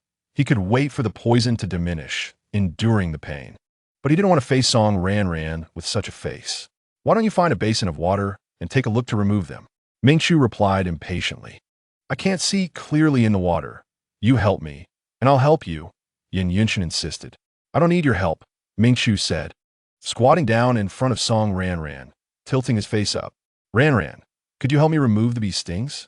Yin Yunshan thought to himself. How did he not think of that? It seemed he was still too naive.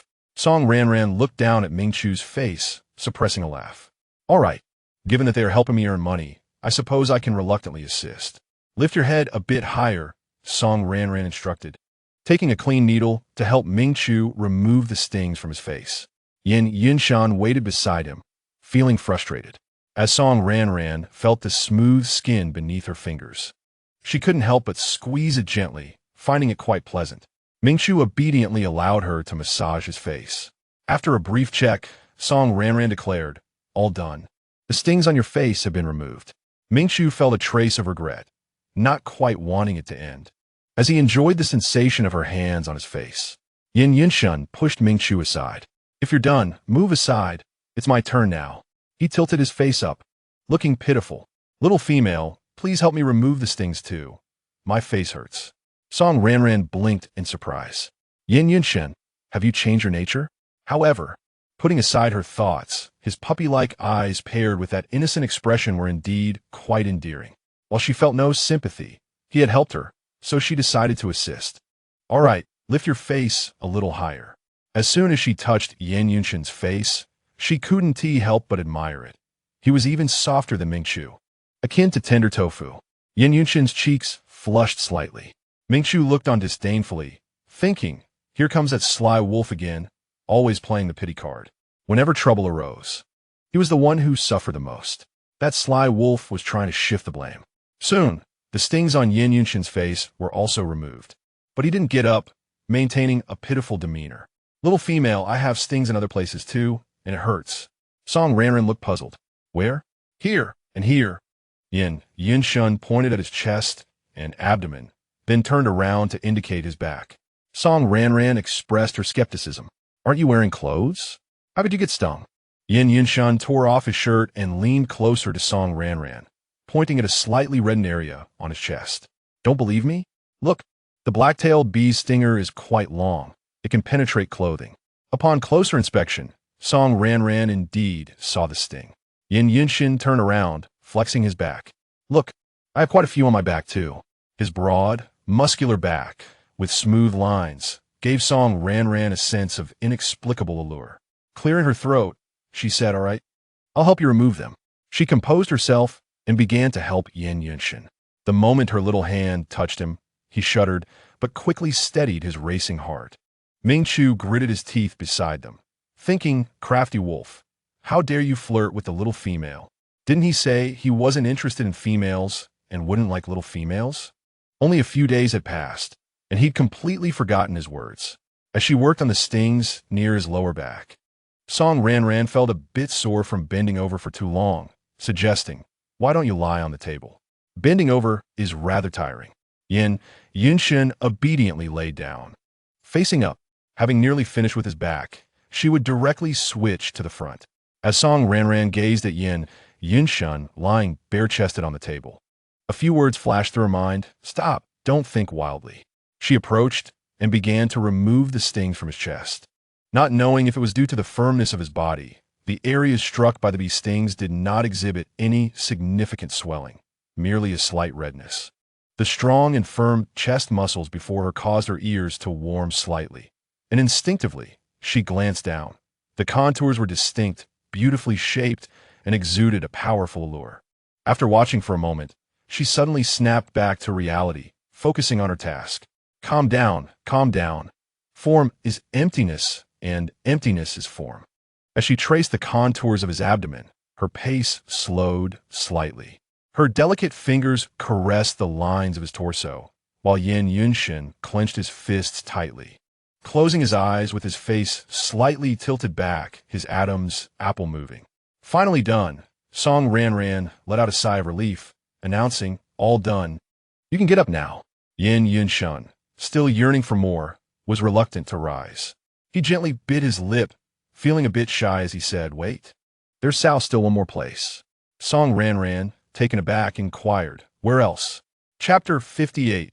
Raising cubs is quite expensive. Yin Yunshin rolled over, pointing to his rounded derriere here. I can't see this part. Song Ranran widened her eyes, instinctively retreating. Was he serious?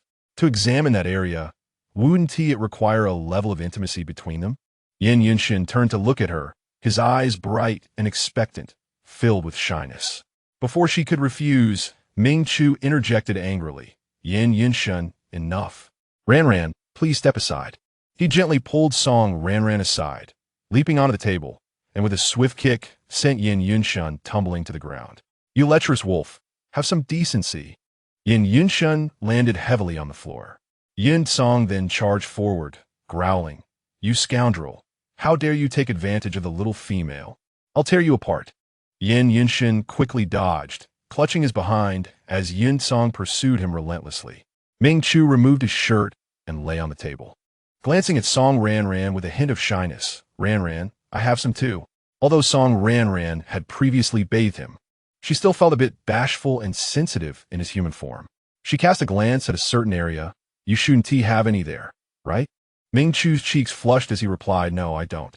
Even if he did, he wouldn't dare to admit it, determined not to show favoritism. Song Ranran helped Ming Chu with his examination as well. His physique was notably impressive, with a strong chest and well-defined abs, perfectly embodying the phrase slim in clothes. Tone when undressed. Though this was not the first time he had bared himself before her, it was the first time at such close proximity. Despite the alluring nature of his form, Song Ranran had achieved a state of calm detachment. Completing the task in an almost mechanical fashion, she stood up, declaring, All done. I'm going back to rest now. Ming Chu reluctantly got up. All right, you rest for a bit. I'll call you when the bathwater is ready. Song Ranran glanced at Yin Yunshun, who was being pursued playfully by a little kitten, and chuckled softly before entering the room to play with the cubs. After Liad delivered Yu Fu to the stone house, she returned home. Upon entering, the tribal leader Tali eagerly approached. Ah Fu, how did it go today? Was there anything unusual with Song Ranran? Yu Fu's gaze flickered as she replied, No, everything was normal. Did you only see one cub? Were there no traces of others in the room? Was there nothing special? Tali inquired. I only saw one cub, and the room had only furniture, nothing else. Yu Fu replied. Did she have anything covered or any places to hide cubs? Did you check thoroughly? Tali paused. Or did she enter the room before you? No. The room was quite clear, with no places to hide cubs. She hadn't been in the room before I went in. Yu Fu instinctively lied, a hint of panic flashing in her eyes. In truth, she had never allowed Song Ranran to see those covered areas in the room. Song Ranran would occasionally enter while she was eating and had been in before her. Yet, she did not wish to disclose this to Tali, as she believed Song Ranran to be a very good female and wanted to protect her and her cubs from harm. Having been bonded with Tali for many years, she had sensed that he was not as gentle as he appeared. However, he was her strongest beast husband, and she relied on him for her beast crystals, leaving her with no choice but to feign ignorance at times. Yu Fu nestled into Tali's embrace, holding him closely. Tali, Ranran is a very intelligent and kind female. Could you please treat her well? Rest assured, I will, Tali replied, embracing Yu Fu, his eyes dark and inscrutable. Just moments ago, Yu Fu had clearly lied. After being together for so many years, how could she hide such thoughts from him? It was impressive that Song Ranran had managed to earn Yu Fu's advocacy after just one meeting. The beastmen who had been gathering information would soon return with conclusions, and later, he would probe further. After Yu Fu fell asleep, Tali summoned his son, Buhi. Buhi, starting tomorrow, pursue Song Ranran and ensure you become her beast husband. Father, I have pursued her before, but she rejected me, Buhi lamented. That's all right. Good females tend to resist persistent males. As long as you continue to pursue her, there will be opportunities. Use special means if necessary, Tali instructed. I understand. I will do my best, Buhi replied before departing. Tali gazed into the pitch-black night sky, his eyes deepening in hue. After Song Ranran finished her bath, she left the cubs to play on the bed while she immersed herself in the system to check her earnings for the day. Upon opening the panel and seeing the numbers, her eyes sparkled with delight. Wow, I earned 500,000 today. It seems my dreams of becoming wealthy are within reach. The honeycomb and the little bees were indeed quite valuable, accounting for a significant portion of her earnings. All right, I need to buy some things for the cubs. Song Ranran browsed the marketplace and found specialized milk powder for Beast World cubs, though the prices were steep. Given the sheer number of cubs, she thought it best to provide uniform milk powder for them. As she observed the rows of milk powder, her brows furrowed. Little Mantu, your marketplace is quite ruthless. Isn't it? A decent can of milk powder costs at least 1,000 system coins, and more expensive ones reach 3,000 system coins. Host, you get what you pay for. The energy demands of cubs in the beast world are substantial, and the formulations of these milk powders are excellent, especially the most expensive one, which Little Manta highly recommends. Little Manta fluttered beside the costliest milk powder. This one is truly exceptional. You must choose the best for the cubs. Since you have many, consider buying several at once. You'll soon achieve silver VIP status. Gazing at the priciest milk powder, Song Ranran recalled how Little Mantu had previously persuaded her to buy a can. She wanted to provide the best for the cubs, as she had always opted for the highest quality in her purchases. At that time, she believed she could manage the cost of one can, thinking she could earn more later if needed. However, with so many cubs now, the financial pressure felt overwhelming. Yet, she still wanted to give her cubs the best and couldn't afford to show favoritism. Doubts crept in as she wondered if Little Mantu had intentionally withheld the information about having so many cubs, trying to convince her to buy the best right away. After giving birth, she had asked, but Little Manta claimed it couldn't detect anything and speculated that the cubs might have some unique abilities. Nevertheless, Song Ranran chose to trust little Mantu. She had made a good profit today and could sustain herself for a while, planning to earn more as needed, especially with so many tradable goods available. However, the onset of the heavy rainy season was likely imminent, making it less favorable to go out, which troubled her. She composed herself and continued to purchase items for the cubs. Milk powder, bottles, bathtubs. After completing her purchases, she achieved silver VIP status.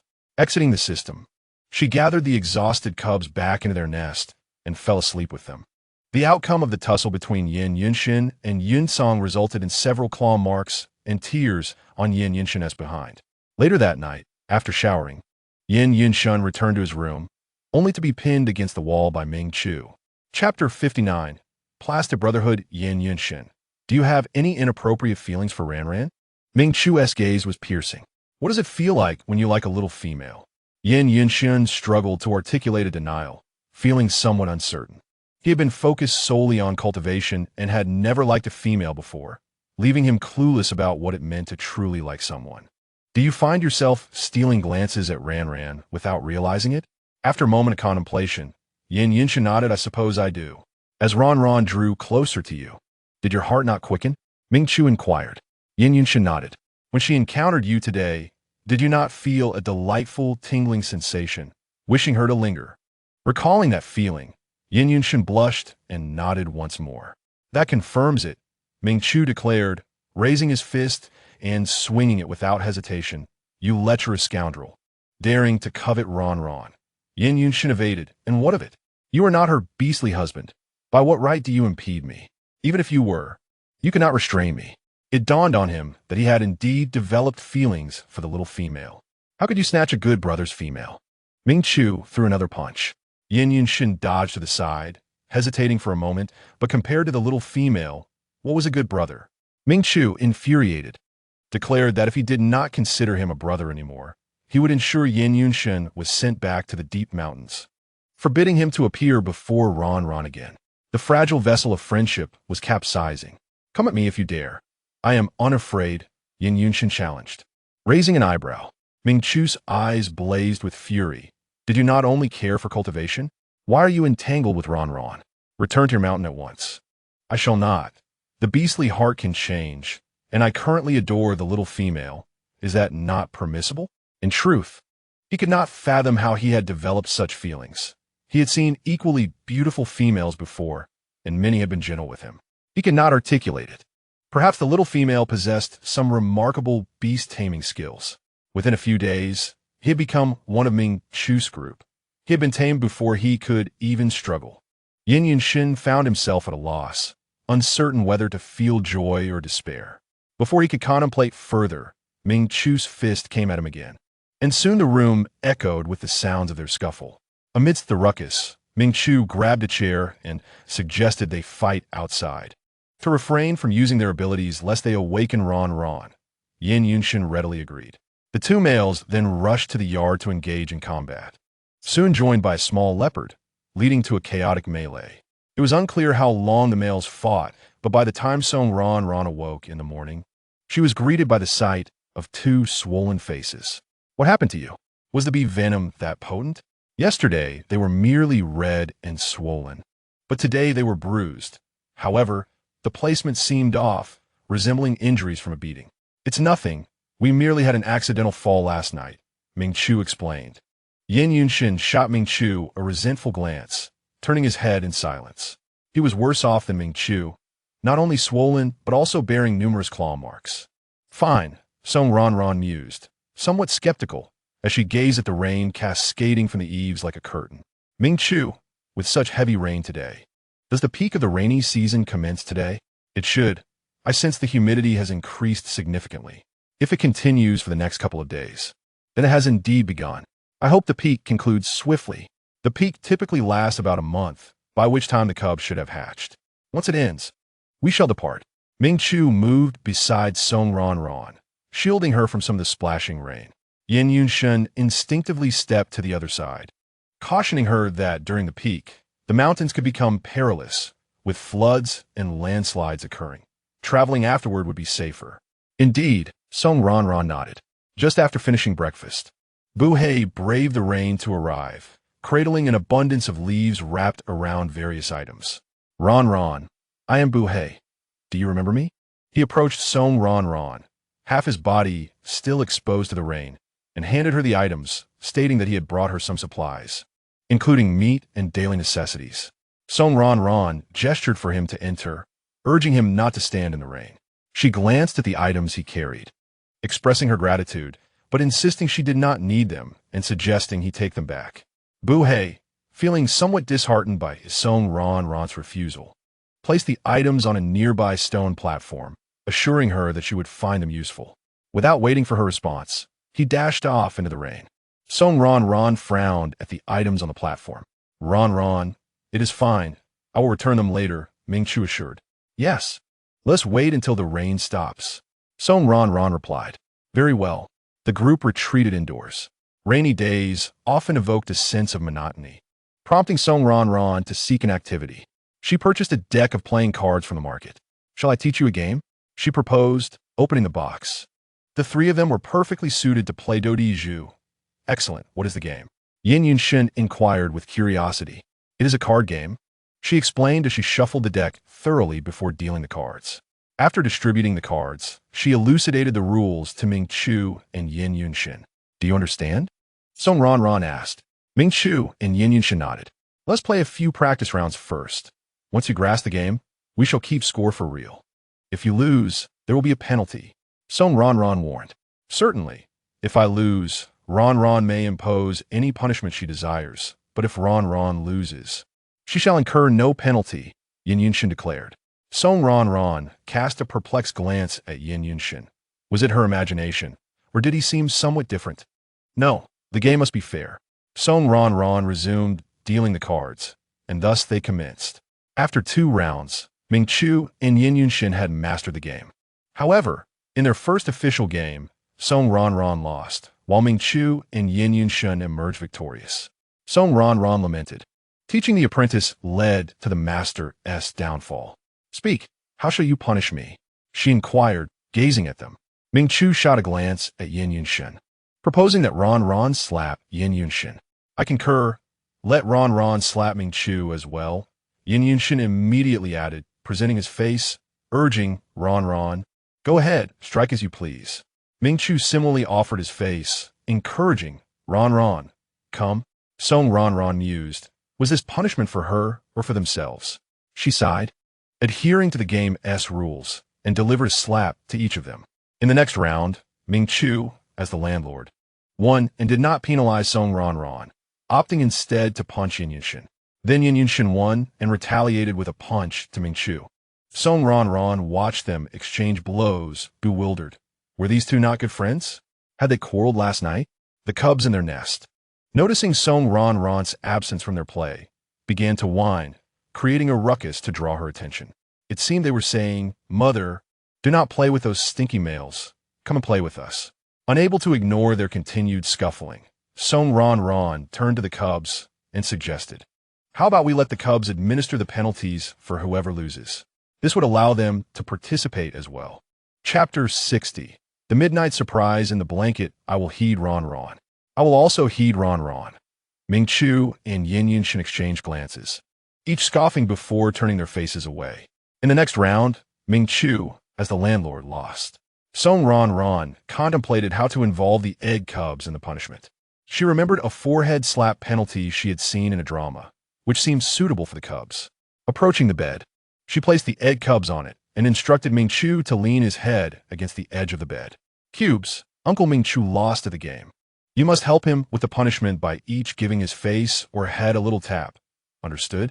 The egg cubs wiggled excitedly, ready to spring into action.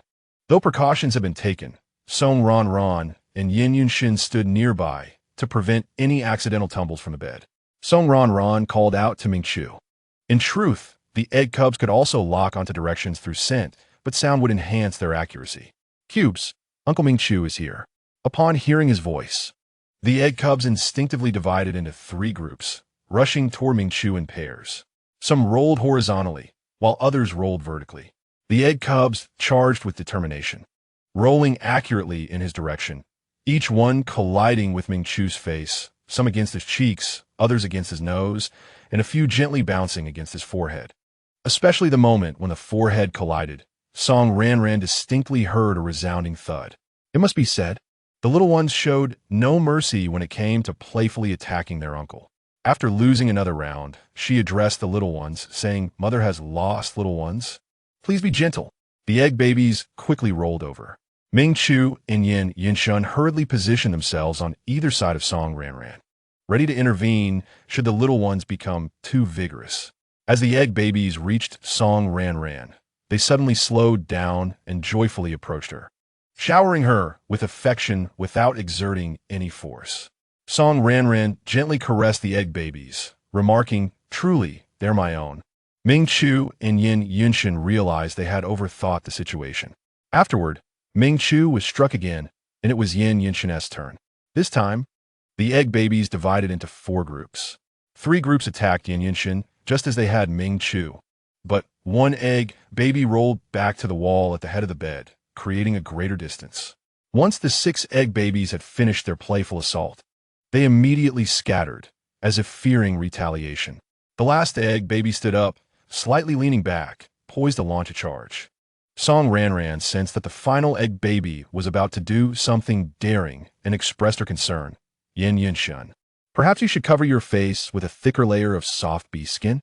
Yin Yinshun, having surmised the egg baby's intentions, dismissed her worries, saying, "It's fine. It's just a little one. It won't hurt me."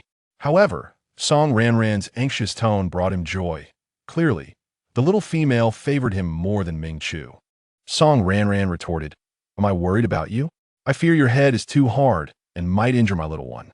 The last little one charged forward like a whirlwind, and Song Ranran soon heard a loud thud. She witnessed the egg baby collide with Yin Yunshin and bounce back a short distance. Rushing over, she picked up the egg baby to inspect it, relieved to find it unharmed.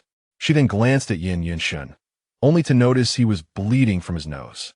"Oh dear, I hope your nose isn't broken," she murmured. Looking back at the egg baby in her arms, she pondered whether there was any animosity between them. Did Yin Yunshin bully the little one? That seemed unlikely, as the little ones were usually with her, and the others hadn't exhibited such ferocity. Setting the egg baby down on the bed, she fetched a piece of bee skin for Yin Yunshin, asking, "Are you all right?" Yin Yunshin took the bee skin and dabbed at his nose, reassuring her, "I'm fine. The little one didn't use much strength. It's just that my nose nearly got broken." Ming Chu teased, "Yin Yunshin, it seems the little one doesn't like you very much." Covering his nose, Yin Yunshin felt somewhat disgruntled at having embarrassed himself in front of Song Ranran. He was curious about which little one it was that held such disdain for him, warning, "Watch out, or I might just spank you later." The egg baby shook its head defiantly, declaring, "I am a little snow wolf, and I dislike the big snow wolf. One little wolf is enough for mother. All other wolves should stay away." The egg baby turned away and playfully wiggled its behind, clearly provoking Yin Yunshin. He clenched his teeth, thinking, "You little rascal should be grateful that you are Ranran's and the other male's offspring. If you were mine, I would certainly teach you a lesson." Feeling slightly embarrassed by the egg baby's audacity, Song Ranran gently patted it and said, "You were a bit too forceful earlier. Apologize to Uncle Yin." The egg baby reluctantly stirred. "It's all right, Ranran. The little one was just playing," Yin Yunshan said. "Let it go. After all, it's just a small child." They decided not to continue playing cards, and Ming Chu and the others went to prepare a meal while Song Ranran continued to play with the little ones. Thus, 2 peaceful days passed. One night, Yin Song was sleeping in his nest when he suddenly felt a warmth enveloping him. He joyfully opened his eyes and turned to Song Ranran, a smile gracing his lips. He hopped out of his nest, leaped onto the stone bed, and quietly snuggled into Song Ranran's blankets, gazing at her face to face. Suddenly, the little leopard transformed into a strikingly handsome man. In Song Ranran's mind, a warning alarm blared, "Host, host, wake up, there's a handsome naked man in your bed." "What? A handsome naked man?" Song Ranran was instantly jolted awake. She opened her eyes wide, staring at an unfamiliar handsome face so close to her. She exclaimed, her eyes widening in shock, and she kicked the handsome man off the bed with all her might. "Who are you? What are you doing in my bed?" she stammered, clutching her blanket in a state of panic. Yin Song propped his head up with one hand, adopting a flirtatious pose, and said, "Little master, it's me." Song Ranran turned to the source of the voice. The man beneath the bed had deep brown short hair, sun-kissed skin, and striking, handsome features with sharp eyes that exuded a wild and untamed spirit, his thin lips curling into a cheeky smile. His broad and powerful arms, well-defined chest, and sculpted abs made him quite imposing. He lounged lazily, radiating a seductive charm. Song Ranran's cheeks flushed slightly as she averted her gaze, embarrassed. "Don't say such nonsense. I'm not your little master." Yin Song had yet to finish speaking when Ming Chu and Yin Yunshin burst in. "Ranran, what's wrong?" Ming Chu asked anxiously. Song Ranran pointed at the figure beneath the bed. Ming Chu turned to look, and his eyes instantly flared with anger. "Who are you? Why are you here?" Yin Yunshin appeared equally astonished, wondering why they didn't recognize Yin Song, especially since Ranran should have known him as the father of her children. Seeing Ming Chu and Yin Yunshin barging in, Yin Song felt a pang of displeasure. "I am Yin Song, Ranran's future beast husband and the father of the little ones." Ming Chu was taken aback, casting a slightly envious glance at Song Ranran. "Is what he said true, Ranran?" Song Ranran was bewildered. "Huh? P.S. the father of the little ones? Is that for real?" How should she respond? The crucial point was that she didn't even know who the father of the little ones was. Could it truly be this man beneath the bed? She hesitated for a moment before replying, "I don't know who the father of the little ones is. I was drugged that day and wasn't fully aware." The three males gazed at Song Ranran in shock, their eyes reflecting concern. Ming Chu's anger flared even more as he pointed at Yin Song, asking, "Did he drug you?" "No, it was a female who did," Song Ranran clarified, omitting the fact that it was her sister, for since that day, her family had no connection to her. "Was that female the one who caused you to come here alone?" Ming Chu asked, his heart aching for her. "Yes," Song Ranran nodded. "That female is too wicked," Yin Yunshin said angrily. Ming Chu's eyes also flashed with fury. Yin Song lowered his gaze, realizing that the little female had been a victim that day. He had previously thought she had used some trick to seduce him, but now he understood she was the true victim, driven to this wild land all alone. Looking at Song Ranran, he felt a wave of pain wash over him. Suddenly, his expression hardened. As for the malicious female who had wronged Ranran, he vowed to make her pay dearly.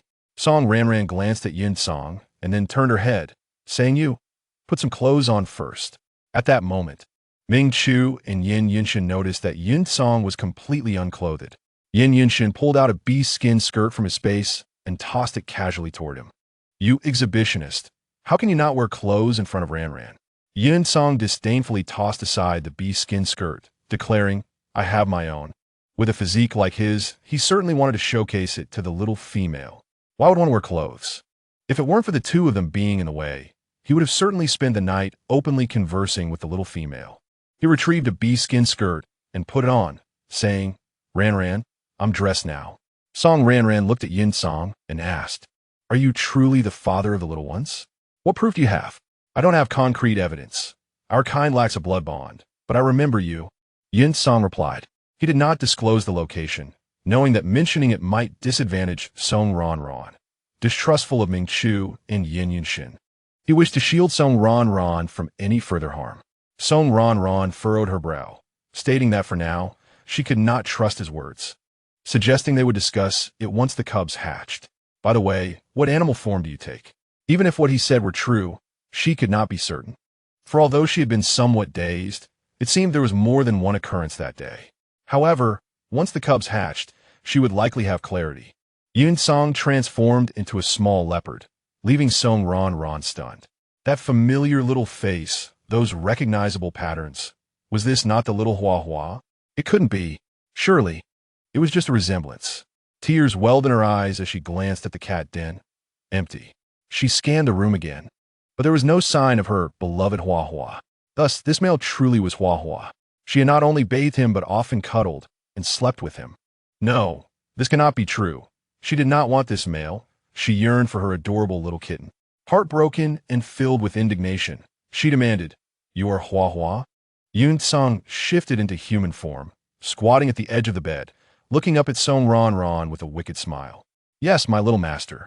Hearing the confirmation, Song Ranran felt her heart sink further. Oh no, my Hua Hua is truly gone. In a somber tone, she instructed, everyone, please leave. I wish to be alone. Yun Song, sensing her distress, assumed she was angry about his concealment. Ranran, I did not intend to withhold the truth. I was injured and unable to revert to my human form. Initially, it was necessary to hide it, but I plan to tell you directly when I regain my form. Yun Song cautiously observed her, pleading, please do not be angry with me. I understand. You all may go, Song Ranran replied, wishing to avoid their presence, especially Yun Song. Ming Chu, furious, pulled Yun Song away, insisting, come with us. Do not disturb Ranran. He had not anticipated that the insufferable cat was a male and had deceived him. Yun Song cast a glance at Song Ranran before following Ming Chu outside. That night, Song Ranran slept restlessly, waking to find Yun Song guarding outside her door. Ranran, you are awake? Yun Song inquired. Song Ranran nodded, but offered no reply, heading straight to the bathroom. Yun Song grew anxious, realizing that the little female was indeed upset with him. He hurried after her, saying, Ranran, I was wrong. I should have told you sooner. Punish me if you must. I will accept any punishment. Just please do not be angry with me or ignore me. After a restless night, Song Ranran's mood had improved slightly, yet she still felt resentment. I do not wish to speak with you now. The male's beast form could speak. Thus he had been deceiving her all along. She remained silent as she began her morning routine, while Yun Song followed her, filled with regret and apprehension. For an entire day, Song Ranran continued to ignore him. The following morning, she discovered some items placed at her doorstep. Small stones covered with a thick layer of thorny brambles, alongside a thorny whip and a thick stick. Yun Song knelt upon the thorns, pleading, Ranran, please punish me. Do not ignore me any longer. Song Ranran remained silent, coldly walking to the bathroom. Yun Song stayed kneeling at the door, unmoving, for the entire day. The next morning, Song Ranran found Yun Song still kneeling at the door, looking somewhat haggard. Yet she remained mute, only allowing Ming Chu to provide him with a bit of food. After 3 days of kneeling, Song Ranran finally spoke to Yun Song. You may rise. Do not kneel any longer. Ranran, have you forgiven me? Yun Song asked cautiously. No. Then I shall continue to kneel until you forgive me. Song Ranran frowned. Do not kneel. You are blocking the way. I will move aside. Yun Song complied. Song Ranran, feeling exasperated, said, just stand up. I'm not so angry anymore. How about you strike me once to vent your anger? Anger is not good for your health. Yun Song offered the whip to Song Ranran. Holding the whip, she did not strike. With a sigh, she threw it aside and said, let us eat. Yun Song slowly stood up, leaning on the stick as he limped to the dining table. Ming Chu and Yin Yunshin exchanged glances, muttering, he deserves it. Meanwhile, news from Ta Li's chieftain arrived, and upon hearing the report, his expression darkened. It seemed that the unusual phenomena that day were likely instigated by Song Ranran. Further testing will reveal the truth. 2 days passed in calm. While Song Ranran and her companions dined, a sudden cracking sound emanated from the bed. They turned to see a fissure appearing on one of the eggs. Chapter 62. The first cub is here. Song Ranran was overjoyed. A cub was about to hatch. She hastily swallowed the remnants of her meal and rushed to the bedside, leaning over to watch the egg that had begun to crack. The fissure appeared at the upper middle of the eggshell, a slender line through which faint sounds of tapping could be heard. Song Ranran speculated that it was the cub attempting to break free. The other eggs surrounded it. Ming Chu and the others quickly finished their meals and gathered by the bed, their eyes fixed intently on the hatching egg. Moments later, another crack resonated as the fissure widened. However, the egg remained still for a considerable time, the tapping sound ceasing. Song Ranran felt a twinge of worry. Ming Chu, do you think the shell is too hard for the cub to break through? Is it in danger? It is nothing to worry about. Hatching takes time. The cub must be tired and is resting, Ming Chu reassured her. Song Ranran felt slightly comforted and continued to watch. The cub seemed anxious, and the tapping quickened. The other eggs vibrated in encouragement. Ming-Chu and the others were also growing tense, silently cheering on the hatchling. Finally, with a decisive crack, a small white paw emerged. Ranran's eyes lit up. The cub was finally coming out. Ming-Chu and Yin Yunshin watched with eager anticipation. Yin Song was perplexed, wondering why it was white. Had the little leopard cub changed color? As one paw emerged, another quickly followed, and then the eggshell split apart, revealing a fluffy little head. The round head was covered in a layer of short white fur, adorned with beautiful black stripes, while its round ears were partially hidden by the eggshell. Its ice blue eyes sparkled with curiosity, resembling two pure sapphires, framed by a tiny pink nose and a small, curved mouth. Ranran was instantly captivated. Wow, what an adorable little white tiger cub. The little white tiger pushed the eggshell aside and wobbled towards Ranran, only to find it too slow, so it lay down and rolled. Ranran mused. It seems it is accustomed to rolling inside the egg. The little white tiger rolled to Ranran's side, lifting its head and gazing at her with soft, affectionate eyes, then opening its mouth to let out a sound that resembled a call. Ranran felt her heart melt at the sight. However, its voice had a somewhat comical tone, making it all the more delightful. So this was how a little tiger sounded. In the beast realm, cubs needed time to grow before they could gradually learn to speak. The timing varied among different cubs. Ranran chuckled softly, patting its little head. Are you calling for your mother? The little white tiger responded with another ma, confirming her suspicion. Ranran gently pried open the little mouth of the cub, discovering it had yet to grow teeth. Ming-Chu was overjoyed, exclaiming, Ranran, this little creature is truly adorable. Indeed, Ranran's face lit up with delight. The other egglings swayed joyfully, announcing, brother has hatched. However, Yin Song's eyes widened in shock, as if struck by lightning. How can it be a little white tiger? Where is my little leopard? Could it be that scoundrel Bai Chen's? So, after Bai Chun drove me away, he took advantage of the situation? Yin Song fumed. Bai Chun, you scoundrel, I will never forgive you. If it weren't for his interference, today would have surely seen the hatching of his little leopard. Gazing at the little white tiger, Yin Song felt a tumult of emotions. This was Bai Chen's offspring, yet also the cub of the little female. He sighed, soon finding solace. Well, love the house and its crow, he thought. The little female, not having his cub, was perhaps a blessing, as it spared him from criticism. Since there were already so many cubs, he resolved not to have any more. He glanced at the remaining eggs with a twinge of sadness, lamenting the abundance of stinky old tigers. Yin Yunshan was initially taken aback, but upon seeing Yin Song's dark expression, he couldn't help but chuckle. Aren't you the one who claimed it was your cub? How come it's a little tiger? Yin Song shot him a furious glare. What are you laughing at? Keep laughing, and I'll tear your mouth apart. Yin Yunshan struggled to contain his laughter, his body shaking. Ranran felt a bit awkward, pretending not to hear, and gently touched the little white tiger, asking, Cub, are you hungry? Mother will prepare milk for you. The little white tiger nodded in agreement. Ming-Chu, please fetch some warm water for me. Ranran took out a bottle and milk powder while Ming-Chu stepped out to get the warm water. After preparing the milk, she brought the nipple to the little white tiger's mouth, which eagerly clamped down and began to suck vigorously. The little white tiger's expression of enjoyment was evident as it savored the delightful flavor of the milk. Soon, the bottle was empty, and the little white tiger smacked its lips. Are you full, little cub? Ranran inquired. The little white tiger nodded contentedly. Looking down at the little white tiger, Ranran declared, now that you've hatched, Mother should give you a name. The little white tiger's large blue eyes sparkled with anticipation. After pondering, Ranran said, let's name you Song Yuza. As for your nickname, how about Debeo? You are all treasures of Mother. What do you think? Do you like it? The little white tiger squinted its eyes and happily exclaimed, I like it. I really like it. Then, Debeo nestled into Ranran's embrace, displaying affection. Seeing the cub's joy, Ranran also felt immense happiness, playfully engaging with Debeo. Michu and the others watched on with warm smiles. While the atmosphere was warm and tender on Ranran's side, things were quite different for Hong Ling, filled with anticipation for her own cub to hatch. Her heart plummeted when it finally did.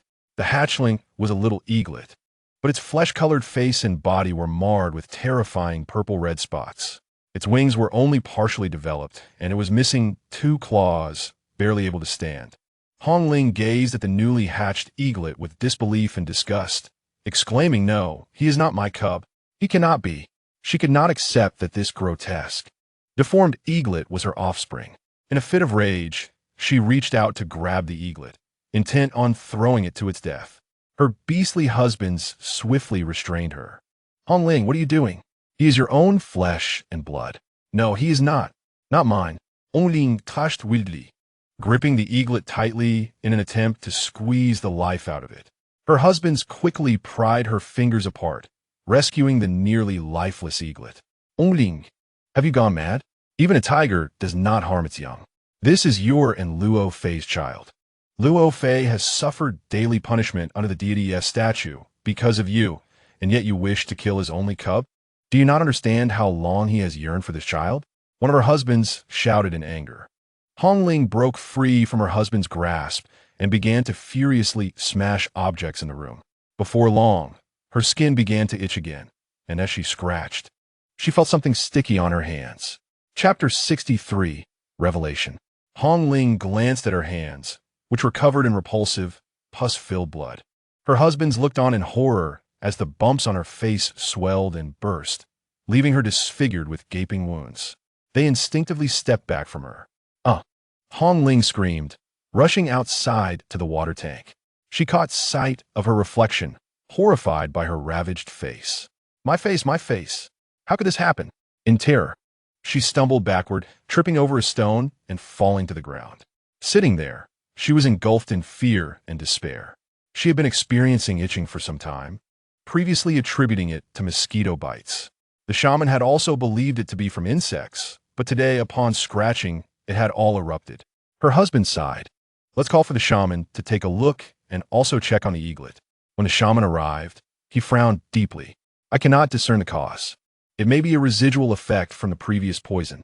He then turned his gaze to the eaglet, sighing deeply. "This little one is likely affected by that poison as well, which is why it has not fully developed. There are toxins in its body. While not fatal, they have already permeated its system, and I cannot cure this. Its deformities cannot be restored. Such a pitiful little creature." Upon hearing this, Hong Ling's husbands hung their heads in disappointment.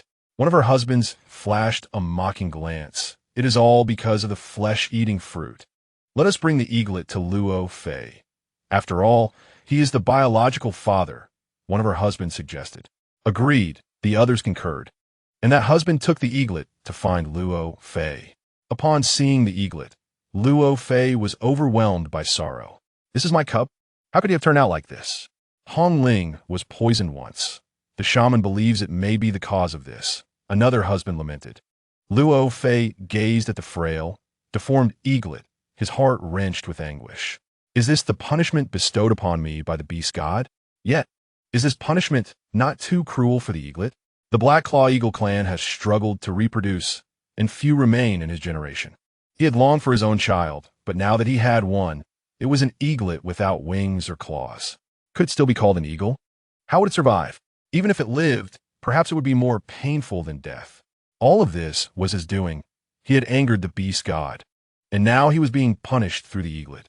Luo Fei raised his tear-filled eyes toward the statue. "Repenting, beast god, I acknowledge my mistakes. I truly do. Please save my cub. I am willing to pay any price." Nearby, Shifeng felt guilt wash over him as he silently repented. It was they who had implicated the eaglet. The husband who had brought the eaglet to Luo Fei felt helpless and powerless, letting out a soft sigh. After a short while, he took the eaglet back. Luo Fei watched it leave with a heavy heart, full of guilt and regret. In the evening, Hong Ling's husbands, having finished their tasks, discovered the eaglet was missing and quickly set out to search for it. Meanwhile, Leah and her friends came to visit Song Ranran. Embracing Debeo, she greeted them. "Wow, Ranran, your cub has hatched. What a cute little white tiger. May I hold him?" Man exclaimed excitedly upon seeing Debeo. "Yes, his nickname is Debeo, and he just hatched today," Song Ranran replied with a smile, placing Debeo into Man's arms. So tiny and adorable. Leah admired. I want to hold him too. Indeed, he is truly delightful.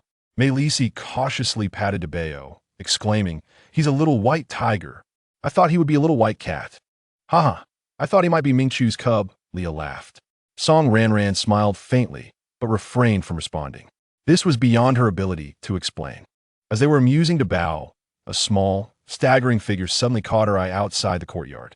Upon closer inspection, she realized it was a newly hatched eaglet. She hurried over and gently scooped up the fragile creature. Leah and the others also rushed over. Whose little one is this? How could it be left alone outside? Song Ranran questioned in confusion. Upon examining the eaglet, she noticed it appeared to be poisoned. She asked Xiao Mantu for assistance in assessing the situation. Host, the spots on its body are indeed due to poisoning, but the deformity is a result of the toxin affecting its development. The poison can be cured, but the deformity cannot be reversed. Xiao Mantu explained. Song Ranran purchased an antidote and fed it to the eaglet, hoping to alleviate its suffering. As a mother, she could not bear to see such a tiny creature in distress. This scene was witnessed by the beastmen summoned by Hong Ling, who approached with an air of indignation. Song Ranran, what did you feed the eaglet? They demanded, snatching the eaglet from her arms. Although Hong Ling had wronged her, the eaglet was innocent. It is poisoned, and I gave a remedy, Song Ranran replied. To her astonishment, she discovered that the eaglet belonged to Hong Ling. The beastmen, though skeptical, saw no immediate harm in the eaglet and departed with it.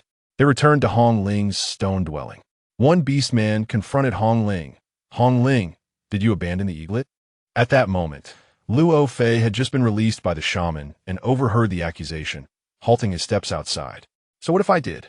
Such an ugly and weak deformity. Why should it be my child? It would be better off dead, Hong Ling remarked disdainfully as she gazed at the eaglet. How can you be so heartless? It is, after all, your child with Luo Fei. Even if it is deformed, we can still care for it. One beastman holding the eaglet said, his eyes filled with compassion. Heartless? I did not directly strangle it. Merely discarding it was already a show of mercy. Hong Ling retorted without a hint of remorse. Hong Ling, you have gone too far. Who do you think is responsible for the eaglet's condition? Do you not have any self-awareness? A beastman accused angrily. If it were not for that day, you deliberately consumed the corroding meat fruit in the square. How could the eaglet have been poisoned? How could it have become deformed? The other beastmen gasped in shock at this revelation. Outside, Luo Fei's face turned ashen, as if plunged into an icy abyss. He forced a grim smile, realizing the truth. It was indeed Hong Ling's doing. Chapter 64. The break. Luo Fei threw aside the curtain and stormed into the dwelling, gritting his teeth. Hong Ling, why did you eat the corroding meat fruit? Why did you harm our eaglet? Realizing Luo Fei's distress, Hong Ling took a step back, her eyes darting nervously. She could not find a suitable excuse to mask her guilt. She felt a twinge of remorse toward Luo Fei, as he had treated her better than anyone else aside from Mu Kuei, and was the beastman she trusted and cherished the most. It was merely to prevent the shaman from treating Song Ranran. One of the beastmen who had accused her sneered. Luo Fei clenched his fists, veins bulging on his forehead. You harmed our child for such a trivial matter? He looked at Hong Ling's distorted face. You have brought this upon yourself, haven't you? It was my own doing. But at that time, I thought the shaman could cure me. I did not intend for the eaglet to end up like this, Hong Ling said, her voice tinged with frustration. Not intentional, driven by jealousy. You are capable of anything. Luo Fei shot back, glancing at the trembling eaglet cradled in another beastman's arms. His eyes filled with sorrow. You knew the eaglet was suffering because of you, yet you refused to accept it, even wishing to discard it. Moreover, when the eaglet was just born, you wanted to end its life directly. Had we not intervened, you would not have seen it alive. The accusing beastman continued to enumerate Hong Ling's transgressions. Is everything he said true? Luo Fei's voice turned icy. Hong Ling's lips trembled. She was too ashamed to respond. Luo Fei turned to the other beastmen, who nodded slightly in agreement. Unable to contain his fury any longer, he stepped towards Hong Ling, seizing her by the throat. How could you be so cruel? That is our own child, the one I have longed for all these years. Hong Ling felt a sharp pain in her neck. struggling to breathe as she attempted to push him away. "Let go of me." Seeing this, the other beastmen rushed forward to intervene, prying Luo Fei's hands away from Hong Ling. She quickly hid behind them. "Luo Fei, you cannot kill her. She is bonded with us. If she dies, we will suffer repercussions. Besides, she has been our mate for many years," one beastman cautioned. Luo Fei glanced at Hong Ling, who was glaring at him from behind the other beastmen. "Mate, we treat her as such, but does she regard us as her partners?" For years, he had devoted himself to her, even going so far as to destroy the sacred statue, yet she could not accept their only child. The other beastmen pondered this, reflecting on whether she had ever regarded them as partners. Sensing the shift in atmosphere, Hong Ling quickly interjected, "Luo Fei, I was wrong about the eaglet. Now that you are back, if you wish to raise it, then do so. In the future, I can still bear you a healthy child." "Bear another?" Luo Fei retorted. "You will not be able to.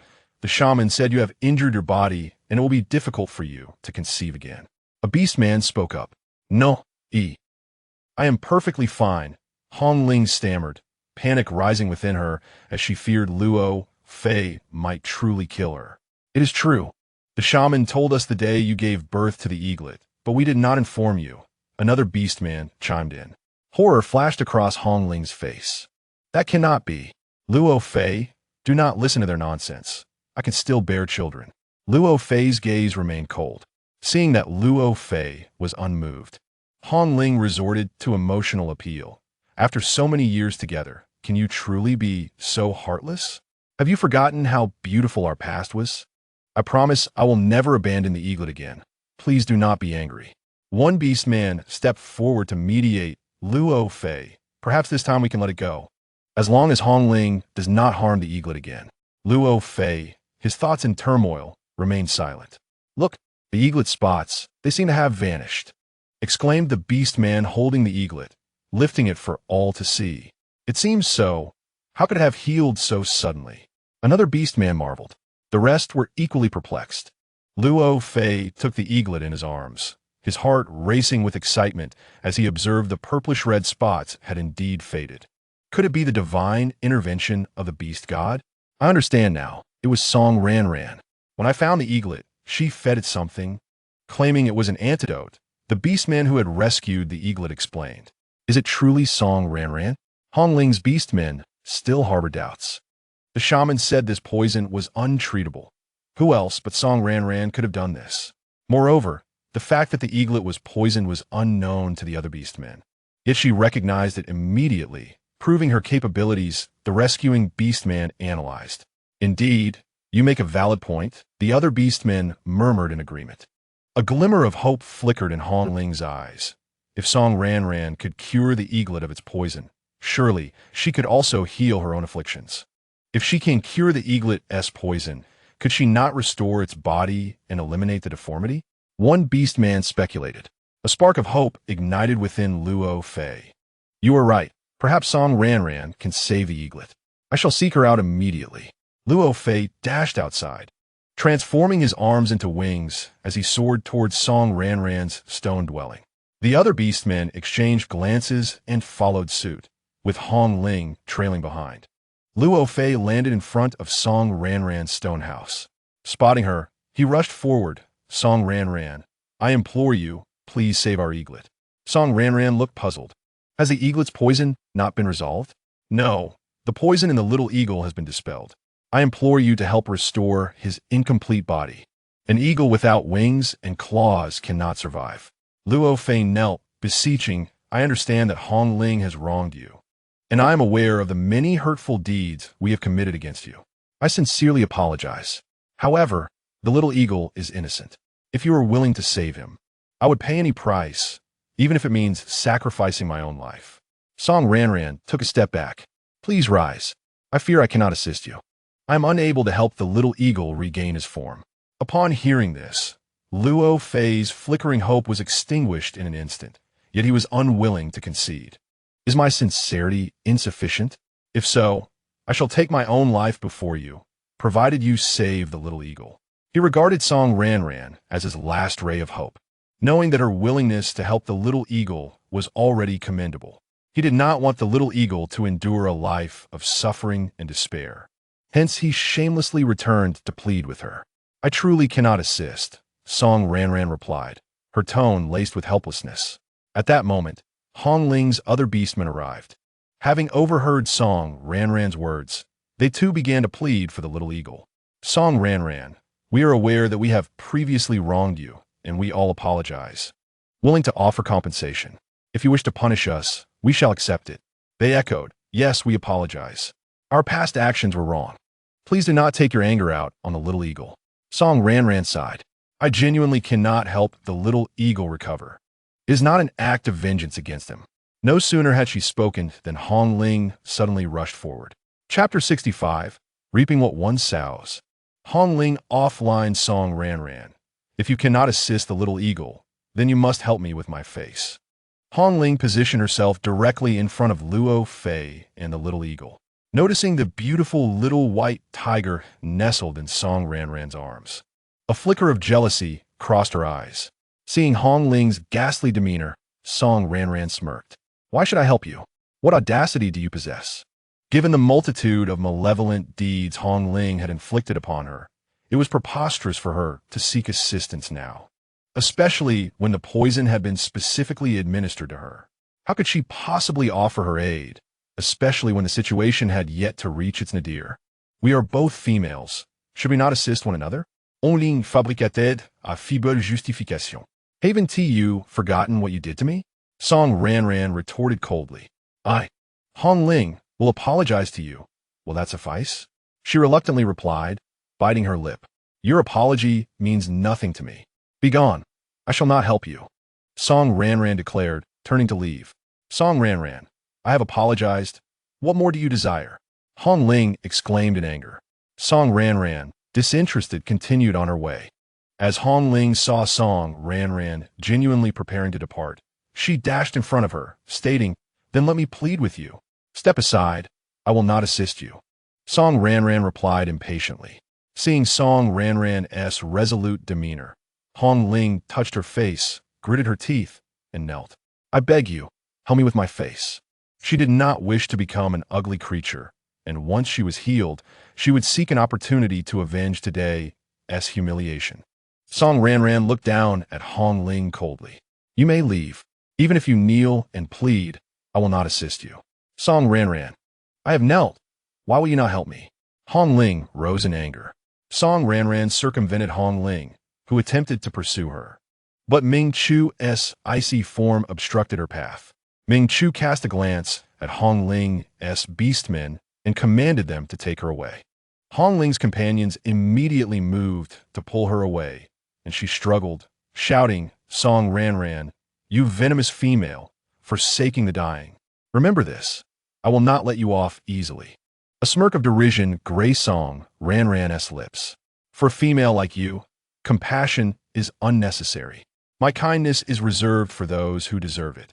Hong Ling was forcibly removed by her companions, yet Luo Fei remained kneeling, cradling the little eagle. After the meal, upon seeing Luo Fei still kneeling, Song Ranran approached and said, Please rise. I truly cannot help you. Please help the little eagle. Luo Fei pleaded. Apart from Song Ranran, he was unsure whom else to turn to, fearing that if he left, the little eagle would have no hope.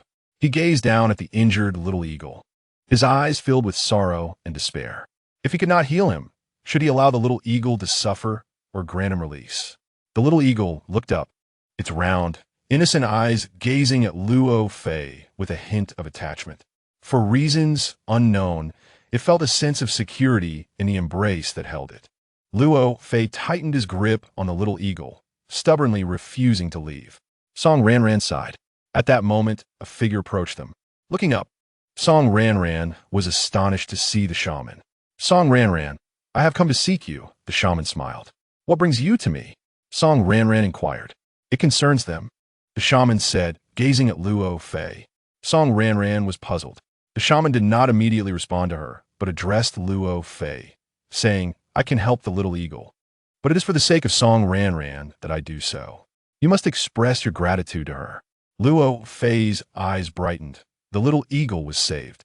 He bowed repeatedly to Song Ranran, exclaiming, "As long as you can assist the little eagle, I am willing to do anything for you, even serve you as a slave for life." Song Ranran felt a sense of undeserved gratitude. The credit belonged to the shaman, so thank him instead. The shaman retrieved a pearl and a vial of potion, applying the potion to the areas that required restoration on the little eagle. He then activated the pearl. The pearl emitted a dazzling light, enveloping the little eagle. Gradually, the little eagle's wings and claws began to regenerate, and the sparse down on its body became significantly denser. Tentatively, it flapped its wings and lifted its little claws, chirping joyfully as if proclaiming, "I am truly well." It looked gratefully at the shaman, chirping, "Thank you." The shaman smiled gently, saying, "Little one, remember that I helped you because of this female. She is your benefactor, and you must repay her when the opportunity arises." The little eagle nodded earnestly, chirping a few times in affirmation, "I will remember." Furthermore, strive to be an upright and kind beastman. Do not engage in wrongdoing, lest the beast god punish you, the shaman advised. The little eagle nodded again. Seeing the little eagle truly healed, Luo Fei's eyes glazed with tears, and he bowed deeply to Song Ranran. "Thank you, truly thank you. I will repay you. Perhaps I could be your slave in the future?" Song Ranran stepped back, saying, "Do not bow. I do not require a slave. And you are still Hong Ling's beastman." Luo Fei considered this and realized his position was indeed unworthy. He would find other means to express his gratitude. "Luo Fei, do you know why the beast god allowed you to return? Do you understand what you must do?" The shaman asked coldly. A glimmer of resolve flickered in Luo Fei's eyes. He understood. "It is getting late. Take the little eagle back," Song Ranran instructed.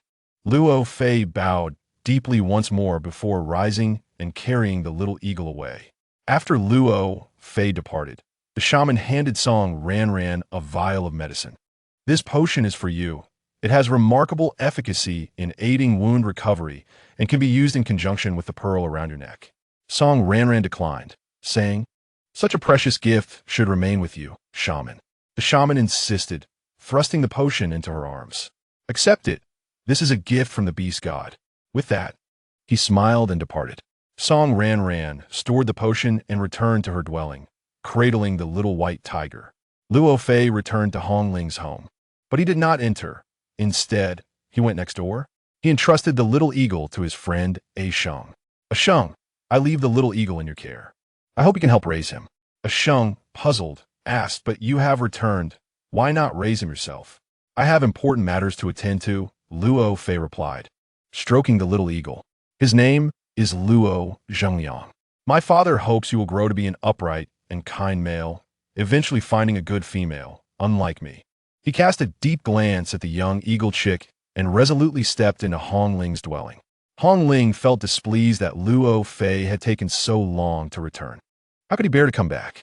The young eagle chick had recovered, Luo Fei stated calmly. A flicker of joy crossed Hong Ling's face. Luo Fei had indeed found a way for Song Ranran to treat the young eagle chick, and now that it was better, he should no longer hold a grudge against her, right? She rose and grasped Luo Fei's arm, urging him to take her to find Song Ranran for her facial treatment. Luo Fei remained unmoved, an endless coldness residing in his eyes. A slight smile tugged at his lips. "Very well, I shall take you." As Hong Ling prepared to leave with a smile, she suddenly felt a sharp pain in her chest. In disbelief, she looked down to see a wicked claw deeply embedded there. Luo Fei, before she could finish her words, her heart was crushed in an instant. The claw was withdrawn, leaving a pool of crimson. Hong Ling collapsed to the ground, quickly falling silent. Luo Fei clutched his chest, blood seeping from the corner of his mouth. He lay down on the ground, peacefully closing his eyes. "Lord Song Ranran, I have atoned for my sins. This is the only thing I can do for you. Lord Beast God, I accept divine punishment." Meanwhile, Hong Ling's beast husbands all experienced excruciating pain in their chests, most dying on the spot, with only 2 surviving, albeit severely injured and weakened. A frail male entered Hong Ling's home, venting his fury by stabbing her multiple times. "A vicious female like you deserves to have your soul devoured by beasts. he disposed of Hong Ling's corpse in the beast forest, witnessing her being devoured by the creatures. The next morning, Leah hurried to Song Ranran's stone dwelling to inform her of Hong Ling's fate. Song Ranran was not particularly moved. After all, Hong Ling had merely reaped what she had sown. As she listened to Li Ya's lamentations, Chief Tali suddenly arrived with numerous beastmen. In Chapter 66, Preparing to Leave, the beastmen brought by Chief Tali were mostly from the tribe, along with a peculiar, cloaked male whose face was obscured. Chief Tali approached Song Ranran, saying, "Last night, a female from the tribe lost her cubs, and we are conducting a search. Please cooperate." He glanced at the small, white tiger in Song Ranran's arms. Revealing a sly smile, "This little tiger cub looks promising." The bow growled fiercely at Chief Tali. "Mother, this old man looks like a villain." Song Ranran gently patted Dabao to soothe him and addressed Chief Tali. "That is acceptable, but I have some valuable items in my room that need to be secured first." Chief Tali nodded in agreement, knowing that living creatures could not be stored in her space. As long as they were left outside, he could locate them, especially with the assistance of his formidable ally.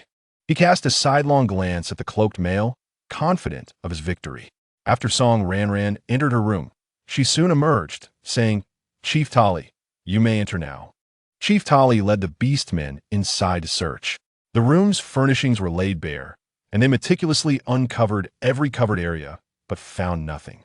Chief Tali surveyed the room, perplexed at how they could not find anything, pondering where it could be hidden.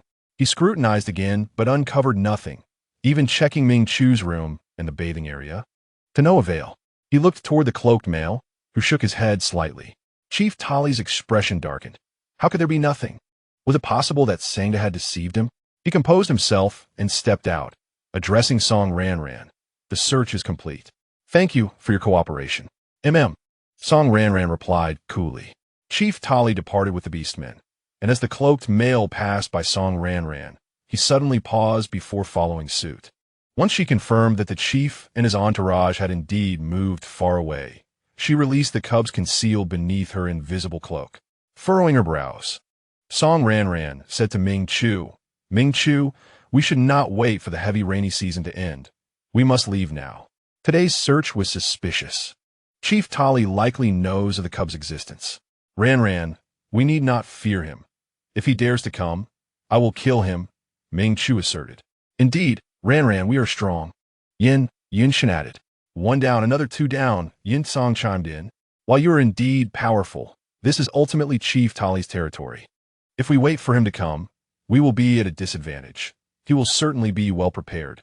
Yet, if we strike now without evidence, it would be unjustifiable, and we would attract considerable trouble. Although Ming Chu and the others are formidable, if Chief Tali employs underhanded tactics and rallies the tribe's beastmen against us, the sheer number of them will overwhelm us. My current strength is insufficient, and with the cubs in tow, we cannot afford any mishaps. Furthermore, Chief Tali is cunning, and we cannot predict what other cards he may hold." After contemplating, Song Ranran concluded, "Let us depart first. He may pursue us, and we can strike then. Leaving now will disrupt Chief Tali's plans, preventing him from preparing adequately. Moreover, he cannot bring too many beastmen to chase us, nor can he set up an ambush in advance. Thus, we will have the advantage when the time comes. If he does not pursue us, we will have avoided some trouble and can consider it an early departure." "Very well, let us gather our belongings immediately," Ming Chu replied. Ming Chu and Yin Yunshan set about collecting their things. "Yin Song, please boil some water and put it in this. Twist the red part on top to open it," Song Ranran instructed, handing Yin Song 2 thermoses. Yin Song accepted the cups and went to boil water, unfazed by Song Ranran's occasional production of unfamiliar items. Chief Tali returned to his stone dwelling, his brows tightly knitted. "Fanine, did you find anything at Song Ranran's place today?" The cloaked male stepped forward. "There was nothing in the dwelling, but as I passed by that female, I sensed several faint auras, though they were not very clear." "On Song Ranran?" Chief Tali pondered, perplexed, but aside from a small white tiger, she is nothing else. Surely, she could not have concealed them within herself? Yet, if Fanine sensed an aura, it could not be mistaken. It must be some sort of special ability. I have heard of a skill that renders one's body completely invisible, Fan Yin explained. Indeed, that is highly probable, Chief Tali concurred deeply. It seems that Song Ranran possesses some unique means of concealment. Since what Sangda said is true, we can prepare for action. Chief Tali summoned Buhi. Have you located the beast men I asked you to find? Yes, and if needed, we can contact them swiftly, Buhi replied. Once we capture Song Ranran, we shall imprison her, and you must ensure she bears many cubs, Chief Tali commanded. Understood. Bui's voice was somewhat subdued. Let us discuss our next plans. Later, you shall seek out those beastmen. After Chief Tali spoke, they began to strategize. Outside, Leah's eyes widened in fear as she covered her mouth. Had she heard correctly? Were her father and the others planning to capture Ranran? Leah cautiously moved her feet, carefully leaving Chief Tali's stone dwelling and rushing towards Song Ranran's abode. Spotting Song Ranran just outside, she hurried over, exclaiming, Ranran, you must run. I just want to find my father. And I overheard him saying they plan to capture you and imprison you to bear cubs. Song Ranran's gaze turned icy. So that was Chief Tali's intention. She said to Leah, thank you for coming to inform me. Leah, I was already planning to leave. I have nearly finished packing. Initially, she thought she would not be able to bid farewell to them, pondering how to present them with gifts. She had not expected Leah to come on her own. Ranran, I am sorry. My father. Leah's eyes brimmed with guilt. She had not anticipated her usually kind father would commit such an evil deed. It's all right, Leah. Song Ranran shook her head. If your father truly comes to capture me, I might. Leah understood Song Ranran's implication. If her father truly intended to harm her, she would not hold it against her. This matter originated from a misstep on the part of Afu. Ranran was merely acting in self-defense. Thus, she bears no resentment toward her. As a fellow female, she inherently comprehends that no female would willingly endure such treatment. Had she been in the same situation, she would have made a similar choice. However, if circumstances permitted, she would wish for the well-being of all. Song Ranran retrieved 3 crystal bracelets from her spatial pouch, stating, these are gifts for you and by Man and the others. I hope you cherish them. The crystals adorning the bracelets are beneficial for females, and I encourage you to wear them often. Leah accepted the bracelet, her eyes instantly glistening with tears.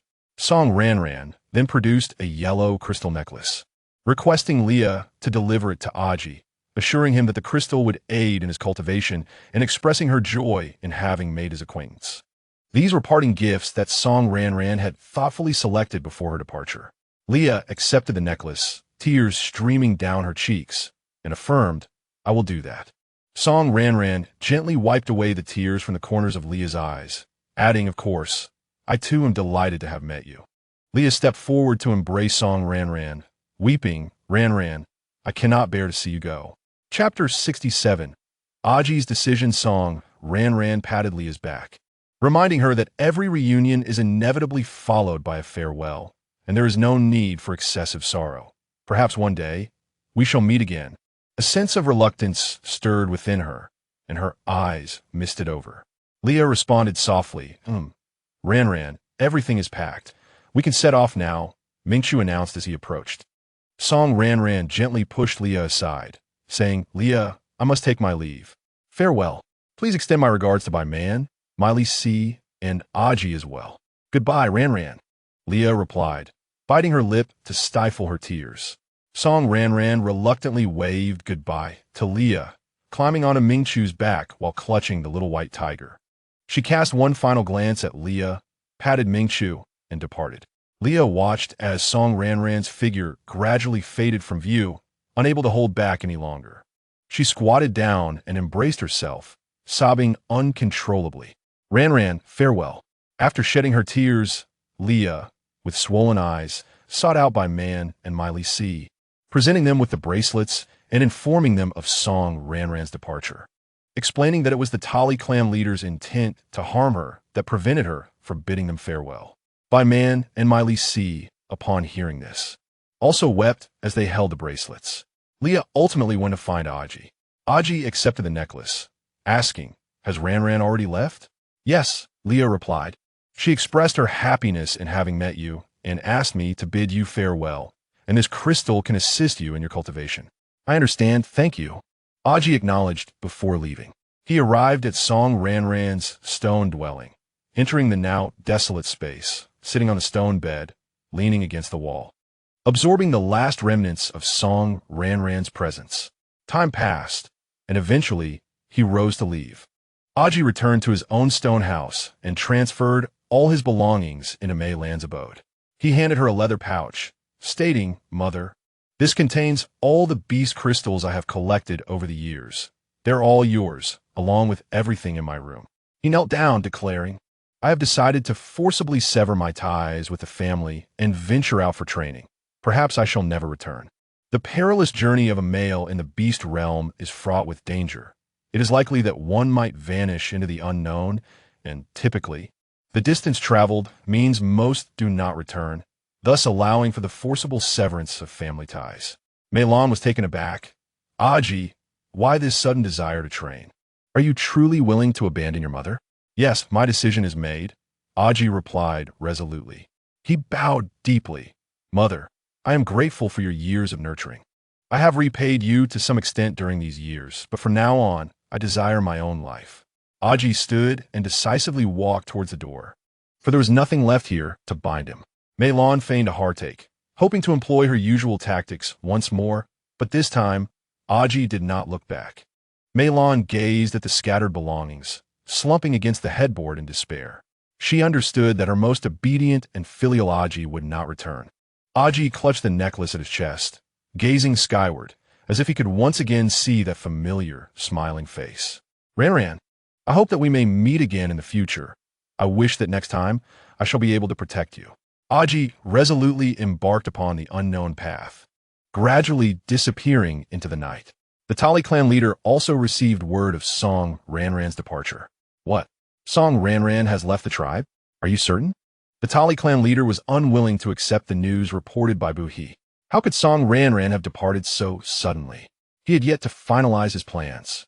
This caught him completely off guard. "Indeed, we went to check the stone dwelling and found it completely empty," Buhi reported. "Why did you not inform us sooner? Did you not notice their departure from the tribe? Were you not instructed to have beastmen monitor them?" The Tali clan leader questioned. "There were beastmen who saw them leave, but they assumed they were merely out for leisure. Some beastmen were sent to follow them from a distance, but lost track of them shortly thereafter. When we noticed they had not returned late into the night, we rushed to the stone dwelling and discovered it was already vacant," Buhi explained. "What a useless bunch." The Tali clan leader slammed the table in anger. "Quickly send beastmen to pursue them. If the rain continues, all traces will vanish. I will attend to other matters and will soon catch up with you." Fortunately, the rain has not been heavy today. We should still be able to track them. To ensure that the clan produces more powerful offspring, you must not allow Song Ranran to escape. "Understood," Buhi replied, leading the beastmen to pursue Song Ranran.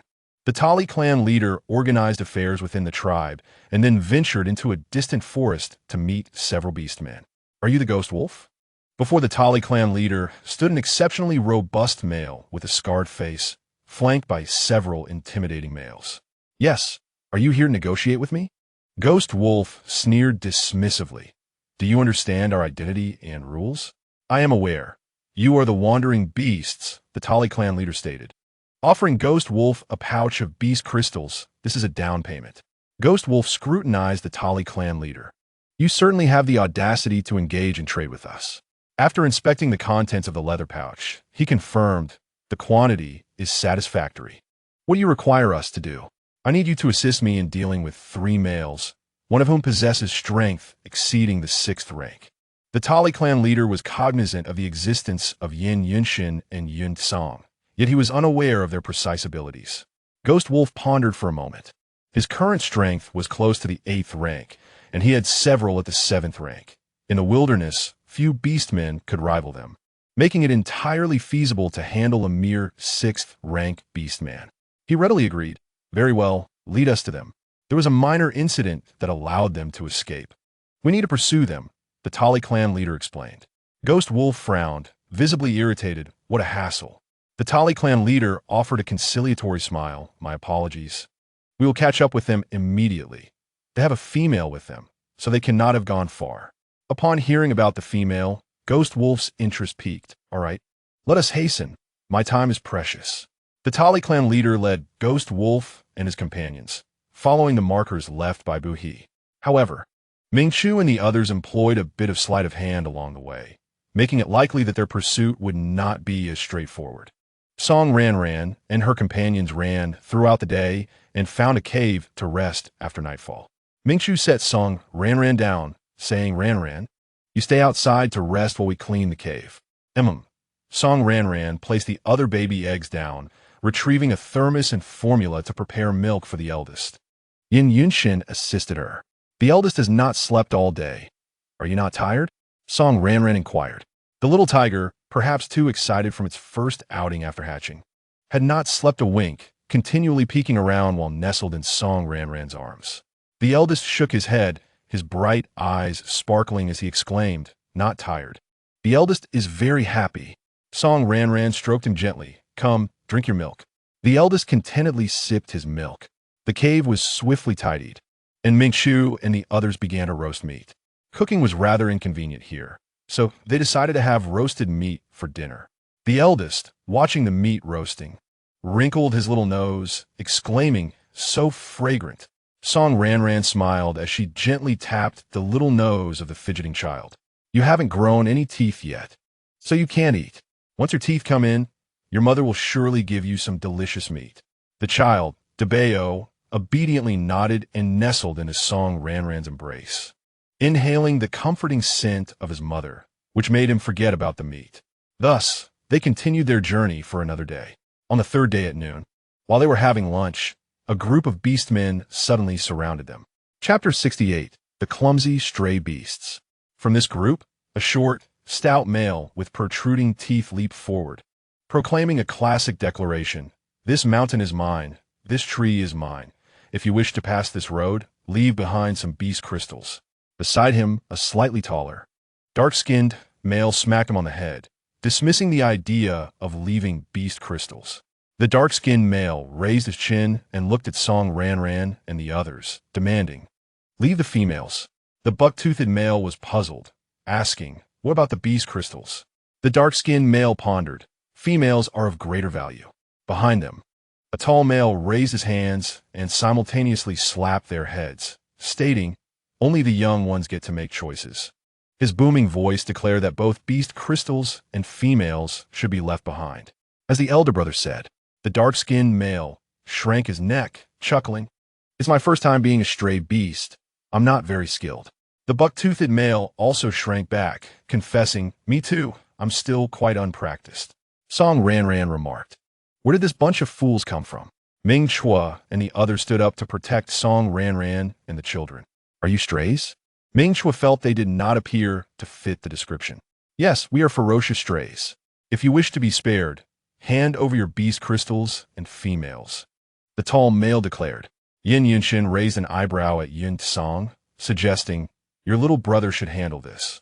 Yun Tsang frowned in skepticism, asking, "Does he even have such a foolish little brother?" Stepping forward impatiently, he warned, "If you don't want to die, scram." "What are you? How dare you tell us to get lost?" The short, buck-toothed male jumped out again. Yin Yunshin shot an odd glance at him, then teased Yun Tsang with his eyes. "Your little brother doesn't even recognize you." Yun Tsang rolled his eyes, asserting, "This bunch of idiots is definitely not my little brother. Since you want to die so badly, I shall grant you that wish." Dark energy spheres began to materialize around Yun Tsang. The tall male instantly manifested a pair of massive black wings and soared into the sky, whereupon his keen eyes caught sight of Song Ranran, who had been shielded behind Ming Chua. Instantly, his world turned pink. "Wow, this little female is so beautiful," he exclaimed, believing he had found his true love. "Brothers, quickly, drive them away and seize the little female," he shouted. However, the buck-toothed male and his companions began to retreat, realizing they might not stand a chance. "Big brother, it seems we can't win." Though the fight had yet to commence, they already sensed Yun Tsang's formidable strength. The tall male glared at his companions. But before he could finish his admonition, several energy spheres came flying towards him. He quickly dodged, but his wings were still singed. The other subordinates, too, were sent scrambling for cover. The buck-toothed male hastily dug a hole and disappeared underground. The dark-skinned male unleashed a foul-smelling biochemical weapon and swiftly vanished. The tall male soared higher into the sky, daring not to descend again. The other beast-men scattered, fleeing at remarkable speed. Ming Chua and the others covered their noses, with Song Ranran doing the same for herself and Debeo, while the little ones swayed dizzily as if feeling faint from the stench. In truth, Song Ranran felt as if she might faint from the noxious odor herself. Seeing that Song Ranran and the children were struggling, Ming Chua quickly led them away. And after running for some distance, they finally escaped the foul smell. It took Song Ranran a long while to recover, feeling that she might not be able to eat that night. They continued on their path. Once the tall male and his group regrouped, he said, "Big brother, that male is too strong. We can't defeat him. Let's change our target." The buck-toothed male protested. "No, we must defeat them and win the little female." The tall male insisted. "Why not just target other little females?" The dark-skinned male questioned. "No, no other females can replace her. She is the love of your big brother," he said, gazing into the distance with deep affection. The younger males rolled their eyes. "Big brother, we are strays now. What do we know of love? Those little females are merely passing encounters. Who says strays cannot have love? I am one who does," the tall male declared. "From today onward, we shall follow them. I must pursue that little female." The buck-toothed male and the dark-skinned male face-palmed, conceding, "All right then, he is the big brother after all." Thus, the tall male and his companions began to stealthily follow Song Ranran and her group. The next day, they emerged to provoke them again, leading to another encounter with biochemical weapons.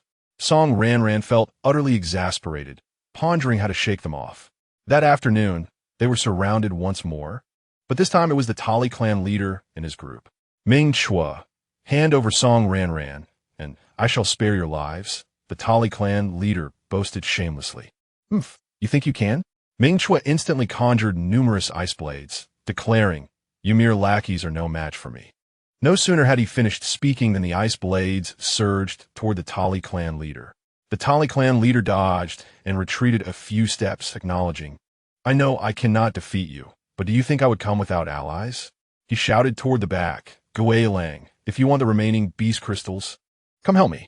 Gui Lang and his group had been trailing the Tali clan leader for several days, harboring grievances and deliberately lagging behind.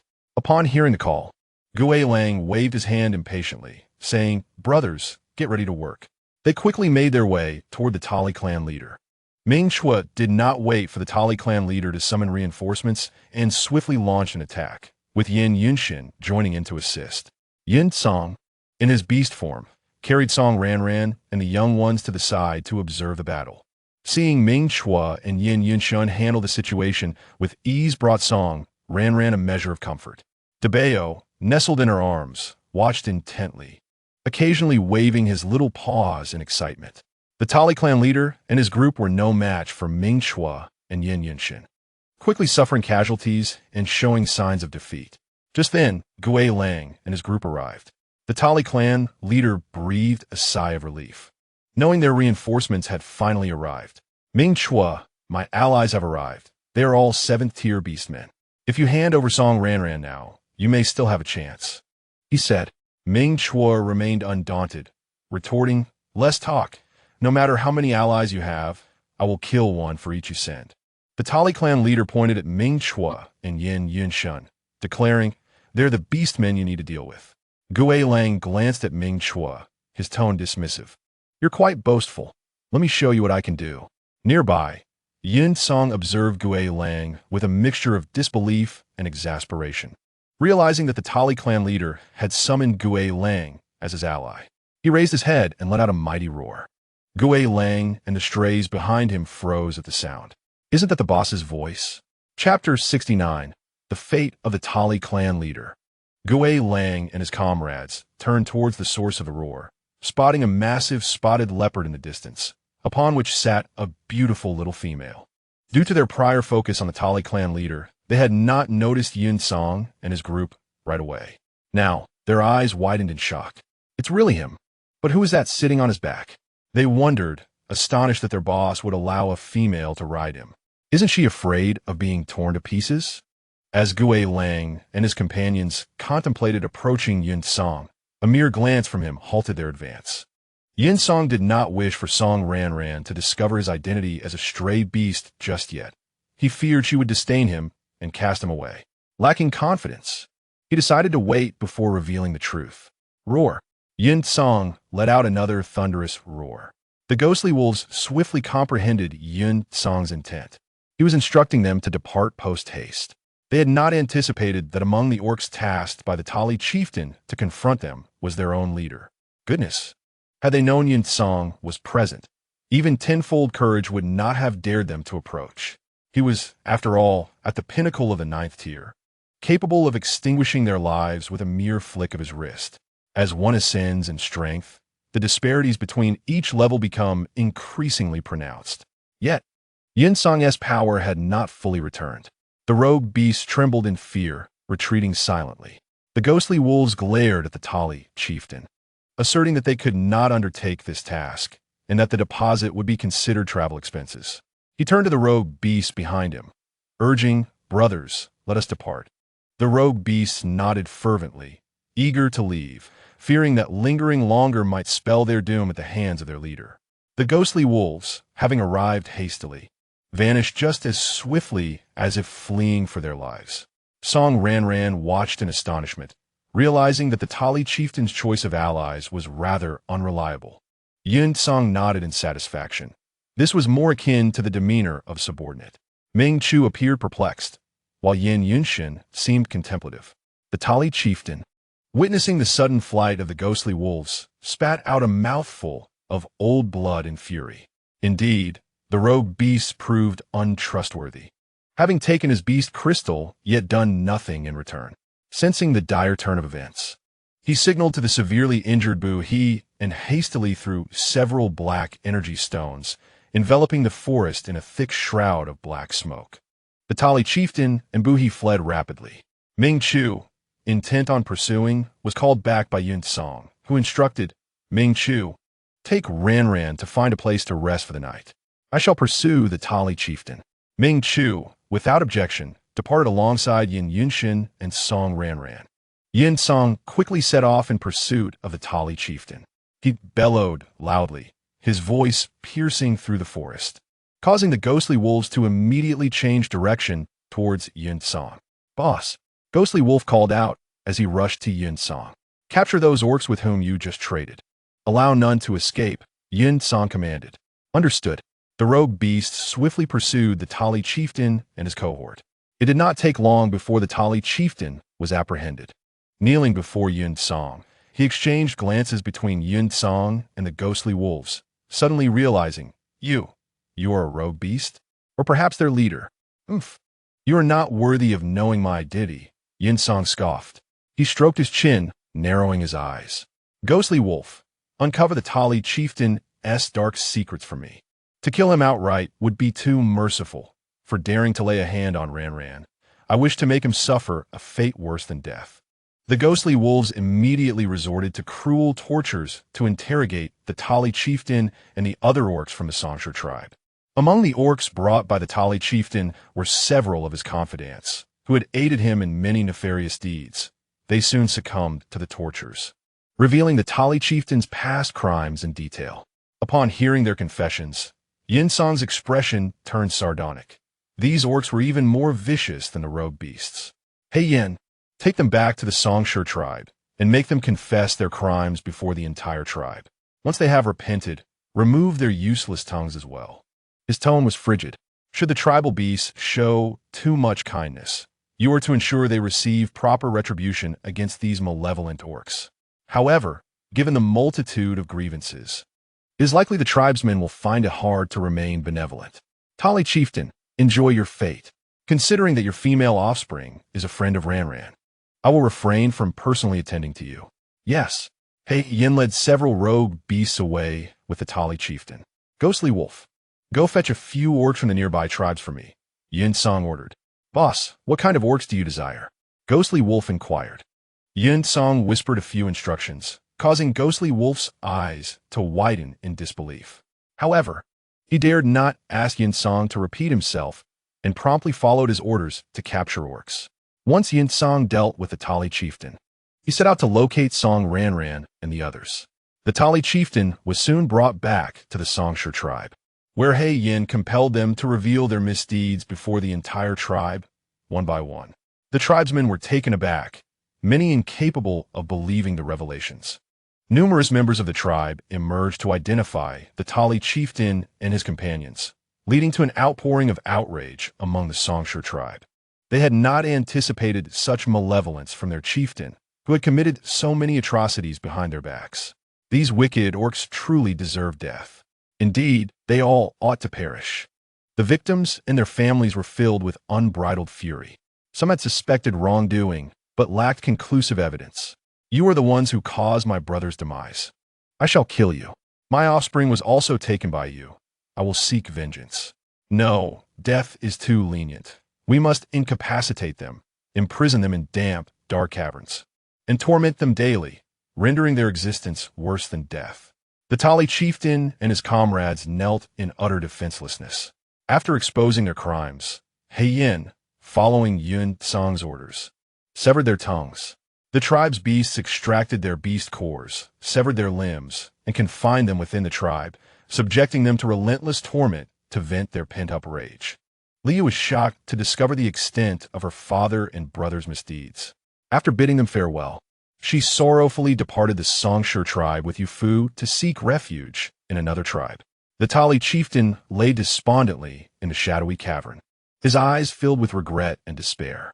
Witnessing the Tali chieftain receive his just punishment, He Yin returned to report to Yun Song, accompanied by the rogue beasts. Meanwhile, Ghostly Wolf had located the orcs Yun Song desired and was presently escorting them before him. The captured males huddled together, trembling, uncertain why these fierce-looking beasts had apprehended them. My lord, may I inquire why you have summoned us? One male stammered, recognizing Yun Song as the leader of these rogue beasts. Fear not, for I have summoned you merely to pose a few questions. Your lives are not in jeopardy, Yun Song replied coolly. Please ask away. I wish to inquire how you please your female masters to gain their favor. He coughed lightly, lowering his voice slightly. What methods do you employ to earn your female master's affections, particularly that kind of affection? The captured males widened their eyes in shock, while the rogue beasts gaped in disbelief. Chapter 70. Why not consider it? The rogue beasts could scarcely believe their ears. What had they just heard? Their leader actually desired to learn how to vie for affection like ordinary beasts? Was this truly the same indifferent, cold-hearted leader they knew? It was utterly unimaginable. What kind of powerful female could transform the ruthless leader of the rogue beasts in such a manner? Ghostly Wolf could not help but exclaim. No wonder he wanted to capture orcs favored by their female masters. It was for this purpose. The captured males exchanged glances, astonished that they had been brought here for such inquiries. I excel at hunting. My female master delights in the beautiful pelts I present to her. Each time I bring her a beast crystal, she is overjoyed and seeks me out in the evening. My female master appreciates my physique, so I often intentionally display it in her presence. The males eagerly shared their insights. Finally, one male hesitated before quietly stating, I possess some specially crafted garments that my female master adores, but they are back in the tribe. He proceeded to share specific methods with Yun Song, who instructed Ghostly Wolf to accompany him back to the tribe to retrieve the items. Yun Song regarded the remaining males, stating, You shall remain here for a couple of days to contemplate further. I will send my subordinates to inform your families. After carefully analyzing the words of the males, he departed into the depths of the forest. That night, once Song Ranran had fallen asleep, Yun Song ventured into the torrential rain. The following day, after rising from her slumber, Song Ranran instinctively reached out to touch the little ones before proceeding to wash up. Just as she completed her morning ritual, she beheld Yun Song returning, drenched from head to toe. Water droplets cascaded from his tousled hair, tracing his chiseled jawline and gliding down to his well-defined chest, before meandering down his sculpted abdomen, ultimately disappearing into obscurity. Song Ranran felt an inexplicable dryness within her. She averted her gaze slightly and inquired, Were you last night? Why are you soaked? Yun Song casually brushed his hair back, a bright smile gracing his face as he replied, "I went hunting last night." He swiftly retrieved a collection of pristine bee skins from his space, spreading them across the bed. Ranran, these are the new bee skins I hunted last night. Do you like them? He had meticulously cleaned and dried the pelts in another location, returning only at dawn through the pouring rain. You braved the heavy rain just to procure these skins? Song Ranran questioned. Indeed, females are fond of bee skins, and I wish to hunt some for you. Yun Song stated, gesturing towards a particularly exquisite silver marten pelt. This is the fur of a silver marten. It is incredibly soft and comfortable. With the rainy season giving way to cooler weather, it will keep you warm. I can make you a coat from it. A warmth spread through Song Ranran's heart, yet a tangle of emotions stirred within her. Yun Song, the little ones are not yours. You need not go to such lengths. Yun Song met her gaze earnestly and declared, I wish to treat you well, independent of the little ones. I cannot deny the impact of discovering your pregnancy, but my intentions are solely to show kindness towards you. I merely desire for you to like me. He knew that even had Song Ranran not been with child, he would have inevitably developed feelings for her.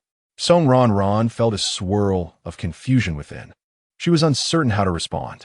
Her feelings for Yun Song were complex, mingling affection for the little ones with the awkwardness of that one night. During this time, Yun Song had indeed treated her well, the only misstep being the deception regarding his identity as Xiao Hua Hua, which he had acknowledged and apologized for, even punishing himself. As they spent time together, she found herself gradually forgiving him.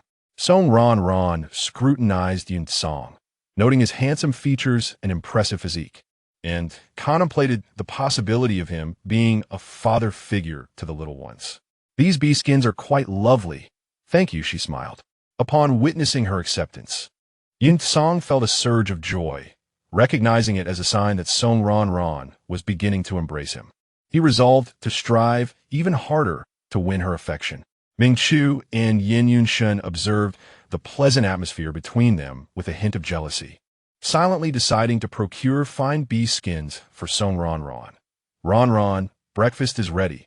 Come and eat, Ming Chu announced, placing the meal on a small table. At that moment, the little white tiger stirred awake, eager to rush towards Song Ranran. Noticing his intent to leap from the pelts, she hurried to scoop him up, preventing him from soiling the ground.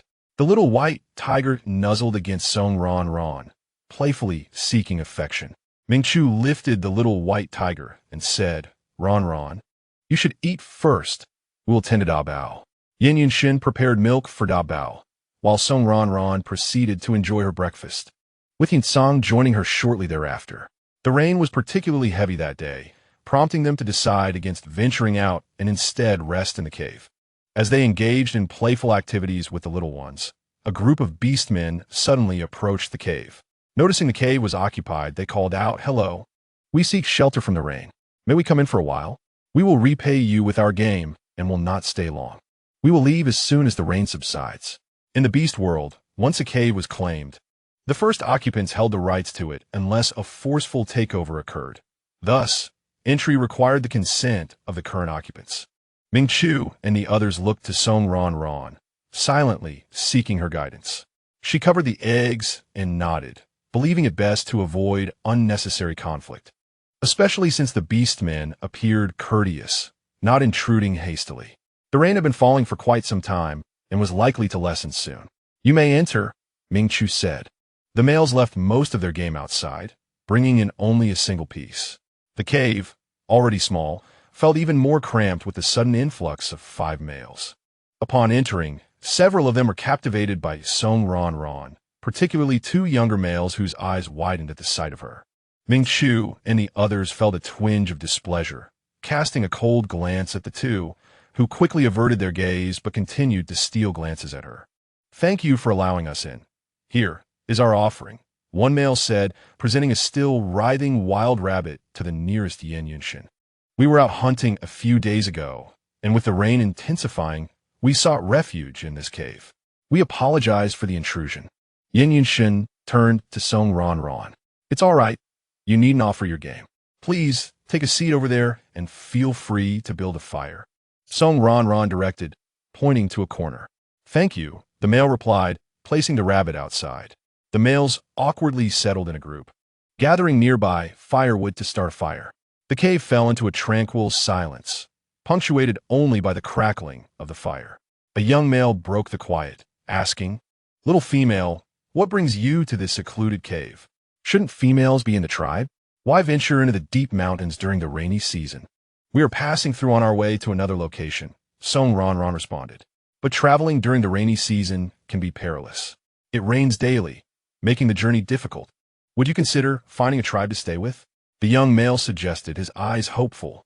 "No, we prefer to travel at our own pace," Ranran declined, wishing to reach a safer area where they could settle down until the little ones were older. Ming Chu and the others had previously noted the increased signs of mutated beasts in this vicinity. "Very well," the young male said, a hint of disappointment in his tone. They exchanged a few more idle remarks, and indeed, the rain soon lightened considerably. The group of males bid farewell. After running a short distance, the young male paused, saying, "You all head back. I have something to attend to." The others looked puzzled. "Kali, why won't you return with us? What is it you need to do? Just don't ask. Return ahead," Kali urged, dashing back without waiting for their response. The remaining males shook their heads in resignation and made their way back to the tribe. Kali approached a sturdy tree near Ranran's cave and nestled into a hollow. As night fell, Ranran bathed the little white tiger, cradling him in her arms, gently petting him. The little cub was soft, fragrant, and adorable, prompting Ranran to shower him with affection. Ming Chu and Yun Tsang watched with envy, lamenting that it had been quite some time since they had received a massage from her. They approached the pelts, transforming into playful kittens and leopards, nuzzling against Ranran. "Ranran, we want a massage too," seeing the two larger males vying for her attention. The little white tiger opened his mouth wide and, with an adorable yet fierce growl, exclaimed, "Stinky males, go away." Ming Chu and Yun Tsang gazed at Ranran with big, pleading eyes. Faced with their cuteness, Ranran's heart softened. She gathered them all into her embrace, exclaiming, "Let us all cuddle together." Who could possibly resist the fluffiness? Da Bao, squeezed in the middle, expressed his discontent, occasionally swatting at the two shameless males encroaching on his territory. "You're stealing my mother. How annoying. I'll get you." Ming Chu and Yun Tsang reveled in the affectionate treatment. Yin Yunshin was taken aback, exclaiming, "What on earth is happening?" It was the first time he had witnessed Ming Chu and the others transformed into cubs being petted, and he felt as though he had opened the door to a new world. So this is how male and female can interact. He finally understood why Ming Chu occasionally dashed into Ranran's room before bedtime, returning with a flushed face. It was for this reason. Yin Yunshin's expression darkened with indignation. How could Ming Chu keep such a delightful experience from him? He had previously thought that their transformation into cubs was merely a ploy to amuse the young females, but he had not anticipated such treatment. Once looking down upon their behavior of seeking affection from the young females, he now felt a twinge of envy. Longing to join in, he too desired to be caressed and held by Ranran. Consequently, he scampered over to the mat, transforming into a small milk wolf, ready to approach Ranran. Ranran looked at him in surprise, and when Yin Yunshan met her gaze, he suddenly felt a wave of shyness. Upon seeing him transformed into a small milk wolf, she quickly grasped his intentions and awkwardly suggested, "Maybe you should just let it be." Given Yin Yunshin's previous dangerous remarks, Ranran remained somewhat wary of him, wishing to maintain an appropriate distance and not grow too close. Yin Yunshin froze at her words. Why? Why couldn't he? He gazed at Ranran with a pitiful expression, resembling a wronged child. Ming Chu and Yun Tsang exchanged knowing glances at his plight, while Yin Yunshin, feeling both angry and wronged, pouted and cast a resentful glance at Ranran before retreating to a corner to face the stone wall. Oh, how heartbroken he felt. Why was he not the chosen one? Was it because the little snow wolf wasn't adorable enough? Was its fur not soft enough? What was so special about that pesky cat or that odious leopard? Wasn't he more appealing than them? Oh, how sorrowful he felt. As Ranran observed Yin Yunshin's body heaving against the stone wall, accompanied by soft whimpering sounds, she was struck with alarm. Could it be that he was truly crying? That she made him cry? Yin Yinshin, are you all right? She asked cautiously. Mingchu scoffed. Ranran, don't mind him. He's just putting on an act. Yin Yinshin shot an indignant glare at Mingchu, his large eyes shimmering with unshed tears. That pesky cat. I'm genuinely heartbroken. Song Ranran released Mingchu and Yun Song. Clearing her throat, let's call it a night. It's time for sleep. She found the scene somewhat overwhelming. Cradling the small white tiger, she shifted towards a mat and settled down for the night with the cubs. Mingchu transformed back into human form, scooped up the still wall-facing small wolf, and tossed him at the cave entrance, commanding, stop pretending and go keep watch. As Yin Yinshin landed, he instantly returned to his larger form, huffing, I am not pretending. He glanced back at Song Ranran, still feeling aggrieved, but obediently stationed himself at the entrance, fulfilling his role as a diligent guard wolf. The next day, after Song Ranran and the others packed their belongings, they set off as usual. Along the way, Diao Ge and his gang approached them provocatively. Leave the little female behind, or we'll keep pestering you. Diao Ge threatened, both cowardly and fierce. Just then, another beast man sprang out nearby. Don't be afraid, little female. I'll protect you. It was the young male who had spoken to her the previous day during the rain. Song Ranran frowned, exasperated. Why is there yet another one? Was it that you all insist on following us? If you keep this up, we will not hold back. Despite their bravado, they always maintained a safe distance, fleeing at the first sign of confrontation while leaving behind biochemical weapons to harass them. This constant annoyance was truly wearing on Song Ranran, although they claimed to be strays. She doubted their authenticity. Because I like you, and I want to be your partner, Diao Ge confessed. I don't like you, so please stop following us. Song Ranran firmly rejected. No, that won't do. You are the love I've been searching for, and I will not give up on becoming your partner. Diao Ge professed with fervor. What do you even like about me? Can't I change? Song Ranran inquired, pressing her forehead. Huh? I like how beautiful you are. How can you change that? Dia replied, bewildered. Well, I can make myself look ugly. Turning to the male beside her, she asked, You didn't leave? Have you been secretly following us? Kelly. I also like you, which is why I want to follow you, Kelly stammered, nervously fidgeting with his hands. His face flushed. Suddenly, I feel that being beautiful is quite troublesome. She instructed Yun Song to chase away Diao Ge and his gang, also rejecting Kelly's advances, urging him not to follow them anymore. In the evening, Mingchu went out hunting while Yin Yinshin searched for fruit. With the two troublesome fellows gone, Yin Song resumed his plans for advancement. The small white tiger, having played himself out, fell asleep, and Song Ranran placed him in a cozy nest, sitting on a mat in a daze. Yin Song transformed into a small leopard, snuggling up beside her. Ranran, we didn't finish the massage yesterday. Let's continue. Seeing his demeanor, she chuckled softly and pulled him into her embrace. As she petted him, Yin Song suddenly reverted to human form, sitting naked in her arms. Song Ranran, taken aback by his sudden transformation into a handsome bear man, wondered what he was up to. Yin Song wrapped an arm around her waist and took her hand, gently grazing it over his chest, teasing, Are you satisfied with the texture? Feeling the heat of his skin beneath her fingertips, Song Ranran's ears flushed red, and she turned her face away, stammering, You should get dressed first. Yin Song smirked, But I wanted you to see this. Why should I put on clothes? He continued to guide her hand with abandon, inching closer. Song Ranran's face turned crimson. Please, not any further. Yun Song chuckled softly, releasing her hand to cradle her face, looking at her with sultry eyes.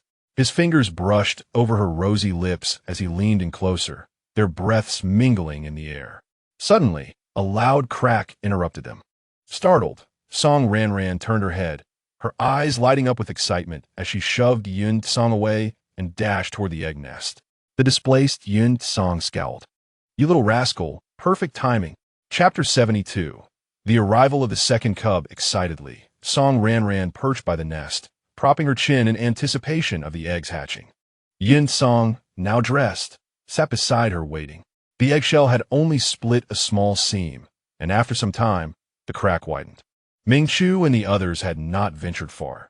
They soon returned upon realizing that Song Ranran was intently focused on the egg nest, sensing a new cub was about to emerge. Quickly, they finished their food preparations and gathered around to witness the second cub's hatching. All sat close to the nest, eagerly awaiting the little one's arrival. The first cub, having woken from a nap, nestled nearby to watch, while the other eggs bounced in excitement, cheering for their soon-to-be hatchmate. With a crack, the gap in the eggshell widened significantly, revealing several tufts of white fur peeking through. Were these? Everyone exchanged puzzled glances at the first cub, unsure. Does a little white tiger have this much fur? Just as they pondered, the eggshell suddenly burst open, revealing a fluffy red little head. The cub boasted a stunning coat of fiery red fur, with pointed little ears and large eyes as dark as black grapes, sparkling with clarity and liveliness. Its mouth was adorned with a tiny nose, and a cascade of long, fluffy red tails danced behind it, each tip accented with a hint of white, resplendent and magnificent. Everyone was left dumbfounded. How is this a little fox? Shouldn't it have been a little white tiger? Ming-Chu and Yin Yunshan were incredulous. How could they have two cubs of different species? Yin Song was struck again. A nine-tailed fox? It couldn't possibly be Yin Ruoqing's offspring. Could it? Damn it, that troublesome fox has bullied Ranran too? Those two scoundrels. I will surely take my revenge on you. The three males gazed in awe at Song Ranran, filled with admiration. How extraordinary she was. Not only did she have 7 offspring, but they also belonged to different species. They turned their attention back to the remaining 5 eggs, pondering what might emerge. Could it be another unique creature? Suddenly, Yin Song had a brilliant idea. If Song Ranran could give birth to offspring of various species, perhaps one of the eggs contained his little leopard. Surely, it must be, or perhaps they would all be his little leopards. His eyes sparkled as he looked at the unhatched eggs, urging them silently to be little leopards. Song Ranran felt slightly bewildered. Why were they different species? She had initially thought all her offspring would be little white tigers. A small fox peeked out, its little head turning until it spotted Song Ranran. It squinted its eyes and tilted its head, flashing her a sweet smile. Instantly, Song Ranran melted at the sight. Regardless of the species, they were all her precious little ones. The small fox hopped out of its shell, but stumbled as it landed. It wobbled towards Song Ranran and leaped into her embrace, calling out, "Mother, mother." Holding the soft bundle, Song Ranran's heart softened completely. Another dear one had hatched. The little fox nuzzled against her affectionately, its tiny tail wagging joyfully. Gently, Song Ranran scratched the little fox's head and said, "You've hatched. Let me give you a name." The little fox nodded obediently. After a moment's thought, she declared, "You seem so clever and beautiful. Your grand name shall be Song Ruoqing, and your nickname will be Airbao. How does that sound?" The little fox wagged its tail even more enthusiastically, chirping from now on, "I am Mother S. Airbao." The little white tiger also approached, and Song Ranran gathered it into her arms as well. The two little ones greeted each other affectionately, rubbing against one another. The eggs in the nest wiggled joyfully, as if congratulating their brother for hatching. Song Ranran handed Yin Yunshan a new bottle, instructing him to prepare milk for the little ones. While Ming-Chu and Yun Song went to cook, Song Ranran played with her offspring, enjoying yet another warm evening. They continued their journey afterward. Diao Gu and his companions disturbed them once more in the afternoon, encountering a group of unfamiliar beastmen, which resulted in 2 additional tales. Song Ranran felt somewhat annoyed and made a decision. She asked Xiao Mantu, "Is there anything harmless that can temporarily make me look unattractive?" She thought it would be better to appear less appealing until they settled down, to avoid attracting unwanted attention along their journey. Xiao Manta searched briefly and replied, "Yes, host. There is an item called Huan Yanshi. Wearing it allows you to change your appearance, and removing it restores your original look. It is harmless to the body, and you can purchase one at the current level." "All right, I'll buy one," Song Ranran responded, finding it quite convenient and reasonably priced. "What appearance would you like?" Xiao Mantu inquired. "Let us go with my previous unattractive look. It will be easier to explain," she decided. "Understood, host," Xiao Mantu affirmed, quickly setting it up and placing it in her system backpack. That night, as Song Ranran slept, she donned the Huan Yanshi. The next morning, Ming-Chu and the others were taken aback by her altered appearance. "Ranran, what happened to your face?" Ming-Chu exclaimed in shock. Yin Yunshan and Yun Song displayed equal astonishment. I might have suffered another bout of poisoning. I'm not sure if I can recover this time, Ranran replied. She decided not to disclose the special method she employed to alter her appearance. Regarding Mingqiu and Yin Yunshin, she felt a sense of incompatibility and thought that perhaps presenting this altered visage would deter them from pursuing her. Even if they shunned her, she would still repay them in due time. As for Yun Song, she considered it a test. If he found her unappealing, then he was not worthy of her affection. Ranran, do you feel unwell anywhere else? Mingqiu inquired with concern. Yun Song and Yin Yunshin shared the same worried expression. No, I'm fine, Ranran responded, feeling a twinge of guilt at their concern. Don't you dislike my appearance now? Not all. No matter how you change, you will always be the most beautiful in my eyes, Mingqiu assured her earnestly. I will never find you unattractive, regardless of your appearance. My feelings remain unchanged. Yun Song added, his eyes shimmering with deep affection. Indeed, why would we dislike you? You're not ugly, just a bit darker. If it bothers you, we can find a way to help you recover from the poison later, Yin Yunshin remarked nonchalantly. He had never been overly concerned with beauty, especially since his feelings for her were not based on her looks. Ranran was touched by their unwavering acceptance and expressed her gratitude. Thank you all so much. But this is just the beginning. Let us wait and see. She went to freshen up while they prepared breakfast. Da Bao and her Bao woke up, momentarily taken aback by Ranran's appearance. Mother, why do you look different? They asked. Yet, they joyfully ran toward her without any sign of rejection.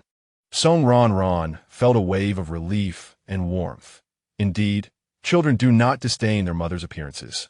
She approached them, catching them in her arms, and discreetly stored the Huan Yinshi away from Mingqiu and the other's view, instantly reverting to her original face. Da Bao and her Bao gazed at her in wonder, exclaiming, wow, mother can change her face. How amazing. Chapter 73. Yuan observing their astonished expressions. Ranran winked and whispered, this is our little secret. Men can be deceived, but children cannot. Da Bao and her Bao nodded in delight, yes. It's our secret with mother. Ranran laughed as she hugged them and led them to drink milk. After breakfast, with the rain having ceased, they resumed their journey. Along the way, Diaogu and his companions reappeared, startled by Ranran's new appearance. Little female, you what happened? Dia yi stutrid. Horrified. Why did you suddenly become unattractive? Seeing Ranran in her current state shattered his previous fantasies. I was poisoned and became ugly. It might stay this way for a while, Ranran replied with a hint of disappointment. She climbed down from Yin Song's back and deliberately approached Diaogu, asking, do you still like me now? Being up close made her look even worse. Diaogu took 2 steps back and decided against it. Relieved by his response, Ranran felt grateful to have shaken him off. She turned to address the other beastmen. What about you all? The others, witnessing her current unattractive form, instinctively stepped back, their previous fondness for her evaporating entirely. They all shook their heads. Ranran had anticipated this reaction. She climbed back onto Yun Song's back and said to Diaogu and his companions, then we shall take our leave. As they prepared to depart, Diaogu felt an inexplicable sense of reluctance. Recalling his past experiences, he couldn't help but warn, little female, there is a powerful group of mutated beasts roaming this area. You must be cautious. A group of mutated beasts? Mingqiu and the others furrowed their brows at Diaogu's words. Mutated beasts typically prefer solitude and rarely form groups. They usually operate alone or in small numbers of 3 or 4, so the notion of a group was concerning, given their strength and intelligence. A pack of mutated beasts would indeed be challenging to deal with. How many mutated beasts are typically in a group? Yun Song inquired. I don't know, but there are many, more than some magical beast packs, Diaogu answered. Ranran had heard of mutated beasts and found it peculiar. Can you tell us more about the situation? The group of mutated beasts suddenly appeared not long ago. Our previous tribe was destroyed because of them. I managed to escape thanks to my father's sacrifice, Diaogu recounted. Our tribe faced a similar fate. I escaped because I was good at running and happened to be far from the group of mutated beasts, a male with prominent teeth added. My tribe experienced the same. A dark-furred male chimed in. So, you're not actually wanderers, are you? Song Ranran asked. No, we were not wanderers before. Diao Ji's expression was one of melancholy. After we escaped, due to our insufficient strength, we dared not venture into the perilous depths of the jungle where no beastmen roamed. Nor could we compete with the formidable beastmen of the tribe for prey, which often left us hungry. He sighed, and after we encountered one another, we still found ourselves unsated. Eventually, we considered the possibility of becoming rogue beasts, attempting to rob a few passing beastmen, and you were our first target. He had not anticipated that our inaugural robbery would involve such strong adversaries, resulting not only in failure, but also in the small female accompanying them for several days. Has your tribe been attacked by mutated beasts? Song Ranran inquired of the other males who were not with Diao Ge. No, the males shook their heads in response. Song Ranran stroked her chin, pondering for a moment before asking Diao Ge, was there anything peculiar about the mutated beast attack on you? Or does your tribe possess something that attracts them? Diao Ge considered this. I felt that an unusual number of mutated beasts were pursuing me. When I flew into the sky, all the flying mutated beasts chased after me, but I'm not certain what might attract them. Do you possess any special items or scents? Song Ranran asked. I should have no particular scent, but as for items. Diao Ge thought carefully and suddenly seemed to recall something. He reached for his neck and produced a blue stone. This is a stone that our tribe obtained by chance. My father said it felt special, so he had me wear it. Yin Song approached for a closer look. Ranran, this is a yuan stone, which holds considerable energy, but requires special methods to harness its power, and only certain beastmen can absorb its energy. May I see it? Song Ranran inquired of Diao Ge. Yes, feel free. Diao Ge replied as he removed the yuan stone and handed it to her. Taking the stone in her hands, she observed it closely. Suddenly, the spirit orb on her chest shimmered brightly, its emotions seemingly excited, as if saying, Master, I desire this, I long to consume it. Sensing the spirit orb's eagerness, Song Ranran contemplated before asking Diao Ge, would you be willing to sell me this yuan stone? I can offer you beast crystals or other items. Ever since acquiring this small orb, she had felt her abilities recovering at a significantly faster rate, making it worthwhile to nurture it. During their time away from the Songshur tribe, she had also been continuously gathering supplies, and her small treasury had grown sufficiently to afford the purchase. Dia Yi, upon hearing this, replied generously, of course, it's of no use to me. Just give me 2 black crystals. The hierarchy of beast crystals, ranked from low to high, is white, black, blue, green, yellow, purple, and red, with an exchange rate of 100. Song Ranran sensed that Diao Ge was selling it for less than its worth. He had kindly warned her about the mutated beasts, and she did not wish to take advantage of him. Yin Song, how much do you think this yuan stone is worth in beast crystals? She asked.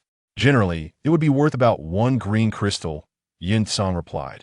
After speaking, he retrieved a green crystal from his space and tossed it to Diao Ge. Diao Ge, holding the green crystal, appeared incredulous. This stone is worth a green crystal? He exclaimed. Little female, did you give too much? Diao Ge hesitated to accept it. Not all. Please accept it, Song Ranran insisted. Diao Ge hesitated, but ultimately accepted it, realizing the green crystal would sustain them for quite some time. A male with buck teeth hesitated for a moment, then pulled out a similar stone, although this one was yellow. He presented it to Song Ranran, saying, Little female, do you want this? I found it while returning after the mutated beasts attacked the tribe. Yin Song examined it and confirmed this is also a yuan stone. Song Ranran took it, and the spirit orb glimmered again. Yes, I want this one too, she declared. Yin Song then handed the buck-toothed male another green crystal. The male gratefully accepted it, saying, Thank you. As Song Ranran regarded the yuan stones, she felt that these stones might indeed be what attracted the mutated beasts. She hoped that the spirit orb would truly consume them and not let her down. After their transaction, Song Ranran and her companions departed. Diao Ge watched them leave, a sense of regret washing over him as he sighed, then embarked on their own new journey. Song Ranran and her companions advanced step by step through the damp jungle.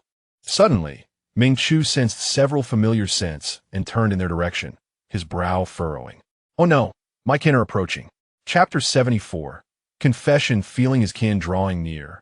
Ming Chu approached Song Ranran and said, Ranran, I have something to attend to. You all go ahead. I will catch up with you shortly. He intended to lead his kin away. Song Ranran, somewhat puzzled, did not press further. All right, but be careful. Yes, Ming Chu nodded before swiftly running off in another direction. As dusk approached, Ming Chu successfully diverted the Ling Miao tribe's beastmen and eventually rejoined Song Ranran and the others. Before nightfall, they found a cave suitable for resting, and Ming Chu busied himself with cleaning and preparing dinner. Song Ranran, cradling to bow and air bow, took out the yuan stones. Spirit orb, you may consume these. The spirit orb gleamed excitedly, enveloping the 2 yuan stones in its light, which quickly began to vanish. As the spirit orb absorbed their energy, Song Ranran felt her abilities rapidly increasing. Surprise illuminated her eyes. She had not anticipated benefiting from this as well. Once the spirit orb finished absorbing the yuan stones, and they had completely disappeared, Song Ranran felt her powers advance a whole level, now reaching the 4th tier. The spirit orb appeared even more radiant than before. She was elated. Although the yuan stones were expensive, their purchase was not in vain. Another peaceful night passed. The following morning, as Song Ranran awoke, Yin Song entered with breakfast. Now, as long as it wasn't tea raining, they usually cooked outside the cave to avoid smoke bothering Song Ranran and the little ones. Today, Yin Song wore an exceptionally thin black garment of indeterminate material. He placed the breakfast on the small table beside Song Ranran. Ranran, it's time for breakfast. As Song Ranran settled at the table to eat, Yin Song stood before her, deliberately lifting his garment, remarking, it seems a bit warm today. When Song Ranran looked up, she caught a glimpse of his sculpted muscles partially obscured by the fabric, creating an alluring yet hazy temptation. Her cheeks flushed slightly as she stole another glance. Is this the legendary joy of black silk? Yin Yinshan, observing from the side, nudged Ming Chu with his elbow, puzzled. What is that guy doing? Ming Chu dit dai fun zip lit? Just showing off. That rascal has quite a few tricks up his sleeve. Should I find something like that too? It seems Ranran quite likes it. Yan Yunshen réalised So this is all to entice Ranran. Yet, upon close inspection, he found nothing particularly special about Yin Song's attire. After their meal, they continued their journey.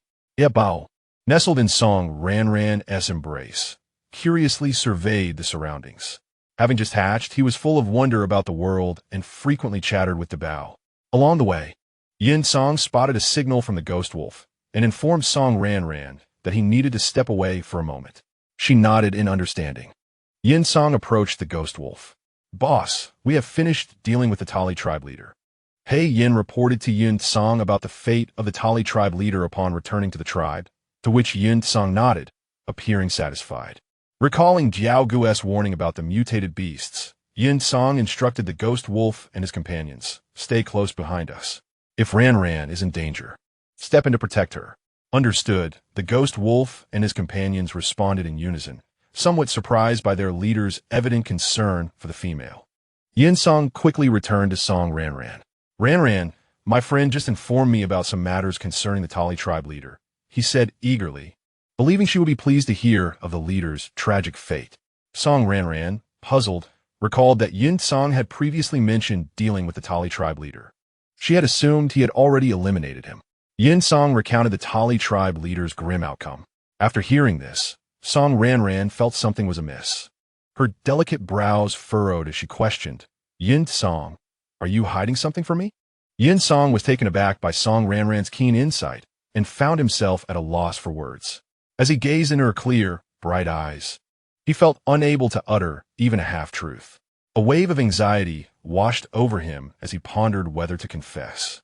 Should he tell Ranran that he was a rogue beast at this moment? If he did, would she cast him away? But if he continued to lie, would she become even more upset and ignore him forever? The memories of past events filled him with dread. Lowering his head, a struggle flickered in his eyes as he clenched the beast-skin skirt, his breath coming in heavy gasps. Song Ranran did not press him. She hoped he would be honest with her. After a moment of internal conflict, Yin Song finally resolved to speak. He raised his head and looked at Song Ranran. Ranran. Actually, he paused, gathering courage. I am a rogue beast. Upon uttering those words, he seemed to brace himself for a death sentence. His eyes filled with panic and sorrow. You are a rogue beast? Song Ranran's eyes widened in surprise. She had not anticipated this revelation from Yin Song. Yes, I am the lord of Mo Yuan City, the highest leader of the rogue beasts. Yin Song knelt down. I am sorry, Ranran. I did not intend to deceive you. I was simply too afraid that you would cast me aside, which is why I hesitated to tell you. I wanted to wait until you accepted me before revealing the truth. He shifted closer to Song Ranran, pleading, Ranran, please do not be angry with me. I will do anything you ask. Song Ranran bit her lip, momentarily at a loss for words. The fact that Yin Song was the leader of the rogue beasts astonished her. How could she have treated him like a pet without him getting angry? Now, he was on his knees apologizing. Did the leader of the rogue beasts have such a gentle temperament? If he were any other rogue beast, she feared for her life long ago. Conflicted, Song Ranran wondered if she should keep him around. Should she really retain a rogue beast? Yet he seemed quite different from the ferocious rogue beasts she had heard about from others. Yin Song, noticing her silence, felt a growing fear of losing her. Ranran, although I am a rogue beast, I am not one who indiscriminately harms the innocent or engages in wrongdoing. I only kill those who wish to harm me. I do not bully other beastmen without cause. Song Ranran contemplated this while gently stroking the two little beasts in her arms. The ghost wolves were astonished to see Yin Song kneeling before a female, nearly bowing themselves in fear. Yin Song gently tugged at the hem of Song Ranran's garment, humbly beseeching, Ranran, please believe me. Do not drive me away. I promise I will never hide anything from you again. Aware that most females despised rogue beasts, he truly did not wish to leave her side. Seeing his earnest demeanor softened Song Ranran's heart. The ghost wolves had never witnessed Yin Song in such a state. He had always been a powerful and proud figure in their eyes. Now he was humbly begging a female.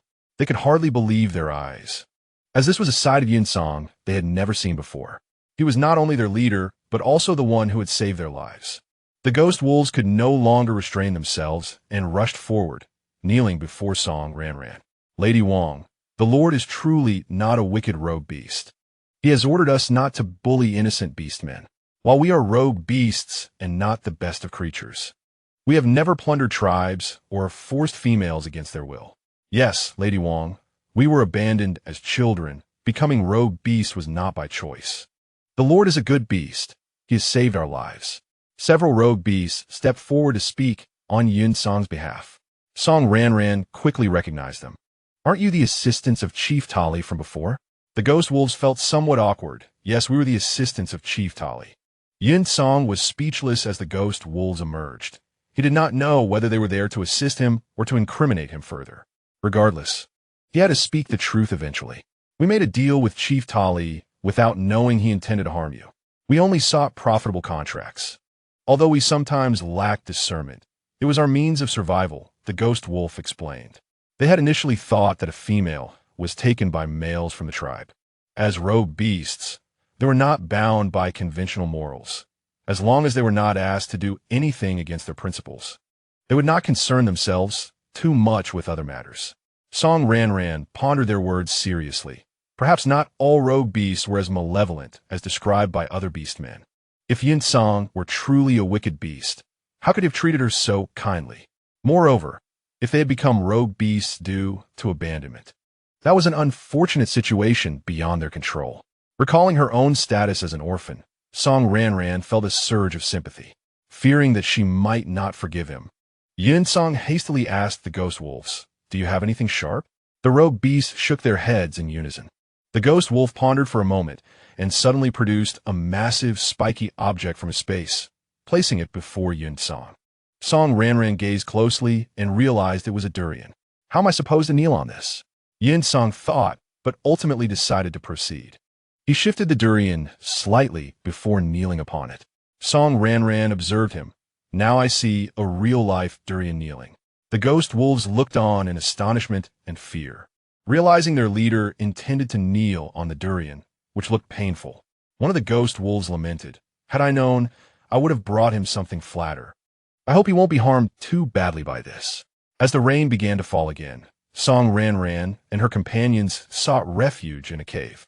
While Yin Song knelt in the rain outside, the ghost wolves, not daring to let him kneel alone, joined him in kneeling. Song Ranran felt a twinge of compassion and considered inviting him inside, but he replied, "Those who err must face punishment. I only hope you will forgive me, allowing me to remain by your side. I would even be willing to kneel until my knees are ruined." Song Ranran could somewhat empathize with Yin Song, as she too had her reasons for not revealing her true identity.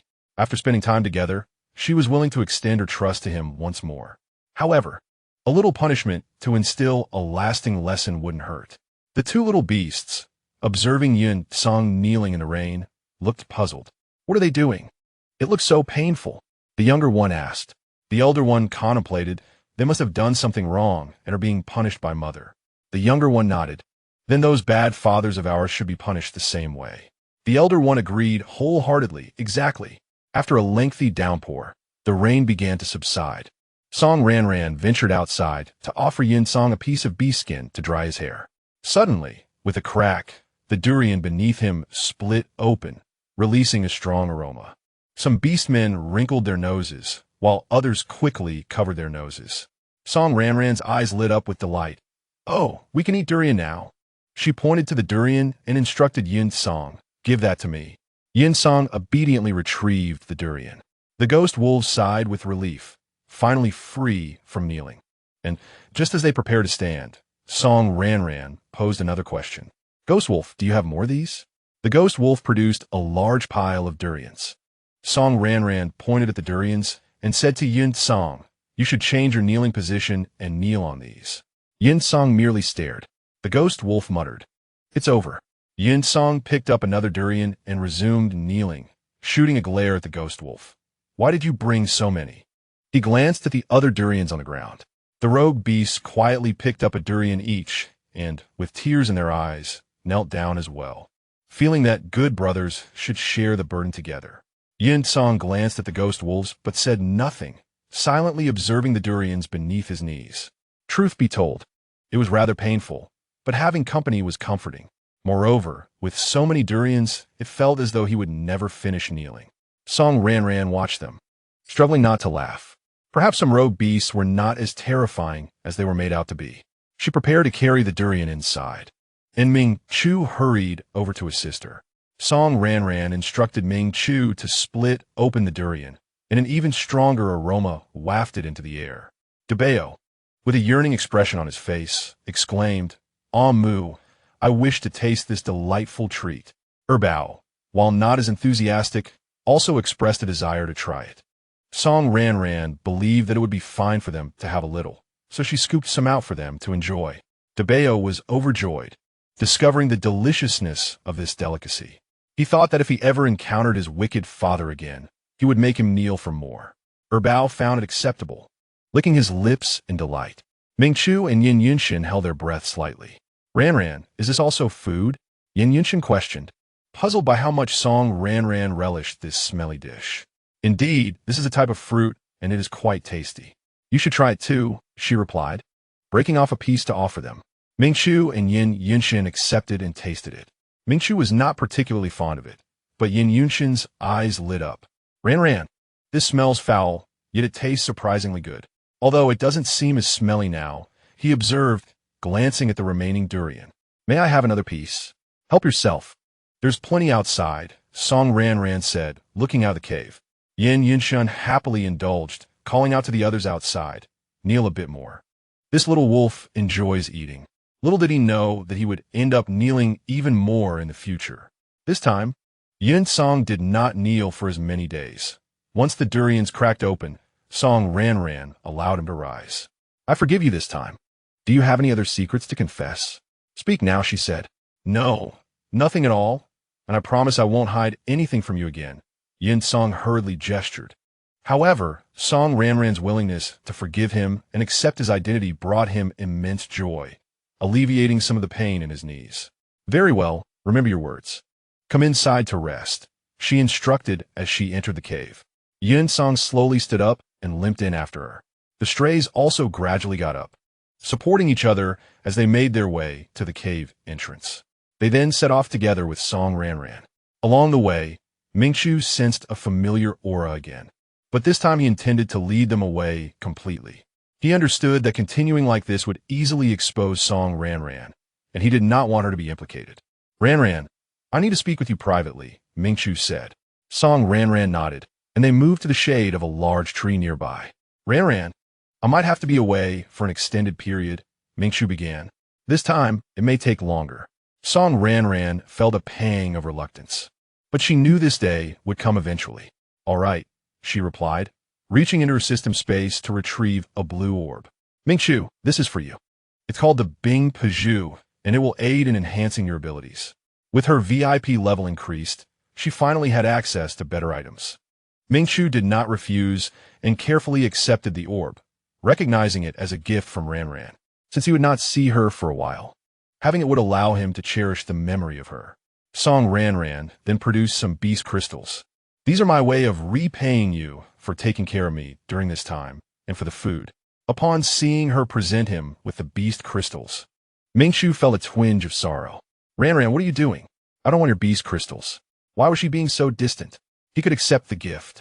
But why the beast crystals? Song Ranran hesitated, words caught in her throat. Mingqiu seemed to grasp her feelings. He couldn't help but step forward and embrace her. Ranran, I will return soon. When I do, I will explain everything. Please don't forsake me. He sensed her reluctance. Song Ranran lowered her gaze, remaining silent. Mingqiu looked down at her silence, feeling an ache in his heart that made it hard to breathe. He released her, gently kissing her forehead, casting a lingering glance at her before departing. Ranran, wait for my return. Even if you don't love me, I will spend a lifetime winning your heart. Song Ranran watched his retreating figure, a sense of guilt washing over her as she sighed deeply. After Mingqiu left, he was soon pursued by members of the Lingniao clan. Luo 1, go back and tell the elder that I will not enter into a marriage alliance. If he insists, he can take my corpse, Mingqiu declared resolutely. Do not come looking for me again. I will not return. Young master, why must you do this? The Lingxi princess is not as terrible as the rumors suggest. Luo 1 replied. Regardless of her nature, I will not marry her, and I will not wed a vile female, Mingqiu retorted coldly. At that moment, a beast man emerged from the woods, startling Mingqiu. Chapter 76. Mingqiu captured. You have no choice in the matter. The beast man, clad in exquisite pure white beast fur, bore a resemblance to Mingqiu, with a hint of authority in his demeanor. Father, even if you come, I will not go with you. Mingqiu thought frantically of escape plans. He could handle Luo 1 and the others, but with his father involved, defeat was inevitable. He could not allow them to take him. If he did, he might never see Ranran again. He never anticipated that his father would abandon city affairs to capture him personally. Mingqiu, I regret that I must do this. However, the Lingniao city truly needed the aid of Lingshire City at that time, and I had no choice, Ming Hui said, a hint of remorse in his eyes. You sacrificed my happiness for your promises? Mingqiu exclaimed in anger. I refuse to marry a female I do not love, let alone a wicked one. Ming Hui sighed. I apologize. I will find a way to make amends. He turned to Luo 1 and the others. Seize him. Upon hearing the command, Luo 1 and the others lunged at Mingqiu, who conjured ice spikes to fend them off and seized the opportunity to escape. Ming Hui shook his head and took action himself. Mingqiu, lacking the strength to match Ming Hui, was soon captured as Luo 1 and the others blocked his way. Mingqiu struggled fiercely, still intent on fleeing, but Ming Hui struck him down with a swift chop, rendering him unconscious. Lord City Master, what shall we do next? Luo 1 inquired. I received news that the Lingxi princess has been exiled to Barbarian City. We shall head there to find her, Ming Hui instructed. Understood. Luo 1 and the others bound Mingqiu and set off toward Barbarian City. At the Lingshire City Lord's residence, a beast man hurried into the hall. City Lord, Lord Wu Wei has returned. Let him in, Song Yu commanded. Wu Wei entered the hall, kneeling on one knee. My lord, we were unable to retrieve the spirit stones. The Lord of Barbarian City claims he has yet to exhaust their use and refuses to return them. Song Yu furrowed his brow. He previously stated he would return them within 6 months. It's nearly been a year. How could he still not have used them all? Moreover, The spirit stones should have expired, and they can no longer be activated. Why won't he return them? What is Yao Sen's game? Why is he deliberately withholding the spirit stones? Does he truly intend to keep them? Song Yu pondered, unable to comprehend. Regardless, he was determined to reclaim the spirit stones. Since Wu Wei's efforts were in vain, he would go himself. Wu Wei, we will make another trip to Barbarian City. I will personally retrieve the spirit stones. I refuse to believe that Yao San dares to refuse me, Song Yu declared with fierce determination, his knuckles whitening from tension. Just then, Song Rushue passed through the hall and overheard Song Yu's intention to go to Barbarian City. Her eyes brightened. Should she accompany them? She had heard that Barbarian City was desolate and backward, inhabited by savage and ferocious beastmen, along with many magical and mutated beasts. She was eager to see how miserable Song Ranran's condition was. Of course, it would be even better if she had already perished there. A sinister smile crossed her lips as she entered the hall. Father Yu, I happen to overhear that you plan to go to Barbarian City? Upon seeing Song Rushue enter, Song Yu softened his gaze. Yes, we have some matters to attend to there. Song Rushue asked eagerly, Can I accompany you? Song Yu was puzzled. What do you intend to do there? Barbarian City is not a safe place. I want to see how Sister Ranran is doing. Upon reflection, it wasn't entirely her fault. She is quite pitiable. I was just a bit angry when she wronged me. Song Rushue donned an expression of pity and concern. After all, they were sisters, and what enmity could linger overnight? I wish to see if she requires any assistance over there. Perhaps I could lend her a hand. After that incident, Song Yu discerned that Song Rushue was not as innocent and harmless as she appeared on the surface. He could vaguely surmise her ulterior motives. Reflecting on Song Ranran, Song Yu felt little emotion and was indifferent to her well-being or whether she was still alive. The journey to Manhuang City was arduous and fraught with peril, unsuitable for females, he remarked. It matters not. My several beast husbands are quite strong, and they can protect me well. Besides, you are here, Father Yu, Song Rushue replied sweetly, feigning deep sisterly affection. For my sister's sake, I am willing to endure some hardship. Seeing that Song Yu still hesitated, she grasped his arm and pleaded, Father Yu, please just agree to my request. Eventually, Song Yu relented. Very well, go back and prepare. We shall set off tomorrow. Having an additional female is not a significant issue. Thank you, Father Yu. Song Rushue exclaimed joyfully as she returned to pack her belongings. A smirk of triumph graced her lips. Song Ranran. I hope you can survive until your good sister arrives to assist you. The following day, Song Yu and his band of beastmen embarked on their journey to Manhuang City. After Mingchuo's departure, Song Ranran found herself somewhat unaccustomed to the change, occasionally subconsciously searching for his figure. With a slight sigh, she mused that she would likely adapt in a couple of days. With the addition of the ghost wolves, their meals had increased significantly in quantity, and Yin Yunshin and Yun Tsang found themselves overwhelmed, prompting them to teach the ghost wolves to cook for themselves in the future. When the ghost wolves first tasted the food prepared by Song Ranran and her companions, they devoured it ravenously, nearly consuming the plates. Hearing that Yin Song intended to teach them how to cook, they were elated. Yin Yunshin's culinary skills had improved considerably. His dishes could now be deemed delicious. While Yin Song's cooking was also satisfactory, yet Mingchuo's remained the finest. At noon, the ghost wolves eagerly learned to cook alongside Yin Song. Despite their robust physiques, they approached the task with surprising delicacy and seriousness, learning quite effectively. Once prepared, they set a large table and chairs, gathering under a tree to dine. Observing the ghost wolves, Song Ranran suddenly conceived a profitable idea. With so much labor at her disposal, could she not hire the ghost wolves to assist her in gathering resources? This way, accumulating system currency would surely be expedited. Thus, she inquired of the ghost wolves. Ghost wolf, I wish to hire you to help me find some items. Would you be willing? It may yield less than your usual tasks, but it will be safer and more stable. Whatever the queen wishes us to find, we shall do so without the need for beast crystals. We are willing to assist you, the ghost wolves readily agreed. How could I let you work for free? Moreover, I intend to hire you long-term.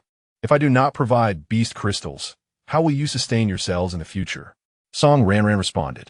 The ghost wolves exchanged glances with Yun Song, uncertain how to reply. You may follow Ranran's instructions from now on. Her commands are to be regarded as the highest authority, for I too heed her, Yun Song declared. The ghost wolves pondered, perhaps, Queen, you could provide us with a small token, as we are agreeable to working for you without compensation. Just providing food would suffice. Song Ranran contemplated for a moment and replied, in due course, I will compensate you based on the value and quantity of the resources. We can discuss specifics later. How does that sound? The ghost wolves nodded in agreement. We will follow your lead. Her willingness to offer beast crystals was already quite generous, and they were satisfied with the arrangement, appreciating the prospect of safely and steadily earning them.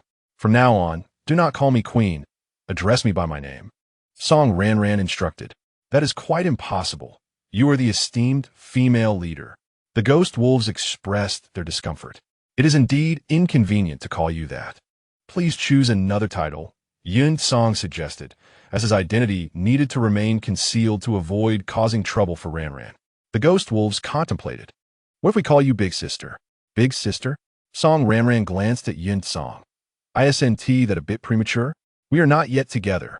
Perhaps you could consider another option? The ghost wolves looked to Yun Song. Is the leader still unacknowledged? Or is he merely a lover? After some deliberation, they proposed, then, shall we call you Lady Ranran? We truly cannot think of anything else. Very well, that will suffice. Song Ranran acquiesced. This afternoon, I will begin assigning you tasks. Yes, Lady Ranran. Thus, the first batch of Song Ranran's employees was born, bringing her one step closer to the path of becoming a wealthy woman. They now took turns hunting in groups, generally venturing out in the evening or after dinner, as they needed to travel during the day. Those not hunting would undertake tasks assigned by Song Ranran. As beastmen, they faced no significant issues operating at night. One day, it was Yin Yunshin's turn to hunt. Yun Song summoned the ghost wolves, instructing, tonight, find a way to delay him and ensure he returns as late as possible. Ideally, he should not return at all. The ghost wolves nodded in understanding. Gather any beast crystals, hides, or items that females favor. Bring them forth, Yun Song commanded, arms crossed as he regarded the ghost wolves. Reluctantly, the ghost wolves pooled their meager resources. This is all we have, boss. Though it is a bit lacking, it will have to suffice. Yun Song remarked with mild disdain. The ghost wolves reluctantly asked, could you perhaps leave us a little something? I still possess some assets in Mo Yuan City. I will replenish you later, Yun Song replied. Work diligently for Ranran. She will not shortchange you. We understand and will strive to work diligently for Lady Ranran. Once Yun Song had given his instructions, the ghost wolves took Yin Yunshin to hunt, intentionally seeking excuses to venture farther away. Upon entering the cave, Yun Song found an air Bao already fast asleep, which pleased him greatly. He had deliberately kept the ghost wolves occupied with the cubs to tire them out, and it had proven quite effective. Noticing that only Song Ranran remained in the cave, he quickly changed his attire, having already cleaned himself inside and out. Tonight, he intended to advance his position. The cave flickered with the soft glow of firelight as Song Ranran sat on a mat organizing her belongings. Feeling parched, she reached for a cup of water. Yun Song slowly entered, his towering silhouette cast against the cave wall. Ranran, he called gently. Turning, Song Ranran beheld Yun Song's bare torso, adorned with a chain that draped down, dividing into several branches that accentuated his perfect physique. He wore a loose beast skin skirt that precariously clung to his waist, as if a larger step might send it tumbling down. Song Ranran sputtered, water sprang forth. Is that a beast world version of a chest chain? She stared at Yun Song in disbelief. Yun Song approached, sitting beside her, gently caressing her fingertips, a mischievous smile playing on his lips. Do you like this outfit, Ranran? Clearing her throat, she replied, it's all right, but it's a bit provocative. Ranran. Yun Song withdrew all his beast crystals from his space. This is nearly all of my current beast crystals. Alongside everything in my space and all my assets in Mo Yuan City, they are all yours. He gazed at Song Ranran with utmost seriousness. Ranran, I like you, truly, deeply. Would you permit me to be your beast husband? He took her hand, asserting, though I am a wandering beast, I will diligently learn from ordinary beast men to become a worthy husband. You are my sole female. You shall have my first. Song Ranran gazed at his handsome visage, feeling a flutter in her heart. You still like me even when I look so unappealing? Yes, I like you in any form. Why do you like me? Yin Song looked into her eyes, brimming with tender affection. Because you said you would take care of me. Because of the warmth that is so endearing in your embrace. And the intoxicating gentleness in your eyes when you promised to nurture me. No beastman has ever held me, but you did. He had never been raised by a beastman. She was the first. Thus, he found himself enamored with her, willingly becoming her servant. After all, how could a dignified city lord submit for mere sustenance or a place to dwell? That was merely an excuse he crafted for himself. Song Ranran chuckled, realizing he was indeed seeking a life of luxury. A glance at his splendid, enticing physique confirmed he had the merit to back it up. Rather than hastily entering a relationship, perhaps it was wiser to indulge in a courtship first. She pinched his handsome face, suggesting they could try being together, and if he performed well, she might consider granting him a permanent position. Yin Song was overjoyed, promising to showcase his best self. As he gazed at Song Ranran's alluring pink lips, he found himself irresistibly leaning closer. Their lips met, hearts entwined, a gentle yet passionate exchange ensued. As he pressed her down, deepening the kiss, the atmosphere within the cave growing increasingly heated. Just as they reached a fervent moment, a figure burst in. I'm back, Yunshin exclaimed, glaring at the entangled couple with irritation. Song Ranran pushed Yin Song away, her cheeks flushed as she adjusted her clothing. Yin Song, still yearning for more, shot a fierce glare at Yunshin, wishing to dismantle him piece by piece. How foolish he must have been to recruit him. Yunshin shot back a glare, sensing something amiss with the ghost wolves. Indeed, Yin Song appeared to be attempting to seduce Ranran. His anger only intensified as he called out, Yin Song, come out here. Unfazed, Yin Song followed him outside, equally eager to confront him. Soon, the sound of a fierce scuffle erupted outside the cave. Ignoring the commotion, Song Ranran nestled beside Bao and Bao, drifting off to sleep. The following day, the atmosphere between Yin Song and Song Ranran shifted noticeably. Observing their sweet interactions, Yin Yunshin felt as though he were steeped in vinegar, so sour it brought tears to his eyes. Determined, he resolved to devise a plan to elevate his standing. However, this blissful tranquility was swiftly shattered. One day, as they walked along a path, they suddenly felt the ground tremble, accompanied by distant roars. The beastman's pupils constricted at the ominous sound. This is bad.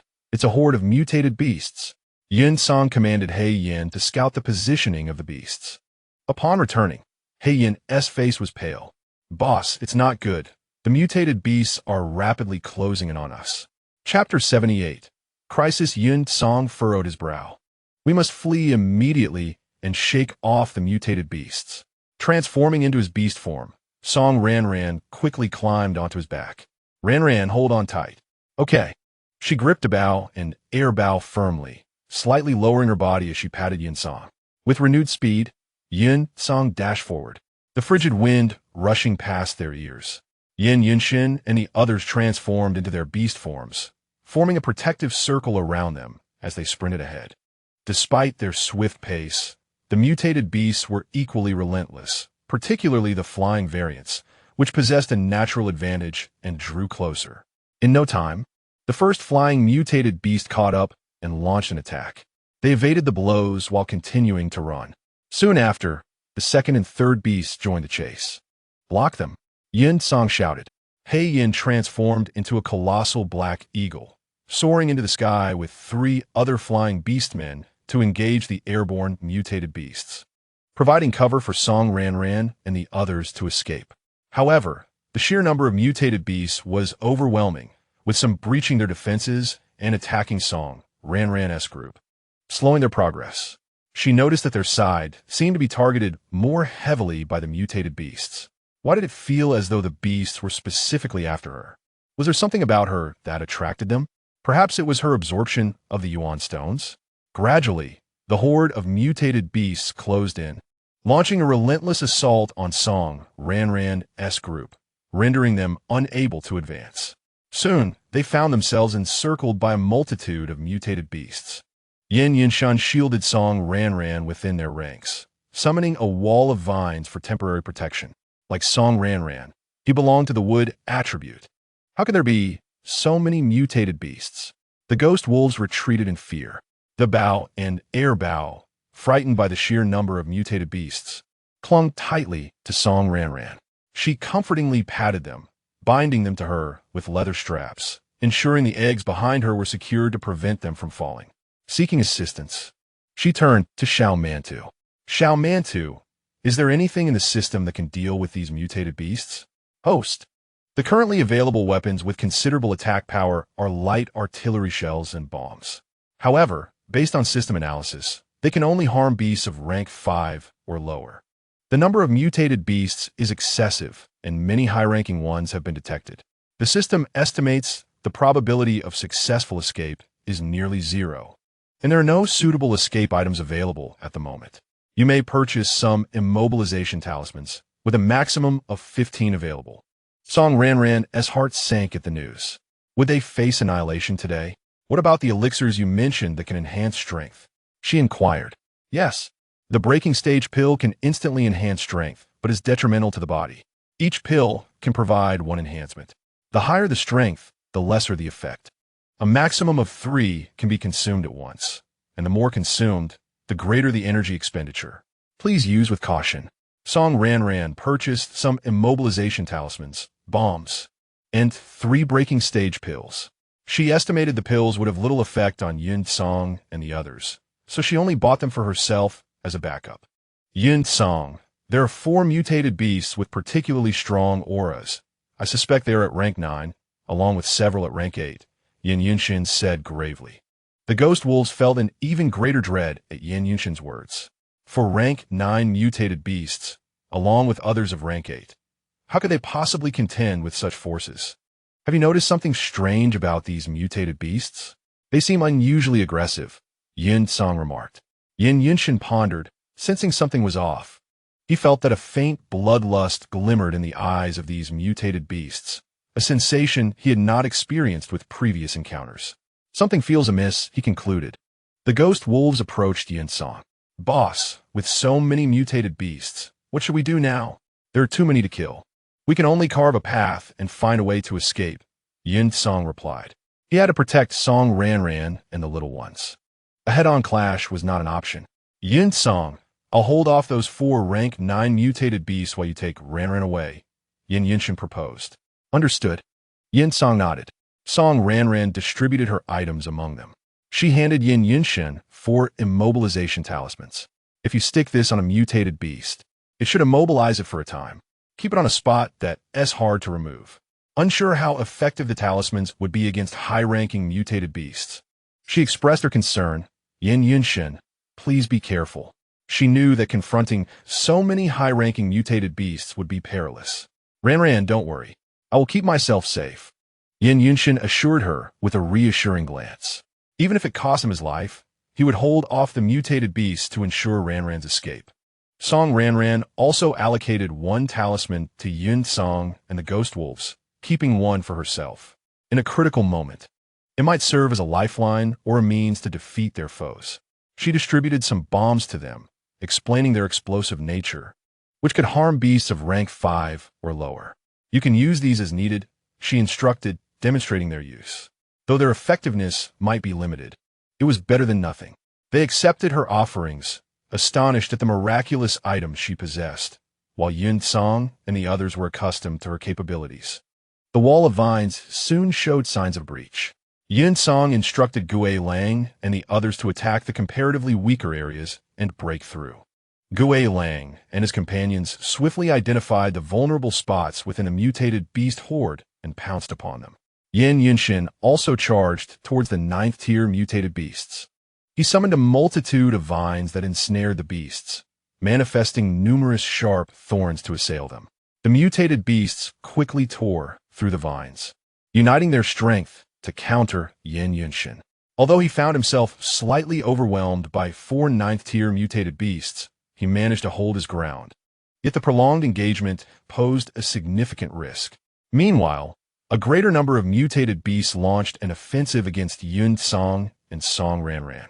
Yin Song, whose powers had yet to fully recover, was burdened with the responsibility of protecting Song Ranran and her companions, forcing him into a precarious balance of offense and defense. As some mutated beasts realized they could not breach Yin Song's defenses, they redirected their assault towards Song Ranran, attacking from behind in an attempt to bring her down. Yin Song narrowly evaded several strikes, but under the cunning onslaught of the beasts, Song Ranran was compelled to leap away to avoid the attacks, creating a slight distance between them. The mutated beasts immediately surged towards them, scattering their formation. Ranran! Yin Song cried out in desperation, swiftly dispatching the nearby mutated beasts in an effort to reach her. However, they surrounded him relentlessly, intercepting his every move and preventing him from getting close to Song Ranran. As she fell to the ground, the beasts glared at her with malevolent eyes, charging forth. Chapter 79. Slaying Song Ranran quickly dodged, using her vines to ensnare and attack the mutated beasts. Unfortunately, her power level was insufficient, and the vines were soon shattered. Unable to overpower them, she resorted to clever tactics. Seizing an opportunity, she wrapped her vines around the horn of one mutated beast, contracting them to leverage her ascent onto its back. When other beasts launched their attacks, she replicated the maneuver, leaping onto another beast's back. All the attacks from the other beasts were directed at the one she had previously ridden, ultimately slaying it. After dispatching several mutated beasts in this manner, the remaining ones ceased their reckless assaults on Song Ranran, instead opting to observe and await their moment. Soon, several exceptionally swift mutated beasts lunged at her. Song Ranran jumped onto another beast's back, which thrashed violently in an attempt to throw her off. When it failed to dislodge her, it began to sprint in a frenzy towards a distant direction, roaring loudly. A multitude of mutated beasts pursued them. Realizing the danger, Yin Song disregarded the attacking beasts and charged towards Song Ranran. Some of the mutated beasts halted their pursuit of her to intercept Yin Song instead. Damn these beasts! Yin Song seethed, furiously slaying them. Yet they continued to surge forward, blocking his path. Yin Shun, equally anxious, found himself entangled and unable to assist. Song Ranran was carried far away by the 7th-tier mutated beast, followed closely by numerous others. As she continued to throw bombs at them, several were killed or injured. The beasts pursuing her were predominantly of lower tier, as the higher-tiered ones occupied themselves with Yin Song and the others, allowing her to eliminate a portion of them. After inquiring with Xiao Mantu, she learned that the beast beneath her had approximately 7th-tier strength. Feeling embarrassed, she wondered why she had chosen such a formidable creature. Once they reached a valley, the 7th-tier mutated beast suddenly came to a halt, while several others that had followed it positioned themselves strategically, preventing her from leaping onto their backs. With no options left, she was forced to the ground, and the 7th-tier beast cruelly broke its own horn to thwart her attempts to climb back onto it. Song Ranran's eyes widened in surprise at the beast's ferocity and intelligence. Surrounded by the beasts, they remained cautious and did not attack immediately. Observing their restless movements, Song Ranran realized she had no choice but to engage in direct combat. However, with the little ones still in her possession, she worried about their safety during the battle. Xiao Mantu, do you have anything to protect the little ones? There's a protective shield that can withstand attacks from 7th tier and lower beasts, but must be placed in a fixed position and last for 2 hours. You must act quickly, came the response. All right, I will purchase it. Song Ranran placed the little ones within the protective shield.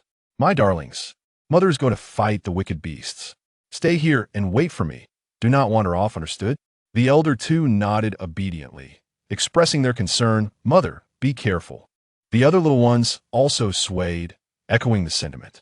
After gazing at them, Song Ranran consumed a breaking-through pill, feeling her strength surge significantly, approaching the 6th tier. She summoned an abundance of vines, reinforcing the protective shield. Turning her attention to the mutated beasts, she initiated her assault, drawing them away from the shield.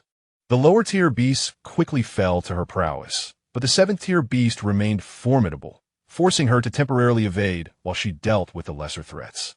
However, The consumption of the breaking through pill was substantial, and she understood the need to accelerate her efforts. Otherwise, she might not endure much longer. Ultimately, all the lower-tier beasts were vanquished, leaving only the 7th-tier beast. Just as she began to feel a sense of relief and prepare to focus on the powerful foe, a figure suddenly emerged from the side. "Song Ranran, what are you doing here? Long time no see, Sander," he exclaimed, summoning a defensive wall to intercept the mutated beast. "I truly did not expect you to possess abilities. It's a delightful surprise." Previously ensnared by her vines, he had assumed she used some special energy stone, only now realizing it was her own power. However, he was unaware of her exact power level at this moment, though he estimated it to be around tier 5, based on his observations. Since she left the tribe, he had been discreetly following her, only discovering her powers today. He had intended to reveal himself later, but feared for her safety against the 7th-tier beast. After all, even he was uncertain of his ability to confront it. Having recently broken through to tier 5, he knew he couldn't slay the beast, but he could devise a means to help Song Ranran escape. Song Ranran's expression hardened. It seemed she would first need to deal with Sander, as her current strength might allow her to eliminate him. To be safe, she consumed another breaking through pill. "Ranran, our combined strength is insufficient to face this powerful mutated beast. We would only endanger ourselves. However, I can help you escape if you agree to let me be your beast husband and bear me several offspring," Sander proposed confidently, believing she would acquiesce to ensure her survival. Song Ranran scoffed. "You wish to be my beast husband? Then slay this mutated beast first." Sander frowned. He knew he could not kill the beast. "Ranran, come with me. Even if we join forces, we cannot defeat this beast. Why throw away our lives?" Sander urged, unwilling to engage in such a futile endeavor. Amid their discourse, the mutated beast broke through the defensive wall and angrily lunged at Sander. Song Ranran quickly sidestepped, choosing to observe the unfolding conflict. Sander was no match for the beast, suffering a relentless onslaught. Suddenly, he glanced towards the protective shield, a glint of malice flashing in his eyes. He redirected the beast's attack towards the shield. Alarmed, Song Ranran rushed to protect it. Although Shao Mantu had assured her that the shield could withstand 7th-tier attacks, she remained anxious and dared not take chances. Positioning herself in front of the shield, she summoned her vines to obstruct the beast's assault. Yet, her strength proved insufficient, and she was wounded, sustaining several gashes along her left arm and shoulder. Sander's expression darkened. He had not anticipated her intervention. Song Ranran cast a glance at Sangda, her eyes ignited with hatred. For daring to harm her offspring, she vowed to take his life. She launched a relentless assault on Sangda, each strike more fierce than the last. Outmatched, Sangda soon found himself overwhelmed. Attempting to flee, he was ensnared by countless vines summoned by Song Ranran, unable to utilize his energy stone as he was bound tightly by the onslaught of creeping tendrils. In terror, he wondered how Song Ranran's power had grown so formidable. Sans de périche. The vines transformed into sharp spikes, piercing his body. With wide eyes, Sangda quickly lost his vitality. As mutated beasts charged towards Song Ranran, she deftly evaded their attacks. A glance at the protective barrier revealed time was of the essence. She had to conclude this battle swiftly. Gritting her teeth, she consumed her last breaking realm pill. Instantly, the vines she summoned thickened significantly, engaging the mutated beast in a fierce struggle. In the eastern part of the valley, a red-haired male remarked, "Lord Priest, there are sounds of battle and mutated beasts over there. It seems like beasts are fighting them." "Let us investigate," replied a stunningly handsome male with an air of indifference. They transformed into exquisite phoenixes, soaring toward the direction of Song Ranran. In the western part of the valley, Yin Ruoqing asked, "Aiken, do you think the fight is occurring over there?" Not too long ago, the already faint bloodline connection had abruptly severed, forcing Bai Chun and the others to search broadly, though they knew their offspring were not far. The protective barrier could obscure their presence and connection. "We will find out once we get closer." Bai Chun and Yin Ruoqing also hurried towards Song Ranran. Chapter 80. The Enchanting Phoenix. The battle between the mutated beast and Song Ranran raged on. With the creature growing increasingly agitated, due to her agile defense. Frustrated by the stalemate, it directed its aggression toward the protective barrier, rushing to shield it. Song Ranran found herself under relentless assault from the mutated beast.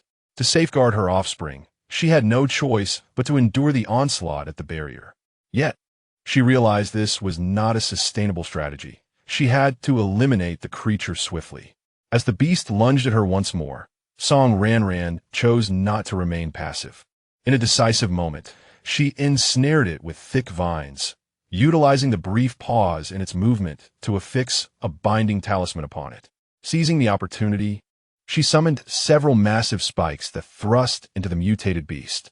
With a piercing gaze, the creature stared at Song Ranran as its life force faded, collapsing before her in a thunderous crash.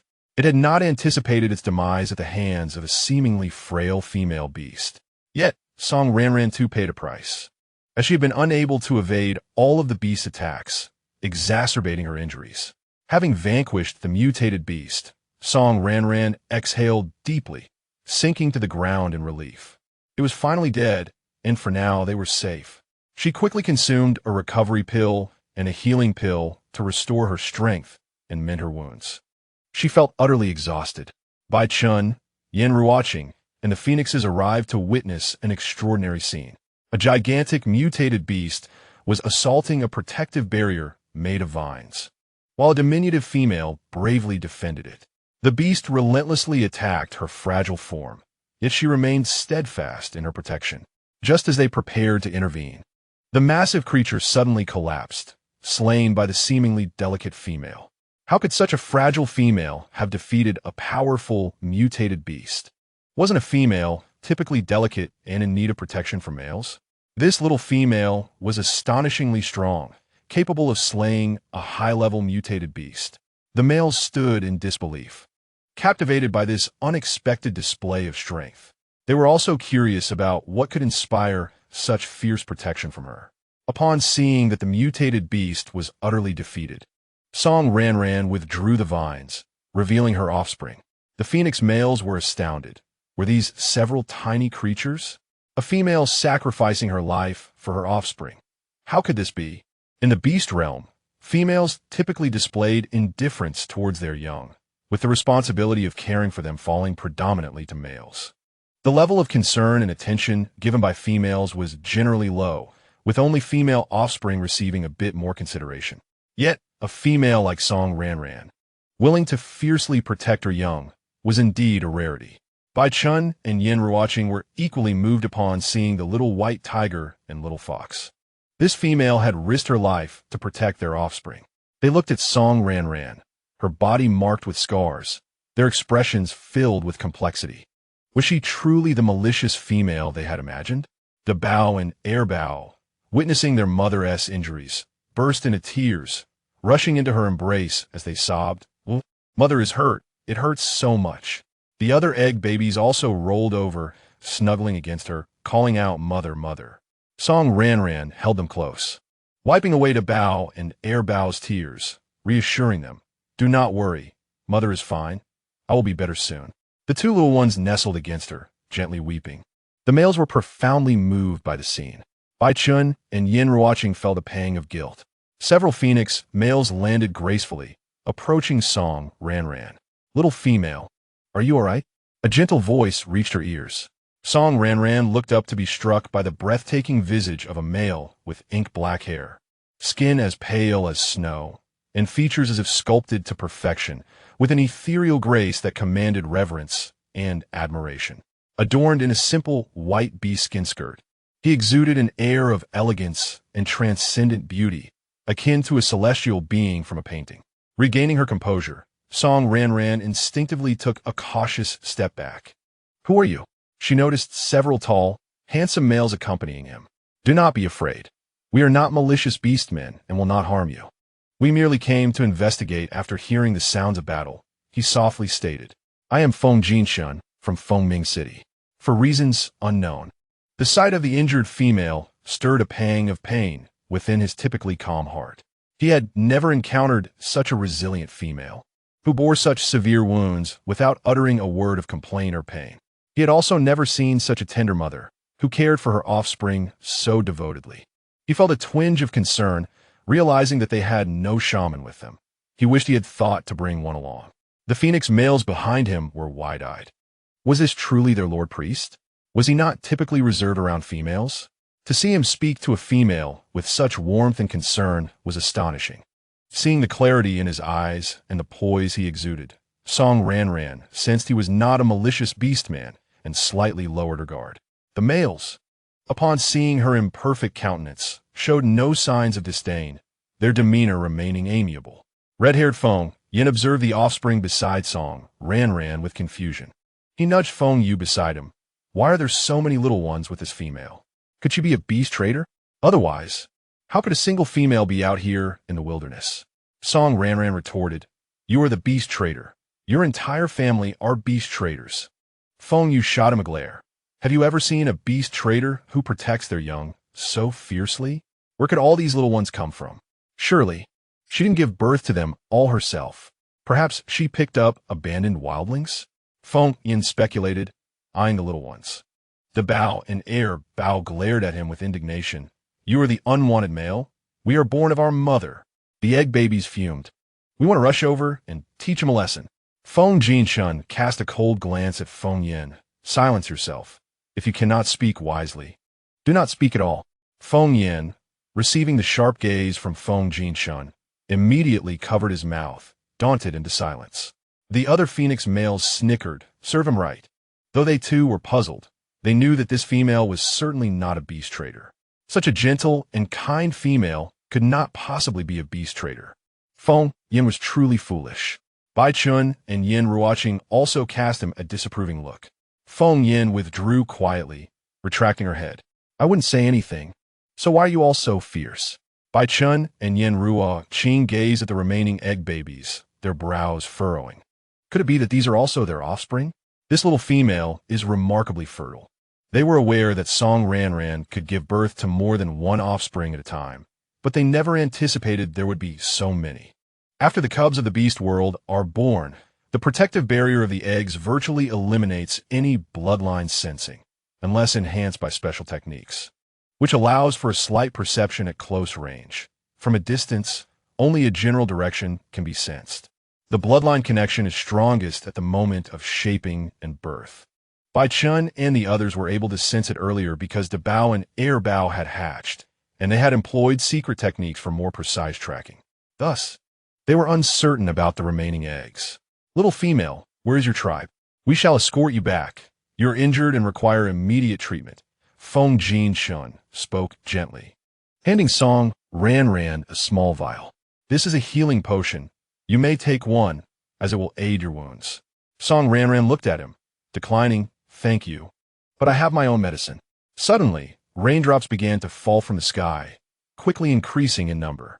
As Song Ranran was about to retrieve her raincoat, she noticed the light dimming. The dense raindrops had abruptly vanished. She looked up slightly and saw a gigantic, magnificent wing shielding her from the rain. Feng Yu and the others were astonished. The esteemed priest was using his noble wings to protect the little female from the rain. Feng Jinshun then offered her a splendid cloak made of jiaosha, which is waterproof. Wrap this around yourself, and we will take you back to your tribe. Song Ranran couldn't help but feel amazed. What a lavish display. She had heard that jiaosha was incredibly expensive, and he had chosen to make a cloak from it. Jiaosha could only be refined by high-ranking males of the merfolk tribe, making it rare and costly. Before Song Ranran could respond, another gentle voice chimed in. Little female, please come with us. Baichen said softly. Chapter 81. Separation. Upon hearing the voice, Song Ranran turned to see two exceptionally handsome males. One had silver hair and attire, with a face like a crowned jade, eyes like bright stars, and an otherworldly allure about him, exuding a gentle warmth, as if he were a piece of warm jade polished by time, stunning yet unassuming. The other had red hair, eyebrows like ink strokes, captivating phoenix eyes, skin like congealed fat with a lustrous sheen, and a charming tilt at the corners of his eyes, sparkling like spring water. His lips were moist and rosy, inviting and alluring. His red attire only accentuated his breathtaking beauty, naturally enchanting. Song Ranran furrowed her brows slightly. Who are you? We. Yin Ruo Qing was about to identify themselves when Bai Chun stopped him with a shake of his head. We're merely passing beastmen, wishing to assist you. Seeing Song Ranran covered in wounds, Bai Chun felt an inexplicable pain flicker through his heart, struggling to articulate what he had intended to say. Perhaps it was best to wait a bit longer, he told himself. The Bao and Air Bao exchanged glances, seemingly sensing something. Air Bao, he mocked, brother. Those two look like our scummy father. The Bao replied, yes, mother doesn't want them, so we shouldn't want them either. Air Bao nodded, burying themselves in Song Ranran's embrace, disregarding Bai Chun and the others. Song Ranran, puzzled, questioned, then why should I go with you? Wouldn't it be faster with the one with wings? Bai Chun momentarily found himself at a loss for a compelling reason. After all, why should she accompany them? He was unsure of what had compelled him to suggest she follow them without forethought. Yin Ruo Qing was bewildered, wondering what Bai Chun was doing, not revealing their identities while urging the little female to accompany them. Song Ranran chose to ignore Bai Chun and the others, wishing to find Yin Song and the others. Feeling a twinge of worry, she turned to Feng Jinshen and asked, can you take me to find my friends? Although she did not know them well, it was better than returning alone. These males did not seem like malicious beastmen, and she had no other options left. Of course, I will take you. You just need to guide me. Feng Jinshen readily agreed. Song Ranran nodded, standing up with the intention of selling the mutated beast to the system. Yet, Feng Jinshen suddenly interjected, little female, may I purchase this mutated beast from you? He had sensed strong dark witch power emanating from it and wished to study it further. Song Ranran hesitated, selling it to him? But she intended to sell it to the system. She had scanned it earlier, and it was worth 5 million. However, she could see how much he would offer. If it was too low, she would not sell. Sell it to you? How much beast crystal are you willing to offer? Feng Jinshen retrieved a yellow crystal from his space and presented it to Song Ranran. Is this sufficient? Song Ranran's eyes brightened. Wow, this is quite a fortune. That's enough. She then glanced at the other mutated beasts. Do you want those? Feng Jinshen raised an eyebrow. I want them all. He handed her another yellow crystal. Song Ranran happily accepted it, her eyes crinkling with joy. Wow, this wealthy man is so generous. I've struck it rich today. This was perhaps the only good fortune she had experienced that day, and she remained cheerful. Seeing Song Ranran smiling so brightly, Feng Jinshen couldn't help but smile as well. Feng Yu and the others were astonished. Had the priest just smiled? The eternal ice mountain of a priest had actually smiled. They rubbed their eyes to ensure they were not imagining things. Moreover, the priest was exceedingly generous towards the little female. They had worked beside him for so long without earning such wealth. Feng Jinshen instructed Feng Yin to collect the mutated beasts into his space. Little female, let us set off, he said. Okay. Shong Zandan Gata Zabao, the Bao, and the egg babies in her arms. You are injured. Shall we help hold the cubs? Feng Jinshen asked with concern. Song Ranran shook her head. Feng Jinshen then offered her the Jiaosha cloak again. Then please were this to avoid getting drenched. Song Ranran politely declined. Thank you, but I have something to shield me from the rain. She felt embarrassed to use such a precious item. What if she dirted or damaged it? She took out her raincoat and draped it over herself and the cubs. Feng Jinshen found Song Ranran's transparent raincoat intriguing, but did not inquire further. It appeared to be genuinely waterproof. Once Song Ranran was dressed, Feng Yu prepared to approach her, but Feng Jinshen was quicker, extending his large hand around her slender waist. Little female, it is best to hold on to me while flying.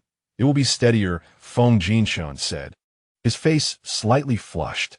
When he embraced her waist, Song Ranran was taken aback. She had expected them to carry her like the guards had before. Embarrassed, she leaned slightly and wrapped her arms around his waist. All right. Feng Jinshen spread his wings and swiftly lifted her into the sky. The Bao and Air Bao experienced flying for the first time, gazing out through the transparent raincoat with fascination. Feng Yu and the others were dumbfounded. My goodness. The priest had actively embraced the little female. Wasn't he averse to other beastmen touching him? Moreover, he didn't seem to mind the bloodstains on her. He was usually displeased, even with a hint of dust on him. Was this truly their priest? As Feng Jinshen took off, Feng Yu and the others quickly regained their composure and spread their wings to follow. Bai Chun watched as Song Ranran departed with Feng Jinshun, feeling a tinge of disappointment as he transformed into a giant white tiger and followed them from below. Yen Ruo Qing accompanied him. After Song Ranran was taken away by the mutated beast, Yun Song and the others fought fiercely. Yin Yunshun utilized a binding talisman to successfully slay 2 ninth-tier mutated beasts, but he himself was gravely injured. Nonetheless, disregarding his wounds, he managed to immobilize another mutated beast.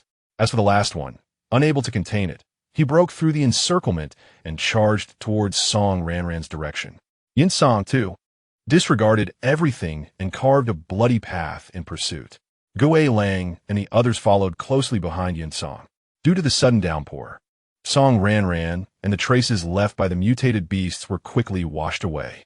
Yun Song and his companions lost their direction after pursuing for a while, so they had no choice but to run instinctively in one direction. The mutated beasts were not initially targeting Yun Song and his group. After a brief chase, they ceased their pursuit and headed elsewhere.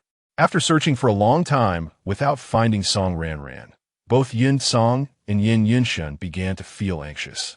As they stood in the pouring rain, gazing into the obscured distance, their hearts were filled with worry and uncertainty. Ranran, where on earth are you? Yin Song said dejectedly. Let's split up and search. Yin Yunshun replied, rushing off in a designated direction. Yun Song assigned directions to the ghost wolves and then sprinted off in another direction. At this moment, Song Ranran and Feng Jinsheng returned to the site of their previous battle with the mutated beasts. Most of the mutated beasts had already departed, leaving behind a multitude of carcasses, while a few scattered beasts feasted on the remains of their companions. Song Ranran anxiously looked down, searching for signs of Yun Song and the others. Feng Jinsheng observed with a focused gaze, realizing that there had been a fierce battle here, likely instigated by the young female's friends encountering the horde of mutated beasts.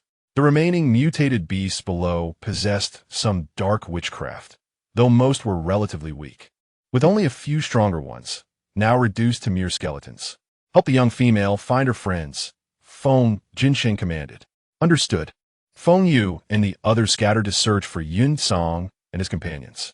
The mutated beasts seemed to sense something, simultaneously lifting their heads to look in Song Ranran's direction before rushing beneath her, roaring incessantly. Soon, several flying mutated beasts approached Song Ranran and Feng Jinsheng, launching an attack. Feng Jinsheng's eyes sharpened. As the beasts flew near, they suddenly halted mid-air, engulfed in flames that the torrential rain could not extinguish. The beasts writhed in agony amidst the fire. Feng Jinsheng coldly watched as he held Song Ranran. Before long, those flying mutated beasts lost their vitality and plummeted to the ground, their flames extinguishing simultaneously upon their fall. Feng Jinsheng then turned his gaze to the remaining mutated beasts below, emanating a sacred aura that gradually calmed the previously agitated creatures, causing them to scatter in retreat. Song Ranran looked at Feng Jinsheng in astonishment, impressed by his formidable prowess. Not only was he capable of effortlessly dispatching the mutated beasts, but he could also disperse them. He seems like a reliable ally. Should I perhaps cling to him for support? She mused, her heart fluttering momentarily before she anxiously gazed down again, wondering where Yun Song and the others could be, and if they were safe from the mutated beasts. Sensing Song Ranran's anxiety, Feng Jinsheng reassured her, little female. Many of the deceased below are high-tier, mutated beasts, indicating your friends possess great strength. They should have escaped unharmed. You need not worry. Yes, Song Ranran nodded, hoping they were indeed safe. Feng Jinsheng carried her as they flew around in search, while Feng Yu and the others returned after a brief search. Sir, we did not see any beastmen in the vicinity. We found nothing, several of the Feng clan males reported. Typically, when foreign beastmen were present, they refrained from addressing Feng Jinsheng as Sir to avoid revealing his identity, as he had instructed them to remain discreet. The title of priest surpassed even that of shaman, earning profound respect from beastmen. A powerful priest could hold greater status than a city lord. Hearing their words, Song Ranran felt a wave of disappointment wash over her. It's all right, little female. We will continue searching with you. However, you're still injured. Shall we first seek a shaman in the tribe for treatment? Feng Jinsheng spoke softly. Song Ranran shook her head. There's no need to find a shaman. I can heal myself. My abilities possess restorative effects. Although her skill level was lower, coupled with a recovery pill, it would suffice, and the tribe shaman might not necessarily possess greater abilities than her own. She believed they were aware of her powers, rendering the need for secrecy unnecessary. Grateful for their assistance, she suggested, "Thank you all for helping me search.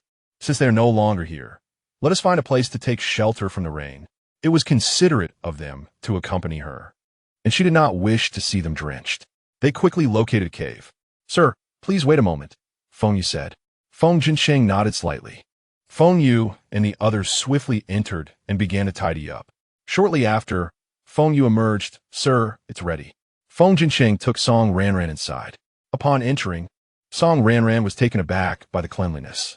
The cave walls and floor had been meticulously cleared, and a layer of beast skins adorned the ground, leaving only 2 spots for a fire. "Are the phoenixes this particular?" she thought, as she removed her raincoat, feeling somewhat embarrassed by the blood and grime covering her. She glanced at Feng Jinsheng's pristine white attire, relieved that her mess had not sullied him. Nevertheless, she needed to tend to her wounds. Surveying the cave's layout, she pointed to a more secluded area, asking Feng Jinsheng, "Could you assist me by setting up a bee skin curtain over there? I wish to change my clothes." She produced a large bee skin curtain. "Certainly, wait a moment," Feng Jinsheng replied, taking the curtain and instructing Feng Yu and the others to create a small enclosure. Song Ranran prepared milk for the young ones, briefly cleaning them before settling them down to drink. The males of the Feng clan watched curiously as she handled the milk in bottles, but hesitated to ask questions, wanting to help but unsure how. So they merely blinked in fascination. Soon, Feng Yu finished hanging the curtain. "Thank you," Song Ranran said, stepping inside to fill a small basin with clean water to cleanse her wounds, though treating her back proved to be a challenge. Feng Jinsheng, concerned about her back injury, pondered whether the little female could manage it alone. Did she have any ointment for external wounds? Holding a bottle of high-quality ointment, he hesitated before the curtain, unsure if he should approach.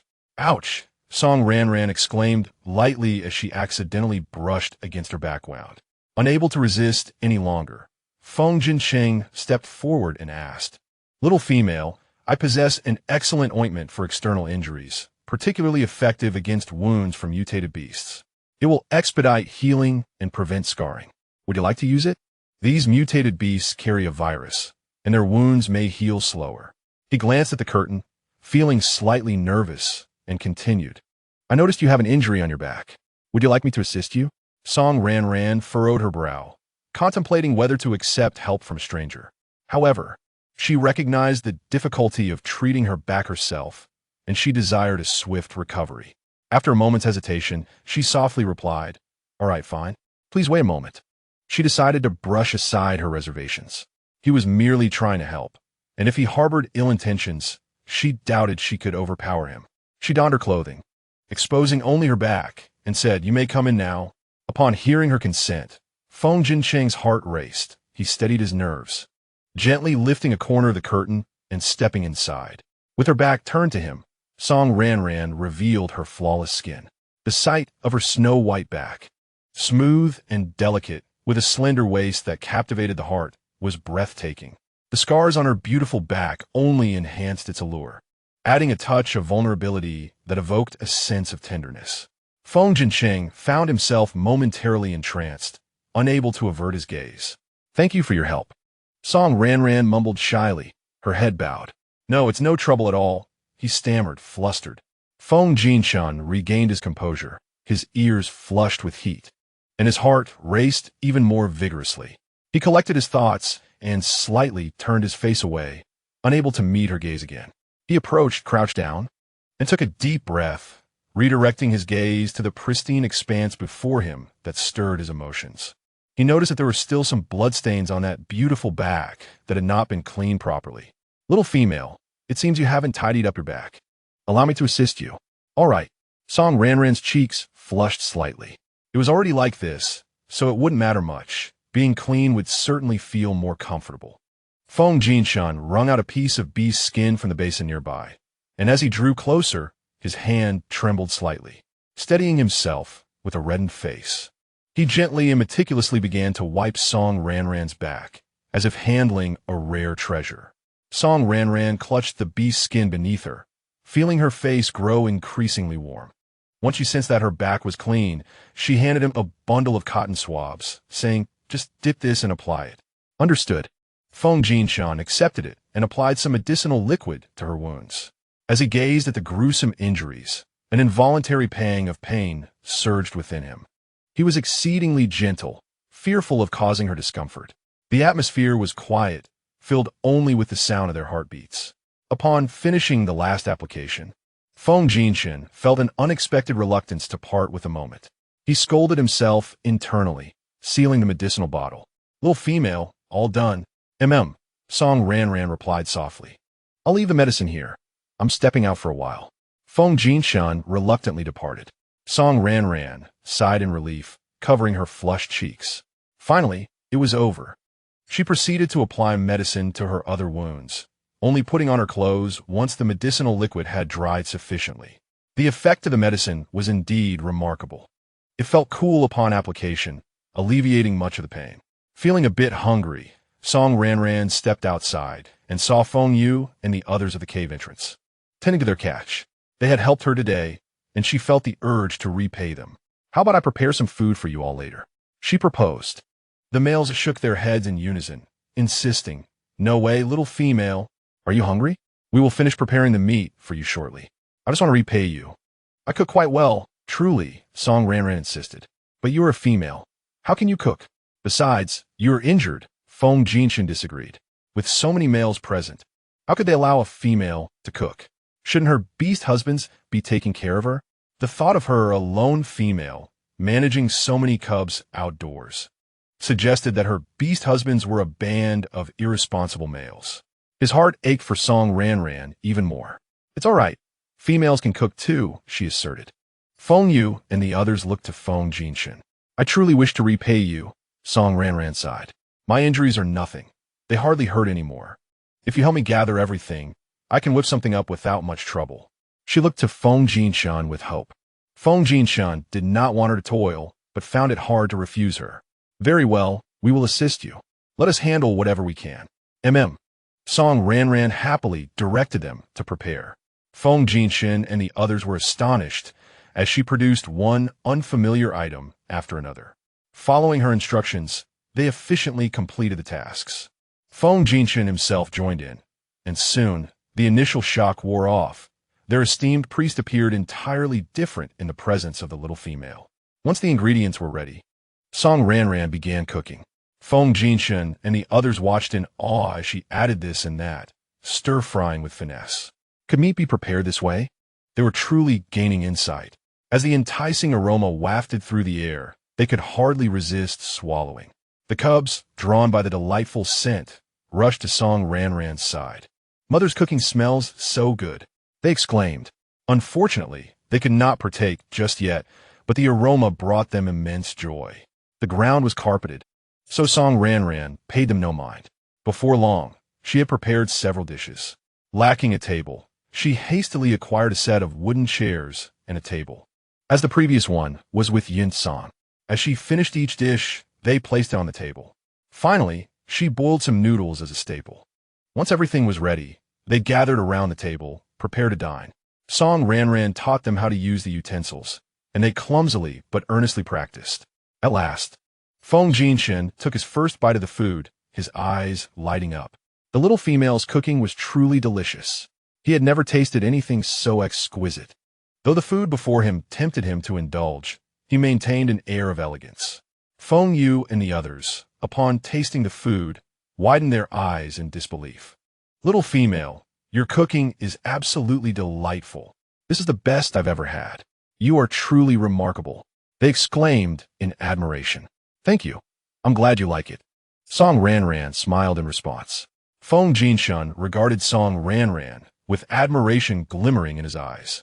Feng Yu and the others stared at the food on the table, desperately restraining their desires, eating decorously. Outside the cave, Bai Chun and the others were also entranced by the alluring aromas wafting from within, unable to suppress their own hunger. Yin, watching, furrowed his brow, complaining, "Ah Chun, what exactly are you doing? Why are we hiding out here? Aren't we here to ask her for the cubs?"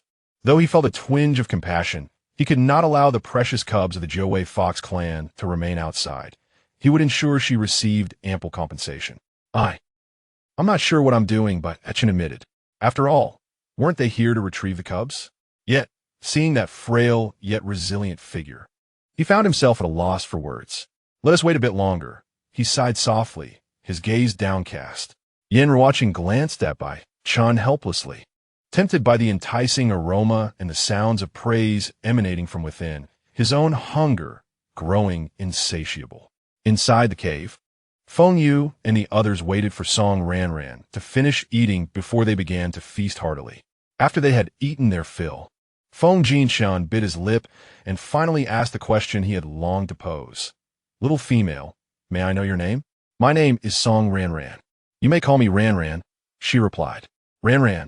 Feng Jinshan gently savored the name, finding it melodious. A smile unconsciously crept onto his lips. "Ranran," Bai Chun echoed softly. Realizing her name, he gazed at the cave, momentarily lost in thought. Yin, watching, looked towards the cave, now understanding her name was Ranran. As the rain outside ceased, night had nearly fallen, prompting Song Ranran and the others to spend the night in the cave. Dinner was prepared by the males of the Feng clan, who dared not let Song Ranran cook again, instead opting for her to guide them. Observing Dabao and Bao drooling from the enticing aroma, she pried open their little mouths. Dabao had sprouted a few small teeth, while Bao had not. Dabao has grown little teeth. Soon you can enjoy some meat. Mother will prepare some meat puree for you to taste, Song Ranran said with a smile, pinching Bao's cheek. "And you, Bao, don't be envious. Mother will make you some sweet and sour fruit puree." Dabao and Bao nodded excitedly, their eyes crinkling with joy, utterly adorable. Unable to resist, Song Ranran scooped them up, showering them with affection. She prepared rice porridge and fruit puree to feed them, and they relished every bite. That evening, after bathing them, Song Ranran cuddled them and the other cubs in a small, separated area for sleep. Feng Jinshan, peering through the bee skin curtain, imagined the sight of Song Ranran peacefully asleep, a sense of unprecedented satisfaction swelling within him. He was unsure of the nature of this feeling, but he knew he cherished it deeply. His lips curled into a gentle smile as he closed his eyes, gazing in the direction of Song Ranran. Bai Chun and Yin Ruoqing remained outside the cave throughout the night. The following morning, Feng Jinshan arose early to begin his tasks. Chapter 84. Heartwarming breakfast. As soon as Song Ranran awoke, she spotted Feng Jinshan busily working at the stove. He donned a new bee skin skirt today, still in the white hue, yet less understated than yesterday, adorned with exquisite embellishments and intricate patterns, exuding a lavish elegance while retaining a sense of grace. He diligently sautéed the dishes at the stove, a smudge of ash on his fair, handsome face, lending him an air of warmth that made him seem less distant and ethereal. "Ranran, you're up," he smiled upon seeing Song Ranran. "Go wash up. Breakfast will be ready shortly." Song Ranran replied with a nod, smiling. Once she had freshened up, the table was set, albeit in a rather peculiar arrangement. Before her previous eat lay several exquisitely presented dishes, while on the opposite side, near the edge of the table, were many plates of less refined fare. "Why are the dishes so far apart?" she inquired, puzzled. Feng Jinshan guided her to her former seat, saying, "Ranran, these are what I prepared this morning. Do give them a try." He took a seat beside her, his eyes filled with anticipation. Feng Yu and the others gathered around the table as well. After taking a bite of the dish before her, Song Ranran smiled and declared, "It's delicious." With her approval, Feng Jinshan's heart soared. "Then do eat more." As she began to eat, Feng Jinshan and Feng Yu joined in. Feng Yin, seated near Song Ranran, stretched his arm to reach the dishes across from her, but found himself unable to grasp them, contemplating standing up to snag some. "Feng Yin, there are dishes over here. You can eat from this side," Song Ranran suggested. He shook his head vehemently. I prefer those over there." He dared not eat the dishes prepared by the high priest himself. Couldn't he move the dishes a bit closer? Why are they so far apart? She asked, confused. The others turned their gazes towards Feng Jincheng, who, with a light cough, instructed, "Move them closer, would you?" Only then did they cautiously shift the dishes a bit towards the center, though they did not dare to move them too much. Finally, Feng Yin was able to reach for the food. After the eldest and second child awoke and were fed, they would continue their journey to find Yin Song and the others. As they prepared to set off, Feng Jincheng suddenly asked, "Ranran, would you like to experience the sensation of flying?" He recalled how his mother had once told him that she adored being taken flying by his father. He was uncertain if Song Ranran shared this affection, yet he longed to take her soaring with him. "Huh?"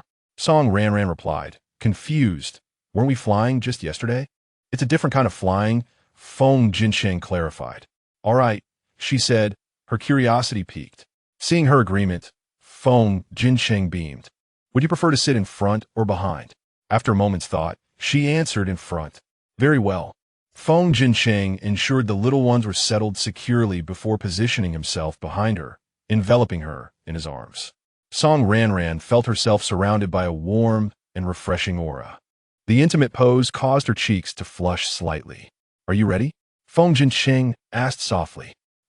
She affirmed. "All right," he said, and with a sudden leap, they ascended into the sky, soon gliding smoothly through the air. The morning had been free of rain, and without the veil of misty showers. The mountains and rivers below were vividly clear. Song Ranran delightedly admired the breathtaking scenery, while the elder and younger children eagerly looked around, filled with excitement. As they approached a lake, Feng Jincheng abruptly dove downward, eliciting gleeful screams from the children as they experienced this thrilling sensation for the first time. They skimmed across the lake's surface before soaring back up. Feng Jincheng guided them through undulating motions akin to a roller coaster, much to the children's exuberant delight. They continued to fly and play, all while remaining focused on their task.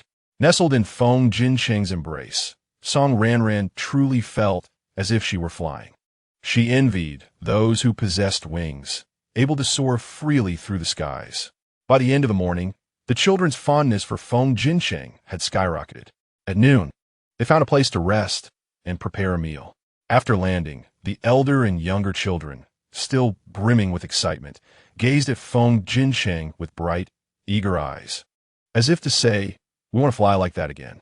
Feng Jincheng smiled, instructing Song Ranran and the children to rest nearby while he and Feng Yu went to cook.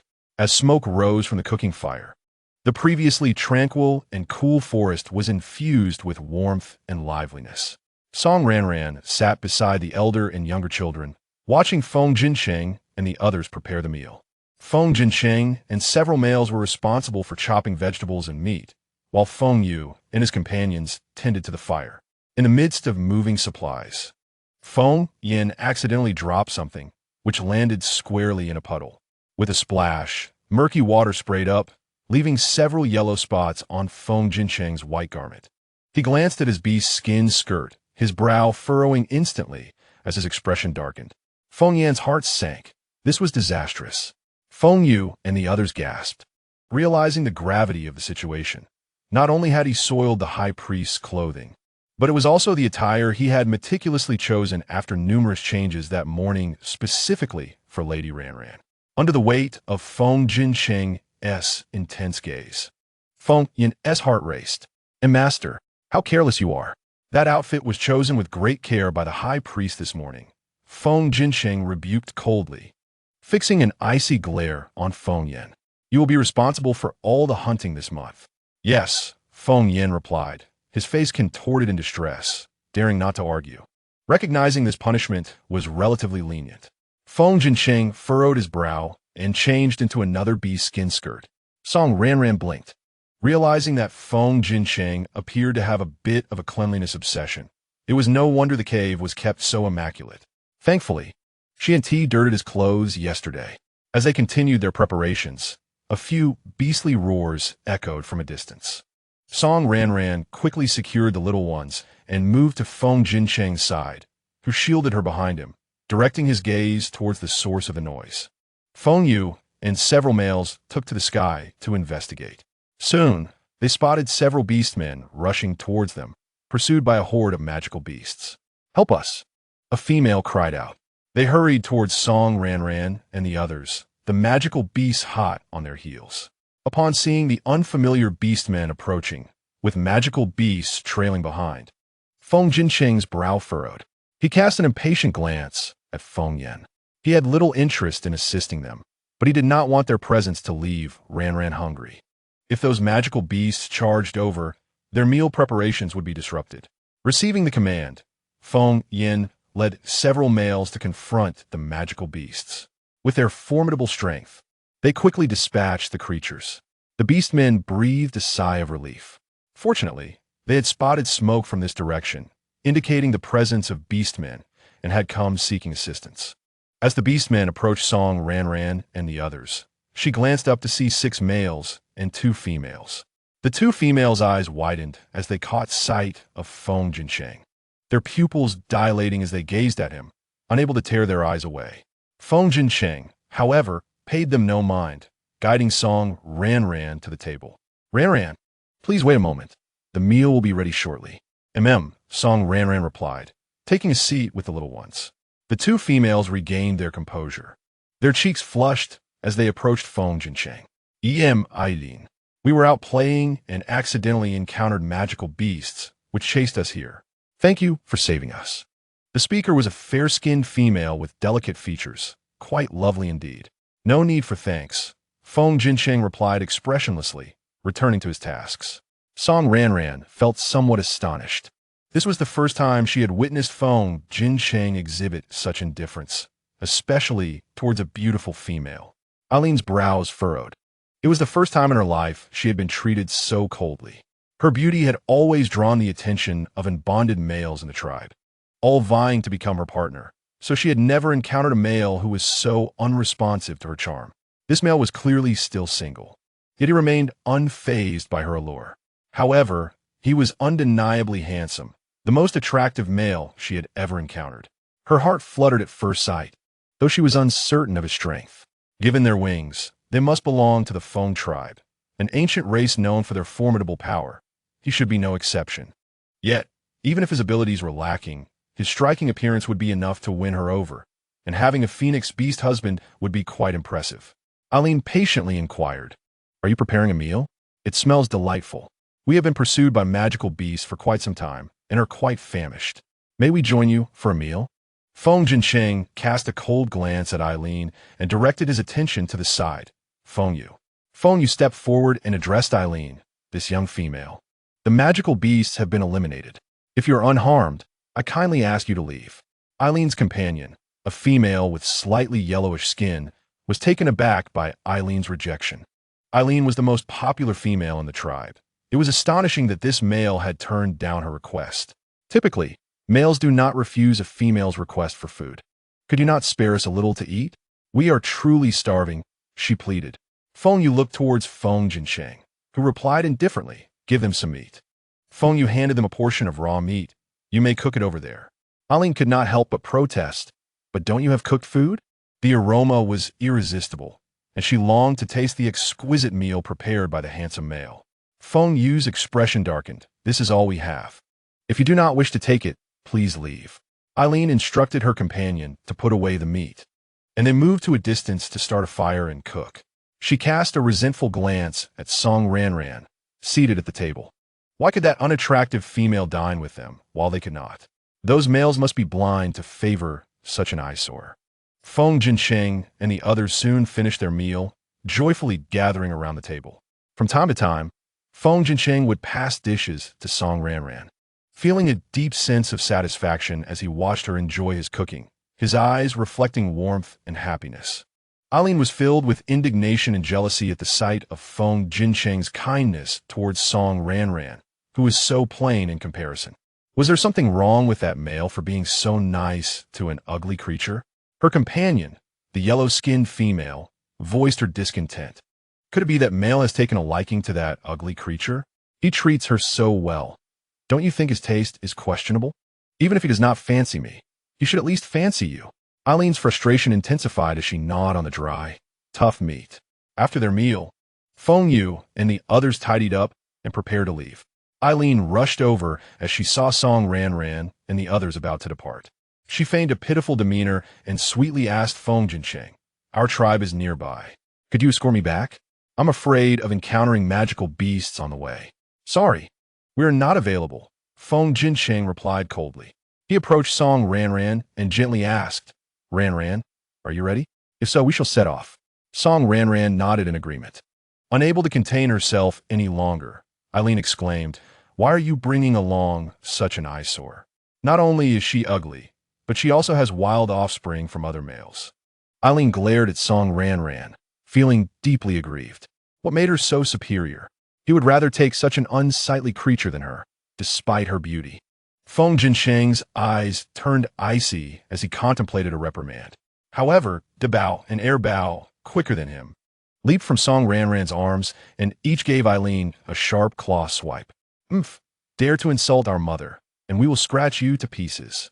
Besides, our mother is not ugly. She's far more beautiful than you, you wretched female." Eileen screamed, vigorously swatting Dabao and Air Bao away, retreating quickly while clutching her injured arm. "You two wildlings dare to attack me." Eileen seethed with rage. Song Ranran quickly scooped them up, casting a narrowed-eyed gaze at Eileen as she summoned many vines that lashed out fiercely. Eileen screamed and dodged desperately, while the male by her side helped sever the vines. Song Ranran coldly warned, "If you dare to call my cubs wildlings again, I will make you regret it." Eileen was left bruised and hiding behind the males, too frightened to speak further. After Song Ranran finished teaching her a lesson, Feng Jinsheng intended to take her away. However, recalling his aversion to dirt, Song Ranran stepped back and suggested, "Perhaps it would be better if Feng Yu took me. I am a bit dirty." Dabao and Air Bao had dirted their little paws, and her clothes were also stained. Feng Yu quickly waved his hands. "It is best to let the adult handle it. He flies the fastest and steadiest." They dared not compete with the esteemed priest. They might not survive the encounter. Feng Jinsheng grasped Air Bao's small paw, wiping it on himself. "It's fine, my clothes are dirty too. But aren't you averse to dirt?" Song Ranran questioned. "Priest, what about your aversion to dirt?" Feng Yin teased. Seeing this, Song Ranran stopped resisting. "Very well." Feng Jinsheng took Song Ranran into his arms and flew away. Eileen watched their departing figures, stamping her foot in frustration. They continued their search for 2 more days. Dabao and Air Bao had grown particularly fond of Feng Jinsheng, sometimes even seeking him out to play. One day, they landed on a patch of grass to rest. The weather was exceptionally fine, unlike the usual gloomy days. The sun shone brightly. Dabao and Air Bao were restless on the grass, understanding that they had not played in a while. Song Ranran released them on the grass and let the egg babies join in, go play for a bit. Dabao and Air Bao joyfully ran about, while the egg babies rolled around. They eventually halted, looking at Feng Jinsheng. Air Bao declared, "Brother, I think this bird is quite splendid. Why not let him be our father?" Dabao agreed, "I think that is a fine idea. He can take us flying." The other egg babies chimed in, "We also think it's a good idea." The little ones rushed to find Feng Jinsheng to play. Feng Jinsheng, embracing the affection of the little ones, joined them in their play on the grass, while Song Ranran watched nearby, occasionally participating. In the shadows, Bai Chun and Yin Ruoqing observed this scene, feeling a twinge of discomfort. They were the ones who should have been playing with the cubs. After tiring from their play, they returned to Song Ranran's side. Suddenly, Dabao and Air Bao excitedly shouted at Feng Jinsheng, "Father! Father!" Song Ranran quickly covered their little mouths. "Don't shout randomly." Feng Jinsheng seemed to understand, struggling to suppress a smile. Bai Chun and Yin Ruoqing's expressions darkened. Unable to contain herself any longer, Yin Ruoqing dashed out, angrily shouting at Air Bao, "You little brat. Who are you calling father?" Bai Chun sighed and followed suit, thinking that if he didn't intervene soon, the cubs would soon be sprouting wings. At that moment, another group of beastmen approached the nearby bushes, quietly observing Song Ranran and her companions. Song Ranran, upon witnessing the situation, deduced that the truth was nearly within reach.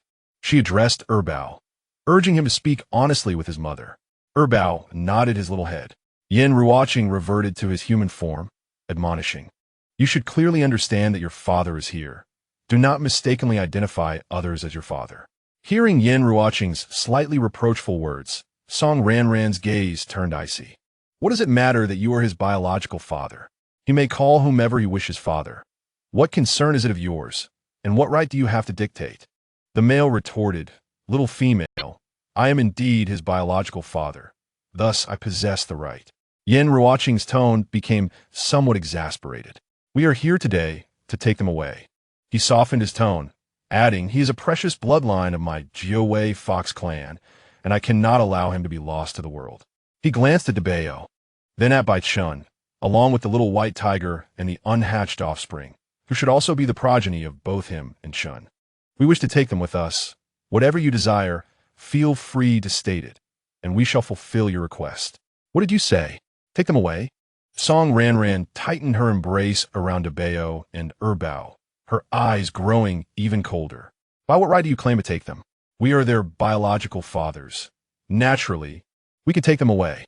Yin Ruoqing's confidence faltered. "Biological fathers?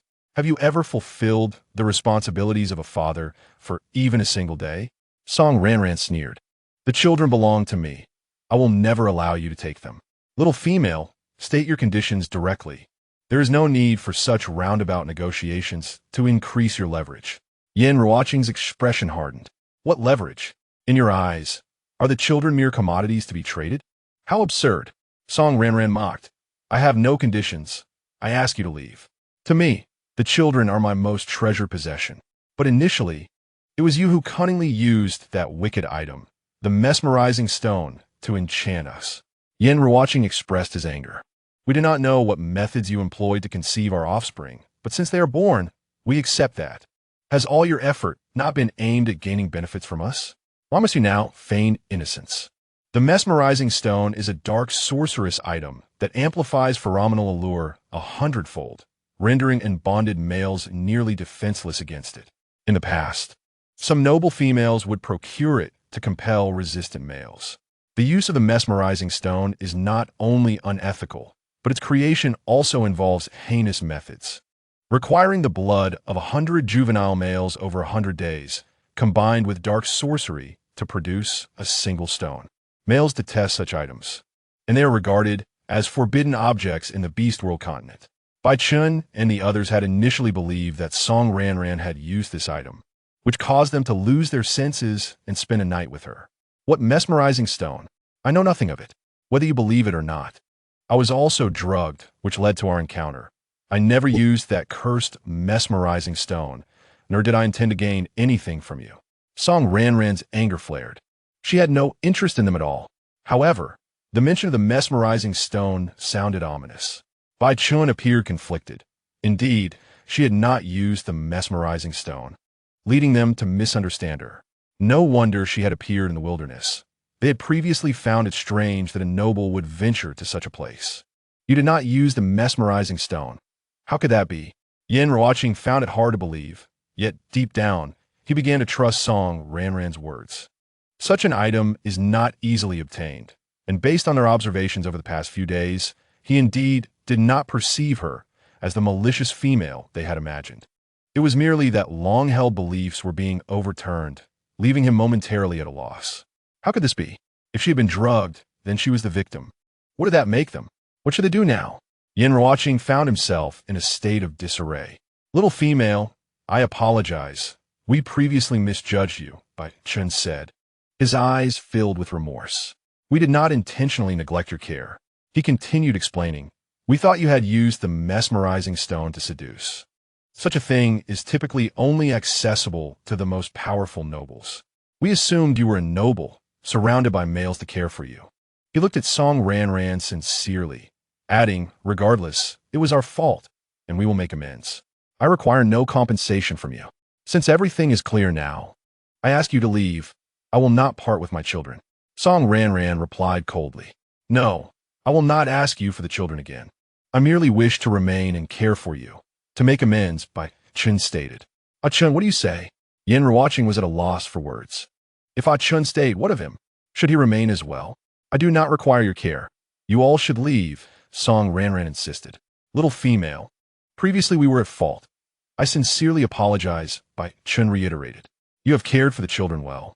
But they are males and need their biological father to teach them survival and combat skills. We can teach them that as well, Feng Jincheng interjected. Yet you are a flying beast man. Your combat skills differ. Bai Chun then turned to Song Ranran, saying, Little female, they need a father's love. Even if you have other beastly husbands, the bond with their biological father is irreplaceable, is it not? Can you guarantee they will be treated as well as by their biological father? Song Ranran hesitated. She indeed could not impart those skills. And Bai Chen's words held some truth. Should she allow him to stay?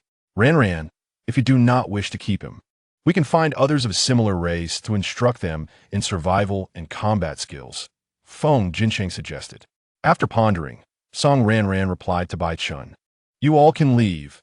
I will handle matters concerning the children.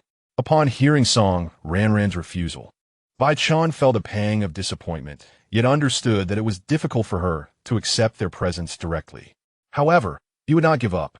He had responsibilities towards Song Ranran and the children. He must be accountable. He had erred once and could not afford to make another mistake. Little female, I will not leave. Since you do not wish for me to join you, I shall follow behind. Should you need me, simply call, Bai Chun declared. Chapter 87. Ming Chu faces punishment. Song Ranran regarded Bai Chun with a tumultuous heart. You need not follow us, nor do you need to atone for anything. Let that night be as if it never occurred. We shall have no further dealings with you. Bai Chun fell silent, not uttering a word. Song Ranran settled the children and addressed Feng Jincheng. Let us depart. She had no desire to linger, nor did she wish to see Bai Chun and the others. The dragon males concealed nearby grew anxious as they observed Song Ranran preparing to leave. Your Majesty, they are about to depart. Shall we not rush out to seize the young prince? Long Yi whispered. Wait a moment, Xian Yuanling replied, his gaze toward Song Ranran laden with complexity. He had not anticipated the truth to be such. Had he misjudged her? She had not utilized any despicable means. Rather, she had been drugged. But should he believe her words? Some females are quite adept at deceiving beast men. If what she said were true, would he still seize the children? Yet, how could such precious offspring of the dragon clan be allowed to roam freely? Xian Yuanling was engulfed in conflict. Your Majesty, which of the many unhatched young ones near that little female is our young prince? How would I know? Xian Yuanling replied, exasperated. He had not anticipated this female to possess so many offspring, and of various breeds no less. Had he not sensed their proximity during his earlier use of secret arts, he would have thought he was mistaken. However, with the mention of the mesmerizing stone, it was undoubtedly that little female. Those two males must have been similarly lured by the potent pheromonal allure, leading to their current predicament. Xian Yuanling looked at Song Ranran, marveling. The allure of this little female is indeed formidable. Alas, he had guarded his virginity for so many years, only to lose it just like that. The dragon males simultaneously turned their gazes toward Xian Yuanling. Isn't that your child? Xian Yuanling shot them a glance. Do you not know that the bloodline response is weakest in the egg stage? It took me numerous uses of secret arts to track them here. Indeed, the moment of strongest resonance occurs during the formation and birth, while the hard-shelled phase renders them nearly impervious to sensing due to the isolation provided by the eggshell. Dragon Air furrowed his brow. What should we do? Should we snatch all the unhatched offspring? Dragon, he proposed a rather dubious idea. Xian Yuanling shot him a disapproving glance, questioning why he would want to steal the offspring of other males. What if the remaining ones are all from our dragon clan? Dragon Yi replied, Somehat agrievit. It is not impossible. Xian Yuanling stroked his chin, asserting that it was indeed very likely. I am certainly superior to that old tiger and that deceased fox. Yes, the rest must surely belong to our dragon clan. Dragon Yi affirmit. However, I have a question. Are you certain that those eggs were all sired by that little female? Dragon Wu raised a doubt. It should be so. Dragon Air replied uncertainly. I believe they all are. Look, she already has 3. What would be strange about having more? Dragon E added. That makes sense. but she must be incredibly powerful to have given birth to offspring from such an ancient lineage. Indeed, she is practically invincible. The male members of the dragon clan nodded in agreement. While Xian Yuanling and the others were engaged in this discussion, Song Ranran and her companions had already departed. Bai Chun lifted his gaze, watching Song Ranran's retreating figure, determination flashing in his eyes. He transformed into his beast form and pursued her without hesitation. Yanruoqing sighed and followed suit. "My lord, they have left," Dragon E urged anxiously. Xian Yuanling focused his gaze and took off after them. The male members of the dragon clan followed suit, trailing behind. In a certain valley of the wild, Ming Chu, after multiple unsuccessful attempts to escape, found himself bound tightly. "Luo 1, release me. I need to relieve myself," Ming Chu insisted. "Young master, stop thinking about escaping. How many times have you tried already? You always end up being captured again," Luo 1 replied helplessly. Ming Chu retorted angrily, "I genuinely need to go. Hurry, I can't hold it any longer. Forget about unbinding me. How about I assist you instead?" Luo 1 suspected that Ming Chu was concocting yet another excuse to flee. Ming Chu shot him a disdainful glance, feigning indifference. "Who needs your help? Hurry, I really must go. Besides, with my father around, even if I wanted to run, I couldn't. I will ask the city lord." Luo 1 ran off to consult with Ming Hui, who was resting against a tree with his eyes closed. "Let him go. This boy cannot escape my grasp," Ming Hui said indifferently. Receiving the order, Luo 1 unbound Ming Chu. Gaining his freedom, Ming Chu chose a direction farthest from Ming Hui and, after a short distance, began to flee once more. "Young master," Luo 1 sighed upon witnessing this and shouted back, "The young master has run off again. Quick, pursue him." With that, he took the lead in the chase. Ming Hui opened his eyes, sighed, and rose to follow. Ming Chu's abilities were restricted, and he was soon caught up with. Yet this time, he had no intention of running. Luo 1 and the others surrounded him. Ming Hui approached and said, "Ming Chu, stop running. It is futile. You must go to the wild city and marry Princess Lingxi." "Father, I will not go. I have a female I adore. I only wish to marry her. Please do not force me," Ming Chu pleaded sorrowfully. "They can call off their engagements. Why can't we?" "Ming Chu, I am truly sorry." Ming Hui's tone was resolute. A flicker of determination crossed Ming Chu's eyes as he drew a sharp blade from his spatial pouch and pressed it against his neck. "Father, if you continue to pressure me, I will end my life before you. If I cannot be with Ranran, I would rather perish." Yet, he lamented the thought of never seeing Ranran again.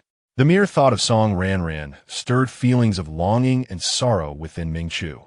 Ming Hui was taken aback, alarmed, and exclaimed, "Ming Chu, do not act impulsively." He had not anticipated that Ming Chu would truly resort to such a drastic measure. He saw the resolve in his eyes, realizing he was not merely speaking empty words. "Father, I speak the truth." Ming Chu pressed harder, and blood immediately welled up at his neck. Ming Hui grappled with his conflicting emotions. Ming Chu was his only child, and he could not bear to let him perish.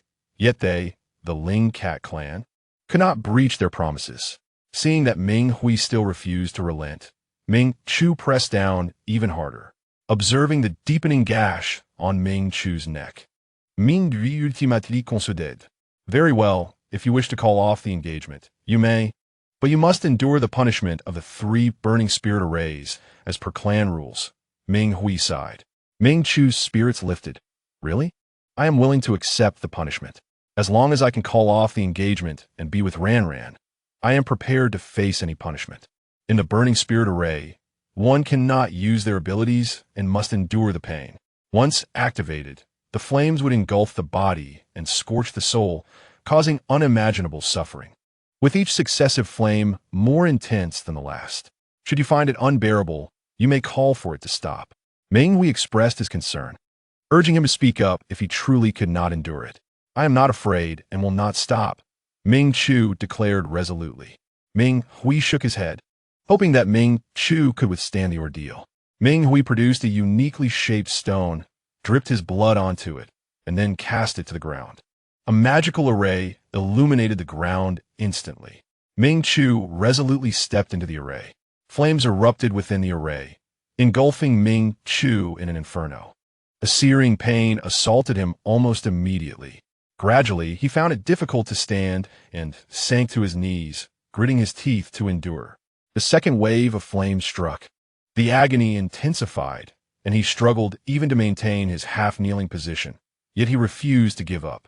Finally, as the third wave of flames engulfed him, he could scarcely feel his body anymore, but an intense burning sensation surged from deep within his soul. Before long, he could no longer hold on and slowly collapsed. Time began to slow down.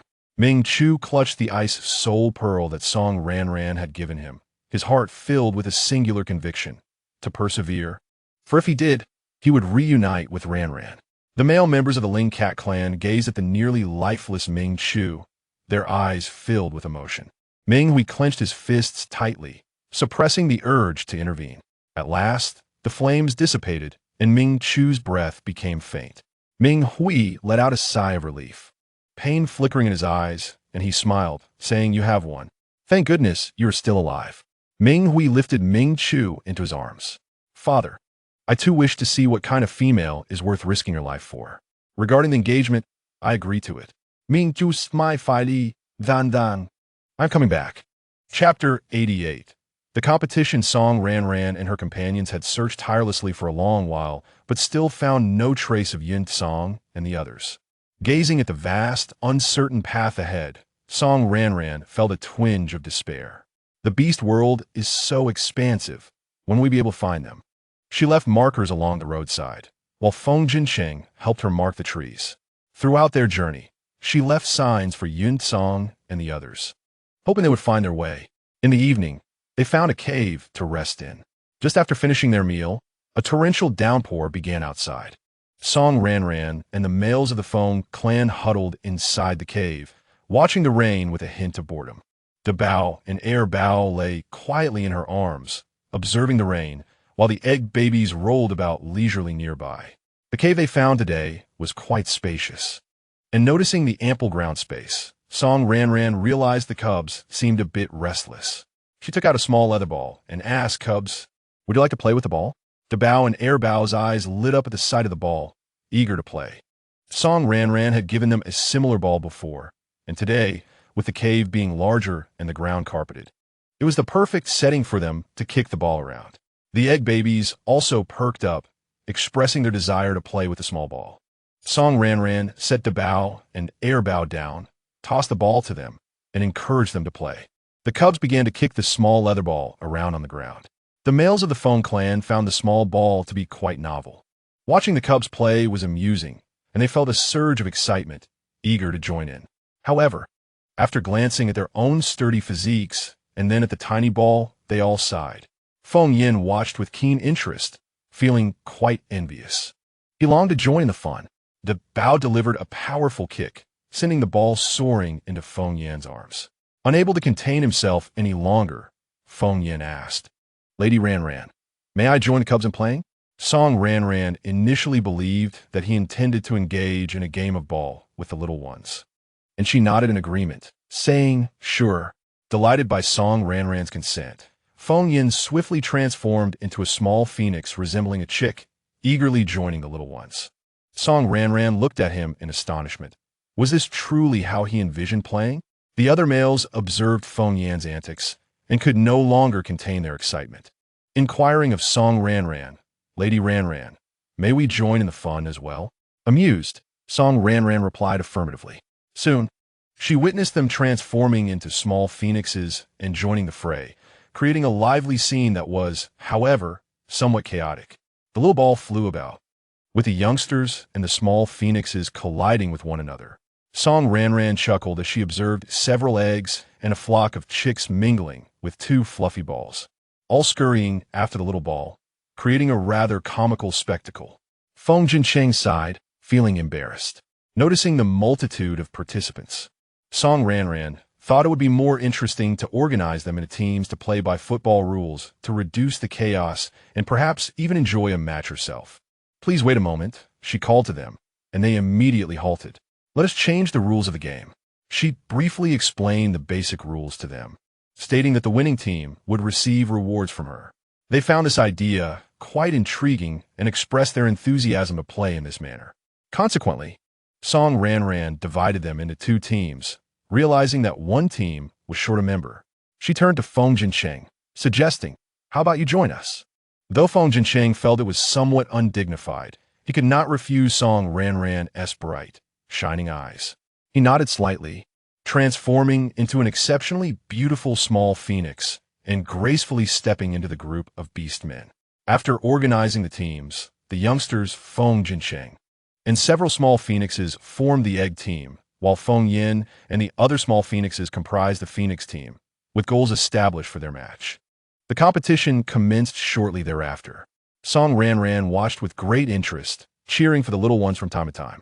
Laughter and cheers echoed throughout the cave.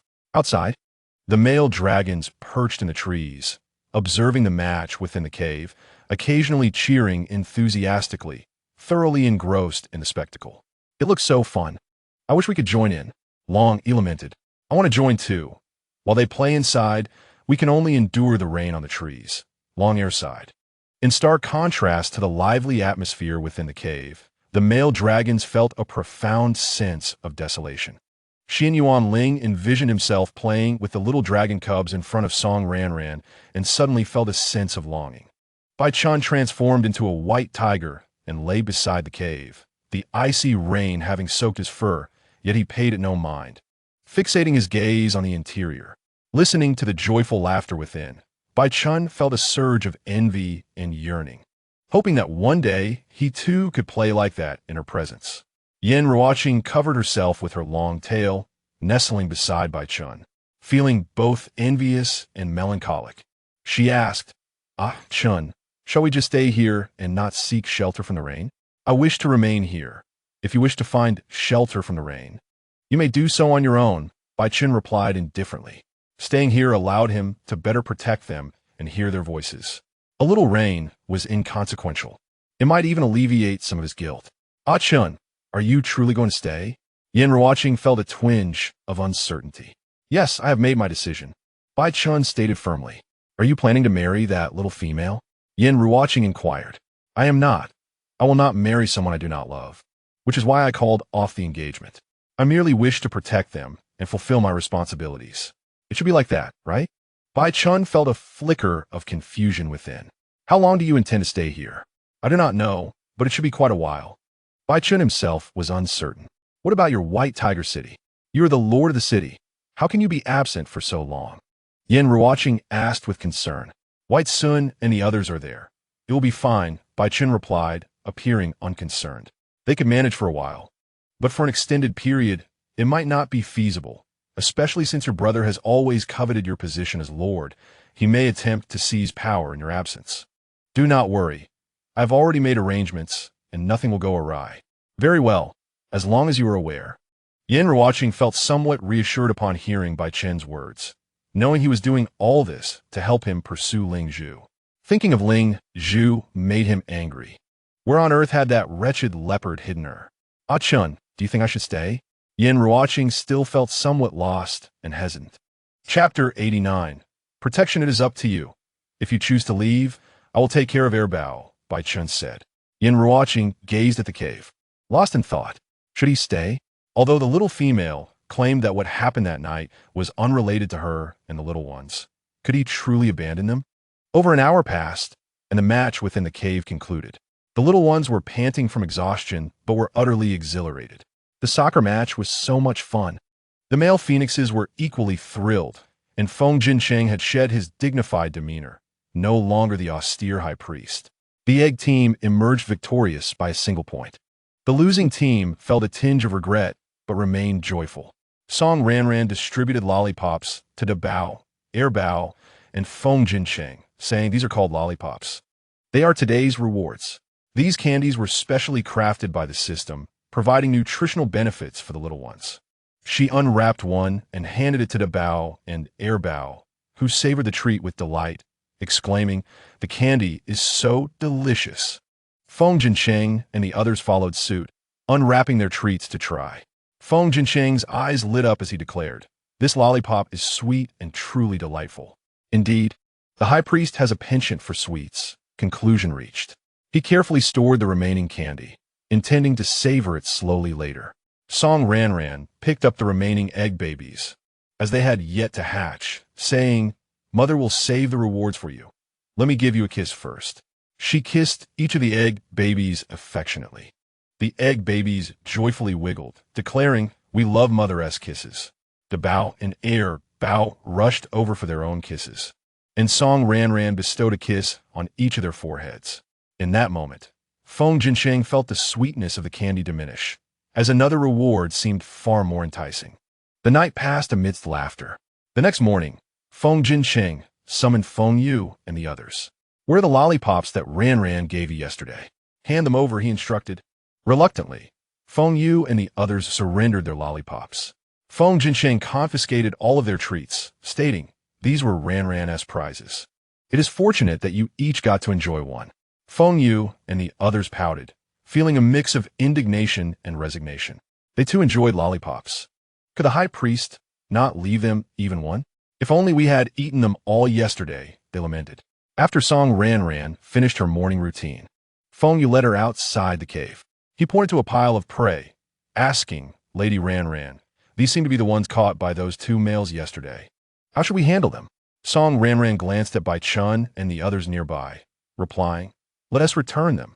Feng Yu returned the prey to Bai Chun and the others.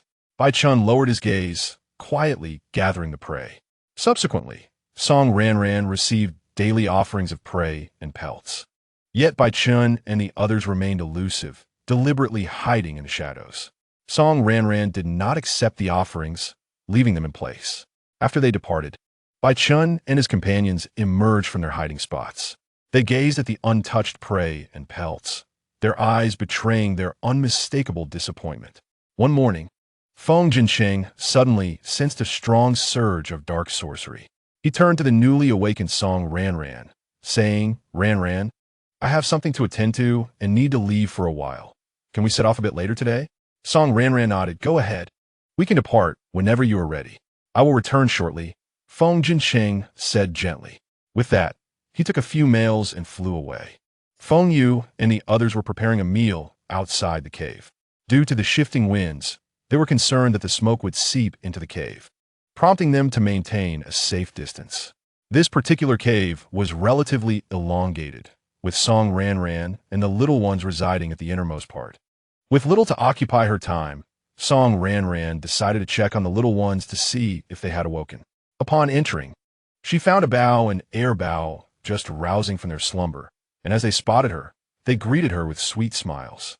Overwhelmed by their adorableness, Song Ranran scooped them up and showered them with affectionate kisses. At that moment, the cave was solely occupied by Song Ranran and the little ones. Just as she contemplated preparing milk for them, the ground suddenly trembled. "Host, there's an earthquake, run!" In haste, Song Ranran gathered the little ones in her arms, intending to flee, but found her path obstructed by falling rocks ahead. "Xiao Mantu, is there anything we can use for protection?" she inquired while running, as the side beside her had already collapsed, and she feared time was running out. "There is a protective shield that can withstand for a while, or you could procure a sturdy weight-bearing object. I want both. Please choose one for me." Song Ranran believed that having double assurance would be prudent. If escape proved impossible, they could take cover and await rescue from Feng Yu and the others outside. Meanwhile, Bai Chun sensed the ground shaking and witnessed the cave beginning to collapse. Without a moment's hesitation, he dashed towards it like the wind. Just as Feng Yu and the others were about to rush in, Bai Chun had already entered the cave ahead of them, frantically searching for Song Ranran and the little ones. He was struck with terror upon seeing a massive boulder descending towards them, his pupils dilating in horror as his heart momentarily ceased. Without hesitation, he positioned himself above them, shielding them from the impending doom. As Song Ranran realized escape was futile, she was about to retrieve the weight-bearing object and protective shield when a white figure swooped in, covering them with its body. "Ugh!" She heard a muffled groan from above, followed by the sound of countless boulders crashing down. In mere moments, they were buried within the cave, and the tremors gradually subsided. Crouched beneath Bai Chun, Song Ranran felt a tumult of emotions within her. "Are you all right?" she asked, her voice laced with concern. "Yes, I'm fine, and you? Are you and the little ones injured?" Bai Chun replied, his tone filled with care. Looking at the little ones nestled safely beneath her, Song Ranran reassured him, "We're all fine." "That's good to hear. Do not fear. I will get you out of here," Bai Chun declared, gritting his teeth against the sharp pain in his back as he attempted to use his powers to create an escape route. Outside, Feng Yu observed the cave's collapse and was consumed by anxiety as he directed the other male members of the Feng clan to clear the debris. Feng Jinshun, having lost track of the dark sorcery, swiftly returned to the scene. Upon his arrival, he was met with the sight of the collapsed cave and immediately began searching for Song Ranran, but to no avail. A chill of despair gripped him as he realized he could not locate her. Flying in front of Feng Yu, he inquired darkly, "Where is Ranran?" "Her ladyship has been buried in the cave," Feng Yu replied, his voice trembling. Feng Jinshun, filled with rage, struck Feng Yu away. "I entrusted her safety to you, and this is how you protect her?" "I apologize, my lord. It was Feng Yu's oversight," he lamented, falling to the ground, guilt-ridden. Gazing at the collapsed cave, Feng Jinshun felt as though his heart was being wrenched, leaving him breathless with fear for the first time. "Ranran, Ranran," he called out, exerting all his strength to move the stones while desperately hoping to hear her response. Hearing his name called, Song Ranran quickly shouted back, "I'm here." Feng Jinshun sighed in relief upon hearing her voice, grateful to know she was alive. "Are you okay? Are you hurt?" he asked anxiously. "I'm fine for now, but you all need to hurry and remove the stones." It was Bai Chen's deep voice that interjected. "That's a relief," Feng Jinshun replied, feeling slightly reassured as he utilized his powers to hastily clear the rubble. After a while, light finally pierced through above them. Seeing Bai Chun had emerged, Feng Jinshun quickened his pace. At last, the stones were cleared, and Feng Jinshun rushed forward to pull Song Ranran out. As soon as she was free, he enveloped her in a tight embrace, his strength overwhelming as if he wished to meld her into his very being, his body trembling slightly. "Thank goodness you are unharmed," he breathed, relief flooding through him. "I'm all right," Song Ranran comforted, gently patting his back. The little ones pressed between them, chimed in, "We have a problem. We're about to become sandwich cookies." After a prolonged moment, Feng Jinshun finally released her and stepped back, his demeanor slightly bashful. Song Ranran, feeling a tad awkward, approached Bai Chun and handed him a bottle of healing ointment. "Thank you for saving us." Bai Chun accepted it, replying, "No need for thanks, it was my duty." With a complex expression, Song Ranran chose not to elaborate further. After consuming a bit of food, Feng Jinshun prepared to set out with Song Ranran once more, with Bai Chun following closely behind them. By midday, they landed on the ground, ready to start cooking. Suddenly, a pack of mutated beasts lunged at them from the shadows, surrounding them. Concurrently, a group of cloaked, black-winged beastmen appeared in the sky. "Kill everyone except that female," one of the males commanded coldly. With a wave of his hand, the beastmen and mutated creatures prepared to attack. In that critical moment, a familiar crack echoed through the air. Song Ranran looked down at the egg in her arms. "No way, is it hatching now?" Chapter 90. The arrival of the three treasures. The black-winged beastmen and mutated creatures had already launched their assault. Feng Yin led a portion of the Feng clan's beastmen to confront the airborne black-winged assailants, while Feng Yu dealt with the mutated beasts on the ground. Another faction of black-winged beastmen and flying mutated creatures surrounded Feng Jinshun and Song Ranran, preventing their escape. Feng Jinshun stood protectively around Song Ranran, using flames to fend off the incoming mutated beasts and beastmen. Bai Chun and Yin Ruoqing swiftly rushed to Song Ranran's side to offer their protection. Upon closer inspection, Song Ranran noticed a crack forming on the egg. With so many mutated beasts and beastmen attacking, would the ruckus frighten the little one? Would it somehow affect the hatching process or lead to unforeseen consequences? She anxiously turned to Feng Jinshun. "Feng Jinshun, the little one is about to hatch." "What? The little one is hatching?" Feng Jinshun furrowed his brow, realizing they needed to resolve this quickly to avoid disrupting the hatching process. He gathered his energy and unleashed a torrent of flames upon the surrounding mutated beasts. The air was filled with their agonized cries. Bai Chun and Yin Ruoqing were equally startled by the news. "Quickly eliminate these mutated beasts to allow the female and the little ones to escape," Bai Chun urged. Yin, watching, nodded, intensifying her assault on the creatures. Song Ranran's anxiety grew as she observed the crack widening on the egg. Her gaze swept over the mutated beasts and black-winged beastmen with fury. If only she could summon a few bolts of lightning to strike them down for daring to interfere with her little one's hatching. Just as she pondered this, the sky suddenly darkened and ominous clouds gathered. Then came the deafening roar of thunder.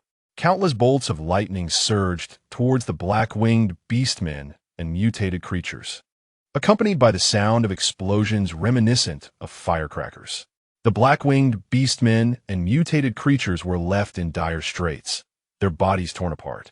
In the shadows, Xian Yuanling's expression was frigid. Dare to disturb my little one's hatching? I shall ensure you never return. The dragon males beside him were equally furious, declaring, You dare to interrupt the little prince's hatching?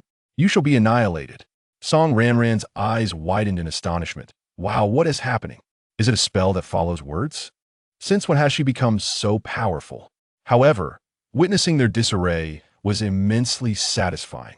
The Bao and Air Bao were equally exhilarated, waving their tiny paws. Let us defeat these big bad guys. Seeing that they were no match for their opponents, the black-winged beastmen and mutated creatures began to scatter in retreat. Feng Jinshan exchanged glances with Feng Yu, who led some of the Feng clan males in pursuit. Dragon 5, Xian Yuanling commanded, his eyes icy as he surveyed the fleeing black-winged beastmen and mutated creatures. Leave none alive. Understood, Dragon 5 responded, leading a contingent of Dragon Clan warriors in swift pursuit. Soon, the forest fell silent once more. As Song Ranran observed the fleeing black-winged beastmen and mutated creatures, a smile graced her lips. Not only had they not suffered defeat, but they had also managed to rout their adversaries with remarkable swiftness. Ranran, it's all right now. They have already escaped, Feng Jinsheng reassured her. Should we allow the little one to hatch here, or would it be better to relocate? She inquired. It is perfectly fine to remain here. They are unlikely to return. Feng Jinsheng replied. Nodding, Song Ranran gently placed the egg in her arms onto the table. Everyone gathered around the table, their eyes gleaming with anticipation as they awaited the eggs hatching. With a crack, the fissure in the eggshell widened. Song Ranran stared at the shell without blinking.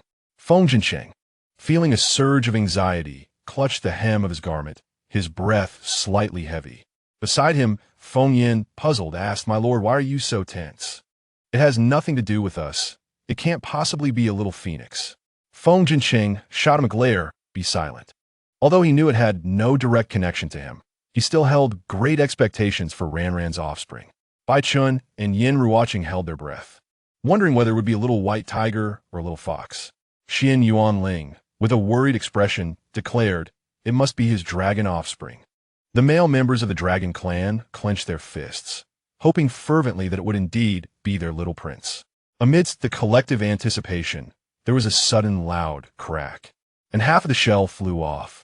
Everyone stared at the remains, their eyes wide with disbelief. How is it empty? Where is the little one? Song Ranran felt a weight in her arms and looked down to find a golden mass nestled against her. She brought the golden creature before her eyes.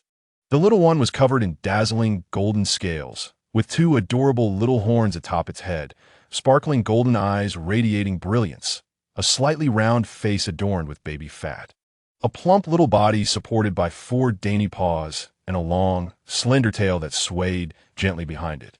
It was astonishingly and exceedingly adorable little golden dragon. In shock, Song Ranran exclaimed, How can there be a dragon? The little golden dragon raised its small body and affectionately kissed Song Ranran's cheek, cooing, Mama, Mama, I am your exceptionally cute dragon cub. Coming to her senses, she reciprocated the kiss. My little dragon cub is truly beautiful. She gently patted the little golden dragon and pondered aloud. Since you're a little golden dragon, how about the name Song Tianqi for your formal name? And Sanbao for your nickname? The little golden dragon nuzzled against her. Yes, I am Mama's Sanbao. Unable to resist its charm, Song Ranran leaned in for another kiss. Da Bao and Air Bao approached to greet Sanbao. Congratulations, little brother Sanbao. The other egglings also shook with excitement. Oh, Sanbao has hatched. Feng Jinsheng was somewhat astonished. It turned out to be a precious dragon cub. Bai Chun and Yin Ruoqing were taken aback. How can it be a dragon? Should Tia be a little white tiger or a little fox? They glanced at the remaining egglings, questioning what they might be. Xian Yuanling snapped a twig in his hand, his eyes bursting with joy. It truly is his dragon cub, chubby and very healthy. The male members of the dragon clan were ecstatic. This is wonderful. It is indeed their little prince. Song Ranran produced some milk powder, which Feng Jinsheng took and expertly prepared. Sam Bao soon enjoyed his first sip of milk. Some of the Feng clan males continued to prepare food, while others dealt with the mutated beasts. Bai Chun and the others remained, assisting nearby. Before long, the aroma of food wafted through the air, and everyone gathered around the table, ready to dine. Song Ranran noticed Bai Chen's and Yin Ruoqing's injuries and frowned slightly. After a moment's hesitation, she invited them. Why don't you join us for a meal? You have helped me and the little ones today. A flicker of joy ignited within Bai Chun. She was willing to invite them. Yin Ruoqing's eyes brightened. Finally, we can sit at the table. They sat properly at the table, mimicking how Song Ranran used chopsticks to eat. Hidden in the shadows, the dragon clan males drooled at the delicious scent, wondering when they might join the feast. They looked to Xian Yuanling, who frowned, his expression conflicted. After the meal, Song Ranran and the others set out once more, with Bai Chun and Yin Ruoqing trailing behind. Long, observing Song Ranran's departing figure, turned to Xian Yuanling and asked, "My lord, what shall we do now?" Xian Yuanling lowered his gaze. "Let me ponder for a moment." As night fell, Song Ranran and her companions found shelter in a cave. This time, Feng Jinsheng was hesitant to choose a deep cavern. He even contemplated borrowing a dwelling from a nearby tribe. However, Song Ranran deemed it troublesome and discouraged him. Earthquakes did not occur daily, and they had already traveled quite far, with the tribe's location unknown. As rain poured down that evening, Song Ranran felt a pang of compassion upon seeing Bai Chun and the others drenched in the rain, especially since they had sustained injuries for her and the little ones. Previously, she had noticed them often outside the cave, not seeking shelter during rain, but at that time, she had